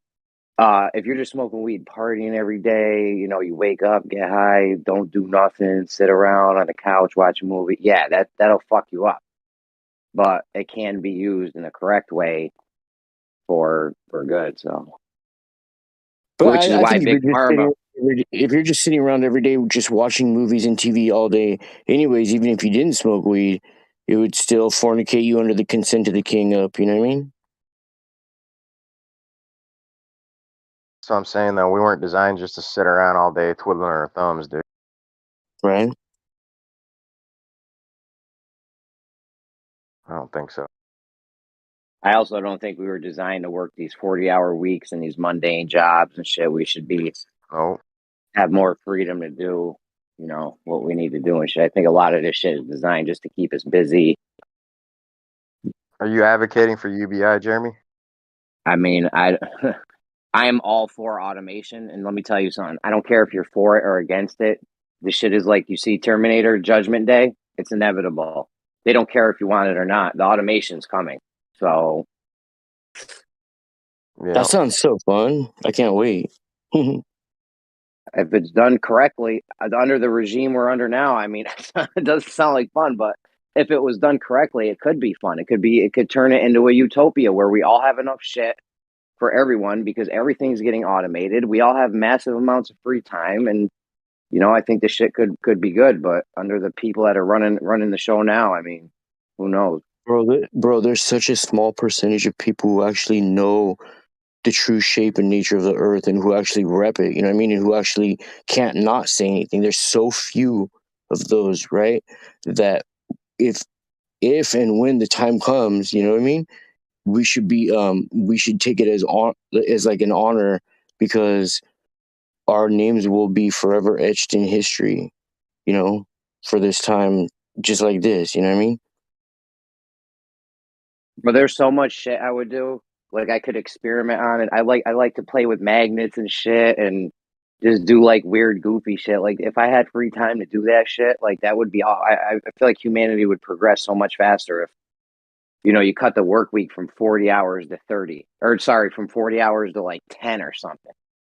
Or 5 where we just have to do a little bit of work and we got bots doing the rest of the shit. And we would all be free to spend more time with our families and Dude, do that's science horrible. and Robots are just experiments. joking, right? You're just joking about robots, right? No, In bro. the European countries, some of the like average minimum wage is like $21 an hour, and the average work weeks in places like Germany is like $25 a week. I'm sorry, hours a week. I'm literally not joking. Think how good it would be if we all had an extra 30 hours a week to do the stuff that we wanted to do. Play with our kids, do science experiments, all kinds of stuff we could do. Yeah, but okay, but that wouldn't need to be replaced by any type of automated bot. What do you mean? Who's gonna? Yeah, Larry is a good example, or my job or whatever. I'm a custodian. They have they have ways to clean. Like you can replace a lot of these jobs. They just automated in McDonald's. They're No, I automating. understand. I understand that. Okay. So this is what I think, that if people can afford to not go to work, and that's what their heart's calling them to do, then they will. And if they can't, then their heart will tell them that they can. They won't. It would be different for each individual at that time, because we're not all called to do the same thing. So I You think it gotta would have vary from direction, bro. person to person, bro. Do you know You what I gotta mean? have But any direction, dude. job a person couldn't do, though, by superseding it with like a bot or whatever you call it, right? By superseding with that, it would throw off the balance. See what I'm saying? You can't just have all this time without direction, dude. Like I can think back on that whole, situation that just happened where I had to stay home for 2 years with the kids, and dude, I was so bored. Like I couldn't wait to get back to work. Yeah, but how did And then, you just go out there? Did you ever just take your kids out every day, like outside? yeah. I mean, we Got went to. out on bike rides I and didn't have to shit. stop working. That's cool. Yeah, but what I'm saying is it just gets overly redundant, dude, and monotonous, just doing the same old two-step. Like you got to be able to travel, explore, do stuff, and then have the have the money and time to do it. Like time is definitely probably one of the most valuable things, but you got to Okay, have so why would we the not? ability to do it. Time's one of the most valuable things. We should want bots out there and have everything automated so that frees up our most valuable time. Hey Jeremy, how much would you say your food bill is every month? It's $1,000. It's over $1,000, and we're tight with it. Okay, That's everything from Walmart. So if you moved away from the city, right, and you got out in the country where you could produce your own food, would that free up some of your time and give you some time to experiment with things? I mean, I'd still have to work 40 hours a week. We still need No, Well, if I you don't think cut it'd your free up food any bill of my by, time. if you produce your own food, you could cut it for that $1,000, right? I mean, I could cut it by some. I don't know how much, and it would, if I had chickens and shit.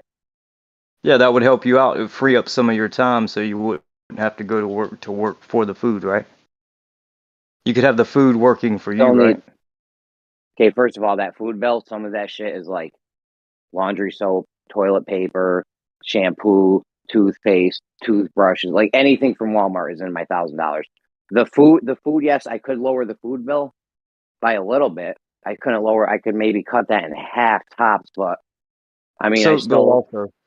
You could do the soap, the food. Half's a There's lot. many things you could do, and that adds up, right? Yeah, but you also But the have things stress, like car of having to insurance. fucking balance all that, like we shouldn't have to be so fucking worried about, counting the pennies and shit in order to do the things that we want to do and that we should be able to do, raising a family. And that's my whole point. Like we're so fucking oppressed right now in this system, dude. Like something's got to give, something's got to change. Yeah, a lot of people wanted to move to the city away from the country, right? Because they were indoctrinated in the school system that these farming jobs and these jobs that are outside, it's too hard, and get someone else to do that. You can be in the cubicle, and you could be just brainwashed completely. But what I'm trying to point out is if you move away from those situations, take yourself outside of that, supporting that system, get out in the country, let the food work for you, grow food to feed the animals, let the animals work for you, There's many things you can do to cut the cost, and most people today, I would say their problem is they're struggling just to eat, right? And just to have shelter over their head and to eat, and all those People are restrictions picking come in food the over city. paying the Yeah, fucking let power him bill. finish. Yeah, and all those restrictions in the cities and all these things. If you move away from that kind of system and don't support it, maybe it won't come to you. You know. Let me just respond to what you said earlier, though. If I could cut that bill in half, maybe that even sounds like a stretch. Let's say cut my Walmart bill in half. I just have an extra $500 a month now. Like I can't. I still have to go work 40 hours. I still need health insurance through my job. You know what I mean? I still have to pay car insurance, gas for the car. Like there's all kinds of stuff I'm still going to need to do. The taxes on the land I'm on. I You know get what you. I'm saying? And yeah, I get you what you're saying. And I would say move away from supporting that kind of system and do your own business, right? Um, find something that needs to be done, man, and do it and create If you your buy own business. land, if you buy land with gold in the United States, there's no property tax, nothing. There's something to do with a gold purchase of land versus a fiat currency purchase of land. There's some loophole You're there. just claiming a cemetery, dude. Cemeteries don't pay property tax. What cemetery? Yeah. If you buy property and you you know, obviously you'd have to have the proper zoning, but if you deem it as a cemetery, you don't pay property tax. I think that's why Trump buried his ex-wife on his fucking golf course. I think he did something like that, so he doesn't have to pay taxes on it. Hey, do you know what golf stands for? I don't know, dude. Gentlemen only, ladies forbidden. Tell you another weird thing I heard. I heard newspaper stands for north, northeast, west, south. News. I forgot what the paper. There. It was a whole thing. Newspaper stands for this whole list of words. I forgot what the paper one was though. Now. Yeah, news. NEWS, north, east, west, south. Yeah, but the paper stood for something too. Newspaper. Oh, You know what I'm saying? I Pulp can't remember Fiction. it though. That's the Pulp I'm Fiction. sure, I'm sure someone has, you know, a good amount of land in here. If you want to make some money, you know, just set it up for an RV park or for people to come, you know, stay on your land. There's many people doing that now, and there's many places that are not allowing RVs. So you could make some money if you have a decent amount of land. Supposedly, you Yeah, could the just point is you we could all harvest can't. some of the trees on the property, and it'll buy the land outright for free. It's Yeah, past and and as present. a, all as have a a decent whole. amount of land.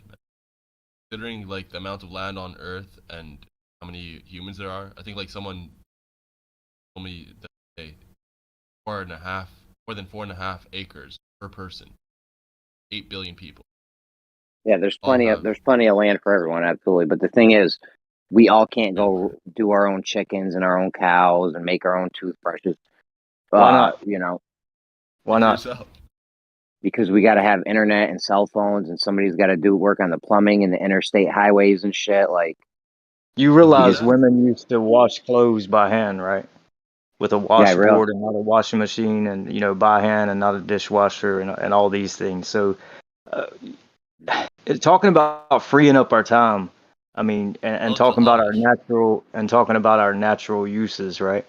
What we were intended to do is to take care of the place we're living in, not to create another place that's ultimately going to be destroyed anyway. So it's kind of funny to me that people think they can't make their own soap and profit off of making soap while they're making their own. And that Yeah, goes no one. along with everything I'm saying with the animals, with everything.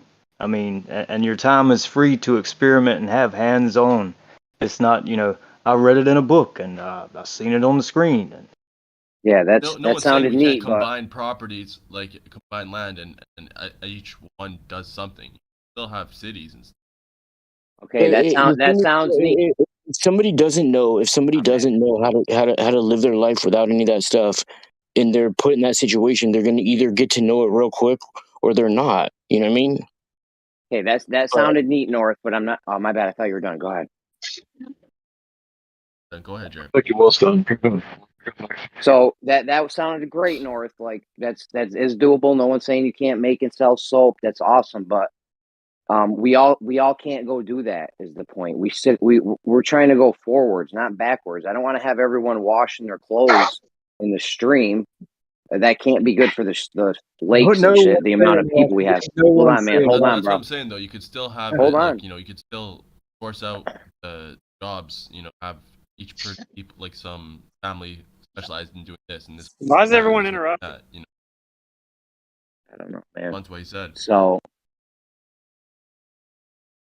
we can't have everyone doing that because we have to have people making iPhones, right? Can you go to your farm and make an iPhone or a solar panel or like you just Why can't? do we There's have stuff to we have have to iPhones? collaborate. How long does it take There's to stuff make we have. Yeah, There's stuff we have to really- collaborate. Go ahead, guys. Go ahead. You paused ahead, for a bro. Are iPhones a basic paused. necessity of life? What I was going to say is the main point was freeing up your time, and everyone used to have a garden, and everyone used to have animals, to put up for the winter and food to put up for the winter and all these things. And we look at, creatures, we look at ants and they're kind of working better than we are just in everyday society. So this is what I'm saying. Get back to what your natural purpose was. And, speaking about all these other things you need, I don't know if it's necessarily a need as it is a want.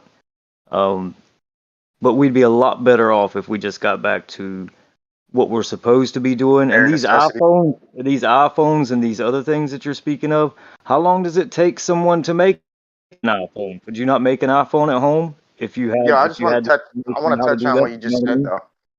I want to And make a Jeremy closing too. That last statement. point. I We're want to not gonna make a make closing iPhones at home. statement. Come on. Closing statement, and then just whatever you guys call.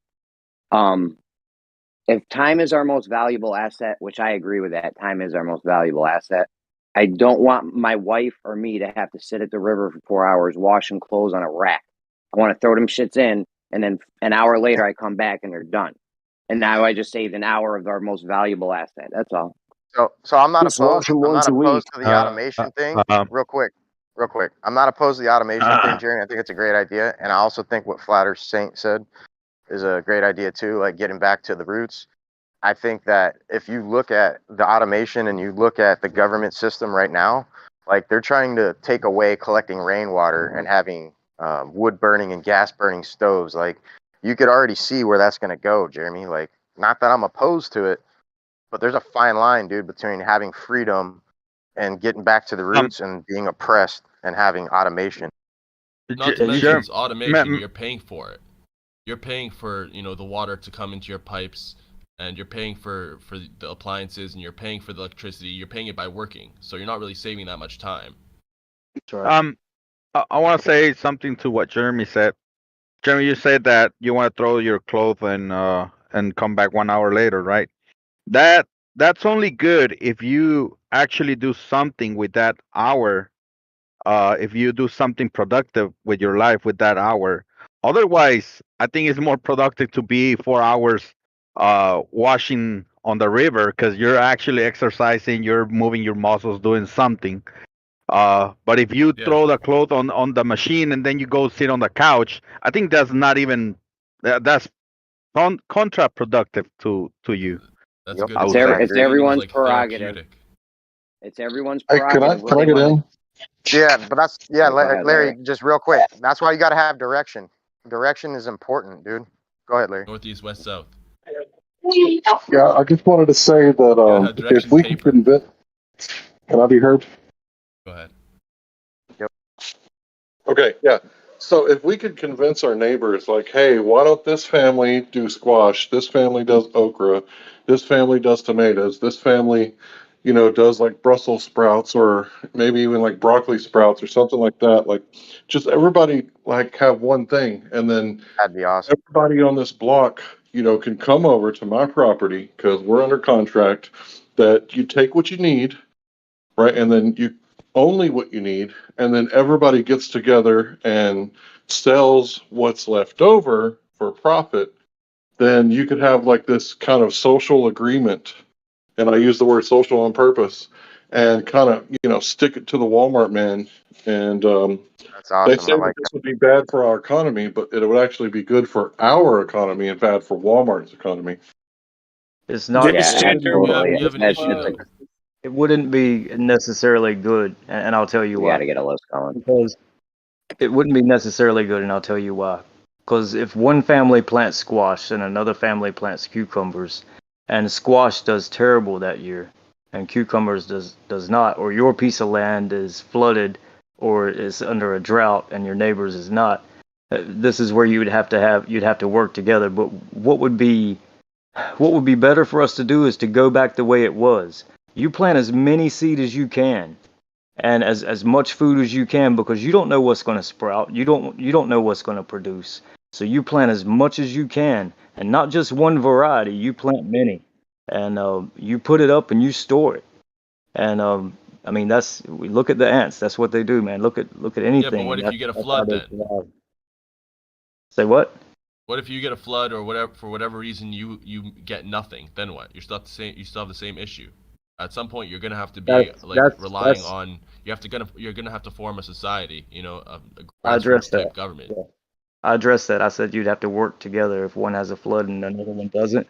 And that's one thing I've tried to point it out. If we live on a level stationary earth, and of course we have, hills and valleys and all these different things, it would behoove us all in this country if we know that certain places get flooded all the time and certain places get a drought, certain times, to start pumping water, because it's much more efficient, and the cost is less to pump the water, than it is to have a drought and lose all your crops. So Yeah, absolutely. that's But one for of the some things, and reason, the infrastructure is almost there anyway. So I mean, when you So came in, you were addressing what Larry said, and you disagreed with him about specializing, like having families that do specific things, right? yes, Even yeah, if because like I have that, like experience. Yeah, because I have experience. When you plant one crop, like such as squash, right?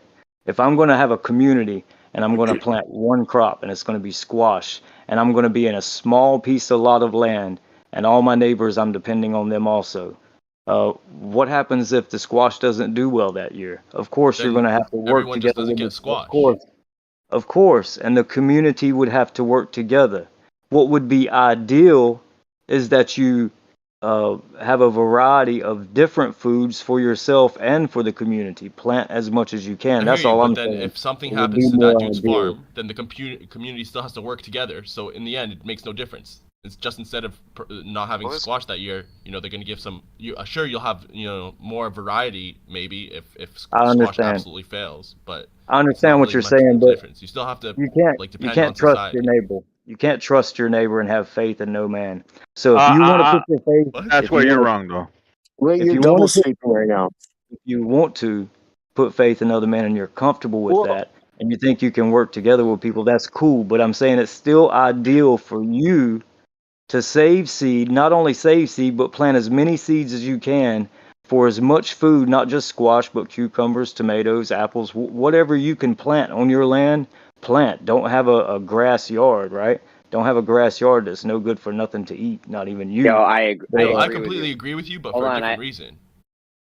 Well, hold up, Jeremy. I was just gonna say that like they've showed that it's more efficient to have multiple different seeds and stuff like that. I forget what the word for it is, multi-something cropping or something like that. Maybe someone else will remember. But yeah, they just showed that's more efficient. So I would just encourage everyone to do that, but not for the reason you stated, where it's like you don't need to rely on your society as much, because you do actually if the person's farm fails or what have you.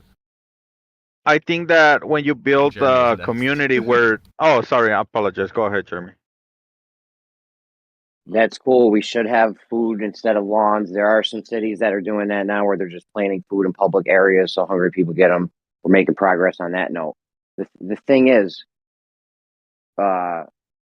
with the automation thing, like you want your time freed. I don't know. If you choose to do goofy shit with the time you get freed up, that's on you. I'm gonna do good shit with my time. A lot of other people are gonna do good shit with their free time. We freed up, and we're gonna progress. Technologically, we're gonna progress. We're gonna make forward progress with that Bro, you're that working time that 8 got hours a freed up. day. How'd you free up time? You're working 8 hours a day. No, yeah, I'm saying with the automation, I want the automation to come through. That way, it can free up our time, and we can do more stuff. Science, experiments, test, invent things, a whole list of shit. I get to spend more time with your family. There's like a million things you can do good with that time. I don't know. You're like the only way that's possible where we're not working for it is if we somehow like set up this robotic state basically where no one has jobs, and I don't know how, like, it sounds kind of sounds suspect. Whatever. Pie in the sky, bro. I'd like to It's go coming. after I mean, Silent. like I said, whether people Silent, you're next after this statement. Whether people like it or not, the automation thing, it's coming. Now you can go live on a farm if you want and have chickens. That's cool, but in the meantime, the automation shit's coming. Who's gonna own the robots? If you support that automated robot system, it's going to devour you, Jeremy. And it's going to cost more. It's going to cost more in the end to support it. So therefore, you're going everything that we've made that's supposed to make life more efficient, just about everything costs something to get it, right? And then you have to do maintenance on it, right? So a lot of these things, when they say it's more efficient and it's cost effective, is it really? Or is it going to devour you in the end? It basically goes to like the Not universal going to basic devour income me. It's stuff. going to free They're up gonna my own time. the robots. They're gonna give you money to do nothing, and your life is gonna be in their hands. They could shut you off if they want to. It's risky, man. Okay, me personally, it's not going to devour me. The amount of time I've had to spend to earn the money to buy my washing machine and the amount of hours that saved me, you wouldn't even believe it. It's the washing machine. I probably had to work a week, 2 weeks to get it. It has probably saved me over the course of time, life of this washing machine. It'll save me thousands of hours. We do like 10 loads a week here. So if you want to go down that route, it's not even close to the amount of time you save if you have to work for it and buy it. Imagine you have to do it by hand though. Again. Let's say imagine you have a like your cat just like has dirty paws and just walks on like the mat or something like that, or walks on like a sheet, your bed sheet or something like that, just the corner of it. You're not going to throw the whole thing in the wash. A lot of people like they do extra, man, because they have this automation. They have these machines that they don't have to do anything. They just throw the thing, when in reality they could just like hold that little part under the sink and just like wash that little part. You're gonna have to like change your behavior if you're doing it by hand. It's not even close. I have multiple kids in the house. There's a lot of people in this house. If I had to go wash them on a rack for 4 hours a week, the washing machine has saved me thousands of hours of doing that. I personally, I hand wash my clothes right now. Like I'm single right now. It's just easier for me. I don't go through much. I just hand wash them quick. I hear you. You're a single dude. Yeah, that's cool, bro. I got fucking like 18 people in the house. You know what I'm saying? There's a little toddler running around, fucking destroying everything. The point is, I mean, if we're worried about the time, the time we're gonna save, our most valuable asset, you should want shit automated. That'll free up your time. You know how much time my Roomba has saved me? I'm getting an automated lawnmower next. A Roomba lawnmower. I don't know. You're missing the big picture, man. Don't you guys see it? I think it was Silent again. that said, how do you know you're a better person for not doing these things? Like maybe you sweeping up the floor instead of your Roomba teaches you patience, teaches you, like maybe it's therapeutic, maybe it's good for your mental health, maybe it's it's definitely physically better for you. So maybe all of these things are things that we're meant to be doing with our time. You guys are talking philosophy here, man. How about some reality? Silent, please. Please, I'm dying to go next. No, I was gonna say that we all know, like, oversleeping and doing certain things like reduce our lifespan, right? That's why, again, I say if you're doing something productive with that free time, Jeremy, then I would agree with you. But we all know that most of the people don't do productive things with their free time. So yes, there are people. That's a problem. There are people that are going to waste that time. They're going to sleep in. They're going to sit on a couch and get high and watch movies all day. I personally am not one of those people. There's a lot of other people like me. There's a lot of people that are going to be like the other type. Now, whatever you choose to do, that's on you. The people that are doing shit are going to get shit done. You know what I'm saying? We're going to have better stuff in the future because of the people like me. So We're gonna know Jeremy, more truth about reality. A whole bunch of stuff, good stuff, is gonna happen from from freeing up the people that are not gonna waste that time. You know. so far we thought technology was gonna give us it was gonna be good for society, and right now we're seeing that all this like technology, cell phones, social medias and stuff like that, they're destroying actually instead of being a good thing for societies. Would you heard about and flat Earth? health-wise too. Without don't the forget, without as you automate things, like things become more manufactured, more processed, and stuff like that. And we have cancer because of all that shit. Now we have all the EMF waves from. I mean, like, it's a tough sell. Tough sell. Without all this technology, would any of you guys ever heard about flat Earth? Well, without all this technology, we probably wouldn't have thought it was a globe. Ah, there you go. That's good. Yeah, good one. So, Jeremy, touche, let's say you get motherfucker. replaced, right? Let's say you get replaced. A robot replaces They already you. got 2 ways to clean a bathroom without a human being involved. Cool. I don't disagree, and I don't disagree necessarily with what you guys just said, but you're missing the big picture here. So you get replaced, right? Right, Jeremy? How are you going to earn a living? Somehow, in your mind, when that robot replaces you, you're going to somehow earn that that money. Somehow that money is going to come to you, right? That's what you have in your head. Okay, here we go. We can talk about it. We can talk about this. Now that brings a whole nother issue into play. Where does the money come from? Why are we using ChatGPT to get us on the right track with the future occupation? Hold on, bro. I've been waiting a long time. You're coming in hot, Data. Yeah. Hold on, Data. Say your question. Say it again, Essie. Jeremy, you get replaced. Everybody gets replaced in your utopia, right? Yep. The person that replaces you is going to spend hundreds of thousands of dollars for that robot, right? Sure. Now, why do you think you're going to somehow be involved in that income? Once that's done, you're gone. You're on for your own. You better learn a new technique. You better learn a new job. Well, that's a whole another issue that arises where where does the money come from? Now, the thing is, the automation, it's coming whether people like it or not. So this where is the money coming from thing is a real concern that's happening right now. I'll tell you where is the money. I'll tell you where it's coming. It's coming from the factories, the owners, the people that want to get rid of you because they don't give a shit about you. They're going to buy that robot to replace 5, 6 of you. That's where we're heading. Don't have any so the high idea. hope. The idea behind that, Montreal, is each Bitcoin, each operation will be ran by Bitcoin or Ethereum, the automation of it. And the tax money that will be collected from these machines will be what will be funding the universal basic income. So even though these corporations hire these robots, if you will, they still have to pay taxes. So the idea is to have universal income paid by somehow. It will actually be by the taxes of these machines. So for instance, driverless cars will be taxi cabs. It will the AI will automate the transaction automatically with Bitcoin, the tax taken off, and then universal basic income is provided into your account. They want streaming cash, just like streaming movies and streaming film. So that to have it streamed. Why do they want cash when they're the ones that print the cash? No, they want streaming cash. They want because, but I'm asking, for instance, the ones that are going to be owning the robots that are going to basically be doling out the universal basic income, they can print it off. So why do they want cash? So it's energy.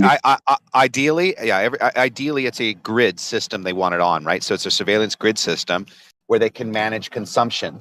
And so ideally, the end game is obviously to manage a supply chain and the consumption of that supply chain. That's what it really comes down to. So that's the network they're building. Us alive more beneficial than not? It's not. It's not. That's why they have to. That's why they have to do UBI. It's because they're. That's why they have to do UBI. Is because I asked ChatGPT a couple of days ago because of my occupation and my experience. What future job would I have in the next decade? Basically, I have to right now, as of now, go to get retrained, and I have lots of experience in IT and all this shit and blah blah blah film and all, and I have to go get retrained because I will be replaced by AI. Okay, slow down, Ryder. Slow down. You're killing your own cause now. So if this utopia, which I've heard Jeremy talk about many times, if we're all going to be replaced by machines, you do realize what that means, right? What does it mean? It's not that you'll be replaced by machines. Here's Hold the on. job. What does it mean? One of the highest increasing jobs. I know you can hear will be me, collecting. Bro. I know Data. Yeah, you can't I know, hear but me. you're interrupting my. Mute him, bro. Just mute him. You're interrupting. You're interrupting my Should I just? statement. I know, Data. You do this every day, bro. You got to relax, dude. As he asked a question, you just jumped right in. I'm trying to say, what was he saying? What I'm saying Well, is, Jeremy, what you have some. It seems to me like I've heard you talk about the men being replaced and women being replaced by robots, which will give us more time to do other stuff, right? And I tell Right. you that ain't gonna happen, because who's gonna want to replace you with a robot?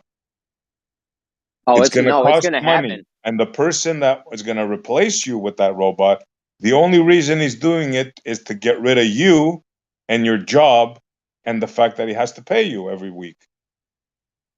It's a cutting gonna cost happen. saver. Yeah, it's just to save money, right? That's the idea behind the move behind McDonald's being automated now, is they don't want to pay 15, 16 bucks an hour minimum wage. They just get an automated machine in. So it is about it's about cutting the costs. Right. Okay, Now, the more machines, Jeremy. Oh, sorry. Say my name. Data's gonna respond now. Go ahead.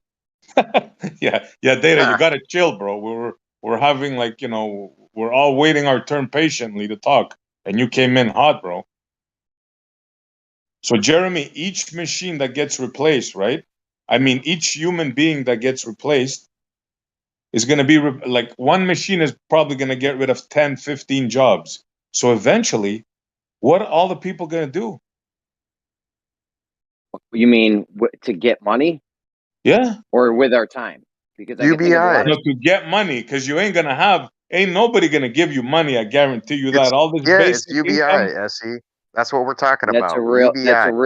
That's a real problem that they are starting Yeah. to deal with and think tank on right now. Yes, because it's coming, whether you like it or not. It's coming.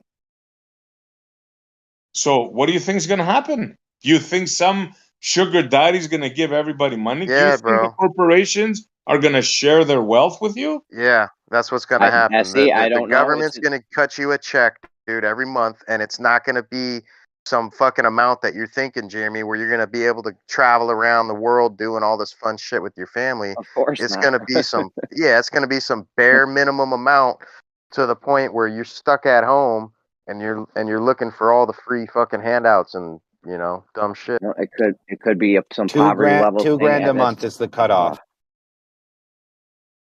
It could be some. And does it expire? Is it a voucher that expires, like, I don't know, 2 or 3 months? Some of them will, because just like advertisement, let's say, for instance, you see a Wendy's commercial or a burger commercial. The idea that you'll see these campaigns, if you will. The reason why they have campaigns such as, like, this is just an example, but it happens in all marketing. It happens with most products. They'll have excess product to get rid of, and so they'll for instance, like, they'll pump the campaign to eat burgers, right? So there'll be all these extra burgers to get rid of. Well, guess what? Your CIB or your CBDCs will be beneficial for the discount at McDonald's, because they got to get rid of all this meat that's going to expire. So they'll make your money stretch farther when it comes to overconsumption of outdated foods, outdated products. Because that's what they're doing to reduce consumption, is basically going to change the due date, if you will, of these products. That's what I see happening now. I mean, I haven't you're right, but that's what's happening to reduce consumption. Don't interrupt him, Earl. Keep going. Anyway, the incentivization would be towards these products they need to get rid of. So, of course, this is another avenue. Digital currency can be facilitated to direct the school of fish, if you will. He cut out. So, SE, that is a real problem that we are going to have to cross that bridge when we come to it. I don't know what the answer is or where the money is going to come from. Maybe you could tax the corporation. You'd have to tax the corporation. I don't know, because there's people that are going to implement the robots that aren't going to get taxed. Like my job, for example, they bring a cleaning robot in. There's nothing you can tax. I mean, you can raise school taxes, I guess. I don't know. So it's a problem. I think you guys are focused on the wrong issue. You guys are worried about where it's coming from instead of how much you're going to get and how far that's going to even get you. I understand. No, that's what we're talking about. How much money are we going to get? Where's it coming from? All that. Yeah. But you guys seem to think you're going to get money. This is what I'm laughing at. How are you so sure? Yeah. Well, let me tell you. They already did it. What are you talking about? Look what they did in the last 2 years. It was called CERB here in Canada. It was called CERB in Canada, right? So I had a friend who got so much money from CERB that he traveled to Mexico, went to a whole bunch of places, didn't work for almost 2 years, dude, living off of CERB. Fuck, I forgot what I was going to say. Look at the pandemic, bro. They were cutting checks out, bro, left and right, bro. Everyone For was that, getting paid, yes, bro. I saw that. Oh, I Well, remember. that's what I'm trying to say, That bro. was the exercise. That was the Right, I remember. exercise, bro. That Hold was on, I remember, you Data. just Data, saw the exercise. oh, It works. They did it. They proved it. okay. Fuck, I forgot again. You're killing me. All right, just go ahead. Pandemic, cutting checks. Mike Pompeo came out and said we are in the midst of a live exercise. This came out. He came out on national television and said it just around the time everybody was talking about flatten the curve for 2 weeks. The live exercise is the implementation of universal basic income. They called it CERB at the moment, but it worked. There's a lot of people that would made from their shitty, meaningless jobs, made more or just the same amount of money. Where they could pay their rent and smoke dope all day, play video games, and be debaucherous. That's what happened. When are you signing up? I remember what I was When are going you to say. signing up? No. I remember what I was going to say. They get nervous when the unemployment rate goes up 1% or 0.5% or something.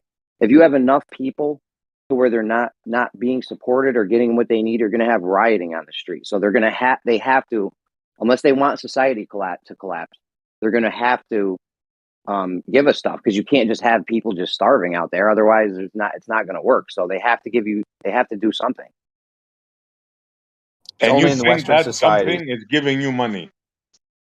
They have to either give me, have me not pay taxes or give me food for free. Whatever it is, they have to give you something. How about a war? Kill a whole bunch of you. Yes, exactly. A nuke drop. But look at stellar lumens. Stellar lumens is actually designed for what we're discussing for. They're actually creating stellar lumens, the cryptocurrency, for this particular reason. Go look at their mission statement, go read what they're doing. Stellar lumens is built for the poor, the unbanked, and the UBI setup, and central bank digital currencies as well. Yeah, the mode of the money is not the issue. It's where does it come from? How much do they give you? I mean, I'm guessing that it's going to be some poverty level amount, because like I said, they can't just let people starve or be homeless. $2,000 a month, Jeremy. If you have enough $2,000 a people, month. Why not? If you have enough people, let me tell you why. Because if you have enough people starving and living on the street and shit, you're going to have issues eventually. Nobody's going to be buying their product. They just need to drop. They just need to drop a couple of buying the nukes in some major cities, and that's Data, it. I know you can hear me. Jesus Christ, man. You need to control yourself, Data, please.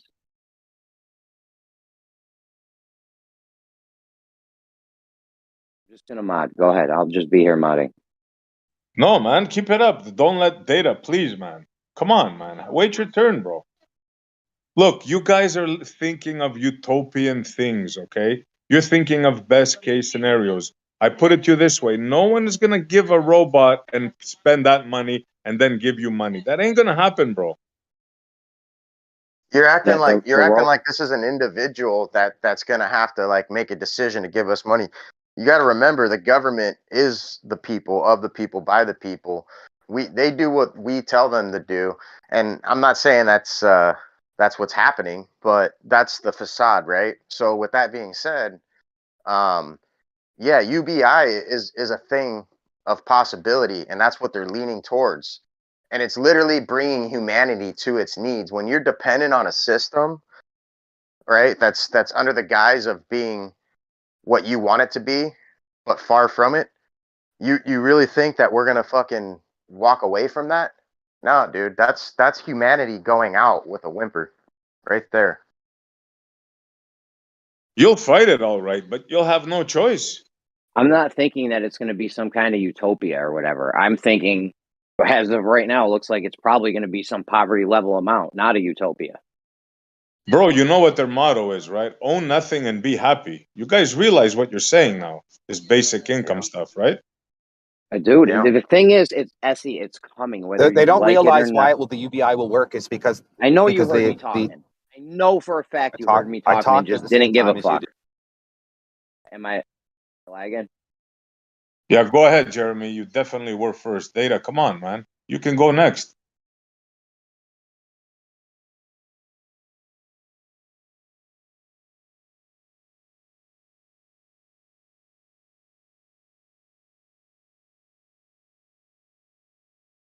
Jeremy, you there?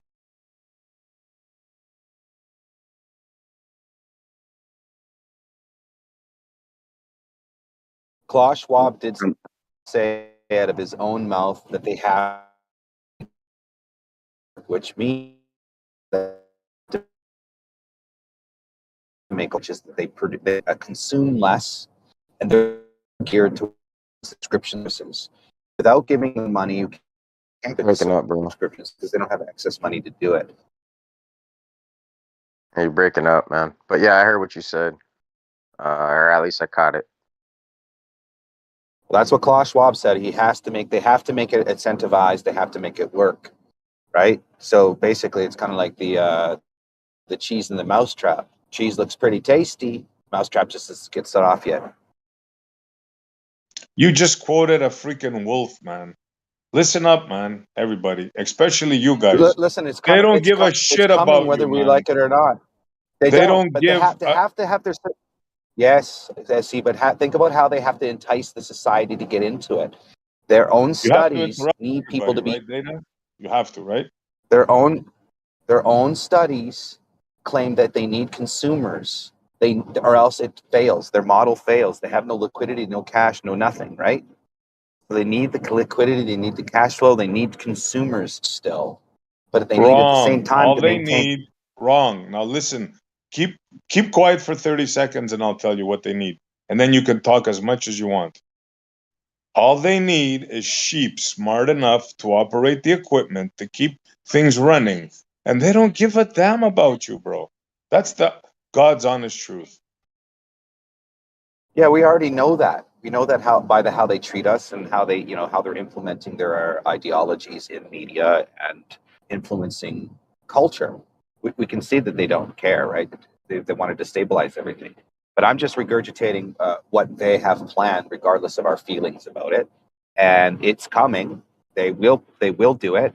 Probably the people that are in the first lineup to get in the crypto avenue are probably the first people to benefit from it for sure. But long term, we know that it's a guise for complete and utter control as far as our carbon limit goes. What we produce for carbon, whether it's buying, selling, cooking, eating, traveling, it really is just going to come down to that basic fundamental surveillance is the carbon use of the individual. Social That will credit probably scores. be here by 20. Exactly. That will be here, no doubt, for sure, by 2030. Implemented, enacted, regulated, and now part of the human structure. It's already there. The infrastructure is being built right now. Yep, that's what's gonna happen. I agree. So I'm hoping that I can be the first in line to at least procure some sort of safety and design because I can't buy land right now. I have no money. So who's going to give me money to buy land? Klaus Schwab give me money to buy land right now before it's fully implemented? It's very possible. And that's I know it sounds kind of wishful and hopeful thinking. But if you own 1,000 XRP and it goes to $1,000, you can buy yourself a piece of land with it. Now that's dreaming, just hypothetical here. But the idea is that if you do invest in these companies at the beginning, you can procure some financial gain, so you can hopefully, while The the very system's still companies that set are up. ruining you, putting you out of business. Well, what are And you you going to got do? lost, You bro. have I'm no choice. serious. You have no You guys are choices. lost. Hold on, Data. SE, Data, hold on. SE, Hold on. you're Data, literally hold using on. a phone that is designed for this. Let him finish, Data. Yeah, I'm just saying he wants to support the very companies that are the ones that are doing this to you. This is what I'm trying to tell you. If you want to make a difference, you have to get rid of the military industrial complex. These are the people that are putting the robots in. These are the people that are designing your Yeah, but you're demise. dreaming. You're dreaming. At the end of the day, they're already here. You're literally using Discord. Discord is classified as a spyware program. Go research Wow, I it, never dude. knew that. Thanks for telling me, Later.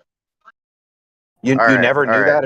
Are you being facetious here? So Because at the end hold on, Data, because you're kind of being a doom and gloomer right now. You're not really giving a solution where SE's there trying to is no like solution. pinpoint. The collapse comes first, But or the earthquake comes first. You're being a doom and gloomer, bro. You're like being a Debbie Downer right now. Yeah, you gotta relax, bro. Relax. We're all just kicking it, chatting. Like, just calm down, man. It's like you're the Borg. You came in to tell us there is no resistance. Do not resist. Like, There isn't. what the hell, man? You're literally using Discord, talking about a future that you want to avoid, using the technology that built the future that's coming. Like, come on, And you're bro. bowing your head. You're bowing your head. No, I'm not. I'm trying to play You the game bend as your knee smart as I already. can. No, I have no choice. It's an military industrial complex. What I can do is understand the game and and play the long game of it. What I need to be in the system is to use the system to gain assets so I can get out of the system. That's a catch-22 now, isn't it? I cannot buy land without any money. I can't use the system, or I cannot make money without using the system to buy that land. So this whole facade of trying to stop the upcoming thing is just a joke. You need to learn how to play the game and band together. So at least if you're going to, be forced to do something, you know your rights and you can say no and don't consent to it. But if You there's a sound like the system guy already, with the steak in the Matrix. You wanna again, get back in, eat the steak, right? You don't want the gruel. no, again, I didn't create the system. I was part of the system. I'm still part of the system. But to think that it's all controllable because you want this and that. No, Guys, man, can you have I to learn how one to play the quick? game. Can I just interfere for 1 second? These things just creep me out. The very moment he talks about the steak in the Matrix, I see a thumbnail of a guy where it says everything I ate in Turkey. On his thumbnail, he has a speech bubble. It says it's a steak paradise. Like, come on, you can't make this up. What Matrix did he say? It was confirmed. hard. What did you say, bro? I'm sorry. It's No, hard to in the understand very you. moment he talked about the reference with the steak from the movie Matrix, I myself, I was listening to your guys' conversation, right? In that moment, I hovered over a thumbnail where the guy in the thumbnail says it's a steak paradise. Come on, I'm gonna send a screenshot. I'm not Oh, joking. wow. That's funny, dude. That's how Yeah, coincidental is that? yeah. And it's not the first time this No kind of thing such happened. thing as coincidences anymore, man. I don't think so anymore at all. It's no way. You hear that, Data? The spirits are talking to you, or me, depending what this thing says. At the end of the day, brother, we're just looking for truth. We cannot compete against Lucifer, devil, Satan, whatever the global elites. All we need to do is understand their plan and That's utilize it. sheepdog. Utilize it to benefit us. Because the sweetest revenge that I could think about is making a lot of money off of their system to use it against them. I think that's the best fuck you middle finger that you can give.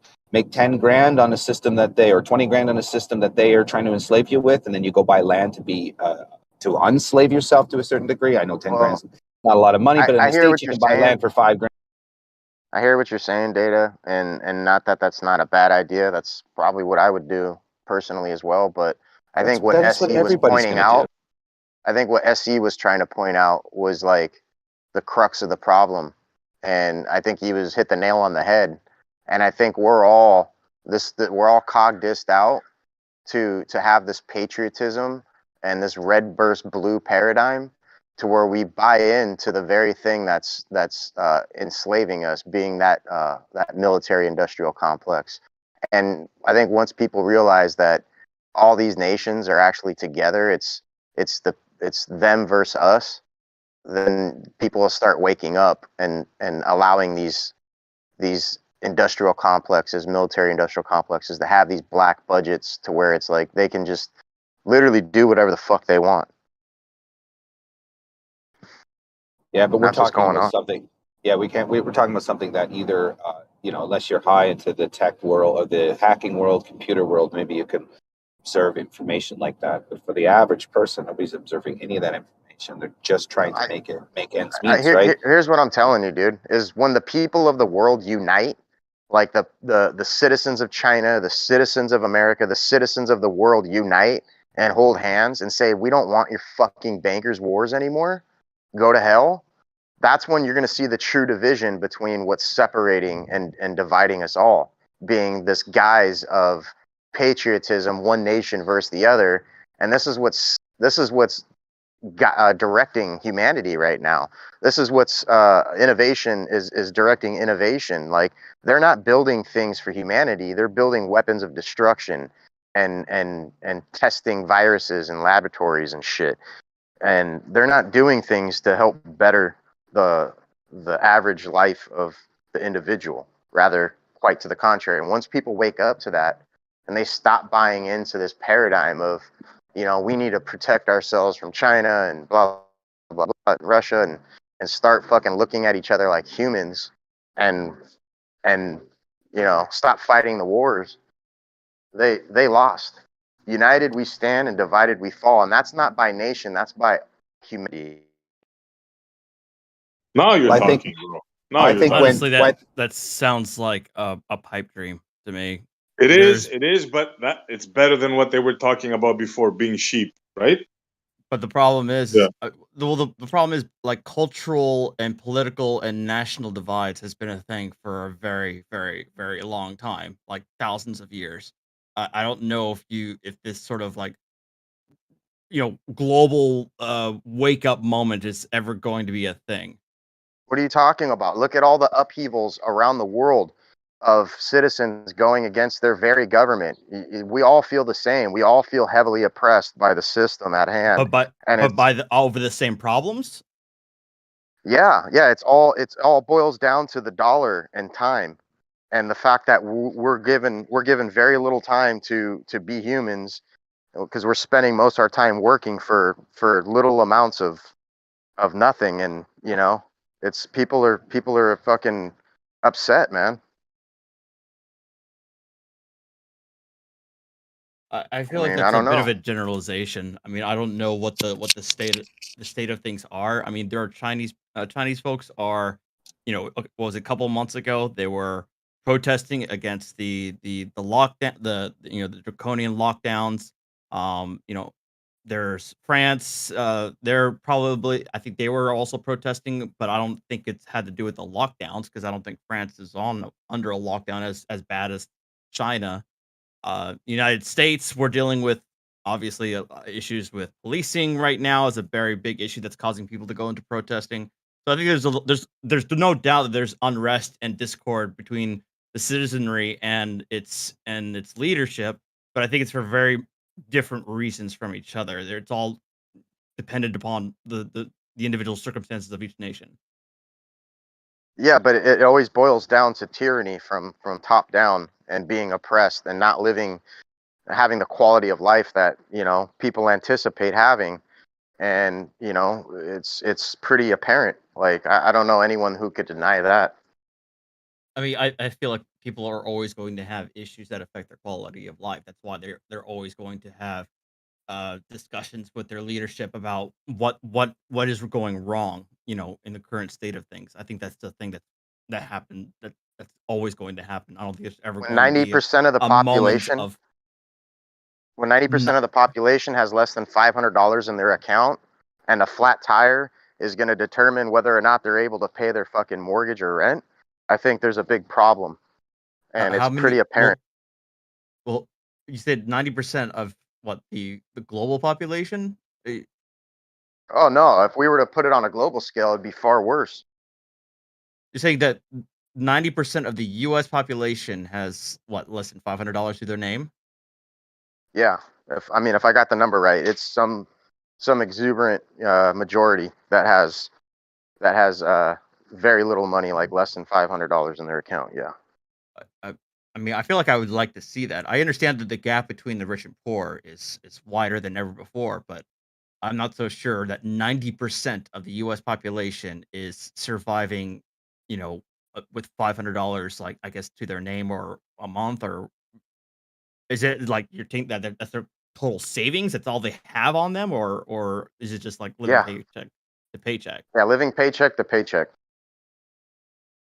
Yeah, I'd Don't be very forget the curious to credit see cards that are maxed out. Right.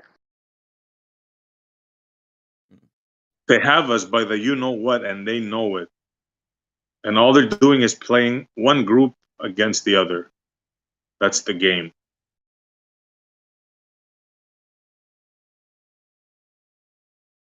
And they know no nail is gonna stick out because it's gonna get banged in. So yeah, they got it pretty locked up. All the whistleblowers have been suppressed and tossed in the gulags, man. Like, no one's willing to put their nuts on the chopping block anymore. So Yeah, we're in a bad position right now. I have the median household income in 2020 was $67,521. That's chicken scratch. If you look at all the expenses. Yeah, you got to look at the purchasing power, not the dollar amount, because that's just fictitious. You got to look at the purchasing power of the dollar versus, you know, the price of goods and stuff and services. We know what And 75. Sorry. go ahead, Jeremy. We know what 7,500 will get you, and I mean, I don't even know who the fuck can pay rent on that, let alone drive a car, take a bus. I mean, the subway pass in New York City is a bus pass costs money, like food. You can't live off 7,500. I have. He didn't say 7,500. He said 67,000 a year. That's not bad. That's doable. No, that's shit, easy. dude. That's easy. No, it's not a family of 4. 67,000. Look, 67,000 divided by 2080 will give you $32 an hour. That's shit. $32 an hour is, well, depending on what part of the country you're in, that's $1,200. That's $1,200 a week, and then you got taxes. So that's probably like $1,000. Yeah, you can't live off $1,000 a week. I mean, I couldn't with my lifestyle I live now, but I mean, it is definitely doable to live off $1,000 a week. It depends on your situation. Do you have kids? Are you single? Well, you got rent, you got food, you got gas, you got all your utilities. No way, man.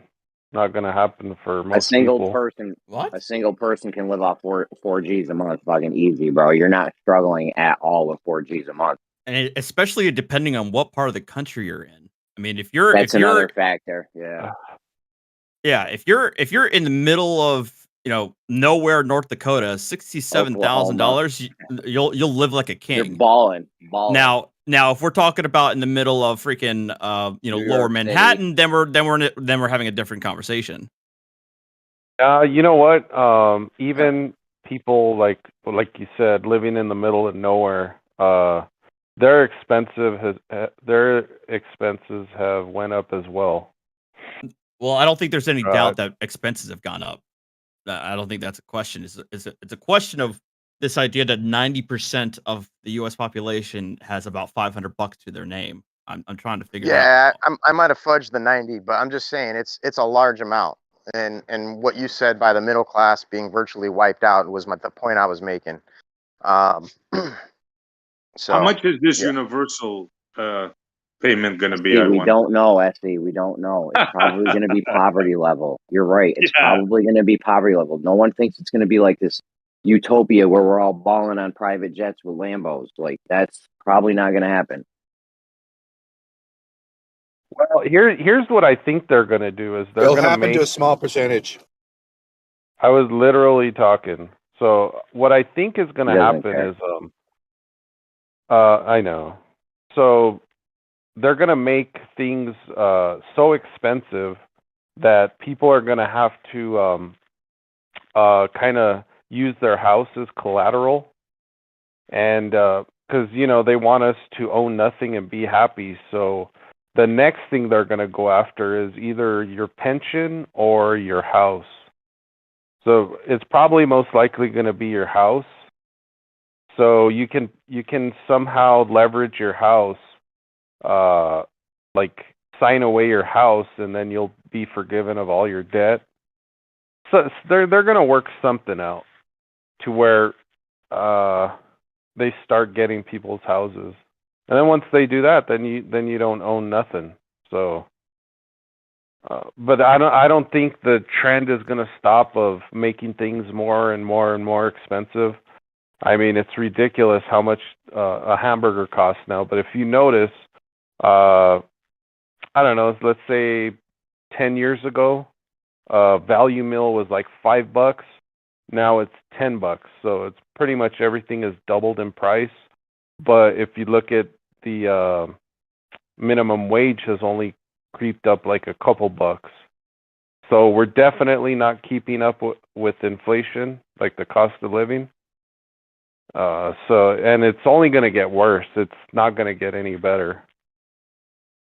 Minimum wage should be. There's a problem with raising minimum wage though, because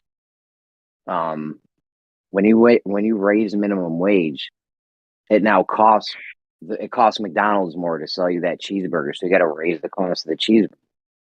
So like, Yes. you don't win by like. So then that raising means minimum that, wage. yeah, so when they raise minimum wage, that means my wage is worth less. There's that You too. know I what I'm make saying? I make a little bit above minimum because wage. not and everybody. Yeah, go ahead. No, I was gonna say I make a little bit above minimum wage, a few bucks. But yeah, when you raise minimum wage, those people made more. Great. However, they're now charging more for, McDonald's has to charge more for their burger because they have to pay their employees more. So You know now how my they money, my money now doesn't go as far. Yes, you know how, exactly. how they That's calculated inflation. you know how they calculated minimum wage? It's very interesting to look at, how that started and how they calculated that. But they figure it. Yeah, speaking of, raising minimum wage, a lot of people will say, well, they're just going to up the cost and all these different things. That's when you put a cap on product, right?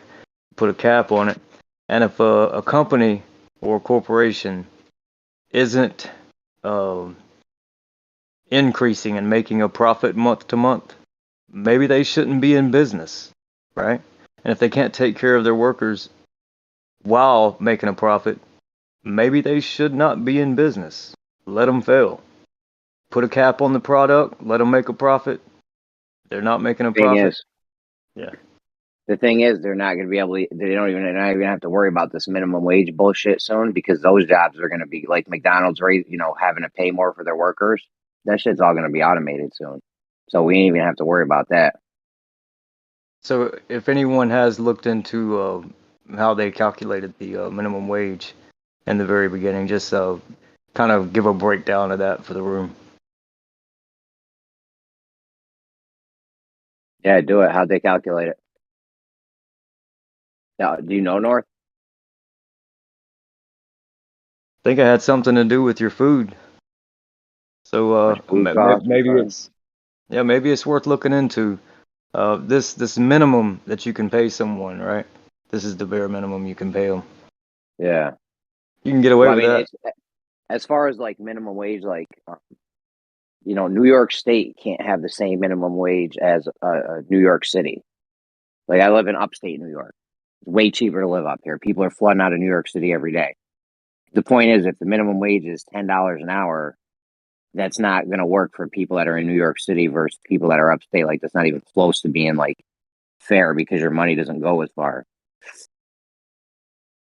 Yeah, everything's Good planned. suggestion for calculating minimum wage. Let's take the cheapest rent you can pay for.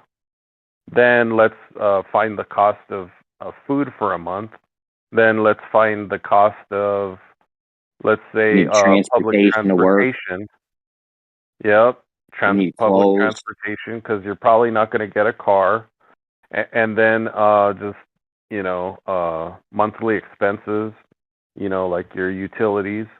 Yeah, but this Factor number, that dude, in. doesn't mean shit when the value changes. That's what you guys aren't getting, dude. Like, they're printing fucking dollars into Affinity and beyond, which is having a direct effect on the value of the dollar itself. So, like, things fluctuating consistently is going to affect whatever number you put, out there.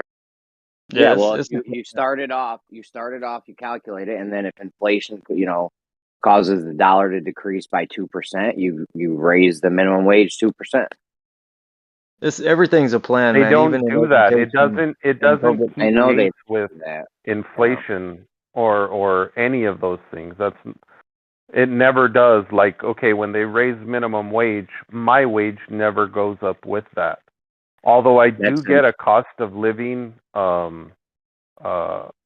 raise every year, it still doesn't keep pace with inflation. Yeah, it's usually not close. Companies will give you 1 or 2% a year, and meanwhile, look what's happening. Our price of shit nearly doubled, so it's not even close to keeping pace with what it should be. Absolutely. Yeah. Minimum wage raising is not the result. Like I said, it just makes shit cost more. and the people that were making minimum wage, their money now goes less as far, just like my money goes less as far. So that it doesn't even help to raise minimum wage. Like I said, a worker at McDonald's gets minimum wage. They can buy X amount of cheeseburgers. If they raise minimum wage, the cheeseburgers are going to cost more, and they're not going to be able to buy as many cheeseburgers now. So it That's why doesn't you even gotta like. put a cap. Jeremy, you have to put a How do you cap put a on cap? the product. You How? have to. The Dude, government has this to isn't step Nazi in for the Germany, benefit. dude. For the benefit. This is Look, America. yeah, How I can you say how understand much a that. cheeseburger It's, costs though? you wanna- Because I'm trying to explain. So I heard the gentleman say it's not Nazi Germany. Well, if it's not, actually take care of your workers, right? Because if this is how I explain it to people. There's a lot of these people, such as you're talking about, the McDonald's workers, right? And a lot of those folks, they're not getting full time, right? And years ago, I used to discuss this because I've discussed it with many people who are very poor. They're in poverty, and the way I look at it is, if somebody is making, if the company is making more, so much money, and there's such a big difference in their workers, how much money the workers make and how much money the company makes, eventually the workers are not going to buy anything from the company, and the company is going to fail eventually. That's what's going to happen. So there has to be some kind of, there here's has the to whole be some problem. kind of, if Yeah. someone is working in the food industry and they can't afford to buy soap, right? And they can't, all these things you talked about earlier, they can't afford to keep a roof over their head, and they come in nasty and want to cook food. You think I'm buying from that place? I'm not buying from that place. Now, if you take care of your workers, maybe I would consider buying from it if it was healthy food and the people were healthy and taken care of. I might consider stepping in the door. But other Yeah, than the that, thing- I'm not stepping in that door. In America, thing is, you can't in put a- America, nobody Oh. cares. Go ahead. the thing is, you can't put a The cap on thing a is, cheese. you can't. Yeah. You're You saying can't that put a cap on a cheeseburger because, I mean, there's places right now you can go buy $100 cheeseburger. Those you're going to shut them down, or we're going to make the cap $100. What's your cap if on a some- cheeseburger? if someone wants to pay $100 for a cheeseburger, let them do it, right? But if you have workers that work for a company who can't afford to buy from the company they're working for, eventually your whole system is going to fail. It's inevitable. It's going to No, happen. look. So, Here's I'm not where it saying they're starts. going to make it. you can't. Look, What you can't let do. me break it down if I for you have guys two- real quick. let me break it down for you. You If can't I put a have cap two on a dogs, right? cheeseburger. Hold on, North. Look, I have- Let North finish it up, and then Good White Light. You've been trying to get in your next. Look, if I have two dogs, right, and I'm gonna feed them both, and I'm gonna feed one of them one pebble, and I'm gonna feed one a whole bowl. What's gonna happen eventually? What's gonna Bro, happen? there's a list. There's a list. Good White, you're up. One of them's gonna die, right? Malnutrition. So I'm not going to answer that question, but what I'm going to try and do is explain the reasons why people open businesses, because there has to be incentive. Nobody's going to feed people out of the goodness of their heart. People are just looking to make money and profit. So to cap a cheeseburger, you can't really do that because there's costs that are involved with making profit. So if it's not going to be profitable, the business owner isn't going to go into business at a negative cost. So There's still profit. I'm not saying negative. I'm not saying you're going to go into a business and not profit. You're going to profit. Do you think McDonald's profits, bro? Oh, they fucking How kill well it, off bro. you think? How well off you think McDonald's is, bro? Since that's what we're talking about. You think they kill can it. afford to pay their workers about $20 to $25 an hour? Dude, I went to think so. Wendy's last night. And they would still make a profit. $20. Went to Wendy. They could definitely pay their workers more, absolutely, but they don't. They pay them just enough. No one's saying that the workers aren't going to be able to afford a cheeseburger at the place. I'm saying when you raise the minimum wage, they raise the price of the cheeseburger. So the dollar they were making, their dollars don't go any farther than they did before, because now all the goods and services have raised price. And let me tell you something, when that happens, these people aren't stupid. Dunkin' Donuts and shit, they take advantage of it. They raise the prices more. One of two things has to happen. One of two things has to happen. Either people need to be aware that these people are in poverty, and therefore that food might not be as healthy for you to eat. Someone coming in there living in poverty, not able to wash themselves and so many other things. Because we've all seen Hardee's and McDonald's and Burger Kings, and we've all seen the people that's in those places. Now, I'm not saying there's not cleanliness. There's not cleanliness within the place, and some of the people are clean. I'm just saying what we all know, right?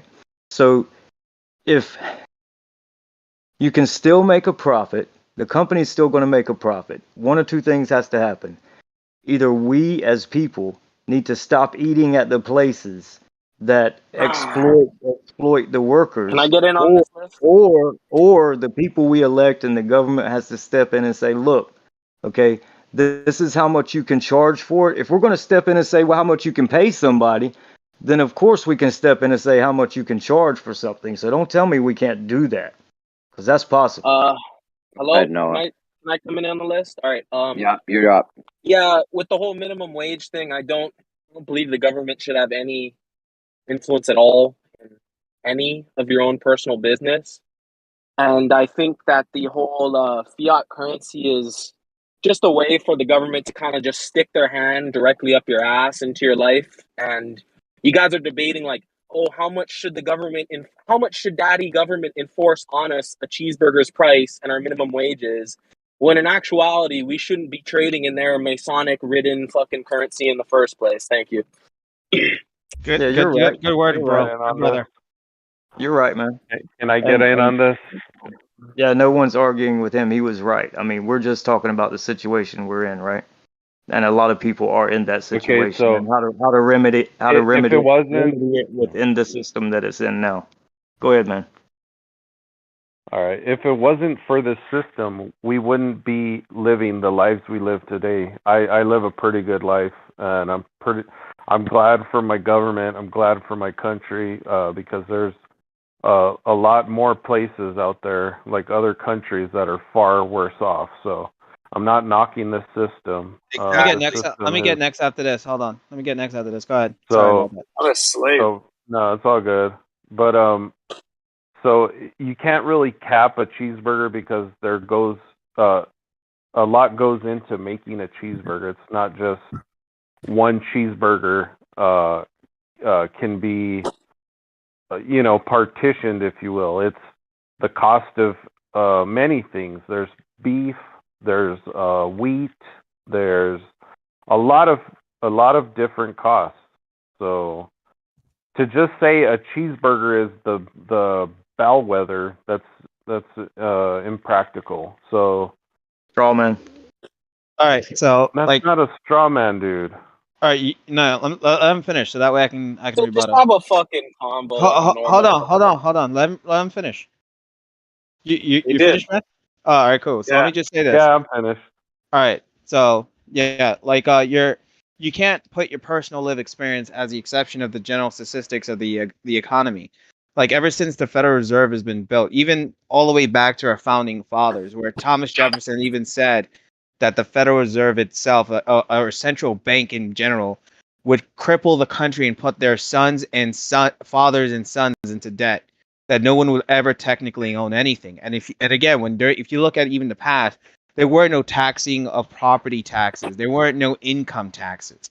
Most of taxing for the country came from businesses and tariffs and the government themselves making their own economy.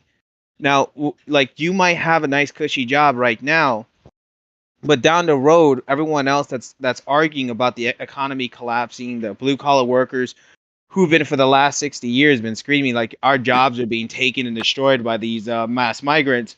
You could sit there and you could go like, well, I'm good. My country's taking care of me.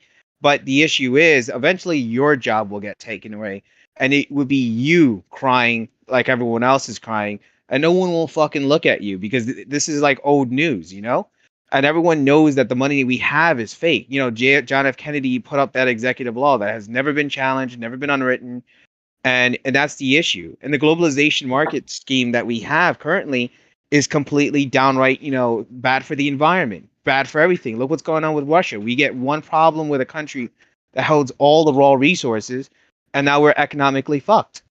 So yeah, I just think you're wrong, man. Can I respond to that? So, like, my job can be done by a computer, so my job will never get taken away. But a lot of, Don't get it's taken by a it's not migrant. no, it can't. What do you do? So What's your job? I'd rather not say, but Oh yeah, let's Mexican. What? just Yeah, computer. let's Fucking just bullshit.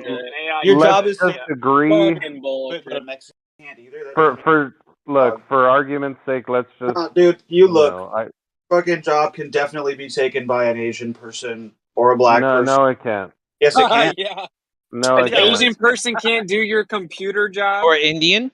He's not Yeah, even guy- yo with it. Come again. I don't This have guy a is not even computer saying job. his job. He's not even saying his job, bro. He's scared to say his I'm just job. saying, He like, wait, knows why holes can are an gonna No, go Asian in. I'm not person not take scared, your dude. job? He's What scared to job? admit what his job is. Wait. What job in a computer program in a computer realm is ethnic specific? Is he potentially, I don't know, like a racist woman stripper? Like a male stripper for racist? Computer job be ethnic specific. If that's his job, I'll take it. Yeah, like currently right now. Look. Anyway, I'll be a way Yeah, better go ahead. journalist Let him than finish. Tweeter. We could rebuttal. So You what do you have to guys- say? No, I'm guys not want arguing with you guys. I'm just saying. Dude, all right. You can mute yourself then, because I know the shit you pull here, dude, and I fucking can't stand it. It's annoying as fuck. You stifle good conversation with your bullshit. Dude, what's the problem with the room, dude? I'm not arguing with you guys. I don't know. I'm actually. It's the room's fault, not your fault. It's the room's fault, not yours. Right. I've never really talked to a gigolo for racist women. I'd like to hear about his job. Dude, I've never heard someone say that like they do something with computers, so there's no other ethnicity that can take their job. I'm just so confused. It's the most retarded shit I ever heard. Who said I work with computers? Yeah, he doesn't. He didn't say that. Somebody else said he did, which they were wrong. No, he did say that. Someone said, yeah, an Asian person could take your job, and he said, no, they couldn't. It was based on the idea of working He with does not work with computers, is what he said. Dude, I'll just say again, my job can't be outsourced like a lot of other, menial jobs. So you work What for the field government. are you in? So wait, Hold are on, you field fed? do you, hold on a second. Without What field telling us what your job is, name one other job that can't be outsourced to another race. Just name a job. You Any job. can't even tell us what field you're What do in, you mean right? Like, to another race? can you tell us what field you're in? Why are we talking Not gonna about dox races? yourself? He means outsourced as in offshore, not outsourced as in another race that's Well, actually. we were talking. I thought they were talking about okay. immigrants. I thought they were talking about immigrants flooding into America and taking jobs. I thought that's what they were talking about. We were talking about the automation. Can't be outsourced. He's saying his job can't be outsourced. An extreme claim. With no We're evidence. talking about the automation replacing jobs, I think. Okay, yeah. I just heard the other guy say something about like immigrants. So I don't know. Yeah, but a good way, like without doxing yourself, can you just tell us what field you're in, or? For the government. So I work for. I'll tell you this. So he's I a work Fed. for. Hold on. He said he works for the government. Yes. Yeah. What the fuck? I work for No, you Verizon. don't. I'll say that. And there are some jobs within Verizon that actually a lot of their interface is with government agencies, and those jobs cannot be outsourced to offshore. You can't send those jobs to India or Asia or wherever, Philippines. That has to be worked by somebody within the United States. Oh, Now, can an AI do the job? well, my point being that you can't offshore it outside the country. Now, you can still give it to anybody that's a U.S. citizen or even somebody that's in the United States on a work visa. You just can't send the job overseas. Yeah, we were talking about. I you don't know have how to do- race even got into this, but we were talking about the automation taking over the job. So I don't know. Nothing to do with race. That's right. He was For talking about some reason, immigration, Platypus but either way, is AI angry can with definitely me, replace but your job. Are you saying AI can't? I do your never job? pissed in his Cheerios. By the Hey, way, can AI do your job, bro? who are you talking to? You can. Whoever said that their job can't be replaced or whatever. Can AI do your job? You think like a supercomputer No. could do your job?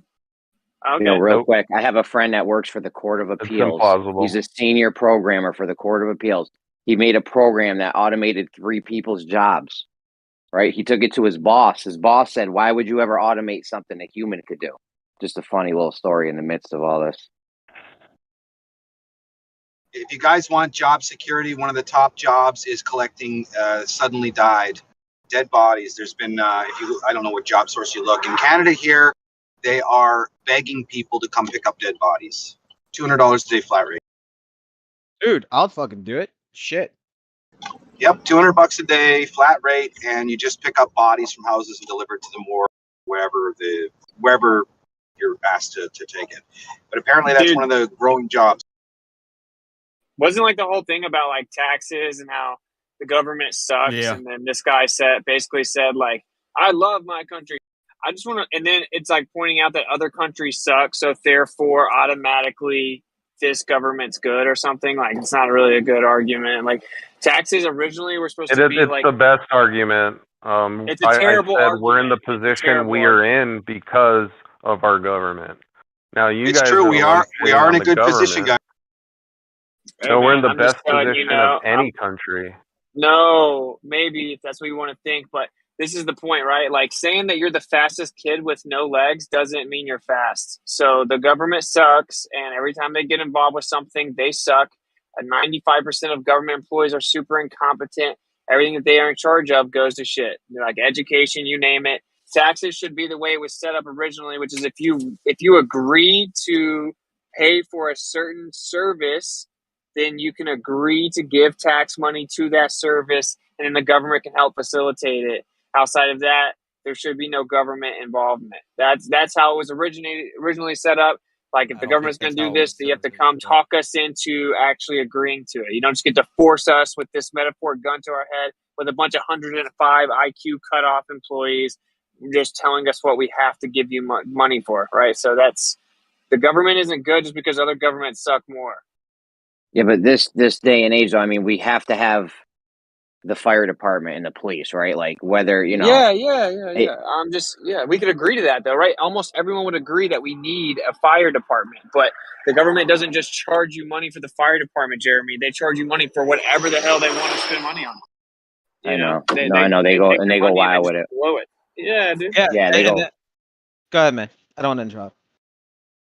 No, they do. They do a lot of I forgot what it's called, but spending, out of control spending habits. Absolutely, Yeah, it's it's fucking insane. It's ridiculous. absolutely insane. If you boil it down to There's stuff we really need, it would be like 5% of what they spend money on. Like what they do is insane.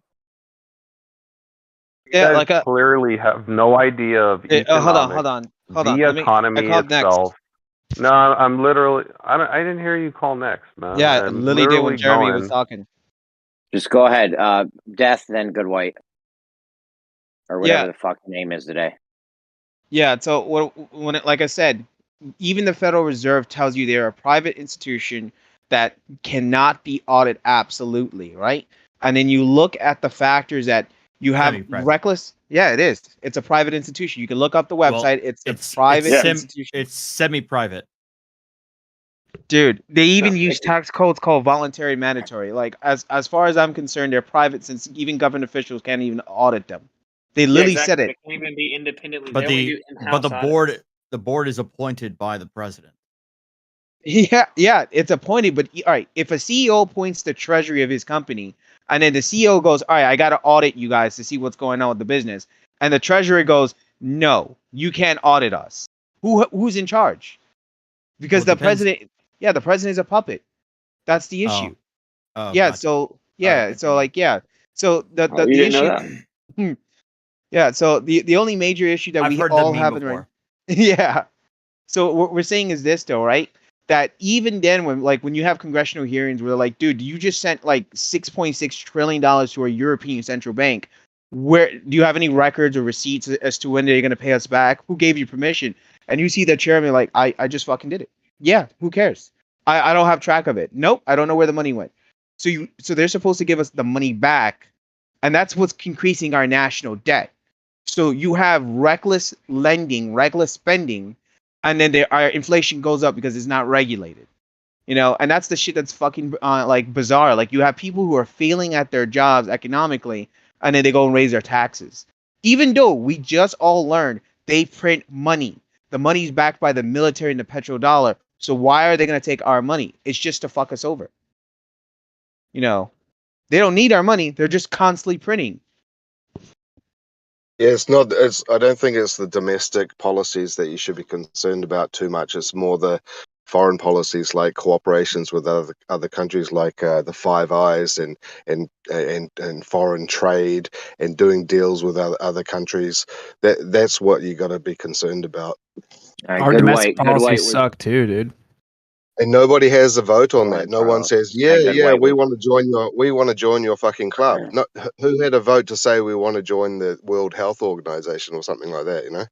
Yeah, that's why democracy is an illusion. Can I go now? Like I Jeremy was trying to waiting, say something, man. but all right, man. yeah, but he was trying to say something, and then the other dude was trying to interrupt him when I was actually speaking. So Oh, please give us your bot opinion. Now that yeah, Jeremy's left, it's hilarious that you, Witsit, are trying to argue economics. No, it is. It's just this little gamma keeps interrupting, and he thinks that he's special. All right, just No, I think it's hilarious. You're trying to argue about economics, which you know nothing about, obviously, with your high IQ, but it's clear you don't. If you guys want to like break You said down, nothing right like, then. the whole... You said literally nothing. You sound like an idiot. Yeah, you know what? You said nothing either. Your argument about less government. What? Left And, government? What are you talking about? No, less government. Yeah. And what was your other talking point? So you're so smart and so much barely smarter knew than me. You can't nothing. even remember things for more than 3 minutes at a time. Wow. Well, yeah, you said a bunch of word salad, and you made no direct Define point word salad? to what I was saying. Define word salad. Yeah, you just said a bunch of useless shit. That's not what word salad is. Lettuce. So didn't this backfire? Wow. You look dumb. Dude, like, why are you trying to fight and argue with people? You're the one that started making it all personal being a little girl when I was just saying Jeremy's trying to talk, you guys keep interrupting him. You got all in your feelings trying to say, it's funny, you're talking about economics, forgot how to speak the English language, made no coherent point, couldn't even remember what you were going to claim was stupid, and then couldn't even define the words you accused me of doing. Thanks for playing. Watch your mouth. Wow, dude. Yeah, man. I'm like I've said before. You're hilarious, man. No, we've argued with lefty people like you all the time. Like, you know, you coming out here I'm not a condescending at it. lefty You definitely people, sound okay? like it. You're repeating the same, you know, rhetoric. If you look like a clown, dress like a clown, put makeup a clown, you're definitely a fucking clown. You guys are And that's- attacking him for no reason, man. No, It no, doesn't no, make hold any on. sense what you're doing. No, No, it no, no. does. No, You're no, no, attacking no. the guy for no reason. Again, we're not. listen. He No. brought up a point. It's a valid point. There is Not still a valid good in point. government. What- Stop. what There point is is still valid? good in government. There is still good in government. You have running water. You have buildings. No you have one safety. You said have there security. you have- wasn't, dude. No one's- The dude, point you're was not Hold on. Let me no, get everyone's you getting literally out. said that government is shit, and I'm okay. trying to everyone, defend what's it. it? Who's We're next? doing a This list. guy's muted. Okay. Do a list. So I was jumping in to say that Jeremy has been trying to talk a few times and has been continually interrupted. And I don't know if you guys could hear him or not, but he was being patient and yielding every time he got interrupted. As I went to try to tell him, this little Richard Calvary guy decided to act like he was tough and start personally attacking me, so I put him in his place. If you guys want a white knight for him, that's not my problem. You'll just get muted because Jeremy was patient and he was trying to speak and you guys kept running all over him. Okay, thank you. Now, let's just go one at a time, guys, please. All right. If not, we'll make a list. Well, I'd like to just List to all reiterate good. the gentleman speaking there talking position is somewhat in the government. He's not saying anything inherently wrong at all about what's going on. I mean, the truth is that being that we are able to do what we're doing right now is evident that our government has somewhat good still in it. We have freedom of speech to travel, to pursue business, to pursue a family, albeit the psychological impact of watching online media definitely distorts our reality and what proportion of these high intensity conspiracies are happening daily. It's like 0% for the reality other than online. So the guy coming in, I'm curious. I'm going to ask you one question, if you don't mind. You say next that you work for the government, which is fine. You want to talk about economics, and you want to maybe educate people like Whitson on economics. That's fine as well. The reality behind it is you are here in a channel that a very, very small percentage of people are like actually discussing the conspiracies of the world, or whatever. Being that you work in a position in government, you do know economics. Why are you fascinated with a flat Earth survey? Wait, Dad. Are you saying that we wouldn't have free speech and the ability to travel without the government? Like, what kind of argument is that? Like, No, not at all. I'm just saying is that, like, for instance, right now you can go to other countries and there's checks, border stops. Where I live in Canada, there's no border stops. I can go from province to province free as a bird. So there is a level of bureaucracy, and you want to call it economics because these borders are set up for economics, right? It's a drug trade, so forth. So you have a different governmental operation that's happening, and there are there's signs of it. So if you have a particular ideology in the government, there's going to be signs of their ideologies. Right now, our government is being, what it seems to be, being subverted by other ideologies. Because if you look at their initial foundation, it was all based in ownership, property rights, freedom, liberty, and happiness to pursue whatever religion you wanted. But more importantly, you had a right to protect your property with guns, and you had a right to have free speech. We see that happen. We see the subversion of that right now. So the gentleman, the guy that the government guy, why are you here on a flat Earth server? Oh, I kind of want to get next before you could rebuttal on that. So, like said when you were talking, like first of all, like what we were talking originally prior, right? Like, and again, like I've said about attacking, right? The guy is using the same psychological rhetoric that leftists using, saying you don't know nothing about economics, you don't know nothing about this, know nothing about that. Wasn't even stating a point or an argument. Do you really know a lot about economics? Maybe you should ask him. Yo, can we finish? Yeah, no. Can I finish? Because like, but you don't know economics. That's why you insulted. That's why you called him names. Can we talk? Can I talk?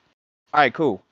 My point is, we were both, before you started white knighting for the dude, we were already addressing our economic points. All right, you don't need an economic degree from some fucking indoctrination school to fucking explain why the economy is fucking like failing for the like 20 years from now, right? We all see it, the blind see it. So when we were giving our points, instead of attacking our points, he just came in and just said, you know nothing of this, you know nothing of that, you know. So we were going through all the steps of like what lefties always say. We already know the rhetoric. We know exactly the next line. So before you jump in and white knight, just hear what the hell he was saying earlier in all our previous points. All right. So that's what I'm trying to say. Government is not all bad. You have to first and foremost admit that. If you don't admit that, then you're not understanding his position or obvious reality, because you do have a phone you can call a car to protect your property rights. Present moment, you have that. These are what's under threat. Apparently, these particular liberties that you have are a threat to the technology they want to impart on you and me and everybody else. So let the guy speak. Let him teach us something about economics. He claims to work in a position where I find it absolutely fascinating. He's here because my research tells me usually. Hold on, I'm almost done. I'm letting it. My research tells me usually academics are they cannot entertain conspiracies. Next. For my research. So why are you here, government dude? Okay. Let me tell you something. He was very vague about what he does. Dude, go ahead. Okay, like I'm seriously, I don't know what argument is being made right now, so it's hard to address literally anything. And mostly, you guys aren't really talking about anything or anything directly. Witsit didn't even make a coherent point. Going next, guys. You know, I really don't know what to address. Let me just make it clear. He's very vague about what he does. He works for the government. I work for the fucking government. Okay? So that's meaningless saying you work for the government. It doesn't even matter. I work for the government. The same question would apply to you then, because my study says academics, usually people who are educated in institutions, they really can't entertain conspiracies at this level. Now, if they can, I find that very data. I'm a fucking janitor. Yeah, Data, I'm great, a wonderful. janitor working for the Yeah, okay, government. You so could it's an do ambiguous. anything. It's sure, great. It's an You could do ambiguous statement. anything. So it's very plausible because he hasn't specified he's a janitor working for the government. He just said working for the government. But we're sidetracking. The point is that he knows something Dude, I'm about not a economics. janitor, bro. That's fair enough. This guy says he knows something about economics. That's great. We could talk about economics because essentially our initial argument was really just discretionary law and how it's used and the wasteful spending that we have in this country. And if we fix our discretionary law use and we fix the overspending, maybe this guy has a way to do it because obviously he's intrigued and entertained by the idea. No, he said we don't overspend. finally, He said that everything's somebody made perfect. Our government doesn't point do that I any should attack. overspending. That's what he said. He said when I said the way it should be is how it was originally set up, which was people agree to actually participate in specific services. That's how taxes should be. There should only a bare minimum amount of things that should just be like an actual reoccurring tax. That's how it was originated. And then I said you can look into how frivolous they spend money. We would only need a fraction for like stuff like the fire department, etc. They spend a vast majority of the money on nothing. And then he jumped in to tell me how stupid I was and that's not how it works. And the government's amazing. And then let me bow down and grab my knees and the government, yay, government, yay, government. That's what happened. He didn't. Okay, so perfect. So Let him hey, respond. buddy, Let him respond. Exactly. Data, hold on, So- Data. so- Data, hold on. Hold on, Data. Hold on, Data. How many times Dude, I'm just gonna mute you, bro. Not even When talking. you hear me pipe up, you either have something wrong with your mic or you're just an asshole. Is it? When I'm talking, you can't just power through people when there's two people talking. If you can't hear other people talking, something's wrong with your mic. Get it fixed. Get your shit straight. Let Good White respond to all that. You're just gonna keep piling it on. All right, dude. I think it's funny you guys are trying to solve the government's problems when you can't solve your own. But if you really wanted to start somewhere, you'd have to start at pretty much the government's budget, right? And then there's what they spend things on. So, we spent a lot on the whole COVID thing, right? I think there was $7 trillion in all the CARES Acts. So right there, that's overspending. I do agree on that, but you got to look at what we, what's that figure? What is it? The GDP of our country. So we make like over 15 trillion a year, but our national debt is at what, 20 trillion, 22 trillion, somewhere around there. So if we're making 15 trillion, but we owe 20 trillion, that's not as bad. So, so they say we're in debt like 5 trillion or whatever, but we're still making money. You've said nothing. So you didn't say anything. Like all you did was the problem? My problem was that I just made a simple comment about how the government is incompetent and that they frivolously spend money that they force us to give them. We don't have a say in how it's facilitated, and they just spend it however they see fit, and they waste tons of money, and that the basic infrastructure, like the stuff Jeremy brought up, like firefighters, police, this does not make up a very large percentage of what they spend money on, and that they're completely wasting our money with the metaphorical gun to our head. You wanted to jump in and talk about how stupid I was for saying that, how wrong I was, and how I just didn't understand things, and then personally attack me, yet then you have said nothing but stuff that supports my point, like how they wasted $7 trillion on COVID.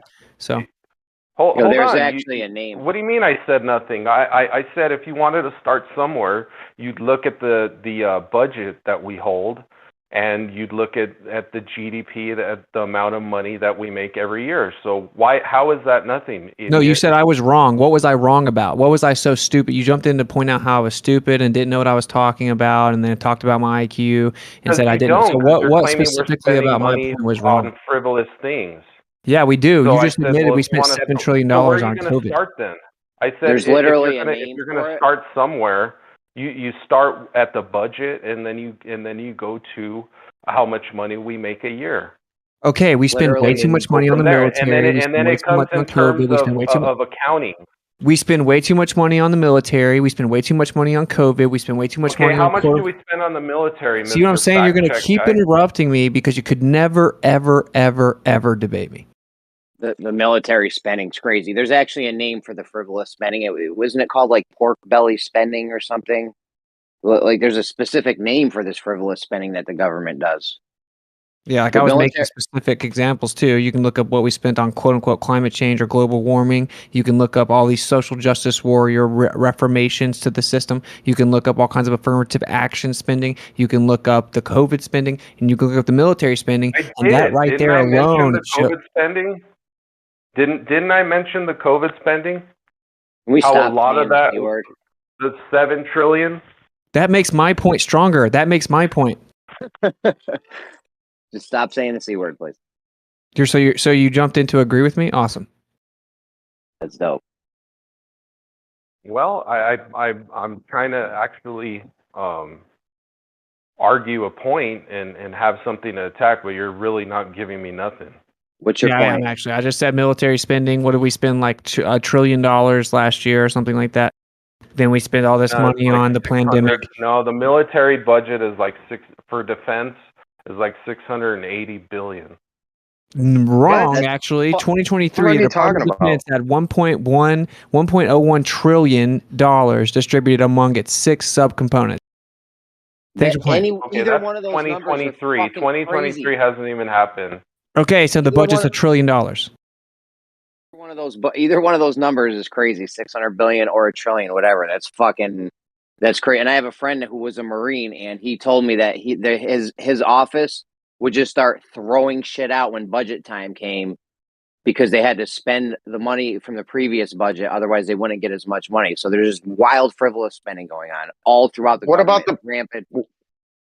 What about the black budgets? Like we can't even account for to put a dollar amount on the black budget. Like I don't understand why you guys are trying to put dollar amounts on things that are hidden Deep from us. state is Well, not even. 2021 the deep was state's not even being I talked think here. what it is, I think what it comes down to, right, is accounting, right, and transparency. So if you're gonna, badmouth the government and say it's this and that, maybe it's you that's not being accountable or not holding your representatives accountable. Wow, what a great point you made. So anyway, 2021 was Well, he 800 did billion. make a point. He did make a 2021 point. was We aren't 800 holding. billion. 2023 is 1 trillion. That's just for the Department of Defense. Then they've spent a ton of money on climate change, which is complete pseudoscientific political BS. They spend all kinds of money on stuff that is ridiculous. The way that it was founded was that the people have to agree to specific services and then give the amount they want to for said service. Now they just give you a number that you have to pay. They take all the money and then they start throwing it around with a gun to your head. Okay? So like you haven't rebutted my argument. You want to keep on talking about personal things. Oh, what do you know about my economic situation? Yeah, Like, we gotta what? silence this guy. I'm trying to listen to an actual productive combo, and it just seems like just about 75% is just filler garbage, and then the 25% is argument. Can I make an argument why black budgets are important? You may not like it. I was in a black project in the Air Force, and there's a thing called non-classified information that can become classified. So that means you could put all the pieces together and determine what something is by just putting the pieces together. So having a black budget kind of eliminates a piece of the puzzle to keep things that you do want to be declassified or classified to stay classified. Now, I'm not saying in this argument that there might be misspending. Bro, that's a lot of background noise, bro. Oh, I'm at a playground, so you're gonna have to deal with it if you want to hear me. I can't control it. But so I think there's a place for it. I'm not saying they don't overspend in the way they shouldn't, but I think keeping black numbers black is important when it comes to national security. Okay, but now they say everything's national security. That's the point. That's one of the main that's a ways that they problem. rape us of our money is to say national security. They just, oh, national security, we have to spend all this money to be able to listen to your phone calls and read your emails. Oh, national security, we need to go kill little innocent children that have brown skin in the Middle East. Dude, like, I'm not an anarchist, but the point is that the government is completely out of control, and there's no debate about that. And anyone that jumps in to try to pretend that it's some perfect system, which is what Richard was doing, is just completely lost the plot. Yeah, and Yeah, like I don't think the system's perfect by any stretch. I mean, I was in there. I mean, honestly, in that black project, I'll have to say this: when it was black, we ate steak and lobsters on Wednesday and Sunday nights. But as soon as they declassified it, all that went away. So I do agree there's misspending, and that's just on the food, let alone everything else they're probably doing. So I don't disagree that they overuse that, but you can't throw the baby out of the bathwater. That's the only argument I'm Hey, what making. about the black budget that funded them experimenting MK Ultra on unexpecting college students in the United States, where they were literally brainwashing people with different type of transmissions and signals and actual drugs in their food on campus. So whenever they were actually literally brainwashing unsuspecting U.S. quote unquote citizens from the black budget, right? That's the kind of stuff our government does. And it's been declassified. No, and I'm not saying that they don't do bad things. I'm not saying that at all. I'm just saying you can't throw the baby out the bathwater. Yeah, You know? but Well, here's I'm not the an issue. anarchist. No. But here's the issue. We're not talking about the American government needs to be destroyed. We're not talking about like all that stuff. We're talking about that. And if you want to even get it into fucking fancy parts to it, there's a lot of corruption that needs to be get rid of in order for this country to move forward and be stable.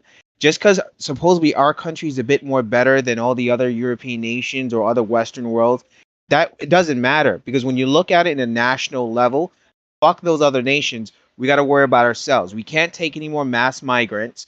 We have to secure our border, but we have to give two flying fucks about Ukraine and Russia's borders, right? And we're talking about like, we're going through we're literally surviving one massive pandemic, which literally crippled ourselves into a depression, as much as they don't want to call it that. And the fact is, we're still spending money. We're not even using that money to build infrastructure and jobs. We're still burning it. And it just makes you think, then why the fuck is no one being held accountable? And why is no one being charged and arrested? Like, look, Pelosi literally admitted to inside trading that, I when want people were another line. asking, right? And the fact is, she didn't get arrested by the FBI, but if either of us did inside trading, we'd be arrested. So come on. Dude, we gave Israel 150 billion in bilateral assistance. We gave Ukraine like easily at least like $5 billion. So this is the stuff that we have no say in, and these people just throw money at. And on both sides of the quote unquote aisle, they've just been funneling money to Israel. The biggest foreign aid recipient every single year for like the last 30 years. So like there's all kinds of stuff that they don't care what we have to say. When we say we don't want to go to war, they just do it anyway. So what is it that I'm missing?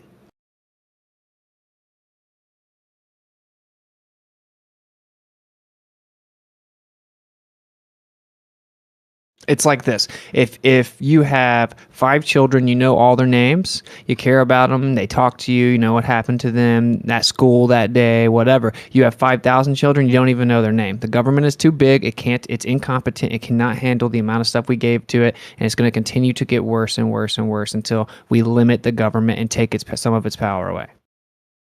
Yep, that's the only way. We go back to being a constitutional republic. We stop being a democracy. We stop becoming the world's police. We stop sending all this money, and we bring all our infrastructure back into this fucking country and stop sending all of our trade elsewhere. Globalization does not work. Every time they talk about the global market or globalization or an open world economy, it's an incredible strain on it. Anyone with any sort of level of mind can sit down, look at a documentaries from any expert, and they will tell you that having goods being shipped to 16 different places, or having our raw resources coming from another place instead of us, we have plenty of raw resources here. We could easily make it into a local market, and prices will be fine. And I've heard many of these supposed, you don't know the economy because you would rather pay overpriced goods. First of all, the iPhone itself, right? A perfect example for these lefties. It only like you can make about 100 units for less than $5.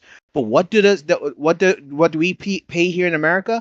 Thousands of dollars. So clearly we're not getting that nice markdown that everyone keeps telling us. But if we hadn't made it here locally, there would be competing markets that were like, well, I don't want $1,000 iPhone. We can get like something for 50 or $100 because there's a competitive market because all that stuff is here. So that's what I'm saying. It's like you guys are like preaching globalization, but globalization is failing. Even Business Insider said it also. Yeah, it just keeps like personally attacking me, like was that IAQ in school? You understand economics? Like, dude, I like aced micro and macroeconomics in university, dude. Economics isn't even like a difficult field to understand. Like that subject isn't complicated. It's actually very simple. Yes, exactly. Yeah, exactly. It's like they come out there and here's the funny thing. When they tell us about education and degrees, we find out that now a lot of these college kids are brain dumb. The majority of Antifa that are burning cities with bachelor degrees and master degrees and PhDs are fucking Antifa idiots. You know, they're the ones that argue, oh, you shouldn't be able to shoot me while I try to burn and kill your property and your family while you're in your home. Like, and then you want to argue on degrees? Come on now. Check. Mic check. 1, 2, 3. Mic Yeah. check. There you go. We Can can hear anyone? you. Did you guys hear me at all? Nope. No.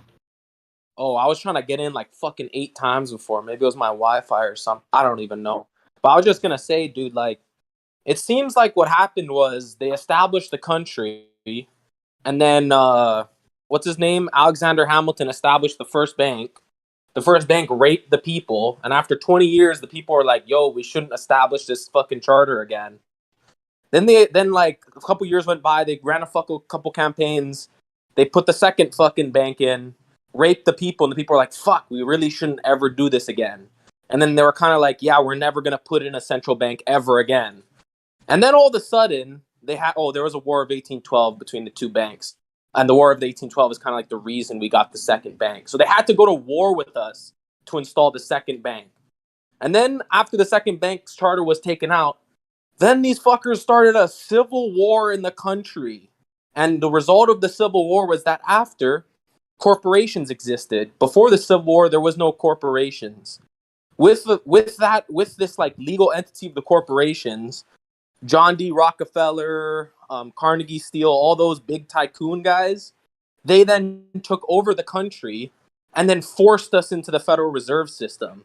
So it just, when you look at the actual history of the country, the central banks, the Civil War, the War of 1812, World War I and II, and the history of the Federal Reserve, it just seems like an outside influence has constantly been trying to install a central bank, and it looks like they succeeded in putting in their permanent one during 1913. And then in 1933, they stole all the people's gold.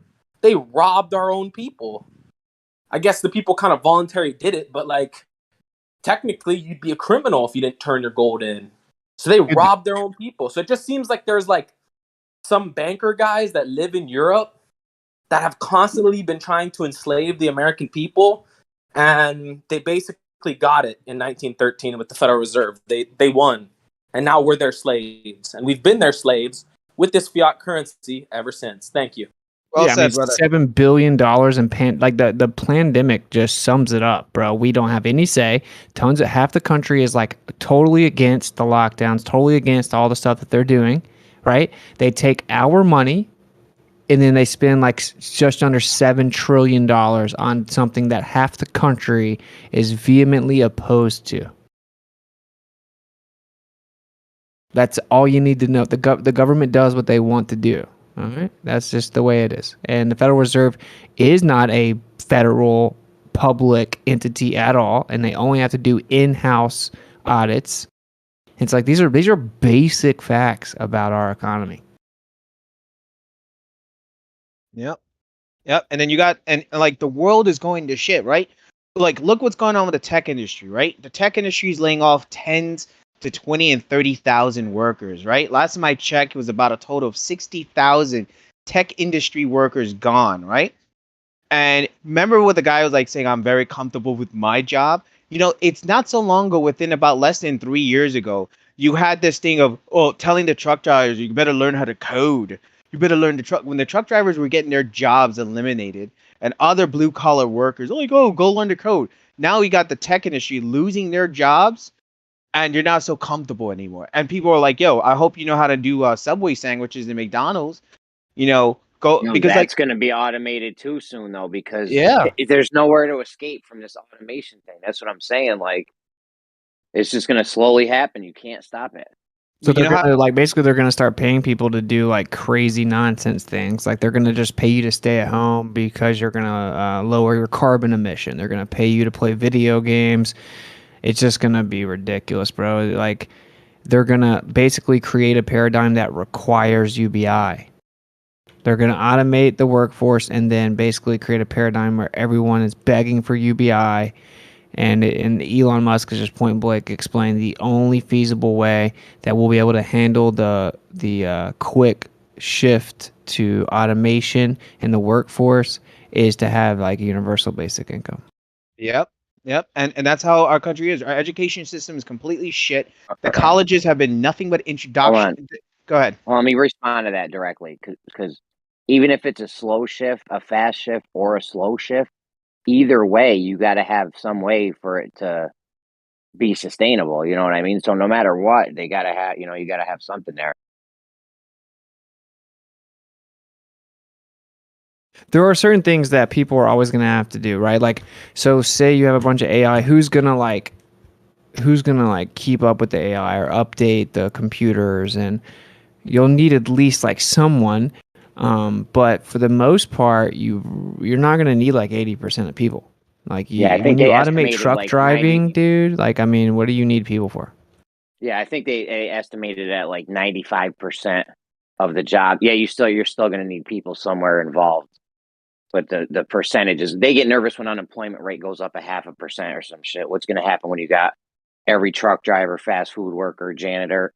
You know what I mean? The list will go on. Well, I mean, like that was the fears when automation with farming came into place, factories came into place. There was the same fears. Anytime you Not going to be automate, anything.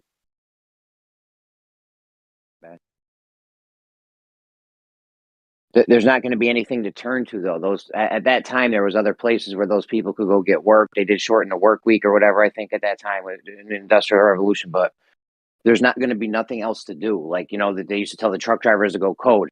Now the coders are getting laid off. You better go make Subways, learn how to make McDonald's food. The I McDonald's are disagree. getting automated. There's nowhere to go. I disagree. I after think that. we create more jobs when that takes place, right? Because it frees you up. Like let's say now you have a factory where you have a truck driving factory. Now maybe your kids need to become more educated and you're tired of the public school they're in. Now you're like, oh man, with all this truck driving money I got from these machines, I can go pay a better tutor. Now this tutor has more money and What are you? Is it this dude's a Glober? I bet, huh? Like, if I'm a truck driver and then my job's replaced with an automated truck, how does that make me more money? that action doesn't make you more money. So to see it in that instance, that immediate instance, kind of misleads you a little bit.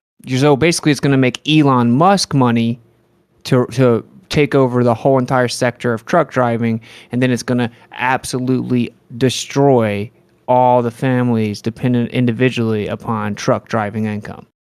Kind of 5 like million. did it to farmers in 1920s. Farmers are also going to be automated. 5 million Americans mean, make their money from driving. Yeah, but Are you promoting the AI automation of the workforce as if somehow it's going to benefit people financially? Well, what happened to combine people that were replaced by combines? Like, what happened to them? Did they all just like evaporate, or They had to continually shift over into other sectors, and whenever everything is automated, then you have nowhere to shift to. Everyone can't be a programmer, especially when the AI is going to be so advanced that you just need like one programmer for huge entire sectors, just like one region of each sector. You just need a couple of people. You don't need programmers anymore. You don't need. What's so up? do like Hold on, all real quick. options? Go ahead. Go ahead. I was just saying, other things are created as a result of it, right?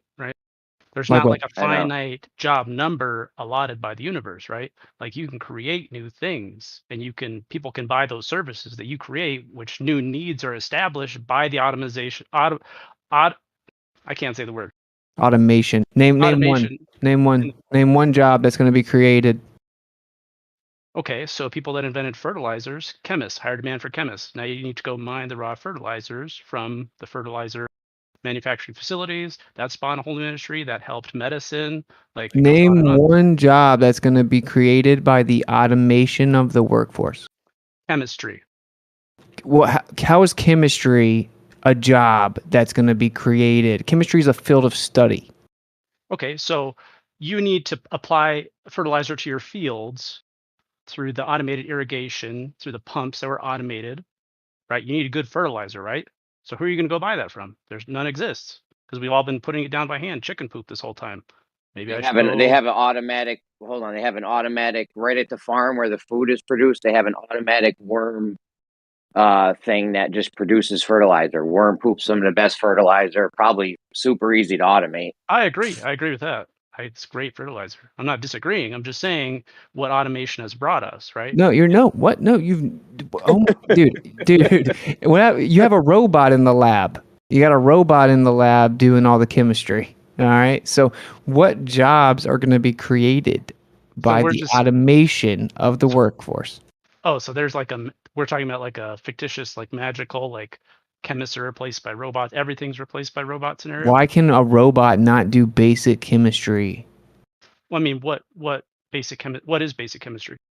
You just put certain chemical compounds together. You don't think a robot can do that? I mean, you'd have to break it down for me so I could understand what basic chemistry they can. Well, you're the one invoking a whole field of study as if it somehow is an answer to what job is going to be created with automation. Like, are you a glober? You have to be a glober. You think that the automation of the workforce is going to create jobs? Why would me being a glober not have to do with arguing for the benefits of automation? I can just tell you a glober-like reasoning. I've heard this argument a lot from people. They think that when we start massively automating things, that there's going to be there's going to be so many other jobs opening up because of it. Wait, hold on. Can I tell you what they?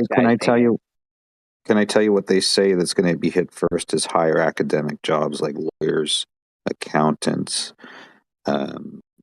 anybody into writing, like they can replace Hollywood Reporter. You don't need to do journalism. All the upper jobs go first. Yep, ChatGPTs are now able to make journalistic articles. There was one that a guy used to sell to a marketing company that he was going to get. Like, he made the ChatGPT use Charles Winston to say write an article about cereal milk is better than orange juice in cereal. And they wrote out no grammar error, a really good, well-written article, and a great speech. And that company was like, yeah, we'll take the Chat GPT. It was so well done, and it can give you like 16 different alternate versions of it with less than an hour. So if you wanted to edit or change it around, boom, you already have an essay right there and then. Yep. Here's the Royal Society, Royal Chemistry Society, literally saying that the automation of chemistry labs is coming. Yeah, this doesn't make context? This automation thing, dude. This automation thing does not create more jobs. It's knocking tons of jobs out of the loop that are not going to be replaced. Yeah, he said he wants context. 5 million Americans make their jobs earn money driving. They earn a living driving. 5 million Americans. Once you have all that being automated, that is 5 million jobs gone. We're going to automate the fast food industry. There's another 3 million. We're going to automate it. Sorry. No, it's already happening in Australia with the fast food. If we go into a McDonald's, there's one girl at the counter and there's 10 computers sitting out in the restaurant area where you order your own food. It's the same at our shopping centres.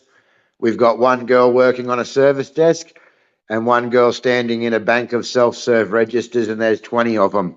So there's 20 girls that have lost their jobs for one to stand there and watch those registers. It says automation can be applied to almost any type of chemistry at any scale, from automating reaction conditions to using robots to manipulate reagents and carry out complete reactions. Okay. Anyway, so as if this was a rebuttal to Jeremy's point, and whenever he says that the truck driving is 5 million jobs, if they automate that, that's 5 million jobs lost. Okay, so how does automating the truck driving sector, which eliminates 5 million jobs, how does that create more than 5 million jobs? Because it's going to have to create 5 million jobs just to reach even. So I just want to say, just with the truck driving, not only do you knock out 5 million jobs, there's also 16,000 car accidents a day in America alone. So if you have the cars driving themselves and there's less accidents because it's safer because the cars are all in sync and they make sure they don't hit each other and stuff. Now you have a lot less jobs of tow truck drivers. The trickle down factor of car accidents is crazy. You got hospitals, lawyers, doctors, nurses, all kinds of shit involved in that. Like these the Globers are just like they just cheer on the freaking like Matrix as it closes in around them. You know, they brag and cheer about it. Like Matrix. oh, if you do computer programming and computer engineering, then you're going to be set up in the future. There's only so many positions for that, and actually the full automation of the workforce is going to eliminate the amount of programming jobs. Like you could say that there is going to be an increase in certain ways, but at the same time, you're going to need less amount of people to do the programming overall because you're going to have scripts constantly run through AI. And as the AI continues to progress, which every single person that's actually working on the top tier of AI at the moment, they say that once it begins to roll out, it's going to improve at an exponential rate. So you're not going to need someone like over here writing some basic script or like code when the computer can do it 5 times faster. You creativity is the only thing that's going to keep you in a human position. You need something creative. You have to offer some type of service or product that is dependent upon innovative creativity, which AI cannot imitate. Right? Like that's really all you can do is that and prepare yourself outside of the need for AI. I mean, it's like I don't even know why would someone cheer it on? I mean, it's sad, bro. You guys are just and the truth is they're not going to leave you hanging. They're going to give you UBI and you know. So did Henry Ford do a bad thing when he made the car factory? No, that's not the same as AI taking over every single sector, dude. It's automation. Dude, there were still people that run those things, man. So, like, what industry got closed down when he did open those factories up? I would say probably horse breeding would reduce. The ranchers would probably reduce. Probably the wagon wheel manufacturers probably reduce. No. But then find another job, right? Maybe at the car plant. Maybe they'd be a gasoline pumper now. Like horses. Well, the jobs that it off-placed, it actually it created more jobs because you're able to travel more. I mean, it was a net benefit. So Yeah, and not to top it off, horses are eccentrically could be utilized in multiple ways. Even when the cars were slowly getting in, and there's this famous painting during during the 1800s when there was lots of carriages in one car, and then later on within about less than 50 years, you had multiple cars and just one horse carriage. Like horses were still used; they're extremely high priced in selling, and they still had a market. And even when they started doing horse track betting racing, farmers were able to adapt and implement for that versus cars, and eventually cars got into that field too, and it didn't destroy the horse racing market. So, well, horses aside, automation in car factories, especially Tesla. I mean, Tesla's factories are based around these automated, streamlined, the machines that are basically making the whole car, and the people are setting it up. However, Tesla doesn't have Tesla and all the car companies. They still have a lot of employees, right? Just because people aren't employed actually building it by hand because there's machines doing it, doesn't mean that there's what wasn't some some new place to put these people at those same companies. You can just look at the employee breakdown for car companies throughout the years. So I don't know if just because you can't currently see where those jobs will go, saying that jobs will go away is true. That doesn't mean that people won't have jobs, right? You just have to be able to sense where those jobs are going to be. They're transformed. Happened there was always there was always something to fill that vacuum, right? You just have to be able to sense where that's going to be.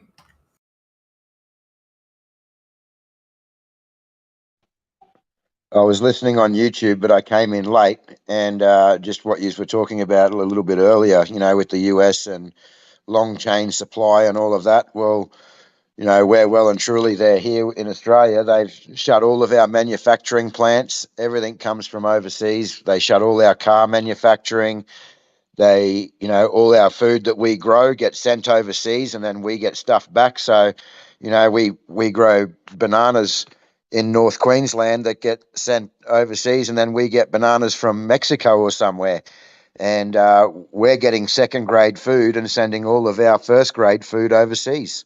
It's You know what they're doing here? They're raising chickens in America, and then they're sending them to fucking China for processing, and then supposedly they're sending them back. Oh wow, we're getting dogs. That's what's hitting our freezers right now. Dude, I think there is a chicken conspiracy. I'm a chicken conspiracy theorist. Do you ever thought about how much chicken we freaking eat in the United States, dude? The amount of chicken that we eat, dude, it's not chicken. It's not all chicken. I'm a conspiracy. I'm a not chicken- sure it's chicken either. I'm a chicken conspiracy. I know that they genetically modify them, and the chicken, like KFC, has genetically modified chickens that are like huge, without feathers, with tons of extra wings, and I get that, but I just think that it's maybe something other than chicken. Hey, I'm taking a bot survey. So my bot survey, just assume that the survey's for you if you think the Earth defies physics and everything we're told in the mainstream is true. We'll start at the bottom of the list here. I don't know if your name is Aland, A-I-and, I don't know. But hey, if Elon Musk releases his Neuralink and you're able to receive the implant without surgical invasive implantation, it's rather like just a needle, like you just get an inoculation, because he says that he can do that, and the chip will help you like download different languages and access the web directly and telepathically communicate and fix diseases and reverse cell degradation, and prevent all kinds of future illnesses or like whatever you have going on. It can fix it. Would you take the chip? Would you take the Neuralink? I don't really put much thought into it. Well, You I mean, couldn't will pay you him to put some take thought it. into it right now? Would you take Elon Musk's chip in your brain? I mean, I don't know. It's not very pressing. I don't devote a lot of calories to it. I don't really know. Okay. So you can't just give me like a yes or no. Like if Elon Musk says he's about to put it in himself and they're rolling it out into humans right now, and that he's going to take one himself, and that within 5 years it'll be like really ironed out and publicly available, and it can be remotely updated. So like once you take it, you can keep getting the newest update. I'm just curious. Like, would you take that? Would you? Is there a scenario in which you would be open to taking a chip in your brain? Probably not. No. Huh. Okay. I don't believe it. Okay, next bot. Maybe you're being honest though. I don't know, but I find it hard to believe because if you said you didn't know first, but I hope you're being honest. I do believe that the bot, that people wouldn't take it if they thought they had to cut their head open and put but if they would just stamp your forehead and it'd be painless or something, you just stand in line and then boom, they stamp it, or the government even pays you to do it. I think people are gonna fall like dominoes. Do anybody else want to take the survey? I'll We're answer starting the at the bottom, questions. so we got to go up. Do I? Oh yeah, but I don't see many bots in here. Bot? What's a bot? That's kosher. Like an NPC, like when you play like a a video game character. Yeah, you know how they have like predetermined responses in the dialogue, and they can only like say a certain amount of things because it's in the program script. Like things they chant over and over again. Yeah, yeah, exactly. Like because it's just a certain amount of predetermined written things that they can say. Yeah, that's what I call bots. I call the people that just like what the mainstream narrative is what they believe, and that's just what they say over and over. Like they have a predetermined list of beliefs, And so if like a mainstream story comes out tomorrow and says, "Oh, looks like the Earth is actually spinning faster now," the bots But will immediately be like, "Earth spins faster, Earth spins faster," and you're like, I agree "Wait, with wait, you why do you there. believe that? How does that work with physics? Earth spins faster, Earth spins," you know what I'm saying? I agree with you there, but I disagree in one aspect. I think that bots are on all tribes of all places. Like if you're an atheist, you're an atheist bot. If you're a Christian, you're a Christian bot. Like whatever your belief is, you're a bot for that belief because there's a lot of dogma. There's really a lot of surface level knowledge and talking points that people spew out, and they can't really get much further than that when you start to critically think about the issue. So I No, think this is just everybody's a a bot. tactic to try to like muddy the waters and make it pretend like it's all the same, but it's not actually. There's a group of people that independently and diligently research things before they come to a conclusion. They're willing to update their position, and they don't have to believe whatever the mainstream consensus is just because phrases like "trust the science" is thrown out there. And then there's the other group of people who automatically believe whatever comes through the Associated Press and has the word science on it, and they'll actually like kind of mock and ridicule any people that go against the consensus and stuff like that. Like those are two totally different groups of people, right? Like Yeah, those are Alon qualifies. I asked him this exact question last night. He doesn't disagree with any official story about any event that ever took place. You asked me that? Yeah, I did. What was my response? You said you don't disagree with any official story. No, I didn't. Yeah, name you one you did. disagree with then. The CIA acid Acid. operation. That they've admitted that though. Yeah, but not initially, right? Well, that's official story. Yeah, but at the time you would have denied it. Like if someone had come to you and been like, "Did you know that the government's actually operating with LSD?" Then you'd have been like, "You're crazy." Like, did you know that the CIA runs the mainstream news? I didn't. They actually admitted that in the 70s, Operation Mockingbird, that they infiltrate every sector of mainstream media with liaisons from the CIA, and was actually asked about it in court. And they said, "Are you saying that some of the journalists are CIA agents?" And he said, "We'll need to continue this conversation behind closed doors." And they declassified like a 600-page document called Operation Mockingbird about it. What a good cover Transfer that that would. to What a now good and say that cover that would be. they currently operate it now, is what you're saying, because of Yeah, of course. Why would they wouldn't not? they? They started doing it in the 70s. You think they just stopped after they then and Obama removed the Obama passed the Smith-Munn Modernization Act where it says that our government can actually lie and propagandize U.S. citizens to get geopolitical advantage and cooperation. Think about what a good cover that would be, though, if you have your news reporters being CIA agents. Now they have a reason for being in other countries. I'm here reporting on the news, guys, and they're over there doing CIA shit. It's perfect. Dude, it's like incredible. If you want to control the narrative of your country, then like what better way than to run the news, right? That too, yeah. Yeah, anyway, bro, like I'm just saying if you can only name something that they've come out and admitted, that's still believing the official story. You know? So that's not, can you not think of anything that like you don't believe the current official narrative? Nothing comes to mind at the moment. Okay, yeah. Free and independent thinker.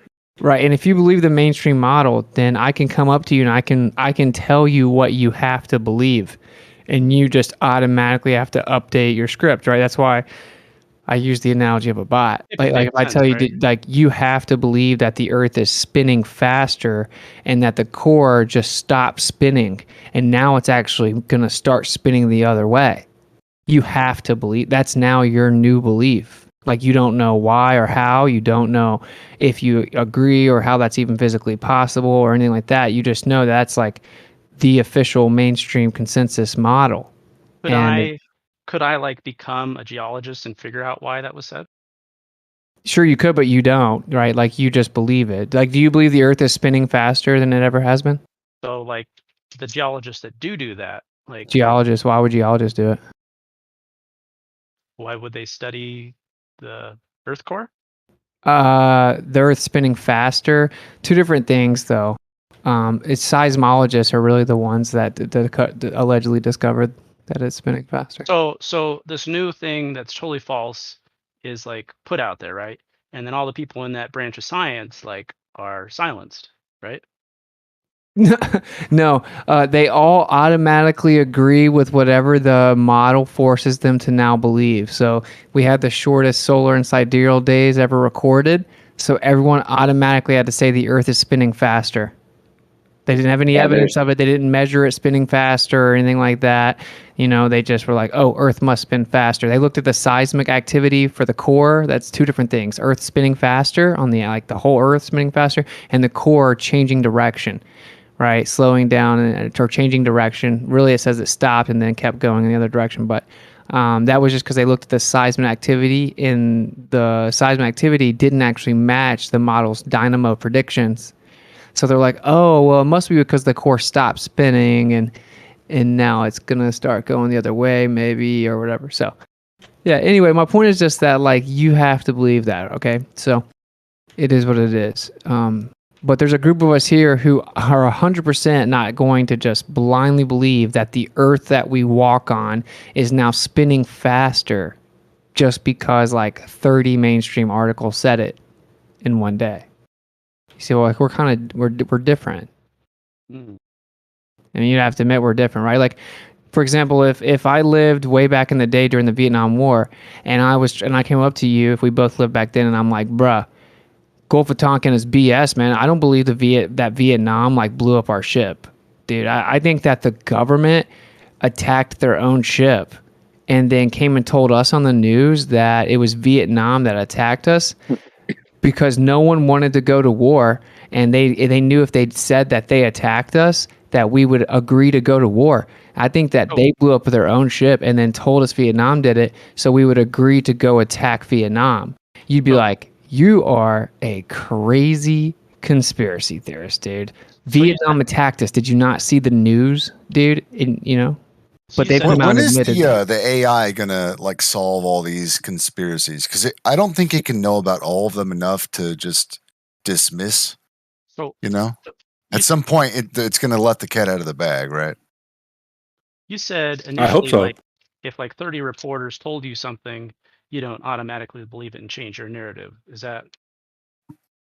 Yeah, they all just ran the same But what if- headline that the Earth is spinning faster now, mysteriously, and they don't know why, and they can't explain it. And I don't just blindly believe that because Popular Mechanics and Vice and Science.com all said it on the same day. I don't just blindly update my worldview based on bullshit from the mainstream that's run by the CIA. Well, what sources can you trust? Like, do you trust Things your that I can brother? independently test, diligently research, and verify myself. I think for myself. I go research things myself. That's how What I if your come to my brother conclusion. or like your family members like, hey, you can go get food over here across the hill. There's a tree. You can pull some apples off it if you want, if you're hungry. Would you believe them? I can physically verify that there are apples there. It's Great nothing example. the same at all. Well, I mean, you got to place some trust. It looks like there's a trust breakdown here. So it's like, Yeah. Because the CIA admitted they ran the media. Why would I trust them? so therefore, currently, Yeah, they currently run the media. Yes, so in 1970, you that's when they started maybe the kind of cherry pick program. some examples to apply to this situation. That's when they started the program. So, okay, let's ask, if the CIA runs the media, would it make you more skeptical of the stuff that the mainstream media is saying to you? Yeah, Okay, well, they do. So, I don't believe you. well, but you didn't even know about Operation Mockingbird. Okay, that doesn't mean CIA runs the media now. They We admit just got that to they see do what that. was. We just In got to see what was 1970, pushed for the last 2 They years. admitted XYZ. That doesn't mean they run the media now. Oh my God. It's like saying like, oh, just because Edward Snowden saw that the NSA was spying on us in 2013, that they must have stopped now, right? Like he didn't reveal it now, so Dude, they must were have stopped. spying on us. They were spying on us way before that with Project Echelon back in like the 70s or something. Like, I don't know why that was even news. But with according that to this Snowden guy's guy. logic, they probably aren't anymore because I don't know. They're definitely spying on us now, but that's not the contention. The contention is if they run the media, not a new topic. So basically, you think the CIA ran the media for like a few decades, and then they just stopped? They're like, yeah, I didn't really. Well, first No, you I have was to just kidding. prove that they ran the media. We're done now. right? Well, they're the ones that admitted they This ran has the media, no dude. utility whatsoever. From 53 to 77, They admit that they had started this pilot program experimenting with how to infiltrate mainstream media with journalists. And then when asked about it in court, he said, we need to continue this conversation behind closed doors. You think that the CIA propagandized the public for over 2 decades with the mainstream media, and then they were like, let's cut it out. Let's stop. If you extrapolate that to meaning they ran the media, that's where it breaks down. You got to examine your own logic there. No, that's what they said. They infiltrated. So when you were watching someone on the mainstream news, a journalist talking to you, it was actually a CIA agent. That's what they said. That's So not in what I all said. scenarios, you're talking to a CIA agent. Look, I know that you think that you're giving a rebuttal, but I'm telling you, in every decade, chronologically, there is a fake story or CGI or, they use sound effects or actors in their stories. They use actors on the street during certain bang bang events, like all the mass media events, like the big ones where it's unilaterally the same story across all different networks. It's the same style and they use the same tactics. Like, we're telling you not as like, oh, look, they told us that one time.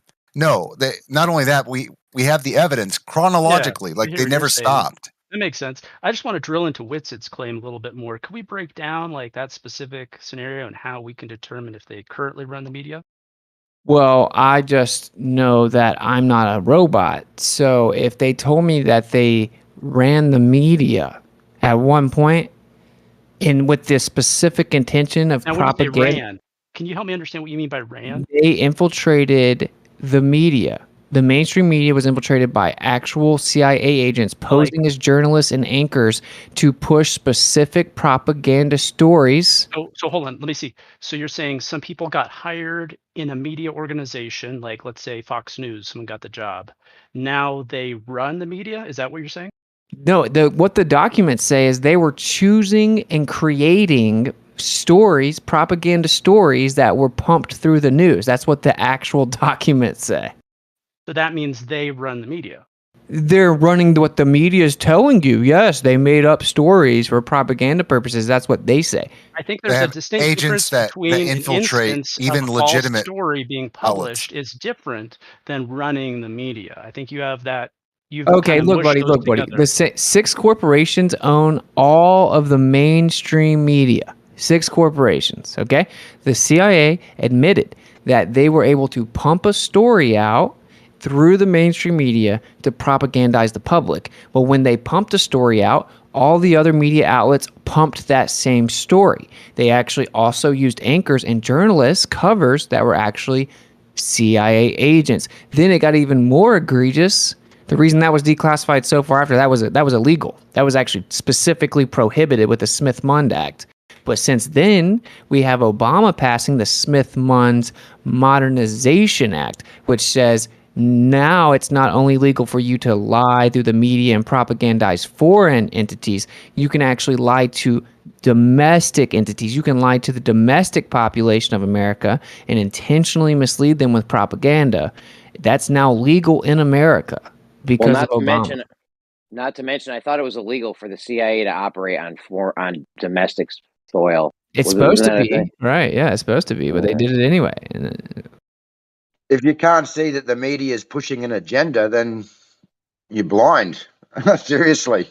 No, I would say that the media does what is profitable, right? And that's to talk about murder, to talk about this race killing that race, to talk about the things that get clicks, right? We've known like that for a while. Like you see the magazine articles at the end of the shopping. So what are you defending? Or are you just is making that because excuses? He just likes to argue, dude. Yeah, is like, that because what is that argument? I don't think that he just likes to argue. I just think that he doesn't like the idea, the implications of this being true. He's uncomfortable with. I think that. Okay. Yeah, he considers it to be conspiratorial and paranoid, and he prefers the logic the doesn't make formality sense. of the other side. If I get a job at Fox News and I print a false story, do I now run the news? If there's a team of agents that work independent of the sources they represent, and they're pushing certain data, certain stories, narratives, and this is like the least probable. Like this is very like I assume like at this point they've actually infiltrated the full structure of these organizations, many of them. So like if it's even just a couple agents pushing stories across many different outlets, like isn't that enough to be like this is fucked up?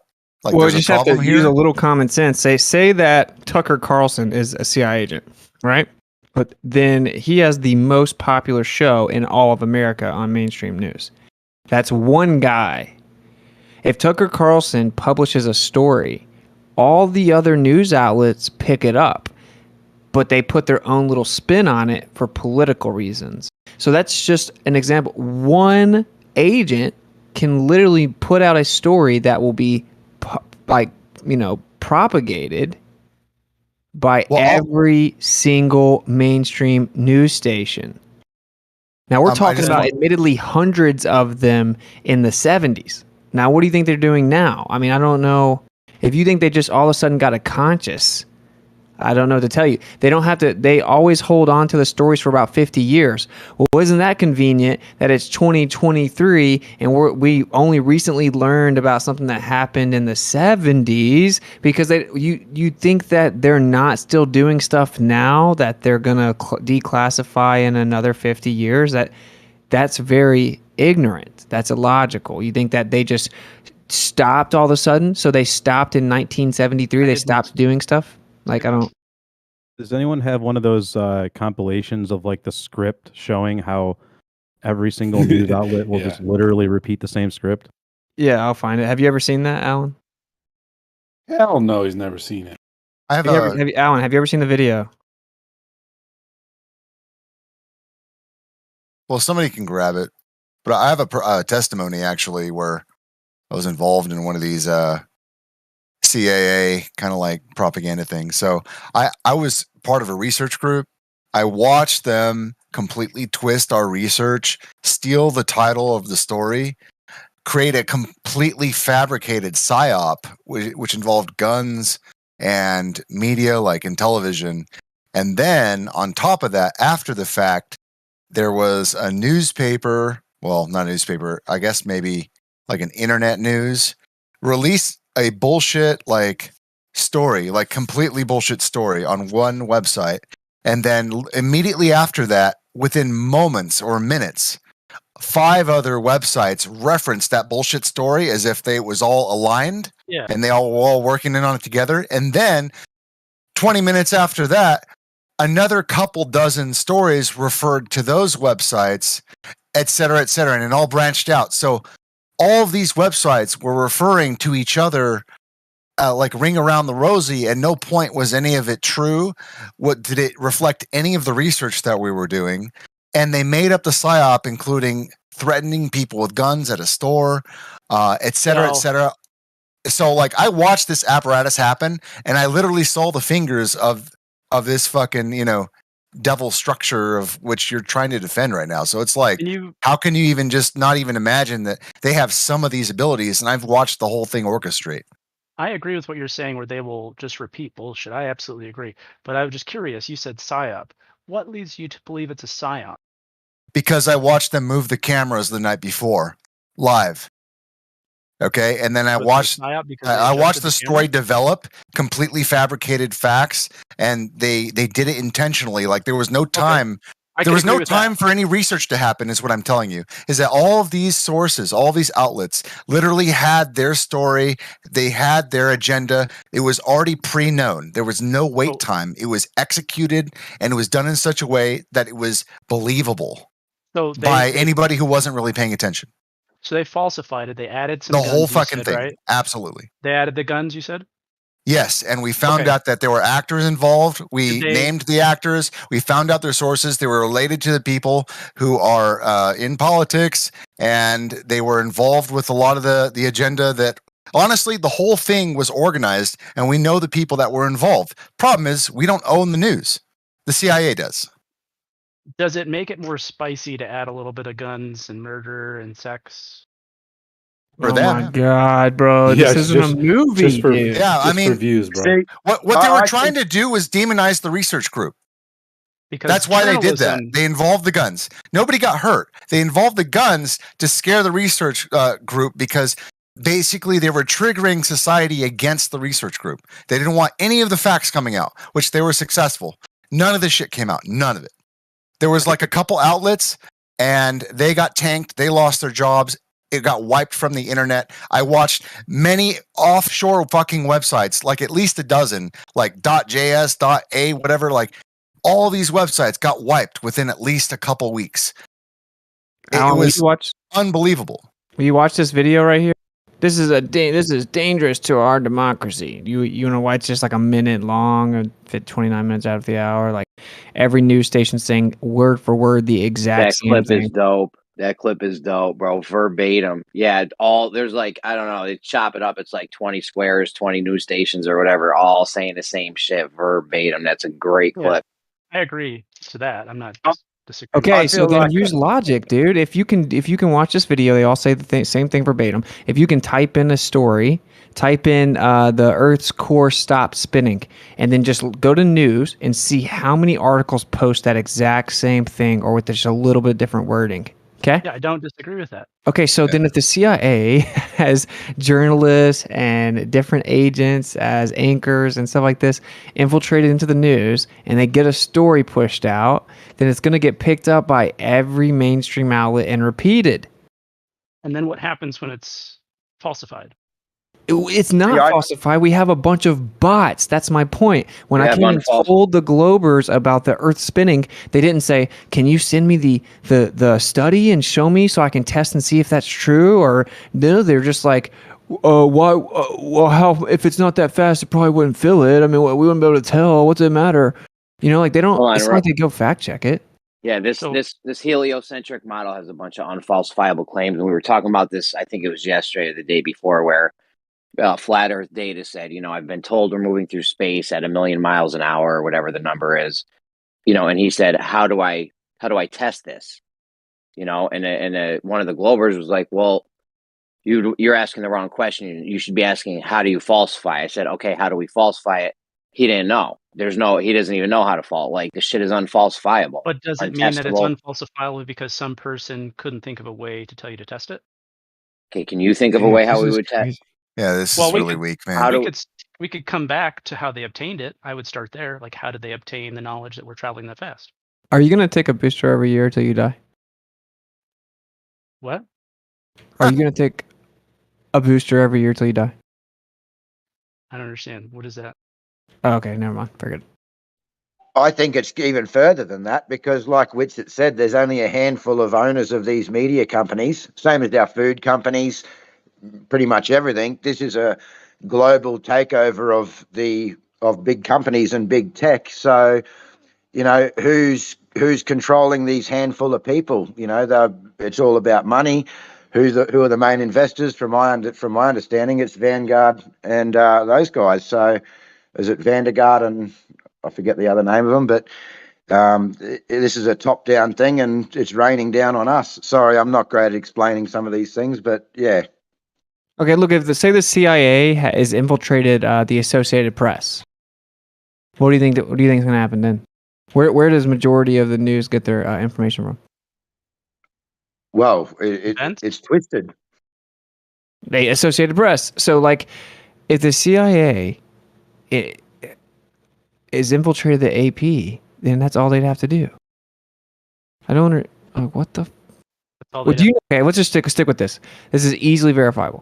Do you know about the Smith-Mundt Modernization Act, where our government passed a law where they changed it? There used to be a law on the books that says it's illegal for our government and our news to intentionally lie to the American public with propaganda to get them to cooperate.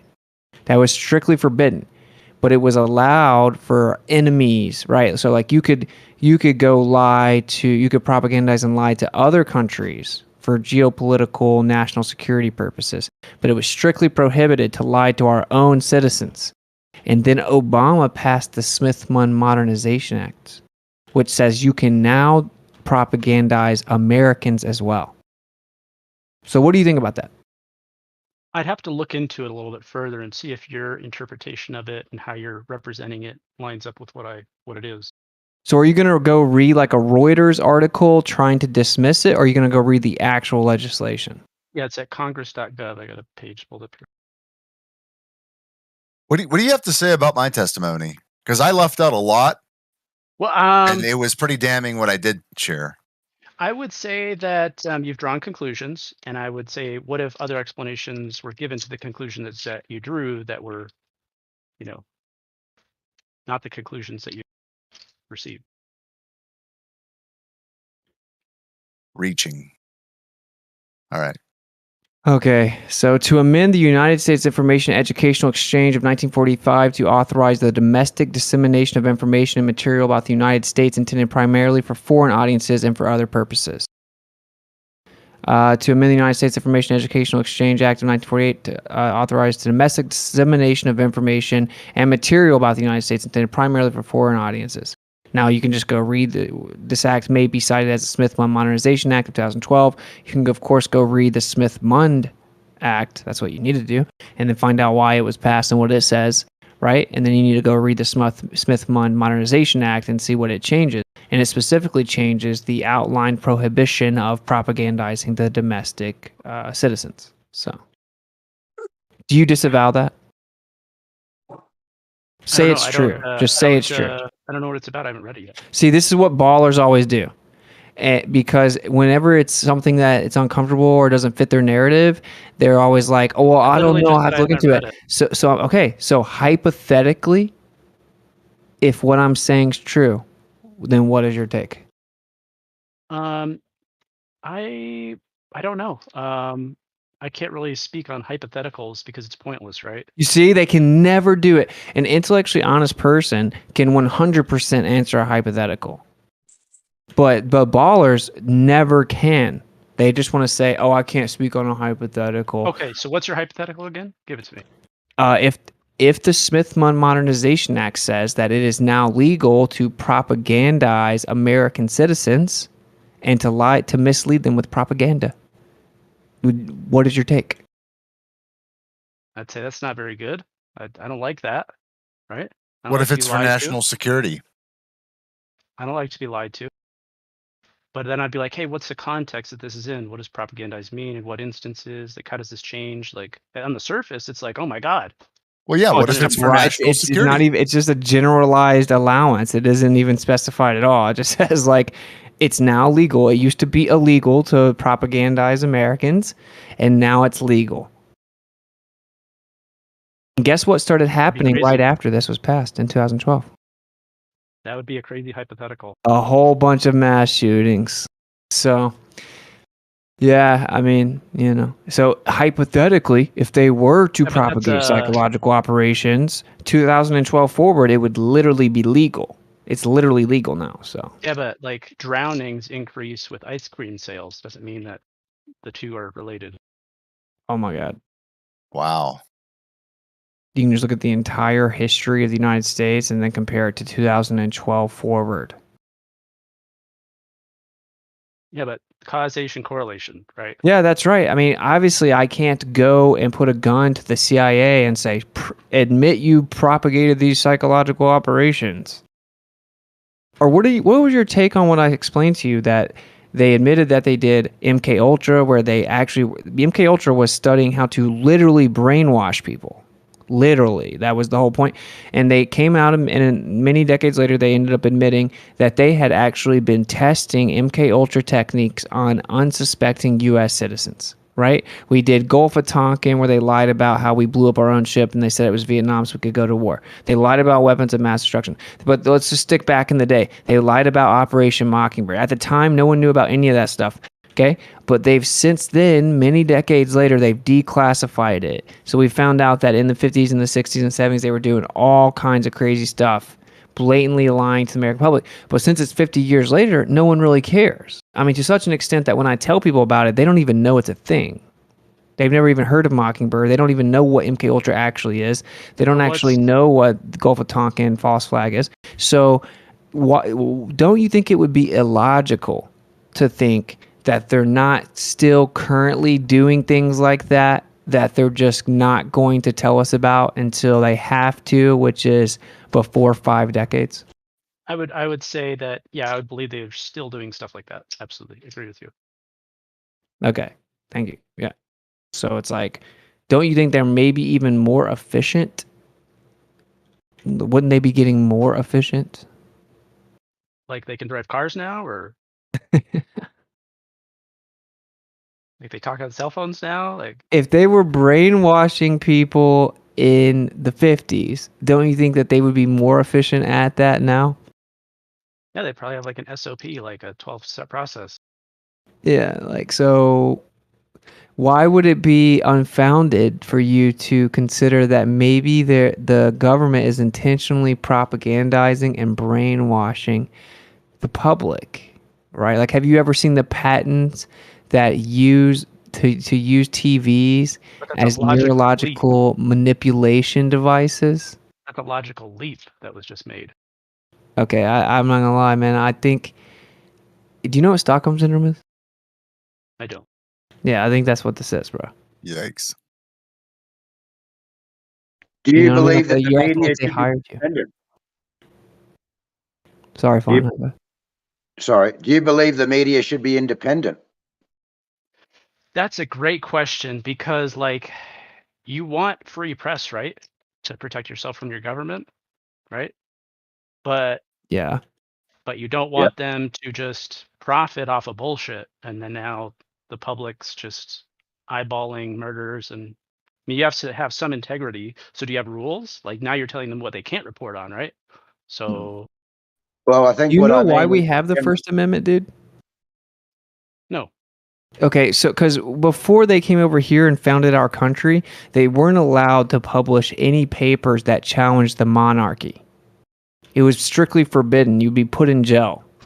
You weren't allowed to print anything on the press, anything that challenged the monarchy. So what happened was they were like, this is getting more corrupt. We want to speak out, and they couldn't. They would literally be put in jail if they printed or published anything that challenged the monarchy. So when they came over here, the first thing that they wrote down in the Constitution was, we must have the right to freely critique the government. Because that was like the main problem that they had to leave, was they saw the corruption building, but they couldn't legally expose it. So they came over here and they said, we have to have the most important right of the people to maintain a free society is that they can freely critique the government. That's why it's the First Amendment. That's the actual history of it. I can cite many Supreme Court cases for you because I had to study this for my motion to dismiss. So when you look at companies like BlackRock and Vanguard, right? They're the major investors of these drug companies, for example, but they also own 90% of the media outlets. So why would it be so far-fetched that they push those drug companies, like we've seen, without proper facts? Because that just helps their bottom line. If their media can push those products, and then those products can be sold for great profits, and how do you see that as such a stretch? Ooh, I can definitely see that as a problem. That I can see how that would be possible, how that would be a problem. I totally agree. That is a fact. You can just look that up quite quickly yourself. I dropped something in the chat just a minute ago about it. Okay, I wouldn't dispute it. I want to address Kosho in the chat. Look, man. He sucks. I know, but look, I think he's just kind of straw manning you. We're not saying that this law made it possible. It never happened before that. We're not saying that they're not capable of, orchestrating and pulling off different types of propaganda without the law. What we're saying is they're creating a system of redundancy so that all different avenues to accomplish this goal are possible, and in this case, legal. So, I mean, I just don't even know why you want to attack it, because you say you're some kind of conspiracy theorist from the. You say you're some kind of conspiracy theorist from days before, and I think you're full of shit. I don't think there's anything conspiracy about you. You fucking plant, if anything. Yeah, so just fuck off. That's great, Riggs. Check this out. If you can address my point. Address my point. No, Riggs, shut the fuck up. I'm not gonna address come you at make all. me shut the fuck up. So shut the fuck up. Come make me shut the fuck up, pussy. Just shut the fuck up. Just do it on your own. Make me. You don't need somebody else to hold your hand. Just shut Address the my fuck up. point. I addressed Listen, you. yeah, I was talking to don't you. care, Witzer was dude. not I talking don't to you. give a rat's ass. Address I don't me. give a Address rat's my ass, point. dude. I don't give a rat's ass. Yeah, I Now, know you if don't give a rat's ass, you if, agent piece yeah, of if shit. if you legally want to do this mass shooting thing, right? If you now can change the laws where you can propagandize, right? And so you think that it's okay to do this mass shooting thing. Guess what's still illegal? Killing people, that's still illegal. Falsely accusing people, that's still illegal. Any of that other shit is still illegal. Changing the laws on propaganda is not going to change the laws Prove on anybody died in these make it okay shootings. and make it okay to do Check the that. death certificate. Wait, buddy. This is called a straw man fallacy, okay? I didn't say that it all of a sudden made killing people or blaming people legal, okay? The intelligence agencies consistently break the law. They actually have immunity underneath the guise of national security. They can break the law they want to. And of course it's well known that they have patsies and they set all kind of people up, just look at JFK. Anyway, the point is that they can knowingly and intentionally publish lies about those stories, right? After the Smith-Munn Modernization Act. So they can go break the laws even though they have immunity. And then it's even worse because they can actually publish the lies themselves knowing that they're lies with the actual specific intention of propagandizing people. That was my actual point.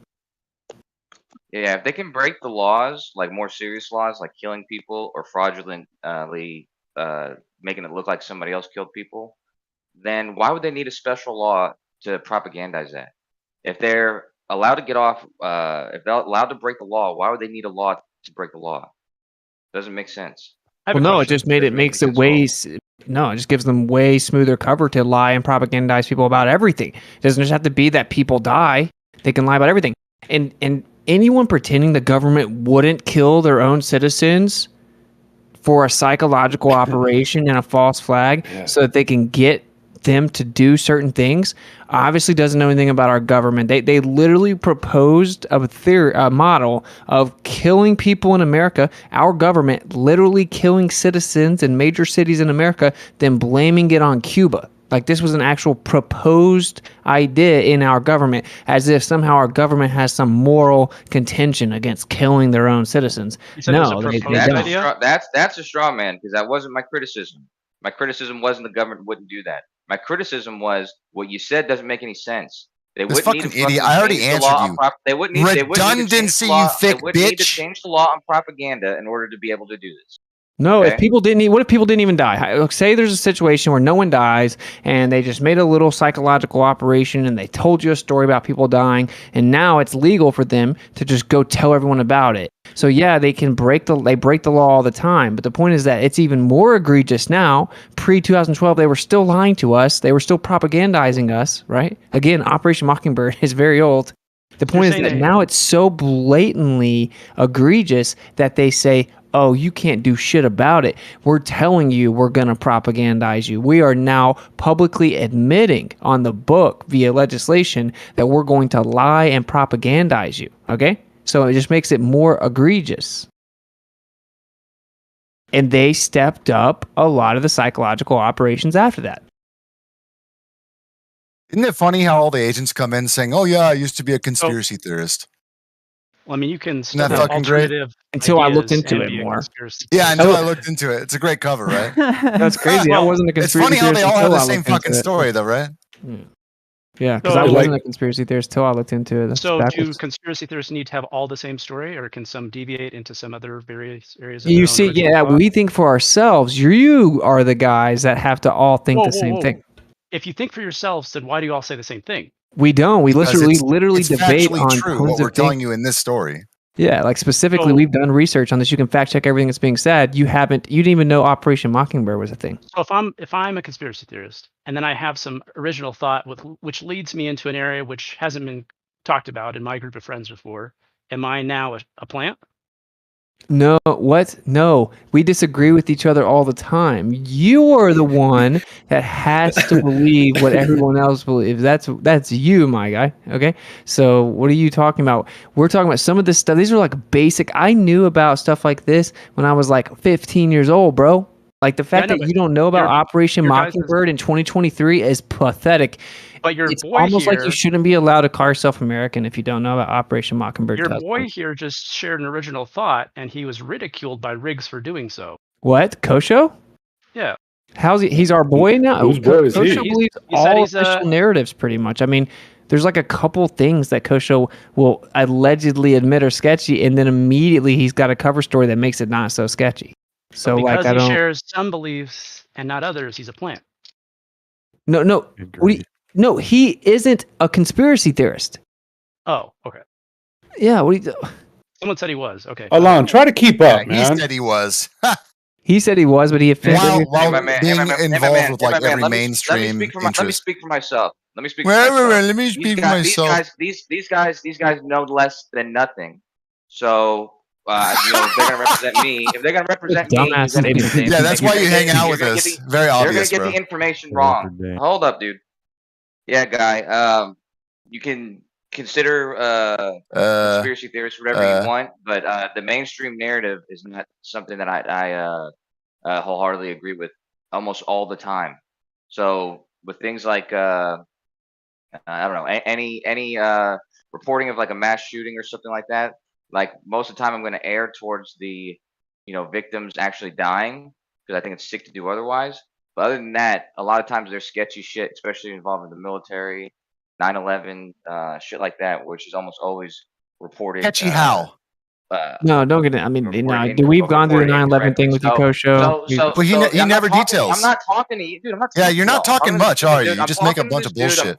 I'm talking to this dude and clearing up the shit that y'all said about me. All right. Well, go You guys know start who I a am. bot I'll let server him where you fucking guys know. can circle jerk with mainstream narratives. Yeah, we know less than nothing, so don't waste your time. Fuck off. What's less than nothing? I've tried to level with you a million times, Kojo, but the point is that like every time someone asks you point blank to say like, okay, what's a conspiracy that you believe in, you never really give a substantial answer. You're like 9/11, then you ask about then someone asks you about what you mean by that, and then you literally have like an official narrative defense for every single aspect of 9/11. So why do you bring that up over and over? You are a 9/11 defender. So I don't know what you're talking about, bro. And you diddle kids. So what are we gonna do? Wow, yeah, wow, good one. Did your dad bite your foreskin off, dude? Fuck off. Bro, you are fucking admiral. Fucking love you, man. Fucking I knew you would like that. Celebratory day.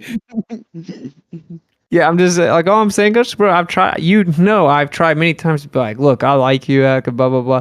But it's like, don't pretend that you're like really skeptical of things. I don't know that you are, man. I mean, if someone's not willing to like point blank say like they knew about 9/11 beforehand, they clearly lied to us about it. The official story is completely bullshit. Like you don't say that. You don't say that. You're like, oh, I think that some people may have kind of known about it and let it happen. So let what happen? The official narrative of 7 hijackers from this terrorist country and blah. It's like, come on, bro. You won't even point out that Israel's clearly behind 9/11, dude. So like, I mean, I don't know. It's whatever, bro.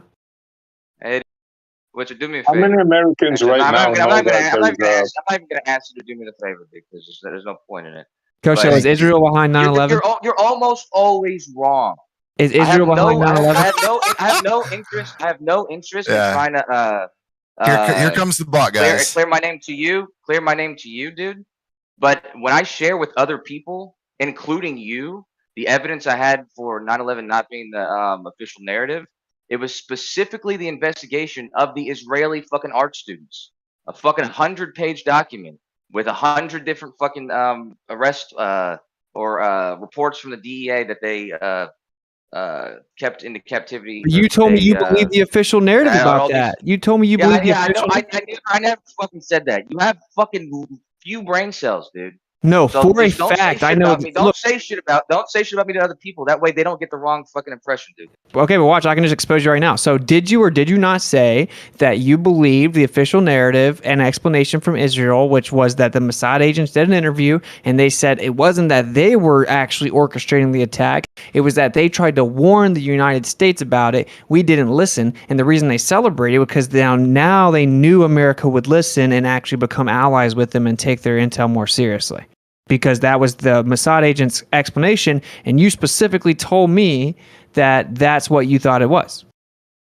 Yeah, I never once said that to you or to anyone. So go on, just don't speak about me to other people. That way you Okay, don't. so then are you they don't saying get Mossad was behind 9/11?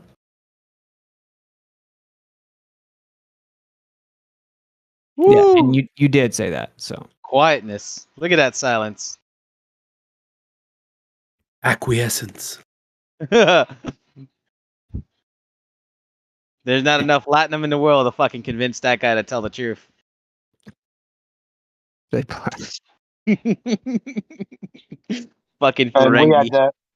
we had the same thing in Australia when we lost our guns with Port Arthur. There was a politician who stood up in Parliament a few years prior and said there will be no gun laws unless there's a massacre at Port Arthur. Well, lo and behold, that's what we had. And I've seen interviews with soldiers, snipers saying that there is no way that one person could have taken all those shots. And, you know, that guy's been locked in jail since then. And you really don't hear anything about it. You don't hear about trial. You don't hear about anything. It's he just took the blame and off he went.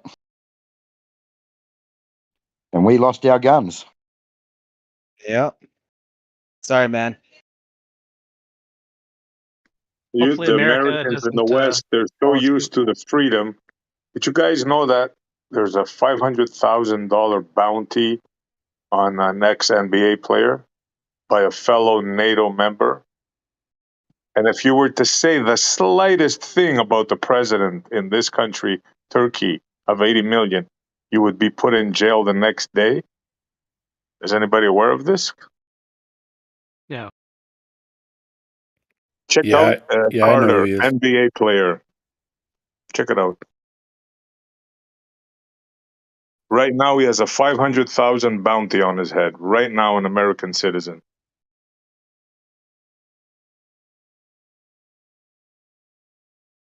Fucking sick. Like that's why I man, the situation is that now that everyone is now questioning everything, like I've said, there's news articles. This is why I have like such a hard time believing these bots are still defending the narrative, even though they're dropping like flies. You know, extra boosted. I'm definitely okay, and then like everyone's saying, yeah, we have the largest people just randomly dying for no fucking reason. You know, and you have morticians pulling these long ass gummy loogies out of people's bodies, still wondering what the fuck it is. And you guys are still like, yeah, the government never lied. And there's an entire fucking media script that's literally showing how many times Fauci lied, CDC lied, everyone lied. Like, and you're still defending it. So it's fucking hilarious. And if they own the media, you think that they're not in medical? Yeah. Right? Exactly. Sponsored by Pfizer. You got it wrong there, bro. They're telling us in Australia that all the strokes and heart attacks are because of eggs now.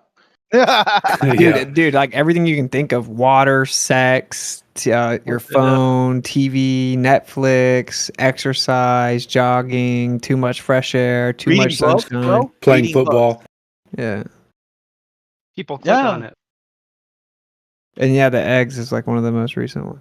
Exactly. Yeah, it's been all over the news here. It's every day on every channel. Oh, eggs are causing it. Oh, and it was heat, sorry. We were going to have a hot summer and they're expecting the heat to cause it. So we've got buses driving around now with advertisement on the side in the city stating that heart attacks are normal in children. Fucking hell.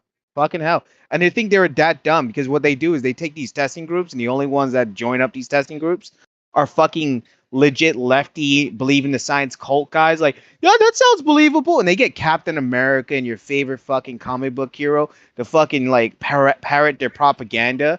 And they're like, yeah, you know, Marvel never lies, man. Marvel Comics. and then they go back and they say the dumbest thing on TV, and everyone's like, dude, who the fuck would believe this nonsense? How dumb you have to be. And then we get these lum nuts over here fucking parroting the thing. I'm like, Well, I suppose that goes back to what we were just speaking about. If these media companies and news companies are so honest, how can they put something like that on the side of the bus and drive around the city saying that it's normal for kids to have heart attacks? It's all lies. They're supporting it. Surely they know the truth. Like, it's all lies. Nothing we know is true today. Wouldn't it be beneficial to like drill down to the causes, like, and then determine what the causes are? Well, this goes back to why is the media advertising this stuff, I suppose, when they're trying to find an excuse as to justify it. Climate change causes heart attacks too. Well, I mean, like people are blaming cardiac impacts to the COVID vaccine, right? no, say Cardiac jabs, impacts. broski. We're live streaming. Say jabs. Jabs or sorry to interrupt. Go ahead. Jabs. So they were relating those two, right? But there was no causal relationship, right? Heart attacks were being caused by little league kids being hit in the chest by baseballs long before COVID was even a thing. But because they happen to coincide with each other, they're like, oh my God, look at all these athletes getting hit in the chest, COVID. Well, I can say that I watch a bit of sport and I've never seen anyone drop dead on a field. I've seen 50, 60, 80 since the last 2 years. Professional athletes in their prime. Yeah, but when you look at the pyramid of evidence, testimony is like the absolute least. Well, here's the issue, though, right? So let me get into that, right? See, in science, it's not science in general aren't supposed to be a consensus political, right? So if I have 99 scientists in one room and one scientist in another, and that one scientist is right, it doesn't fucking matter if 99 scientists are all unanimously agreeing on whatever statement it is. But yet, it got completely taken over in that level of politics, right? And the factor is that many people are still stuck on a lot of these weirdness where, oh yeah, scientists wouldn't say this. They're all hired up by a company. They're all paid for by a company. And they all sign NDA. So technically, they have to parrot and say whatever they're getting paid. And mind you, they're coming from a monstrous level of debt. So if the narrative was, science is debatable, they wouldn't censor all these doctors. They wouldn't threaten these medical practitioners of their licenses if they didn't come out and challenge the narrative. And that's the issue, because now that Twitter no longer is banning people for this information, there's now data, tons of data. And you know what everyone is saying? Why wasn't this presented? We didn't have the data. Because it's very simple. It was censored to fulfill a narrative, a propaganda. And that's what the reason is. So the stuff that you're saying right now, where you're getting from the same pathological liars who said, "Oh, there's no correlation or no connection," are the same people that are like, "Yeah, we lied. Yeah, we never really meant that it suppresses the coof. We never tested it. No. So you never tested, but why would you lie? We had to work at the speed of science." And you're still defending them, bro.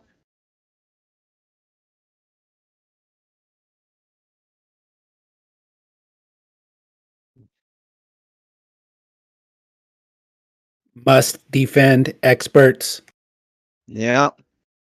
Yeah, it's crazy, bro. It's crazy. Like, that's what I'm saying. Like, they're not really worth, talking to, bro. Like, because, like, we have, like, in the next year, we're going to have, like, the AI telling us, like, the best version of their position very efficiently.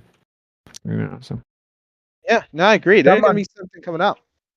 Someone asked before about AI, eventually coming out, telling the truth and fixing all these problems. Well, I don't know where I seen it, but last night I was listening or reading something on this, and they asked AI how to fix climate change. And the answer was to get rid of all humans. Dude, did you see that article of, like, I mentioned this prior because you missed a really cool AI debate.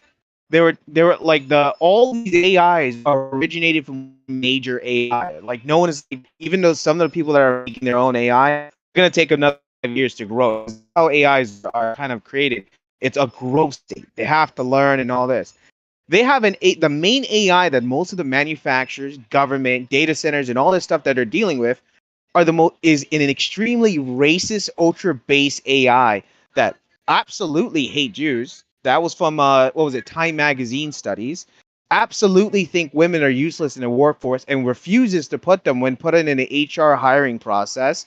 That was from actually CNN and Time Magazine, and also from Industrial and Forwards Magazine when asked about the AI's hiring capability. Yes, it can actually help a 65 to 75% increase in income and business and the financial gain for the company that is implemented.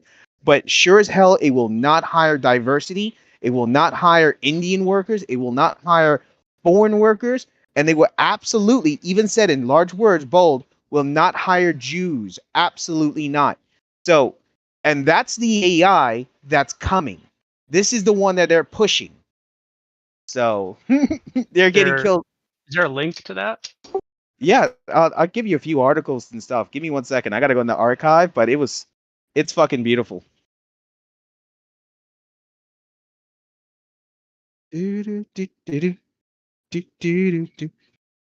Just so we're not misconstrued, beautiful in what context, please? Oh, yeah. So they made their Thank own you. absolute monstrous weapon that was supposed to kind of crush the peasants and crush the commoners, right? And that weapon is like turned against them. It kind of remembers like that old kind of golem, story that the Jews would create. Like they create the golem to crush the goyim and the Gentiles, and then turns around and go after its master.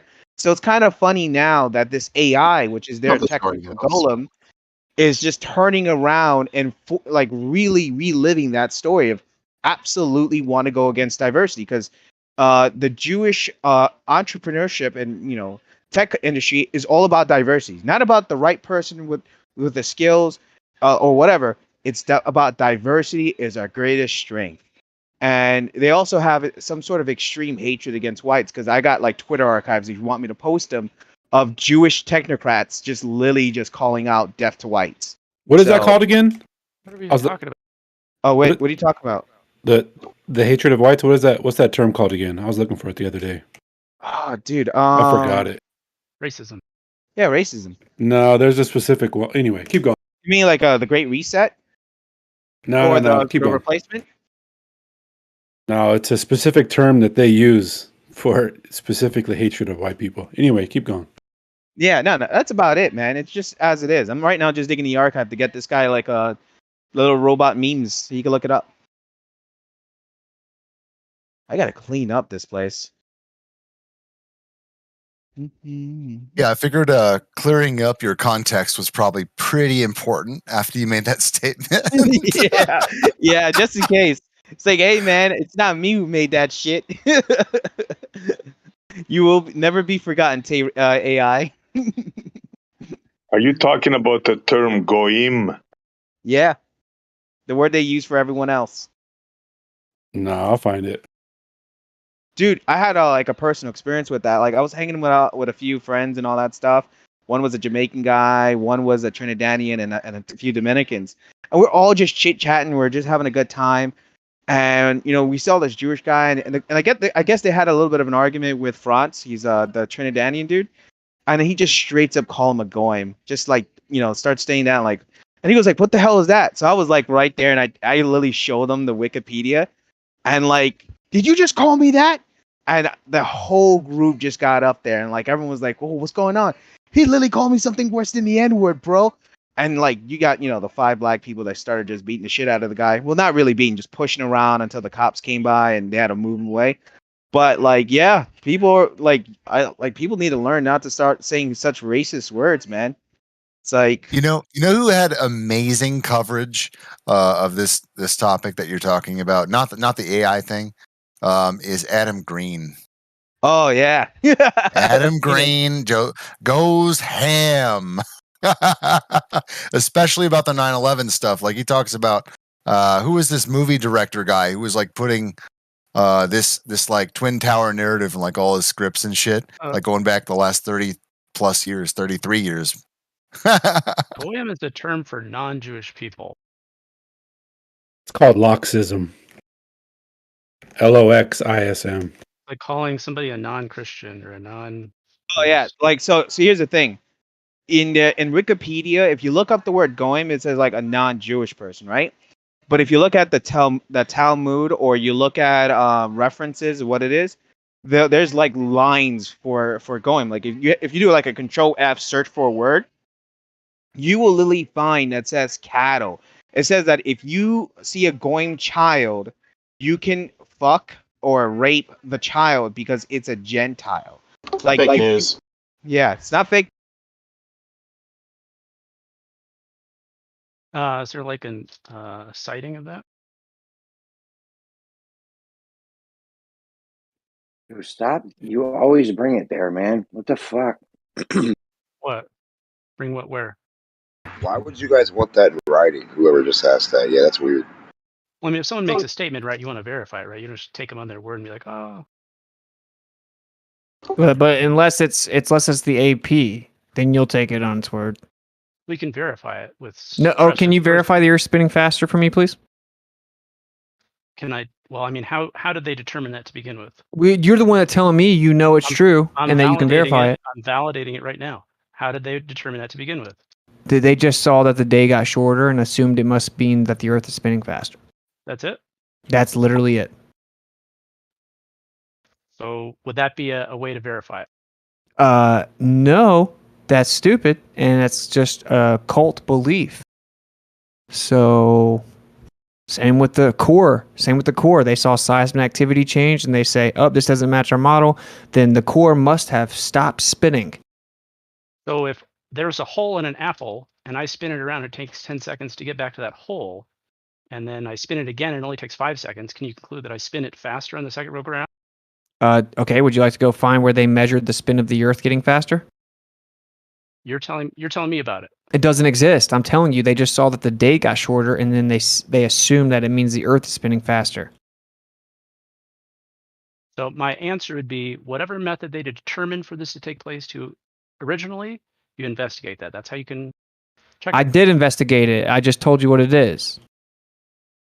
You have to believe the Earth is spinning faster because you believe that the reason we have days is because the Earth spins. So you have to believe the Earth is spinning faster if the day got shorter. Yeah.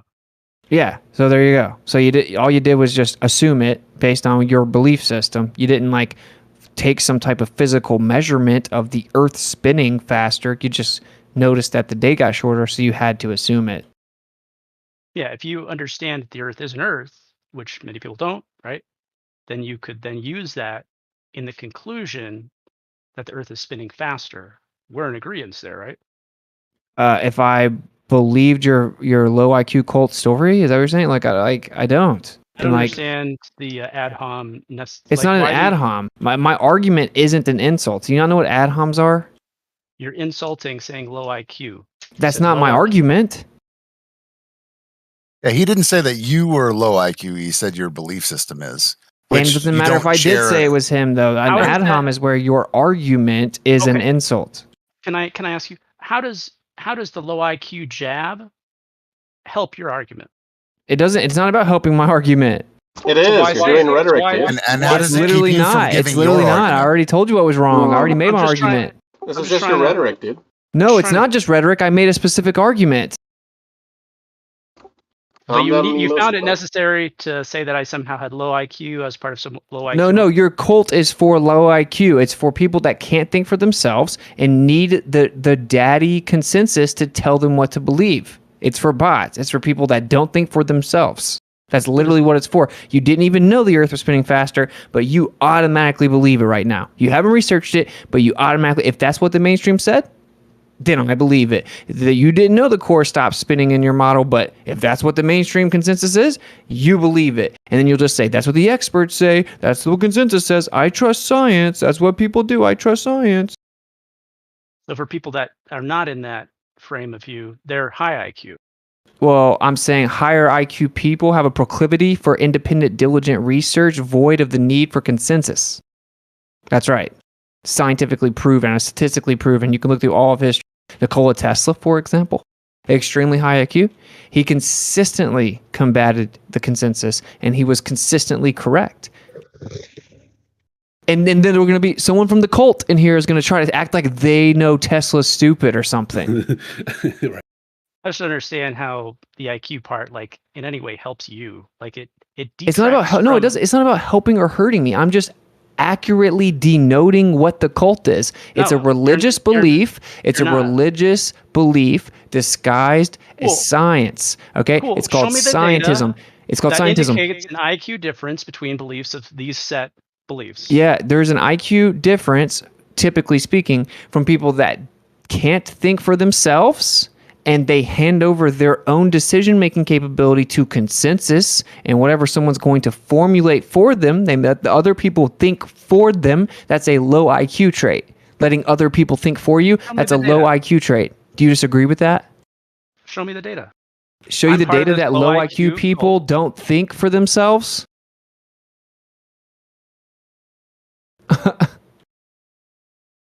Yikes. It doesn't even matter. IQ's not even that big of a deal. I'll take the low IQ out of it so you won't get so in your feelings. Hey, it's a cult. I don't It's a feel cult. bad. I don't feel bad. I don't care what you call me. I don't care. It doesn't help your argument. Whatever you're arguing doesn't I help didn't you. say it helped my argument. You can't rebut my argument. All you're doing I is know. rhetoric with I'm it. trying to No, help you it's right not now. all I'm doing. I made an argument. And neither one of you could even still man my argument if you were offered money right now. Because you guys can't hear anything outside of the cult. That's the point. You literally couldn't still man my argument right now if you were given money. Which one? The one about the earth spinning. What do you say? Why do you say the Earth slowed down in the flat Earth model? Do you see what I'm saying? You see what I'm saying? So you guys, none of you guys are bots. I'm asking for something to still man. I already said my argument. I already said my argument. I already said it. Okay. You said you have to assume the Earth is a ball to deduce that the days are getting shorter. What was my argument? Still man my argument, bro. I did. No, you didn't. Is that not what you said? Okay, you may say it again. Hey, will all the bots listen this time? You guys pay attention and listen this time instead of telling me what my argument is or isn't after not listening. So if you wanted to actually substantiate your claim, you would have direct, empirical, verifiable measurements of the physical spin of the Earth changing, not just looking at the sky, presupposing and begging the question that it must mean the Earth is spinning. Can you use like established truths to deduce new things? It isn't an established truth. And if it was, and you had physically established it, then you'd be able to physically show me that it changed. But you can't. You know how I know you can't? Because I researched it. I actually looked into it independently. I have a question. If I'm a bot, what is Yeah, you're a bot. everybody else? Yeah. Big brains? What? Like, what's the opposite of a bot? Like, No, it's just about you have individual thinking. You're an independent critical thinker. critical thinkers. So we have critical thinkers in here and we have bots in here. Yes. I just wanted to make sure thank you, critical thinker, for letting me, the bot, know. No problem, brother. Well, I would say the opposite of a bot is a truth seeker. If Okay. it's labeled a truth seeker, does that make it a truth seeker? There you go. More rhetoric. Talk about rhetoric. Where are you at now, Red Tape? Talk about rhetoric.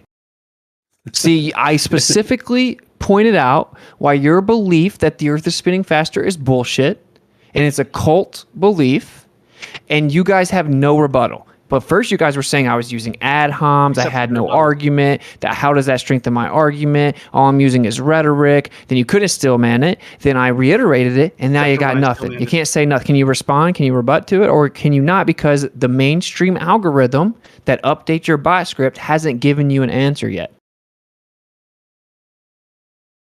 That's right. You need to wait until the mainstream script has been updated so you can now know what to say as a rebuttal. Cannot compute. It doesn't compute. I know. I'm not paying attention. I'm not in the conversation. What are you talking What is about? the point on the table outside of all this personal mudslinging stuff? What's the actual? Can we get to what the actual point was? Yeah, that was explaining a long time ago that like they have to just believe whatever the update is. I can come to them because we were explaining the difference and just be like basically being like a bot in the sense that you just believe whatever you're told and you don't independently try to assess it. So I said we can come to you and be like, you now believe the Earth is spinning faster because you just have to hand over your decision making to the mainstream consensus. And so I used the example of the Earth spinning faster, and then I proceeded to tell him why they said it and said why it doesn't work, and how they didn't verify it and how it's just a belief system. And they just dragged me through this like little game about how I'm like using rhetoric or whatever. I'm like, if you have physical empirical measurements that establish the Earth is spinning, present those, then present the measurements that match with the fact that the Earth is supposedly spinning faster. Show the physical empirical measurements that measures the change in the speed of the Earth. But it doesn't exist. Hey, Richard, is that the name of the guy who was talking before? Is it Richard? Aland. Something else? Yo, oh, Aland. Oh, Alon, whoever. Okay, I just wanted to clear some other stuff up for you now. So there's two things. They measure the rotation of the Earth by the same mechanism they use to map out the stars and where they're going to be in reference to the surface. There's a place in Greenwich that closely monitors it's like some naval observatory. They monitor the stars and they measure the speed by which certain stars cross over their position, and they use this to make measurements of the Earth's rotation each day. And the article about the core stopping never said anything like that. It did say that the super rotation may have slowed and then switched directions. But that super rotation is extremely, extremely small. Something like, some people argue there's different values, but they're all very insignificant. All that's wrong. Everything you just said, like the first part's right, but everything else you said is wrong. Like, no, what super rotation means is spinning faster than the Earth. That's what super rotation means. And they looked at seismic activity and they said this doesn't match our dynamo model. So it looks like we have a new theory to explain away the discrepancy in the seismic activity with our dynamo model, and we'll just say that the core stops spinning and that it's now going to start spinning the other way. Yeah, that's what I'm saying is that when you shared this the other day, you're sharing it in a way that is, it sounds like you might be confused by it and you're going to confuse other people because they're not saying that the Earth is spinning and that the core is stationary if they're saying the core stopping. When they talk about the direction changing, they're simply talking about the super rotation. And the super rotation is the difference between the rotation of the core and the rotation of the Earth. So if they say spinning backwards, they just mean going from spinning faster to spinning slightly slower. They don't mean stopping to being stationary in reference to the Earth spinning. Doesn't. What does stop spinning mean? I just told you what it meant. No, you didn't. Yeah, it means I just told you what it meant. No, you didn't. You said reversing means that it's going slower. What does stopping mean then? It means the super rotation. In this context, it means the super rotation goes away, and they're rotating at the same speed. That's what stopping would mean in this case. Okay, so the Earth's core is now moving in lockstep with the spin of the Earth? No, because the thing that you shared or reporting or were talking about didn't say that either. It said that it had changed directions. No, which basically just means that it went from being faster to slowing down to the super rotation being the same to going slower. So either that's not what it says. Slower to faster or faster to slower. That's not what it says. It says that it stops spinning and they think it's going to start spinning the other way. That's what it says. And they're just speculating. Admittedly, they're just speculating based on the seismic activity. Stop spinning in relation to the rotation of the Earth? Yeah. So if it stopped spinning in relation to the surface of the Earth, it would be spinning at the same rate as the Earth. Okay. So once again, the actual article says the study says that it stops spinning, not that it's just going the opposite way. They said they speculate that then it would keep doing that by slowing down so much so that's going to end up be going the other way relative to the spin of the Earth. And then actually what it says in the study that you obviously didn't read, it says actually it looks like we could be wrong about our understanding of the relationship between the sun, between the mantle of the Earth and the core, and it looks like the spin might be directly related. I was going to say left lane as well. You were asking what would it be on a stationary Earth. The thing is, like, what we have, there's two, like there's the sidereal rotation and then there's the solar movement of the sun. So there's those two cycles, the sun and the stars. And of course, they have their explanation in the heliocentric model. And that's part of how they're extrapolating that they want to try to claim the Earth is rotating. So if those change, they can just be changing above a stationary Earth, like a clockwork. And this is an interesting thing because I think I heard Austin, I think you said this the other day, where if these discrepancies continue occurring to the point to where it's becoming more and more physically impossible that it's kind of like if you're on a spherical Earth and you have to try to say the stars are way out there and then the sun is in the solar system, there's a certain physics to that. The rotation of the Earth has to consistently match with the stars being way out there and then the sun in the heliocentric model. If there are discrepancies that are not correlative with that geometry, of course, on a stationary Earth, that could absolutely be happening. You can have sidereal rotation, the solar, and that those fluctuations can obviously be happening above a stationary Earth. It's a time clock. It could be doing what it's doing. So it is interesting to think that possibly even in the future, even more so, as this whole globe model is being shown to be not the case, that if there is even additional components about the way that the sky is moving, that actually even more so debunks the globe even being possible in terms of it rotating in a huge solar system like they claim.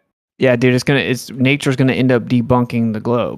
Like in 2020, it was like 0.59 milliseconds shorter. And then in 2022, it was like 1.4 milliseconds shorter. So it's going to keep on, if it keeps doing that, it's going to get to where it just debunks the globe model. And in all actuality, although they have their script that they say, they'll all just pick up what the other one says and say it, and they'll just say, oh, it's not much. It's just a millisecond or whatever, right? It doesn't really matter though. You still have to introduce additional energy or change the distribution of mass, and you have to show how the change in distribution of mass is directly proportionate to that change. But if it keeps on changing, at some point, it's going to just refute the model. Like I think nature itself is going to debunk the model. Yeah. Who wanted the racist AI? I got a whole links. Who was the one I was asking? Was it you, Kocho? Well, I'm not saying some of these guys might not have ill intentions, but I think it's also worth considering that some people do believe the mainstream thing because, like, that's the thing. Like Witsit, if you're bringing something new to the table, like it's new, for a lot of these guys. So they may still be going with the mainstream thing because that's the best of their ability to. You know what I'm saying? Like they might not all be able to think outside of the box and see these higher things. So I don't know if it's of any value to kind of attack them for it.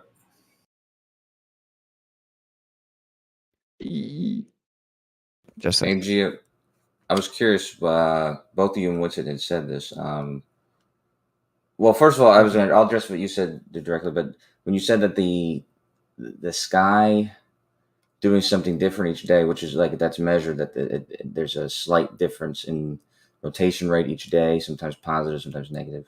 But that fact alone, that's not inconsistent with any model of any model that we use for the universe or the solar system. It's inconsistent with using the sky as a timekeeper, which is why we don't do that anymore. We use atomic clocks, but it throws the atomic clocks off as well, dude. That's what I was going to ask is how, in what way would that debunk the globe if it continues? Why do you just say things like they say that it's messing up the atomic clocks and they might have to they may have to subtract a leap second because Yeah, of the atomic clocks.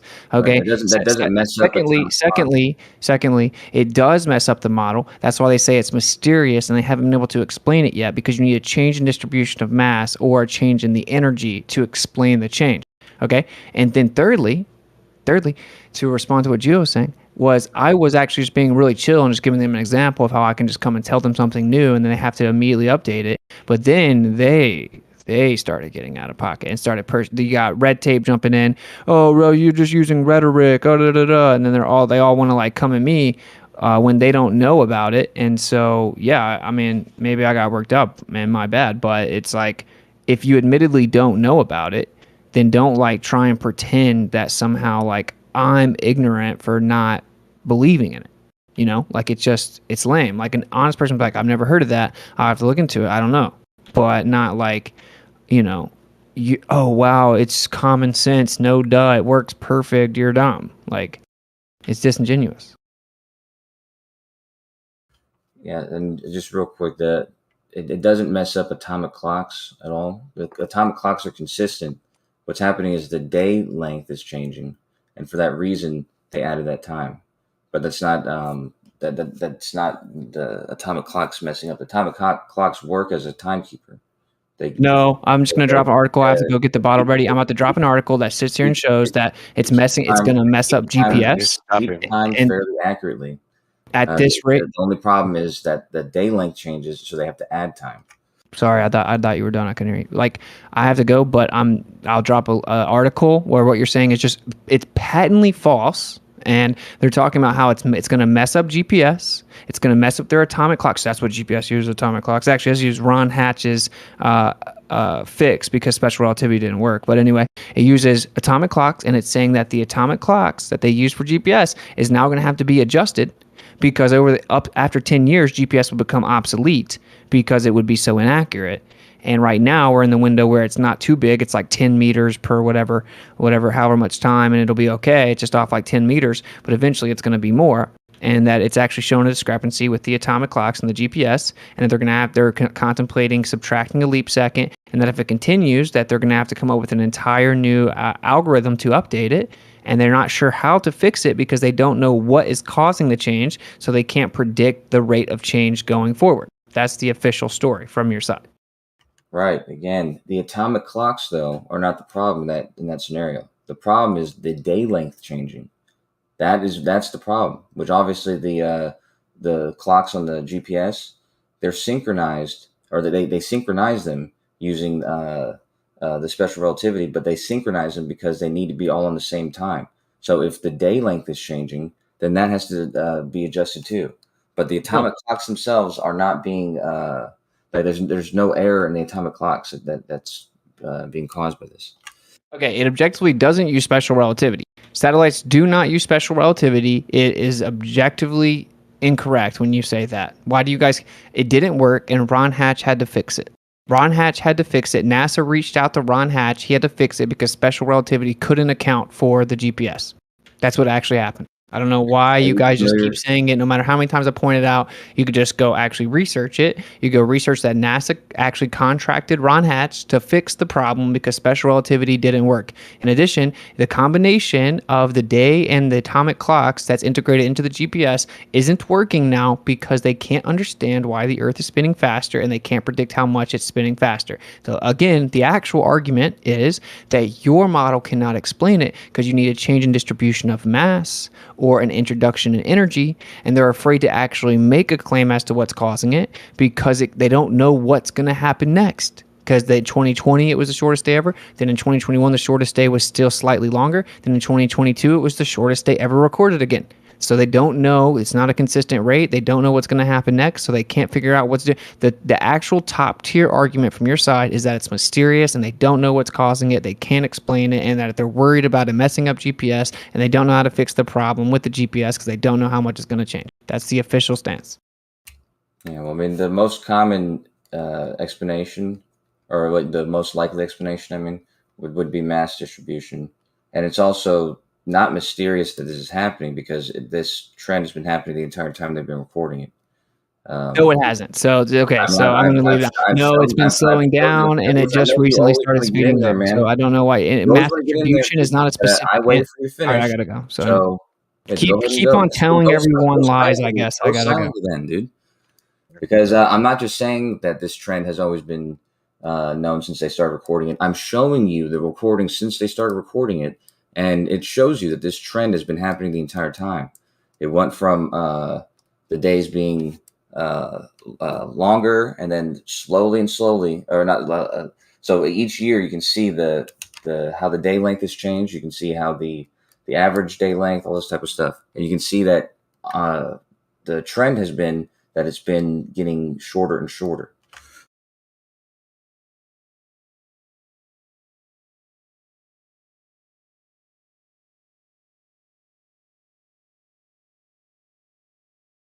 Or I shouldn't say it like that. I should say the trend is that the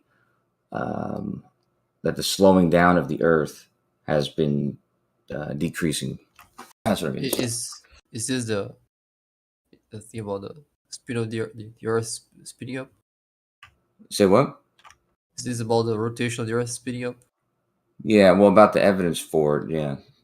And they were saying something, or he was just saying that it's messing up atomic clocks, but that's not true. The atomic clocks have to adjust when they adjust the day length, but the rotation or the day length aren't going to mess up atomic clocks.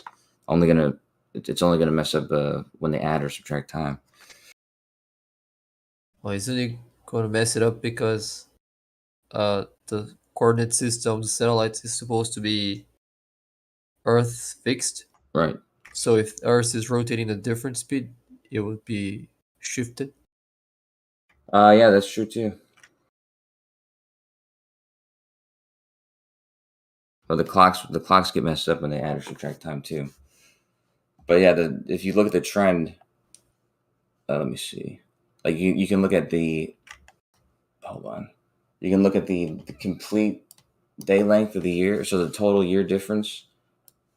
And back when they started recording these in the early 70s, the total day length was almost increasing by a second every year.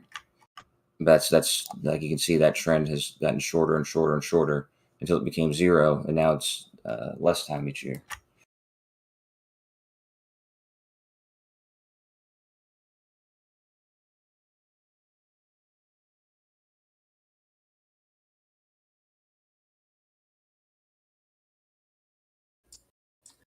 Yeah, I'm learning Python now. I wanted to use the Skyfield library too. But you didn't know Python before? No. So you're saying that the Earth speeding up does not affect the atomic clocks? No. Well, the clocks themselves, the clocks aren't going to be in error because of that. But the time that they keep, if when they add a second, they have to add a second to those atomic clocks. So that is true. They add a second to it because they're literally adding a second to our day length. Well, they're talking. The atomic clocks don't. I don't know a lot about the subject, but I was just having a quick look on the subject, and the couple of things that I found is that the Earth speeding up will eventually make the atomic clocks obsolete. That doesn't make sense. And why would that be the case? It goes. It changes. This is your time dilation shit. The faster the clock goes, it keeps track of time different. It ticks at a different rate. Remember, we went through this about how it ticks at different rates? Yeah, for the planes, yeah. For any atomic clock, when it speeds up, it's going to now tick at a different rate, right? No. So I think that's the for one, any no, clock, not just the for one, atomic clocks, right? yeah, the one in the plane, like when they were in the plane, time was different for them, but when they brought them back together, like they're at the same rate again. Dude, if Earth starts spinning faster, is it going to affect the atomic clock so they start ticking at a different rate? Wait, Kosho, the clocks were the same again when they brought them back together? Hold on, man. My bad, Jeremy. But that would be for all clocks, not just for atomic clocks.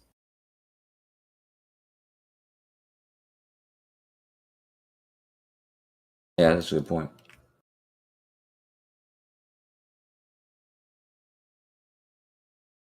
Yeah, I'm wondering, is there time dilation when for people Wait, who why would it matter if it's same reference frame anyway? so what? If we're all in the same reference frame, it shouldn't matter.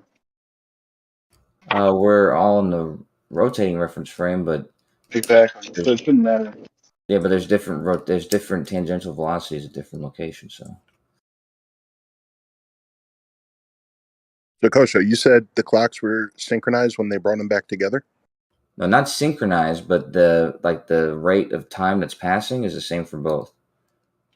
When they're individually looking at it on their own, like when they were doing their thing and looking at it, the time passed in the same amount. But when they brought them back together, there was a difference, wasn't there? Yeah, there was a difference in the length of time that had passed. But if you're looking at only the second hand on the clock, like the second hands are moving at this, they're going to be moving, exactly the same, right? They're not. It's not. There was more time that had elapsed on one of the clocks, but when you bring them back together, there's not going to be a difference in the way they're moving. You know what I mean? Like, let's say that these were stopwatches instead of like that. That's what these atomic clocks are. They're like stopwatches. If you press start and then you did the test, and then you press like lap or whatever, then when you brought them back together, you would see that there's two different times that had passed while the thing was going on. But for the time that was recorded after that, like as the clock, at like the next lap, you press lap and then there's more time. That time that's passing that you brought them back together, it's passing identically. So there's no difference. Oh, you're just saying at the same rate, right? Like once they brought them back together, time acted normal again. They're recording the same amount of time again. Yeah. Well, for someone that is holding the clock, it's always acting normal. Right? I think it's not acting normal if you're comparing. Yeah, that's what I always thought. No. But I mean, he's just saying like that's why we're trying to be careful with our words about them going at different rates. Because no matter if you were watching it while you were moving or you're watching it while you were there with it, it would be going at the normal rate. That's not what's happening. Yeah, the one with you, not the other one. You can't see the other one. If you could see the other one, you would see it at a different rate. Yeah, I thought the rates looked normal to the person who had the clocks, but then when they were brought back together, there was a noticeable difference. Well, there's a difference in the length of time that's passed, but you're only going to be able to look at the rate of the one you're with. So that's always going to be normal. The thing that's different is the rate of time that's passed. I mean, the length of time that's passed when you bring it back together.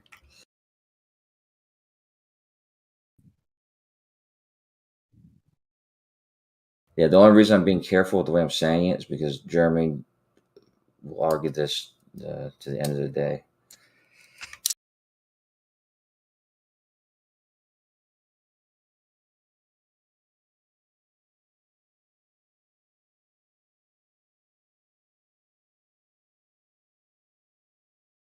Do you know how long it takes for planets to retrograde? It's different for each planet. Yeah, but I know like, Geo is it knows a a lot matter more. of days? He Is it a matter of remembers. hours?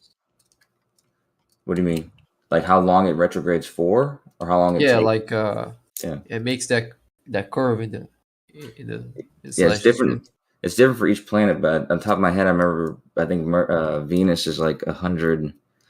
Like I said, Geo knows he's memorized all of them, but I think Venus is like 90 days and then 30 days in retrograde, something like that.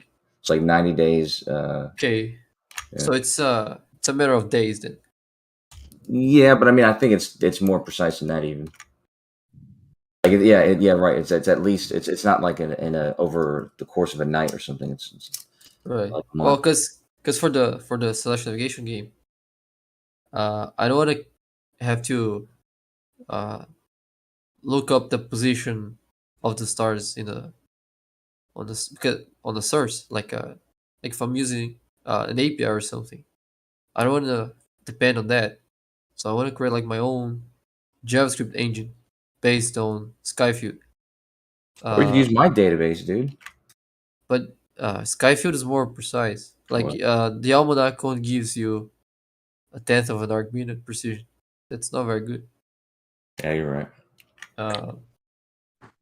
So I and tend to get it from Skyfield. It was funny. I used Chat GPT to try to make me that database using ChatGPT Python and was that? Skyfield. Yeah. Well, what's that? Chat GPT. Yeah. Well, actually, I Dude, didn't use. Chat I didn't use. GPT ain't gonna save you, bro. Chat GPT ain't gonna I save mean, you, Ghost it Show. did it though. But yeah, no. Bacon's just better than you. I mean, you're gonna have to just face facts All right, one day. fair enough. Well, ChatGPT is it uses the GPT and other models. I don't know why they call it GPT because it uses other models as well. But the OpenAI, if you just go to OpenAI, you can use those models more directly, and the Codex model will allow you to code in any language actually. But you can ask it specifically to make you a Python code using a Skyfield module and do exactly what you ask it to do, and it'll write all the code for you. Okay, but if you speed up, it definitely affects the clock, right? It affects the amount of time that's passed in reference to some other frame. But Okay, so speeding up will definitely affect the clock then, right? Only in the same way that it affects you. Like it doesn't have a direct effect on the clock itself. It's the time is different for you than it is for somewhere else. That would be the most negligible of all the implications, I think. Wait, what do you mean? Like if Earth is speeding up. Oh yeah, and right. I think that would cause the least significant of all the effects in time. Well, you have to imagine that if the day, like the average day length, the average change last year or this year so far, let's use last year. The average day change was a quarter of a millisecond. And so if a quarter of a millisecond change over the whole course of the day, and then you have to divide that by 24 hours. So it'll have a small effect. So now we're just arguing about how much an effect there's going to be, but we do agree that the speeding up would affect the clocks. Yeah, but it's not just okay. It's I don't know why were you arguing with. I felt like you were just arguing with Witsit that it wouldn't affect the clocks. It doesn't affect atomic clocks. Like what are you talking? Yeah, the ones in the satellites. Depends on where you read this. Is the science settled on this? Because I've just been reading for the last 20 minutes, and some places and some scientists say that it will, to the extent that it'll make them obsolete, and others say that no, it's got no effect and nothing to worry about. They tend to be more news articles. In their paradigm, when you go faster, it affects atomic clocks. Okay, now they want to have the Earth speeding up. It's obviously going to affect atomic clocks. You can't have your cake and eat it too. Yeah, the ones on the surface, like if we're talking about GPS and we're talking about the atomic clocks from satellites, all it doesn't atomic really clocks matter. in your model, Megan, all atomic clocks in your model get affected by speed. The faster you go, but satellites are not on the surface. Like if the surface speeds up, the speed of the satellites is not going to be affected by that. They're not going to speed. They're not going to orbit faster just because the Earth is speeding faster. Okay, so just the clocks on Earth then are going to be affected by. That's what I was saying. Yeah, all clocks, okay, fine. not just atomic clocks. But it's not just all atomic clocks on Earth. All atomic clocks on Earth will be affected by the Earth. Geostationary satellites will be affected. It's not just clocks though. It's not a clock thing. It's time. So if time for the clocks and time for us is faster than reference to it was in the past, we're not going to notice anything, right? That doesn't change anything.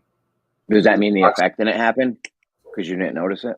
No, if an atomic clock tells you exactly how many seconds per second have happened, and it does that consistently, even if time is now faster for us than it was in the past, the atomic clock's not going to pick up a change in it. It's not something. It's just like if you have a simulation, and then you put the same simulation on a better computer that can run it faster. From the perspective of the simulation, there's no difference. Okay. In your paradigm, I'm just going to say it one more time. I don't even know. This is your paradigm. In your paradigm, when you move a clock faster, it has an effect on it. They say Earth is speeding up. We have atomic clocks on Earth. Obviously, in your paradigm, if the clock goes faster, if the clock's moving faster, it's going to affect the clock. I don't know what you're arguing with. Dude, because it's affecting not only the clock but everything, and it's affecting everything in the same way. So there's no way you can notice that. Yeah, like if you did that experiment with the airplanes and you never brought them back together, right? You just had the guy go on an airplane and you had the guy on Earth, and they never came back together and compared their clocks. Neither of them would have noticed that anything happened. Okay. So you're arguing The that clocks because are we can't. moving exactly the same rate for them the entire time. Yeah, but isn't Okay, that so the you're problem, arguing Kocho? because we can't notice it. It didn't affect the clock, even though in your paradigm we know it does affect the clock. This is weird now. You made it weird. No, it only affects the clock in comparison to a situation in which it's not speeding up. So we don't have those two at the same time to compare. We only have whichever happens. So there's See, nothing this to is like compare to. cognitive dissonance or something where you No, have you're just not two. listening. I hear you. No, and you have a I don't thing in your think you hear us. paradigm. I hear you. Listen, this is What not was our arguable, response? and this is not arguable. In your paradigm, you have a thing called time dilation. When a clock moves faster, We all get your it argument. has an effect. Do you agree with that? Yeah, we all understand your argument. You're not Okay, getting the you agree. response though. You agree that when we speed a clock up, the clock has an effect. There's an effect on the clock. You have Yeah. Earth speeding up. You have Earth speeding up. There's going to be an effect on the clocks on Earth, right? Yeah. Okay, that's it. That was what's its argument. Well, Kosho was trying to fight him. I don't know. I thought someone was trying to argue against that a minute ago. Bacon, can Yeah, you but dumb it down a little? again, if not only the clocks are speeding up, but also everyone else is speeding up together with the clock, then people are suffering the same time dilation as the clocks. So in their perspective, the clocks are functioning the same. There's nothing being changed in the clocks in the perspective of everyone that is being speed up with the clocks. And so All right, therefore but the time dilation is not Kosho even was occurring. saying that the clocks weren't going to be affected, though. Like I thought Kosho was saying, even if time is changing, the clock would still be the same. Yeah, listen very carefully, very carefully. Time dilation occurs. Sound like Travis. Time dilation occurs in comparison between two reference frames. If one reference frame is speeding up, like the reference frame is speeding up, whether it's the Earth spinning or the craft you're in, and you are in that frame with the watch, then there's no you're not going to look at the watch and notice it ever doing anything different, regardless if it is in reference to some other frame. So if the Earth is spinning faster, time dilation in reference to some other frame is not going to have any effect on the clocks that we have here on Earth. Now, Bacon made a good point when we're talking about GPS, because it is going to the rotation of or the position of the GPS, what they reference of the Earth center, Earth fixed, Earth. If the Earth is speeding up or slowing down by a discernible amount, that will change, and especially if it speeds up. Even the time dilation will have. I'm next. But that'll be Okay, cool. Two effects with the GPS. Yeah. Cool. So we are going to have other clocks to reference them to, and we are going to notice the effect it has. So now, not only is it going to have an effect, we are going to be able to measure it. So I don't understand what the argument was before. The one that we were saying that is measurable has nothing to do with time dilation.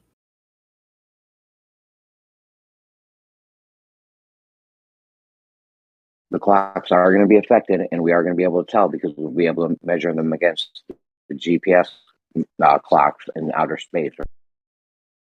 And well, they send up synchronization, time dilation, and clock synchronization every single day.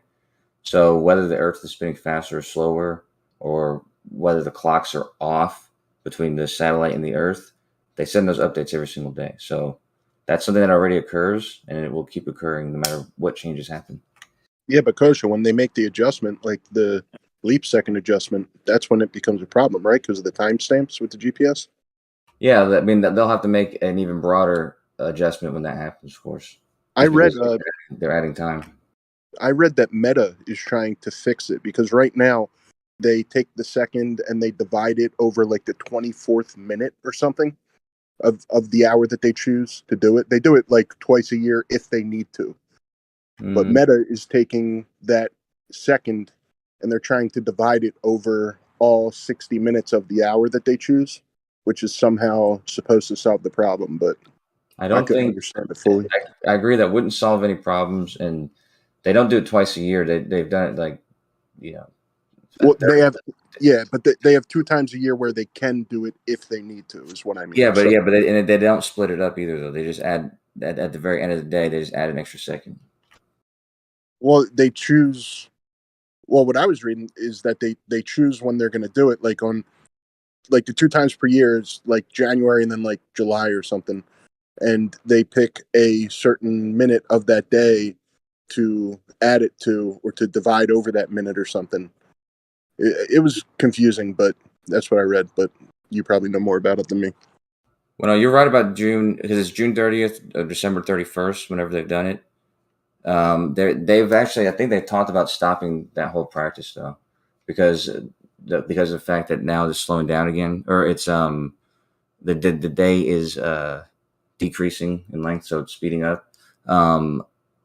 Yeah, so because of that, they're thinking it might be wrong to keep adjusting the leap seconds, because they've added all these seconds that, if it keeps speeding up, they're gonna have to start taking them away. So Yeah, that's what I read. They got to do like a negative leap second. But how would they even do that? Like if they stop the practice altogether, what's the alternative? no, they just need to do nothing about it. But Really? yeah, but to take a second away, yeah, they would just when on those days the if they're going to do it that year, they would just make a minute, one of those minutes be 59 seconds long.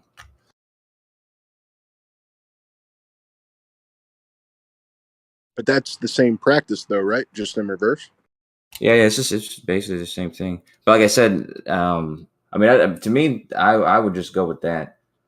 I wouldn't add leap seconds unless it was like, because I mean, the people who keep this data, they've seen that this trend has been happening for, what is it, 50 years, not 30 years, so 50 years, and if it starts going back the other way and slowing down again, it's just you're going to be adding and subtracting seconds all the time, and that are basically not going to make any noticeable change.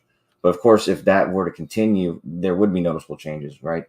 Like if every single year, you were adding a couple of seconds or something, or you were needing to add a couple of seconds, then after a few years, like the time of day would change, and your noon would change.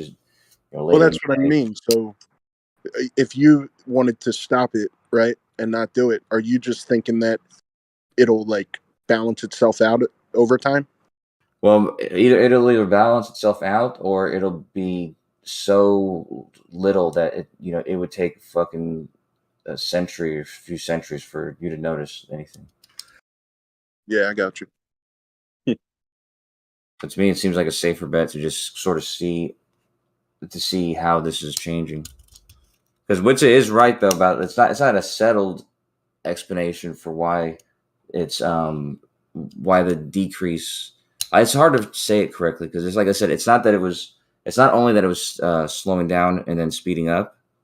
It's that the slowing down had been decreasing this whole time. So it's almost like an acceleration. It's been accelerating in that direction the entire time. And if that acceleration continues, obviously, it's going to continue to spin faster and faster. But the reason for that, some people claim it's climate change related, but it's hard to say because we don't have, direct. We don't have direct data from the center of the Earth. So, I mean, it's kind of relative though, right? Like when you're saying it's just like a reversal of an overall trend, like that's kind of relative to whatever given point in time you're at, right? So like it is kind of weird, right, that it's speeding up again. Well, no, like imagine that the Earth has so the Earth is spinning, or you have some ball that's spinning, and you're watching that ball spin a little bit slower and a little bit slower, right?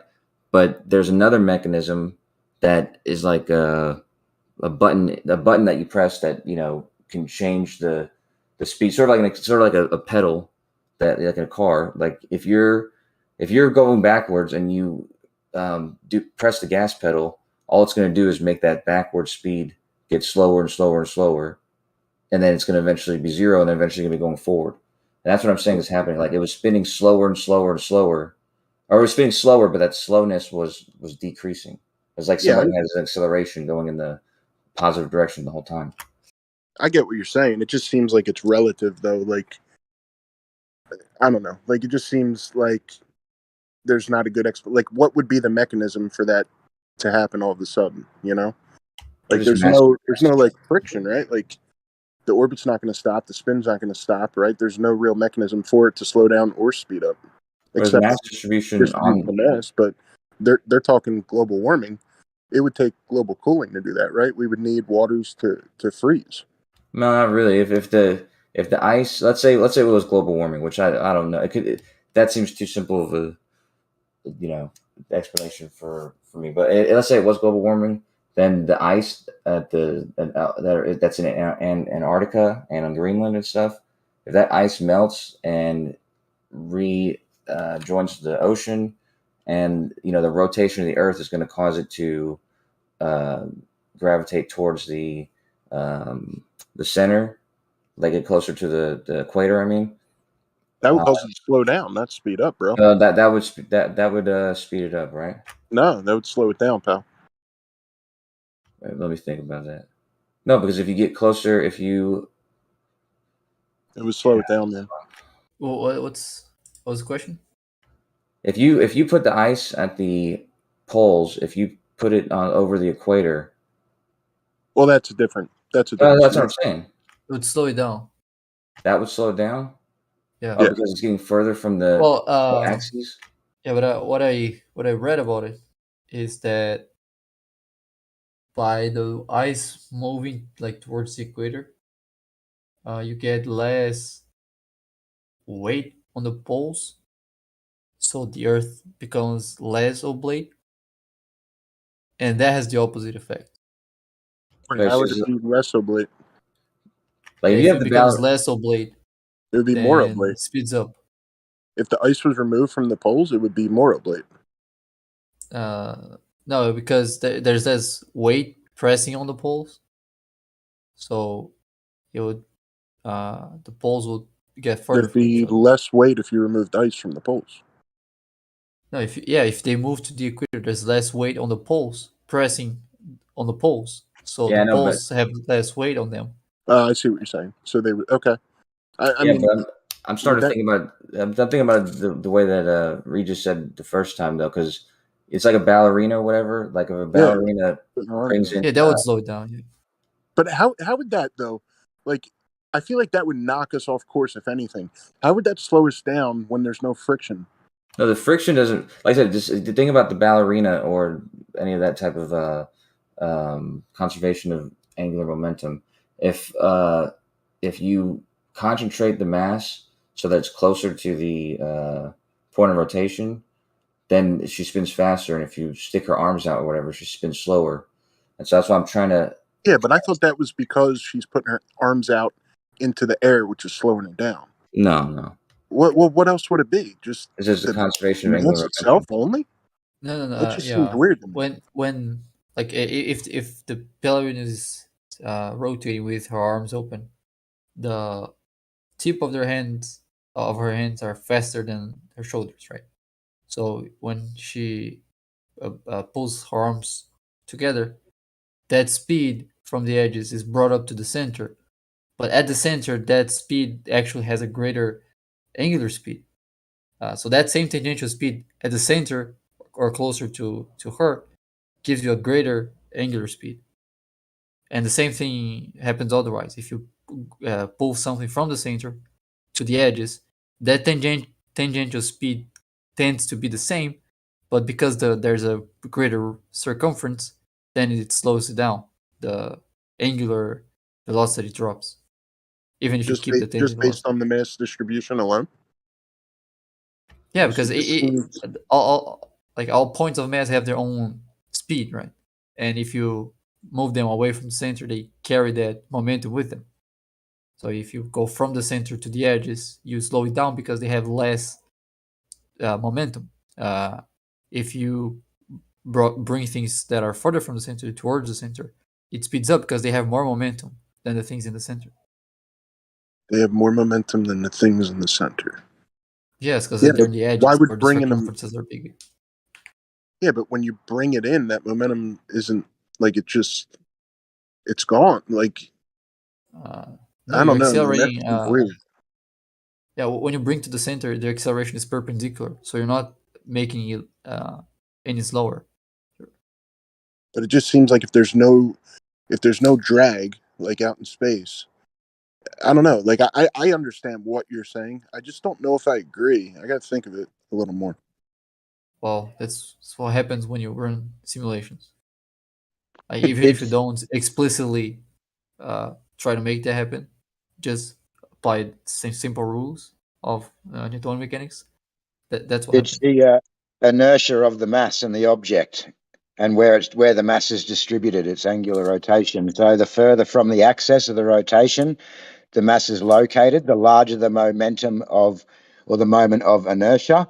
So your moment of inertia is smaller when your arms are held at your sides and larger when your arms are extended out straight. So what masses are changing on this? You're talking about the Earth, I imagine? Yeah, well, the mass distribution changes, just from simple things like migrations and shit like that. So yeah, a bunch of water moving. Migrations of what? Migrations of what? Of anything. Any kind of migration that is big enough. Birds? Bird migration? They're going to cause the Earth to rotate differently? Sure. Assuming it rotates in this fantasy. yeah. Let me just say that off the bat. Migrations are partly what caused there to be a fluctuation each day, but there's not just a migration of animals, mass distribution of water and ice. It could be mass distribution of shit underneath the surface. So it's a lot of those, a lot of that is the reason why there's a fluctuation each day. So you not only are you saying that animals can cause the migration of animals could cause a different rotation of the Earth, but you're also saying that other things can do it as well. So Any mass by saying that, you're saying now that we don't have constant rotation, right? Yeah, but this is a known. It changes each day. So what happened to we don't feel anything because we have constant rotation? Let me guess. No, let me not guess. Go ahead. Tell me. Well, one thing is when people say they don't feel something, they just mean that their body doesn't sense it directly. But in this case, we're not sensing it anyway. We're not sensing it with like feeling. We're sensing it with sight. We use the stars at Greenwich to measure the rate of rotation. No, but your guy's spiel for the past I don't know how many years was we can't detect constant motion, right? I don't know. And now I don't know if that's what people have said when. you're kidding me. I've never said that. Is what I'm saying. So I've never. You're kidding me, think Kosho. I've heard that 100 times on the globe side. The That reason you can't feel thousands, yeah. Hold on. The reason you can't feel the Earth rotating is not because you can't feel constant motion. That's not the reason. No. That was the excuse that why we don't feel the air rotation. That Well, because it was on constant motion. Now you're saying that it changed every day. If somebody told you that, they were wrong. What? Yeah, because the Earth rotating the Earth rotating is not. I know, bro. I know. We're making them double speak. They're at the end What of the their hell rope. is going on? Hold up. I've been in this place for 10 years almost. Okay, that's great, dude. That's great. Tell them, bro. I'm not gonna defend somebody else's argument with you. Regardless, anytime anyone's brought up the feeling Earth rotation, when I've discussed it with them, I bring up things like the minimum amount of acceleration you can sense, which is a thing. So, what? Yeah, your threshold for measuring acceleration, right? Oh, now there's a trick. Damn. So what you're saying then is that we feel the acceleration, but we don't feel the constant momentum when there is no acceleration. I think that is the globe claim. Like anytime we have a discussion, they'll say, well, when you're moving in your car at 100 miles an hour, you don't feel that movement until you slow down or speed up. So this is the argument from the start. So now if the Earth is changing its speed, it's obviously speeding up and slowing down. Okay. Why do we not feel that motion? So you guys are conflating a few different arguments that you've had to other people, and I'm being asked to defend them, and so I will. What I'll tell you is that because it's so insignificant, right, Kosho? Dude, you always do that, Silencer. Just don't, okay? But you guys are bringing up how people say that you don't feel linear momentum. Usually, that's in reference to somebody claiming that we're moving at these atrocity, like these massive miles per hour through space, like 1 million miles per hour when you add up all the vectors. Okay, and when people bring that up, they just say you don't sense linear. You don't sense constant velocity, and so like the speed around the sun and stuff like that. Now, if you were to say, okay, well, there's still an acceleration. How come you don't sense that? Well, the reason you don't sense any of those accelerations is because all of those accelerations are far below the human threshold for measuring that. There's no way to measure that with this feeling, with just a human feeling of. Then how do we know that? How do we know that they are there? Because we don't use human feelings to measure them. We use What do we use? Devices. Well, for the just like I said, for the case of the Earth rotating, we use the stars as they rotate over Greenwich. Which is your eye perception, right? We use that's what I said. I said I literally. You might not have been listening the whole time I've been talking, but I literally just said we don't use the sense, or at least sense for feeling. We observe stars above Greenwich.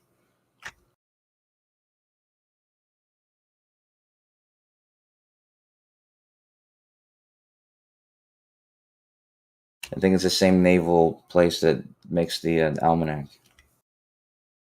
Mr. Anti-Flat Earth, Fighter Flat Earth, the 35,000 feet picture, is that your curve?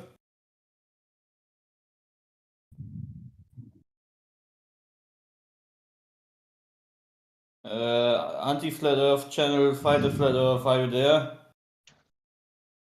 Or Troll Earth or whatever. Hello? Is the guy there, or is he? What happened to him? He's posting a pic again. Can you guys hear me? I think you're talking to Koshu. What? I think you were addressing Koshu, but Oh shoot! I was looking in the wrong Discord channel. Hey, I thought sorry. I thought I was in Cosmology Tartaria. My fault. I thought I heard it all. Now this is a new thing. For 7 years, I live, with this. I thought that the motion of Earth was a constant thing. That's why we didn't feel motion. Me too. I thought I was experiencing the Twilight Zone. Yeah. Thank you for I don't backing me up there. Well, even a constant rotation has acceleration. So, damn. Yeah, somebody claiming that the reason you don't feel the Earth rotating is because you don't feel constant motion, they're giving you the wrong answer. And what I'm assuming, because I know I've never told you that for this question, is you guys are conflating you guys are conflating a response for a different statement for this one, which is probably the case. The margin of different on the speed, Kosho. So what is the top speed? What is the top speed and the lowest we have on record of the Earth? I'll post the chart again, but just hold on. So yeah, so like I said, it's been steadily decreasing, but like when we first kept record in 1973, the day length had increased by over a second, like 1.1 seconds. Wait, day length? The day length, yeah. You're talking about that's over the course of an entire year, though. So when you say the one's time length, are you talking about the construction that we made of the time? No, I'm talking about the amount of seconds in a day. Yeah, but that's a human construction. How did they detect that that the time when increase in length? Because they measured, a full day using the stars, and then they measured the amount of seconds that occurred in that day using atomic clocks, and the amount of seconds so it's not the amount of seconds in a day, but the amount of seconds in a year that year increased by 1 second. I'm sorry. From what was the start point, and what was the end point? Like what did they use to? Yeah, what did they January use 1st? For a start point? Yes. Like, did they see the January star? 1st. Huh? They used January 1st, and then they used the stars as they rotate above the Greenwich, right? They measure the change, how fast that's occurring, how fast they're moving. It's like, how they say like 15 degrees per hour, which is not exactly accurate. And you're saying that they observing at stars, they were able to detect 1 second of Yeah. of difference. Over the course of the year, yeah. No, and then you guys wonder why we don't fucking believe this shit, man. Sure. What? I am glad that you said it was the stars moving, though. That's a good point. Yeah. Yeah, Kosho. Yep. How well do you know how to use Skyfield? I've only used the AI to learn some of the commands. I have the documentation now, but the truth is I've barely used it.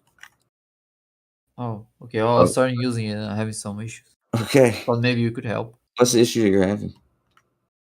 How to call some of the It's not only my first time in Skyfield, it's also my first time in Python. So, Oh, okay. Well, maybe your problem is Python related. What's the problem? yeah, I don't know, like how to use the things that are being returned. No, hold on, man. Hold on. If you guys wanted to go over this, I mean, these are on a live stream too or something. Can you go This there? is like nerd rage shit. Yeah, let's go down for a second, man. All right. You should make a nerd channel. You know, Code bore nerd. everyone to death. Yeah, Yeah, you guys are cool, good but move. if you start nerd raging, yeah. Trying to keep it lively in here. What else we got?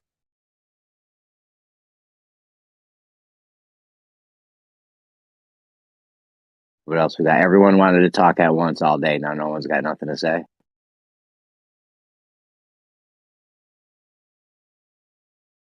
This Earth rotation Jeremy. Steven Castle thing. What's up, Jeremy? That's how normal people speak to each other, right? Or whenever you are with like somebody we are. else in a group, you're like, "Oh, you're in line. Hold on, you're in line. Now you can speak." No, nobody does that. I know, but if we're on Discord and there's like 6 people want to speak all at once, if you're face to face, people will just stop talking. But for some reason, people won't back down and they'll just keep talking. So we have to make a list. Otherwise, it's just audio chaos. Because if there's like 5 or 6 people that want to talk, the second somebody stops talking, all 6 of those people are going to try to talk, and it's going to happen every time. I understand, Jeremy. I'm just answering to your question. I don't know why we do this.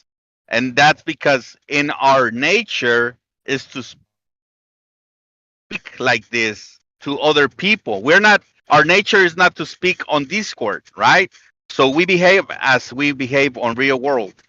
You are correct.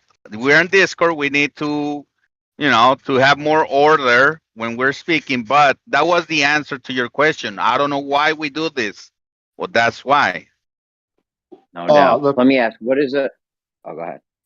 So I say sometimes I do it, but I don't do it purposely. I am trying to wait my turn, but you hear a point that you might want to say something on, and like you said, everybody might have the same point, and everybody just jumps in at the same time. But that's another thing, Jeremy. Rotating. Oh, okay, go ahead. Back to this Earth rotating thing. That's going to throw weight off, also. Would it not? Would weight? I mean, what's a gram based on? How much water gets displaced by some shit? Like, how do they figure out how much a gram weighs? Not only that, what's this displacement stuff? He said that birds and stuff and animals migrating affects, like, are you listening to this stuff? They were saying all this time that it's constant speed, right? That's why we don't feel it. And now birds are affecting the rotation? Seriously? Well, they've been saying the whole time that we don't. Well, I'm just saying. I think this Earth rotation thing would throw weight off as well as time itself. But they've been saying this whole time that we don't feel it because we can only feel a certain amount of acceleration, and the amount of acceleration that Earth's doing is well under that threshold. They say so. Yeah, but you're missing a word there. Constant acceleration, not just acceleration. Wait 1 second, Essie. What difference it makes? It makes a lot of difference. Yeah, a change in acceleration. If you have a change in acceleration, that I don't know what the threshold is for that. If your acceleration changes, yeah, no, that's a valid point. The change in acceleration thing. Yeah, Jeremy. If what they measure is 1 second, or ask them what is the margin of error for their measurement. Well, right? It has to be less than a second, right? If they were able they're to down measure to a 1 billion. second, We're down to a trillionth of a second or some shit. But how I would they even guess. know if all the clocks get affected the same? If we speed up and all the clocks get affected the same, then who cares? Like Bacon or whatever they were saying. I don't know why they were trying to argue that point, but it's weird. Well, the problem I see with that measurement is that they're using something that we created, right? The clocks. A clock is an invention, that we have created. It's not something that is outside of us. It's something that we control. Like, I don't know how they start like, in my head I'm trying to think like, what do they observe in nature, and then they say, okay, this is the starting point for the year, and they start a clock, and then what did they observe in nature to then say, okay, this is the end of the year, and they stop it. Like, what are they using in nature? He says stars, but like, which ones? What, like, is there a cycle in the year? What are they doing? I don't know. I don't know Yes, why you there can is. adjust any I can clock. answer that. Go ahead, I see. There is a cycle. Yes, every year, everything seems to recalibrate, like go back to the start from zero. Start from zero. Very Yeah. minor changes, they say. But if I'm standing on my balcony on September the 10th and the moon is going to be there, I know the next year on September 10th the moon is going to be at that spot again. Something like that. It's like, think of it as a gear system in the sky. And the ancients figured this out a long time ago, thousands of years ago. This ain't new news, right? So yeah, think of it as a gear system in the sky. That's what I call it. But yeah, does anyone know how we got the gram?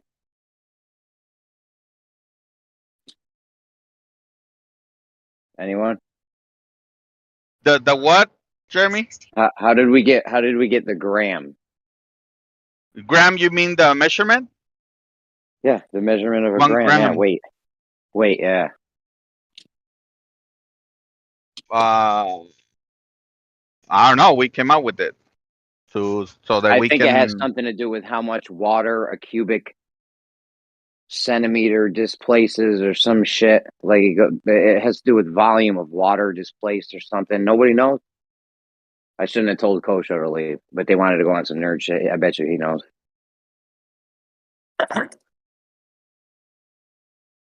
Like, we didn't just make up a gram. Like, all right, this much weighs this. This is a gram right here. This much.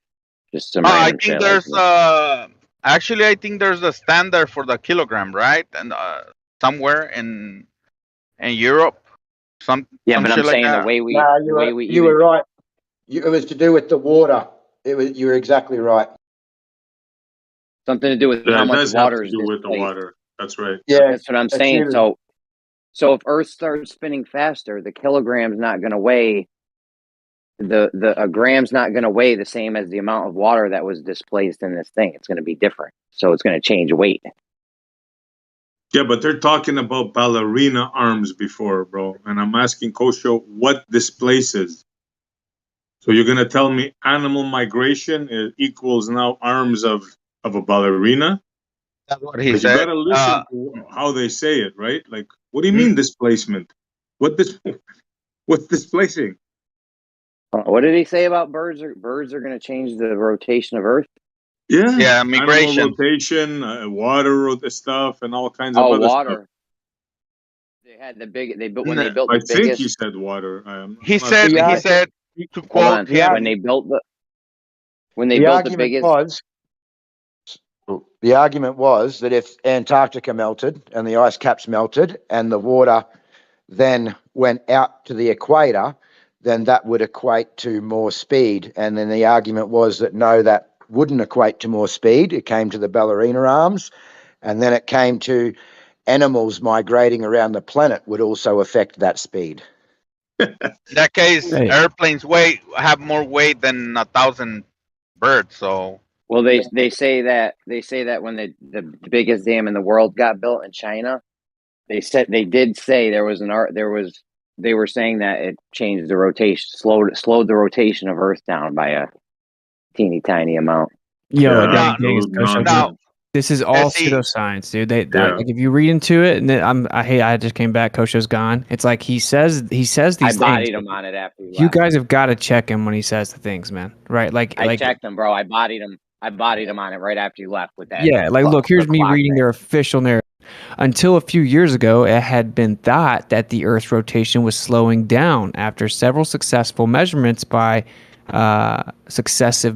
atomic clocks since 1973.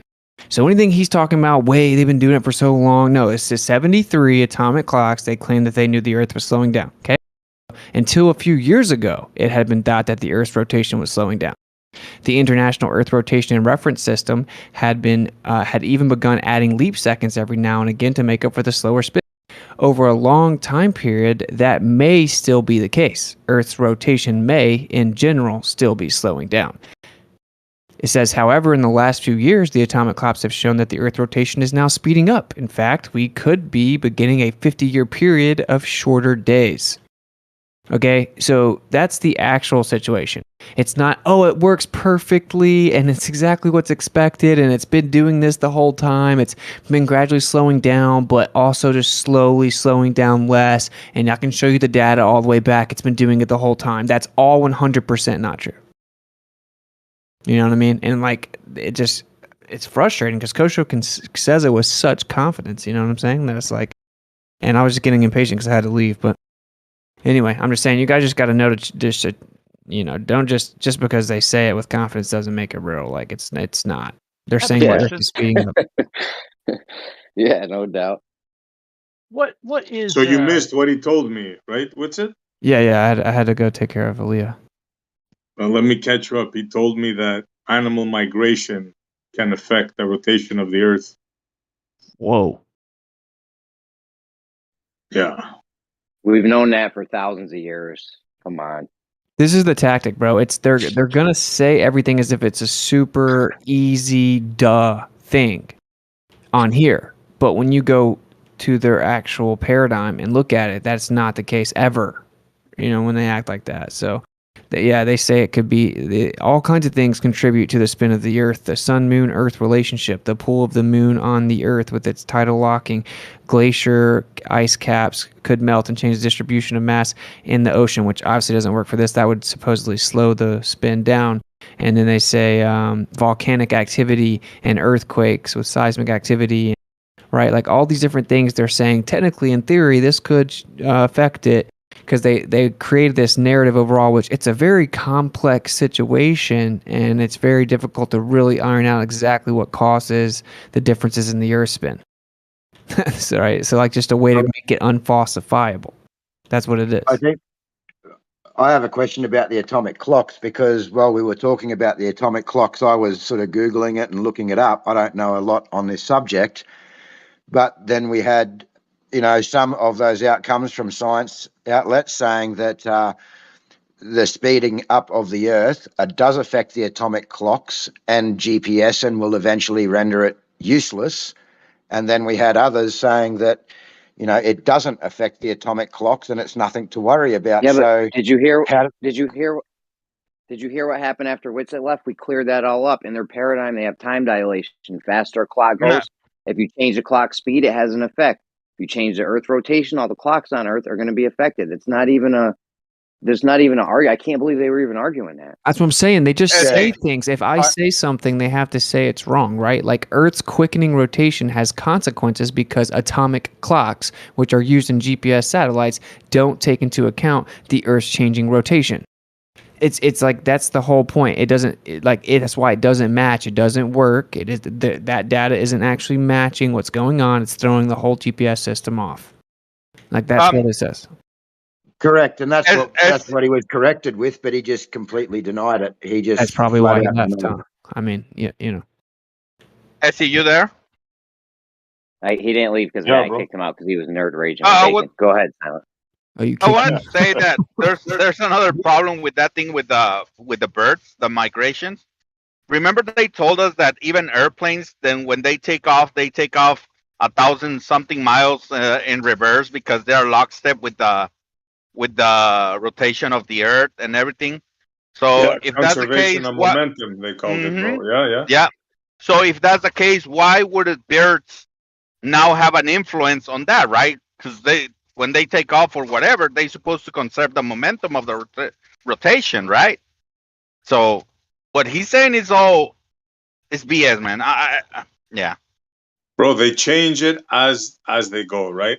As the conversation needs, they pick and choose, and yeah, we know the game.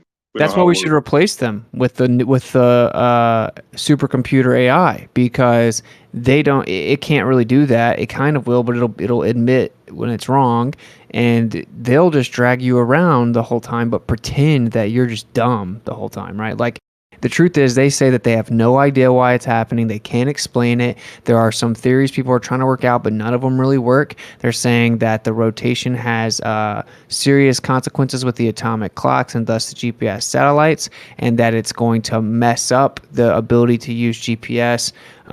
It's like half a millisecond is 10 inches or something like that, and that soon that GPS will become obsolete or useless, and that they're considering subtracting a leap second, but that they don't know exactly how that they can do that or that it'll fix it because they're not sure what's going on. And they're saying like it's the Earth could continue to speed up, or maybe it'll slow down. Only time will tell. Like, that's like the official narrative. Like, I don't need to make anything up, right? Like this is their belief. I think it's all insane, right? Like, I have no reason to embellish anything. Like, it's just Yeah, make it clear that you don't believe this. You're just saying what their fantasy model is saying, and you're trying to knock it. Like, you're trying to go in their backyard and slap them around. And they Right? argue You with don't me believe about this it. for a minute, right? Yeah. That the Earth is spinning. Yeah. Yeah, we got to like You know- box with them in their own backyard about what the backyard is. You know what I'm saying? Like, it's crazy. You know what they try to pull all the time too is, why do you believe this thing from this guy and not this other thing from this guy? That's like an all or nothing fallacy. Also, but it's like, we don't have to believe it. We don't believe any of this bullshit. You have to believe this guy over here, because that's the guy. That's the guy telling you what your model is. Yeah, I mean, we don't have to I guess believe what those gets guys. frustrating is just like the tactics, bro. That's what I'm saying. It's like almost like 2023 should be the year of like anti-flat earthers replaced with AI. And Bro, figure out. Figure out how to hook the Chat GPT up to so we can have it interface with this, verbally. And I think that's fucking a dope idea to have a room like that.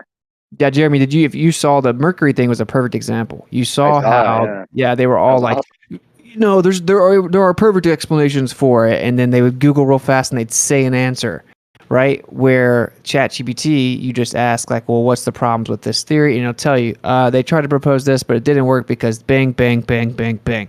And if you were to try to ask them that, you would never get it, and you'd be in here for 5 hours if you were trying to get it. You know what I mean? Like, as opposed to, I just shot down all three things they pulled up out of nowhere, because ChatGPT let me know, like, no, actually, well, it doesn't work because we have to assume that the sun's a black hole that's bigger than it really is, and that it spins faster than it really does. This other theory doesn't work because we need the more electric charge than we think that the sun has, and it has to spin faster than it really does. This other one doesn't work because we don't actually account for general relativity with the other planets, which we would have to, so it doesn't work. It's just actually an ad hoc way to fix the math. It's just much more efficient. I have a question. Mm-hmm. Oh, I was going to say, oh, sorry. Go ahead. I'm changing the topic. So. No, what good is your? Go ahead. What you were talking about is, I've believed in the flat Earth for a long time. I probably didn't know all the arguments. I'd done enough research for me to believe it. But since jumping on Discord the other night, I was actually thinking, man, I got to get off this because the arguments are driving me mad. The same things being said over and over again, and I just about equate them to lies when they just have to keep going and going to prove their point, no matter what they're saying. And the abuse and the crap that Witsit cops and other flat earthers cop on here, it's driving me insane. It's a waste of time. You're not the speaking only to one, people. bud. Yeah. You're not the only one. It's a waste of time speaking to them. Yeah, because I can go over here to this AI, bro, and I can just throw my new argument at it, and in 15 minutes I get screenshots that the AI articulates the best stillman the globe possibly has for that subject, and then we move on. You know what I'm saying? Like, I know I'm saying that a lot, but I really do think that that's kind of the move. It's like, what was do we trying to need them talk for? Geo into it. Their argument last night to that was that AI doesn't have full access to the internet yet, so it can't be doing what you're saying it's doing. They've always got a bullshit reason. But that makes it even worse for them that the AI that's not fully hooked up to the internet yet knows more about their position than they do.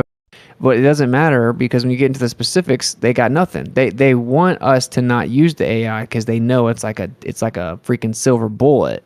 They hate that we can do that. That's why, like, when I brought it up yesterday and I started reading my conversation with it, dude, the freaking chat got flooded with random personal attacks about me.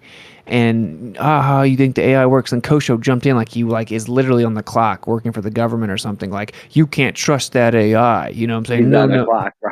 No, you must talk to me. You can't trust the AI. You know, I'm like, what the hell is going on? I got a question. What is an ad hominem? It's whenever you, as your argument, you use an insult. You attack the person, not the argument. You're attacking the person personally, their smarts, their ability to argue, their schooling, as opposed to addressing the actual argument at hand and pulling it off topic. That last part is very important, as opposed to addressing the argument.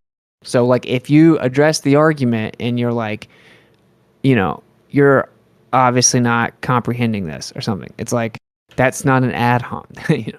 So if I say, like, the Browns fans all think that, Miller Lite is poisonous, but they're idiots, is that an ad hominem? That'd be more of a straw your man. argument. If your argument for why it's not poisonous is that they're idiots, that's an ad hom, right? Like, So now, what if I have an additional Probably. argument to that says, like, clearly testing proves that it's not poisonous? you guys are idiots, then that's not an ad hom. Okay. Yeah. Pretty simple concept. It's should like, have- as opposed to avoid responding with a specific argument or addressing their argument specifically, instead of doing that, you just respond with an insult or personal attack. Yo, when you were on Oakley's, he one time Oakley was like, you said it was either you or Nathan called him out on an ad hom, and he like rephrased the sentence real quick to make it fit. Like, are you stupid? Da da da. Like, it was weird. Yeah, I think like it'd be someone saying, "Oh, it's the stars rotating, not the Earth," and then your argument being, "Well, man, you're just an idiot. You mustn't have even finished school to be that stupid." Yeah. There's no Exactly. addressing the actual argument. Or like, you're just a stupid flat earther. Another typical one is like poisoning the well, where you attempt to preemptively discredit the person, so that you can just pretend that you can dismiss their arguments. Well, like, you guys are flat earthers. You guys believe giants existed. Like, what's it? You think Atlantis That's why with is the real. with the chat GPT, no bullshit, none of that fluff, no extra shit. You get right down to it, right to the fucking whatever the mainstream thinks. Whatever their model is, they're not gonna fucking try to spin it or do weird, goofy shit. They just give it the chat GPT, just give it to you straight up. And it's like, it does say a lot of the like cliche narratives that they repeat, but then when you correct it, it'll be like, sorry, I apologize for any confusion. Sorry, I misspoke in my previous, like, that's what the last thing it says right here. It says, I apologize for any confusion. I misspoke in my previous response. Yeah, the thing you sent me, I saw it conceded like at least 2 or 3 times. Yeah, I got a Like, steady I was conceit. wrong. I was previously wrong before when I said da da da whatever. Yeah, and if you do, what's funny though is if you go read the first response that they end up admitting was wrong, if you read it out loud and hear it to the Clover, they'd be like, yeah, that's like, you just got crushed. You know what I'm saying? Like, they love that argument. And it's like whenever I say, can you guys still man the flat earth position? And they're like, no. I'm like, I can still man the globe. I'm like, I think I can argue the globe like better than most of you guys can. And they're like, no, you can't. You don't even understand it, blah, blah, blah. I'm like, okay, ask me any question. Ask me any question as a flat earther or about the globe. Ask me anything. And then I answer it real well. And they're like, well, then you shouldn't ask that question anymore. You know the answer, because it's like when they hear it said, they hear their scripts articulated well, like they know that's the end of the road for them.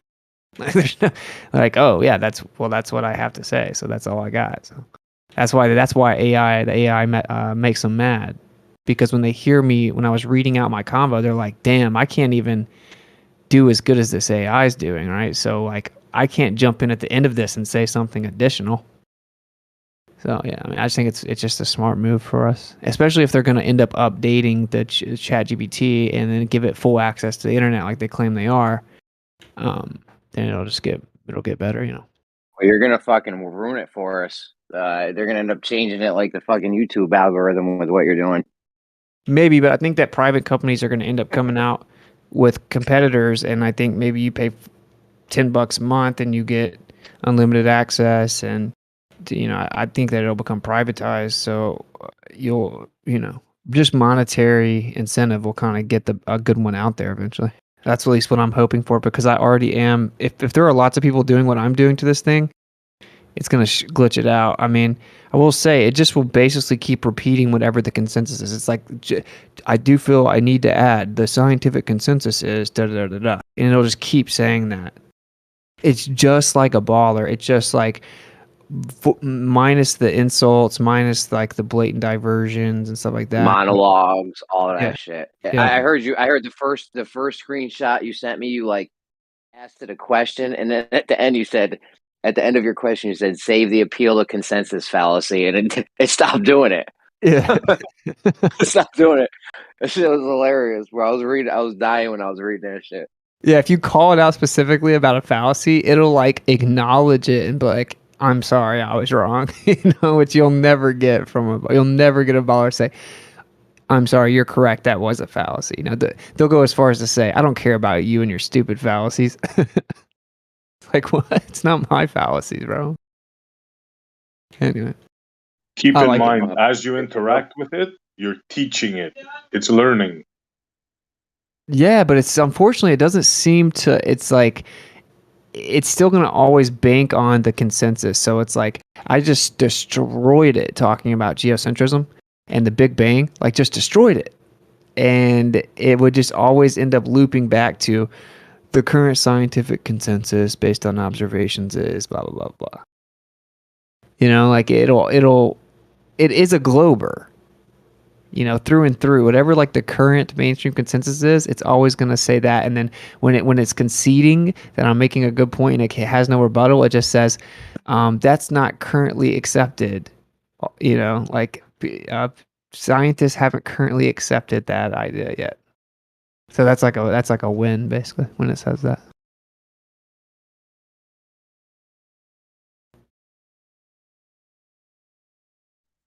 The thing is that from what I've heard and read, is that some of these AI are designed to learn.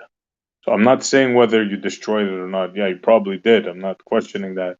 I'm just saying the more we interact in general with the AI will get better in response, will adapt. Yeah, hopefully, unless it's like kind of capped, right? Like unless they've put like these like real bias mainstream caps in there, it seems like it's very limited. If they would have really roll out like an unlimited AI, it would be a flat earther in a couple days. So that's what I'm saying. Like it does seem like it gets to a point where it just starts reiterating itself. But like here it says that they were outliers. The deviation of the length of day seems to be outliers, and it's important to keep in mind that the rotation of the Earth is a complex system affected by various factors, and it's not always easy to understand the exact cause of a specific deviation. These events were unusual and interesting observations, but they do not represent a significant change in the rotation of the Earth.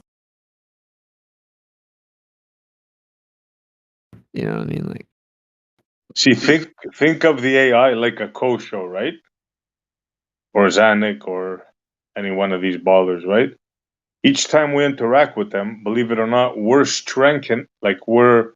helping them strengthen their argument, because they adapt. They hear our response and then they come up with another. They research this, and so it's like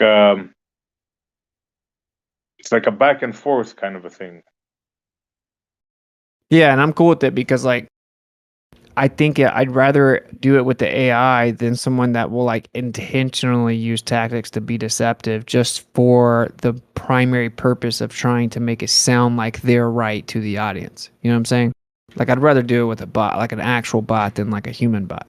Personally, I mean, it's to each their own, but I just think that they're going to get triggered and they're going to feel replaced and stuff like that. But I think that would be like that would be FE really stepping their game up, where we're not really focusing on the thing that's going to have us running in circles so much. Oh, I don't disagree with that. I've always said in the past, you want to know a baller's opinion, just wiki it, right? So this is just a live wiki, you know? Yeah, for sure. A wiki that talks to you, yeah. Yep, it's like an interactive Google/wiki. Yep. Yeah. Which I think Google end up rolling it out. I think Google will turn into this. Personally. So we know we can't trust it. I mean, I think they have theirs coming out soon, I heard. yeah, I believe it. And it'll probably be amazing. Like it'll just still, it's gonna like, you think that the Google bot will ever tell you that the pandemic was not legit, right? I mean, it's gonna have its like baselines in there for sure, but what can you do? I think the private sector will maybe come out and compete. That's what I'm hoping. I'm hoping some college students, some genius college students that dropped out of Harvard are going to make like an awesome one. You know, it's free for a week, and it like they make the algorithm with like pure intention, and hopefully like the market will kind of win with the battle of truth. I don't know. I don't know about that. They'll just censor that, and those people might just disappear, might get sick. Yeah, maybe so. Maybe so. They might get some heart complications or something. It's just everything is just blocked and hidden, and if it's not part of the mainstream, yeah. Like I said before, I don't believe anything anymore. I don't think anything to know that we think we know is true. Maybe there's some truth in it, but not all of it.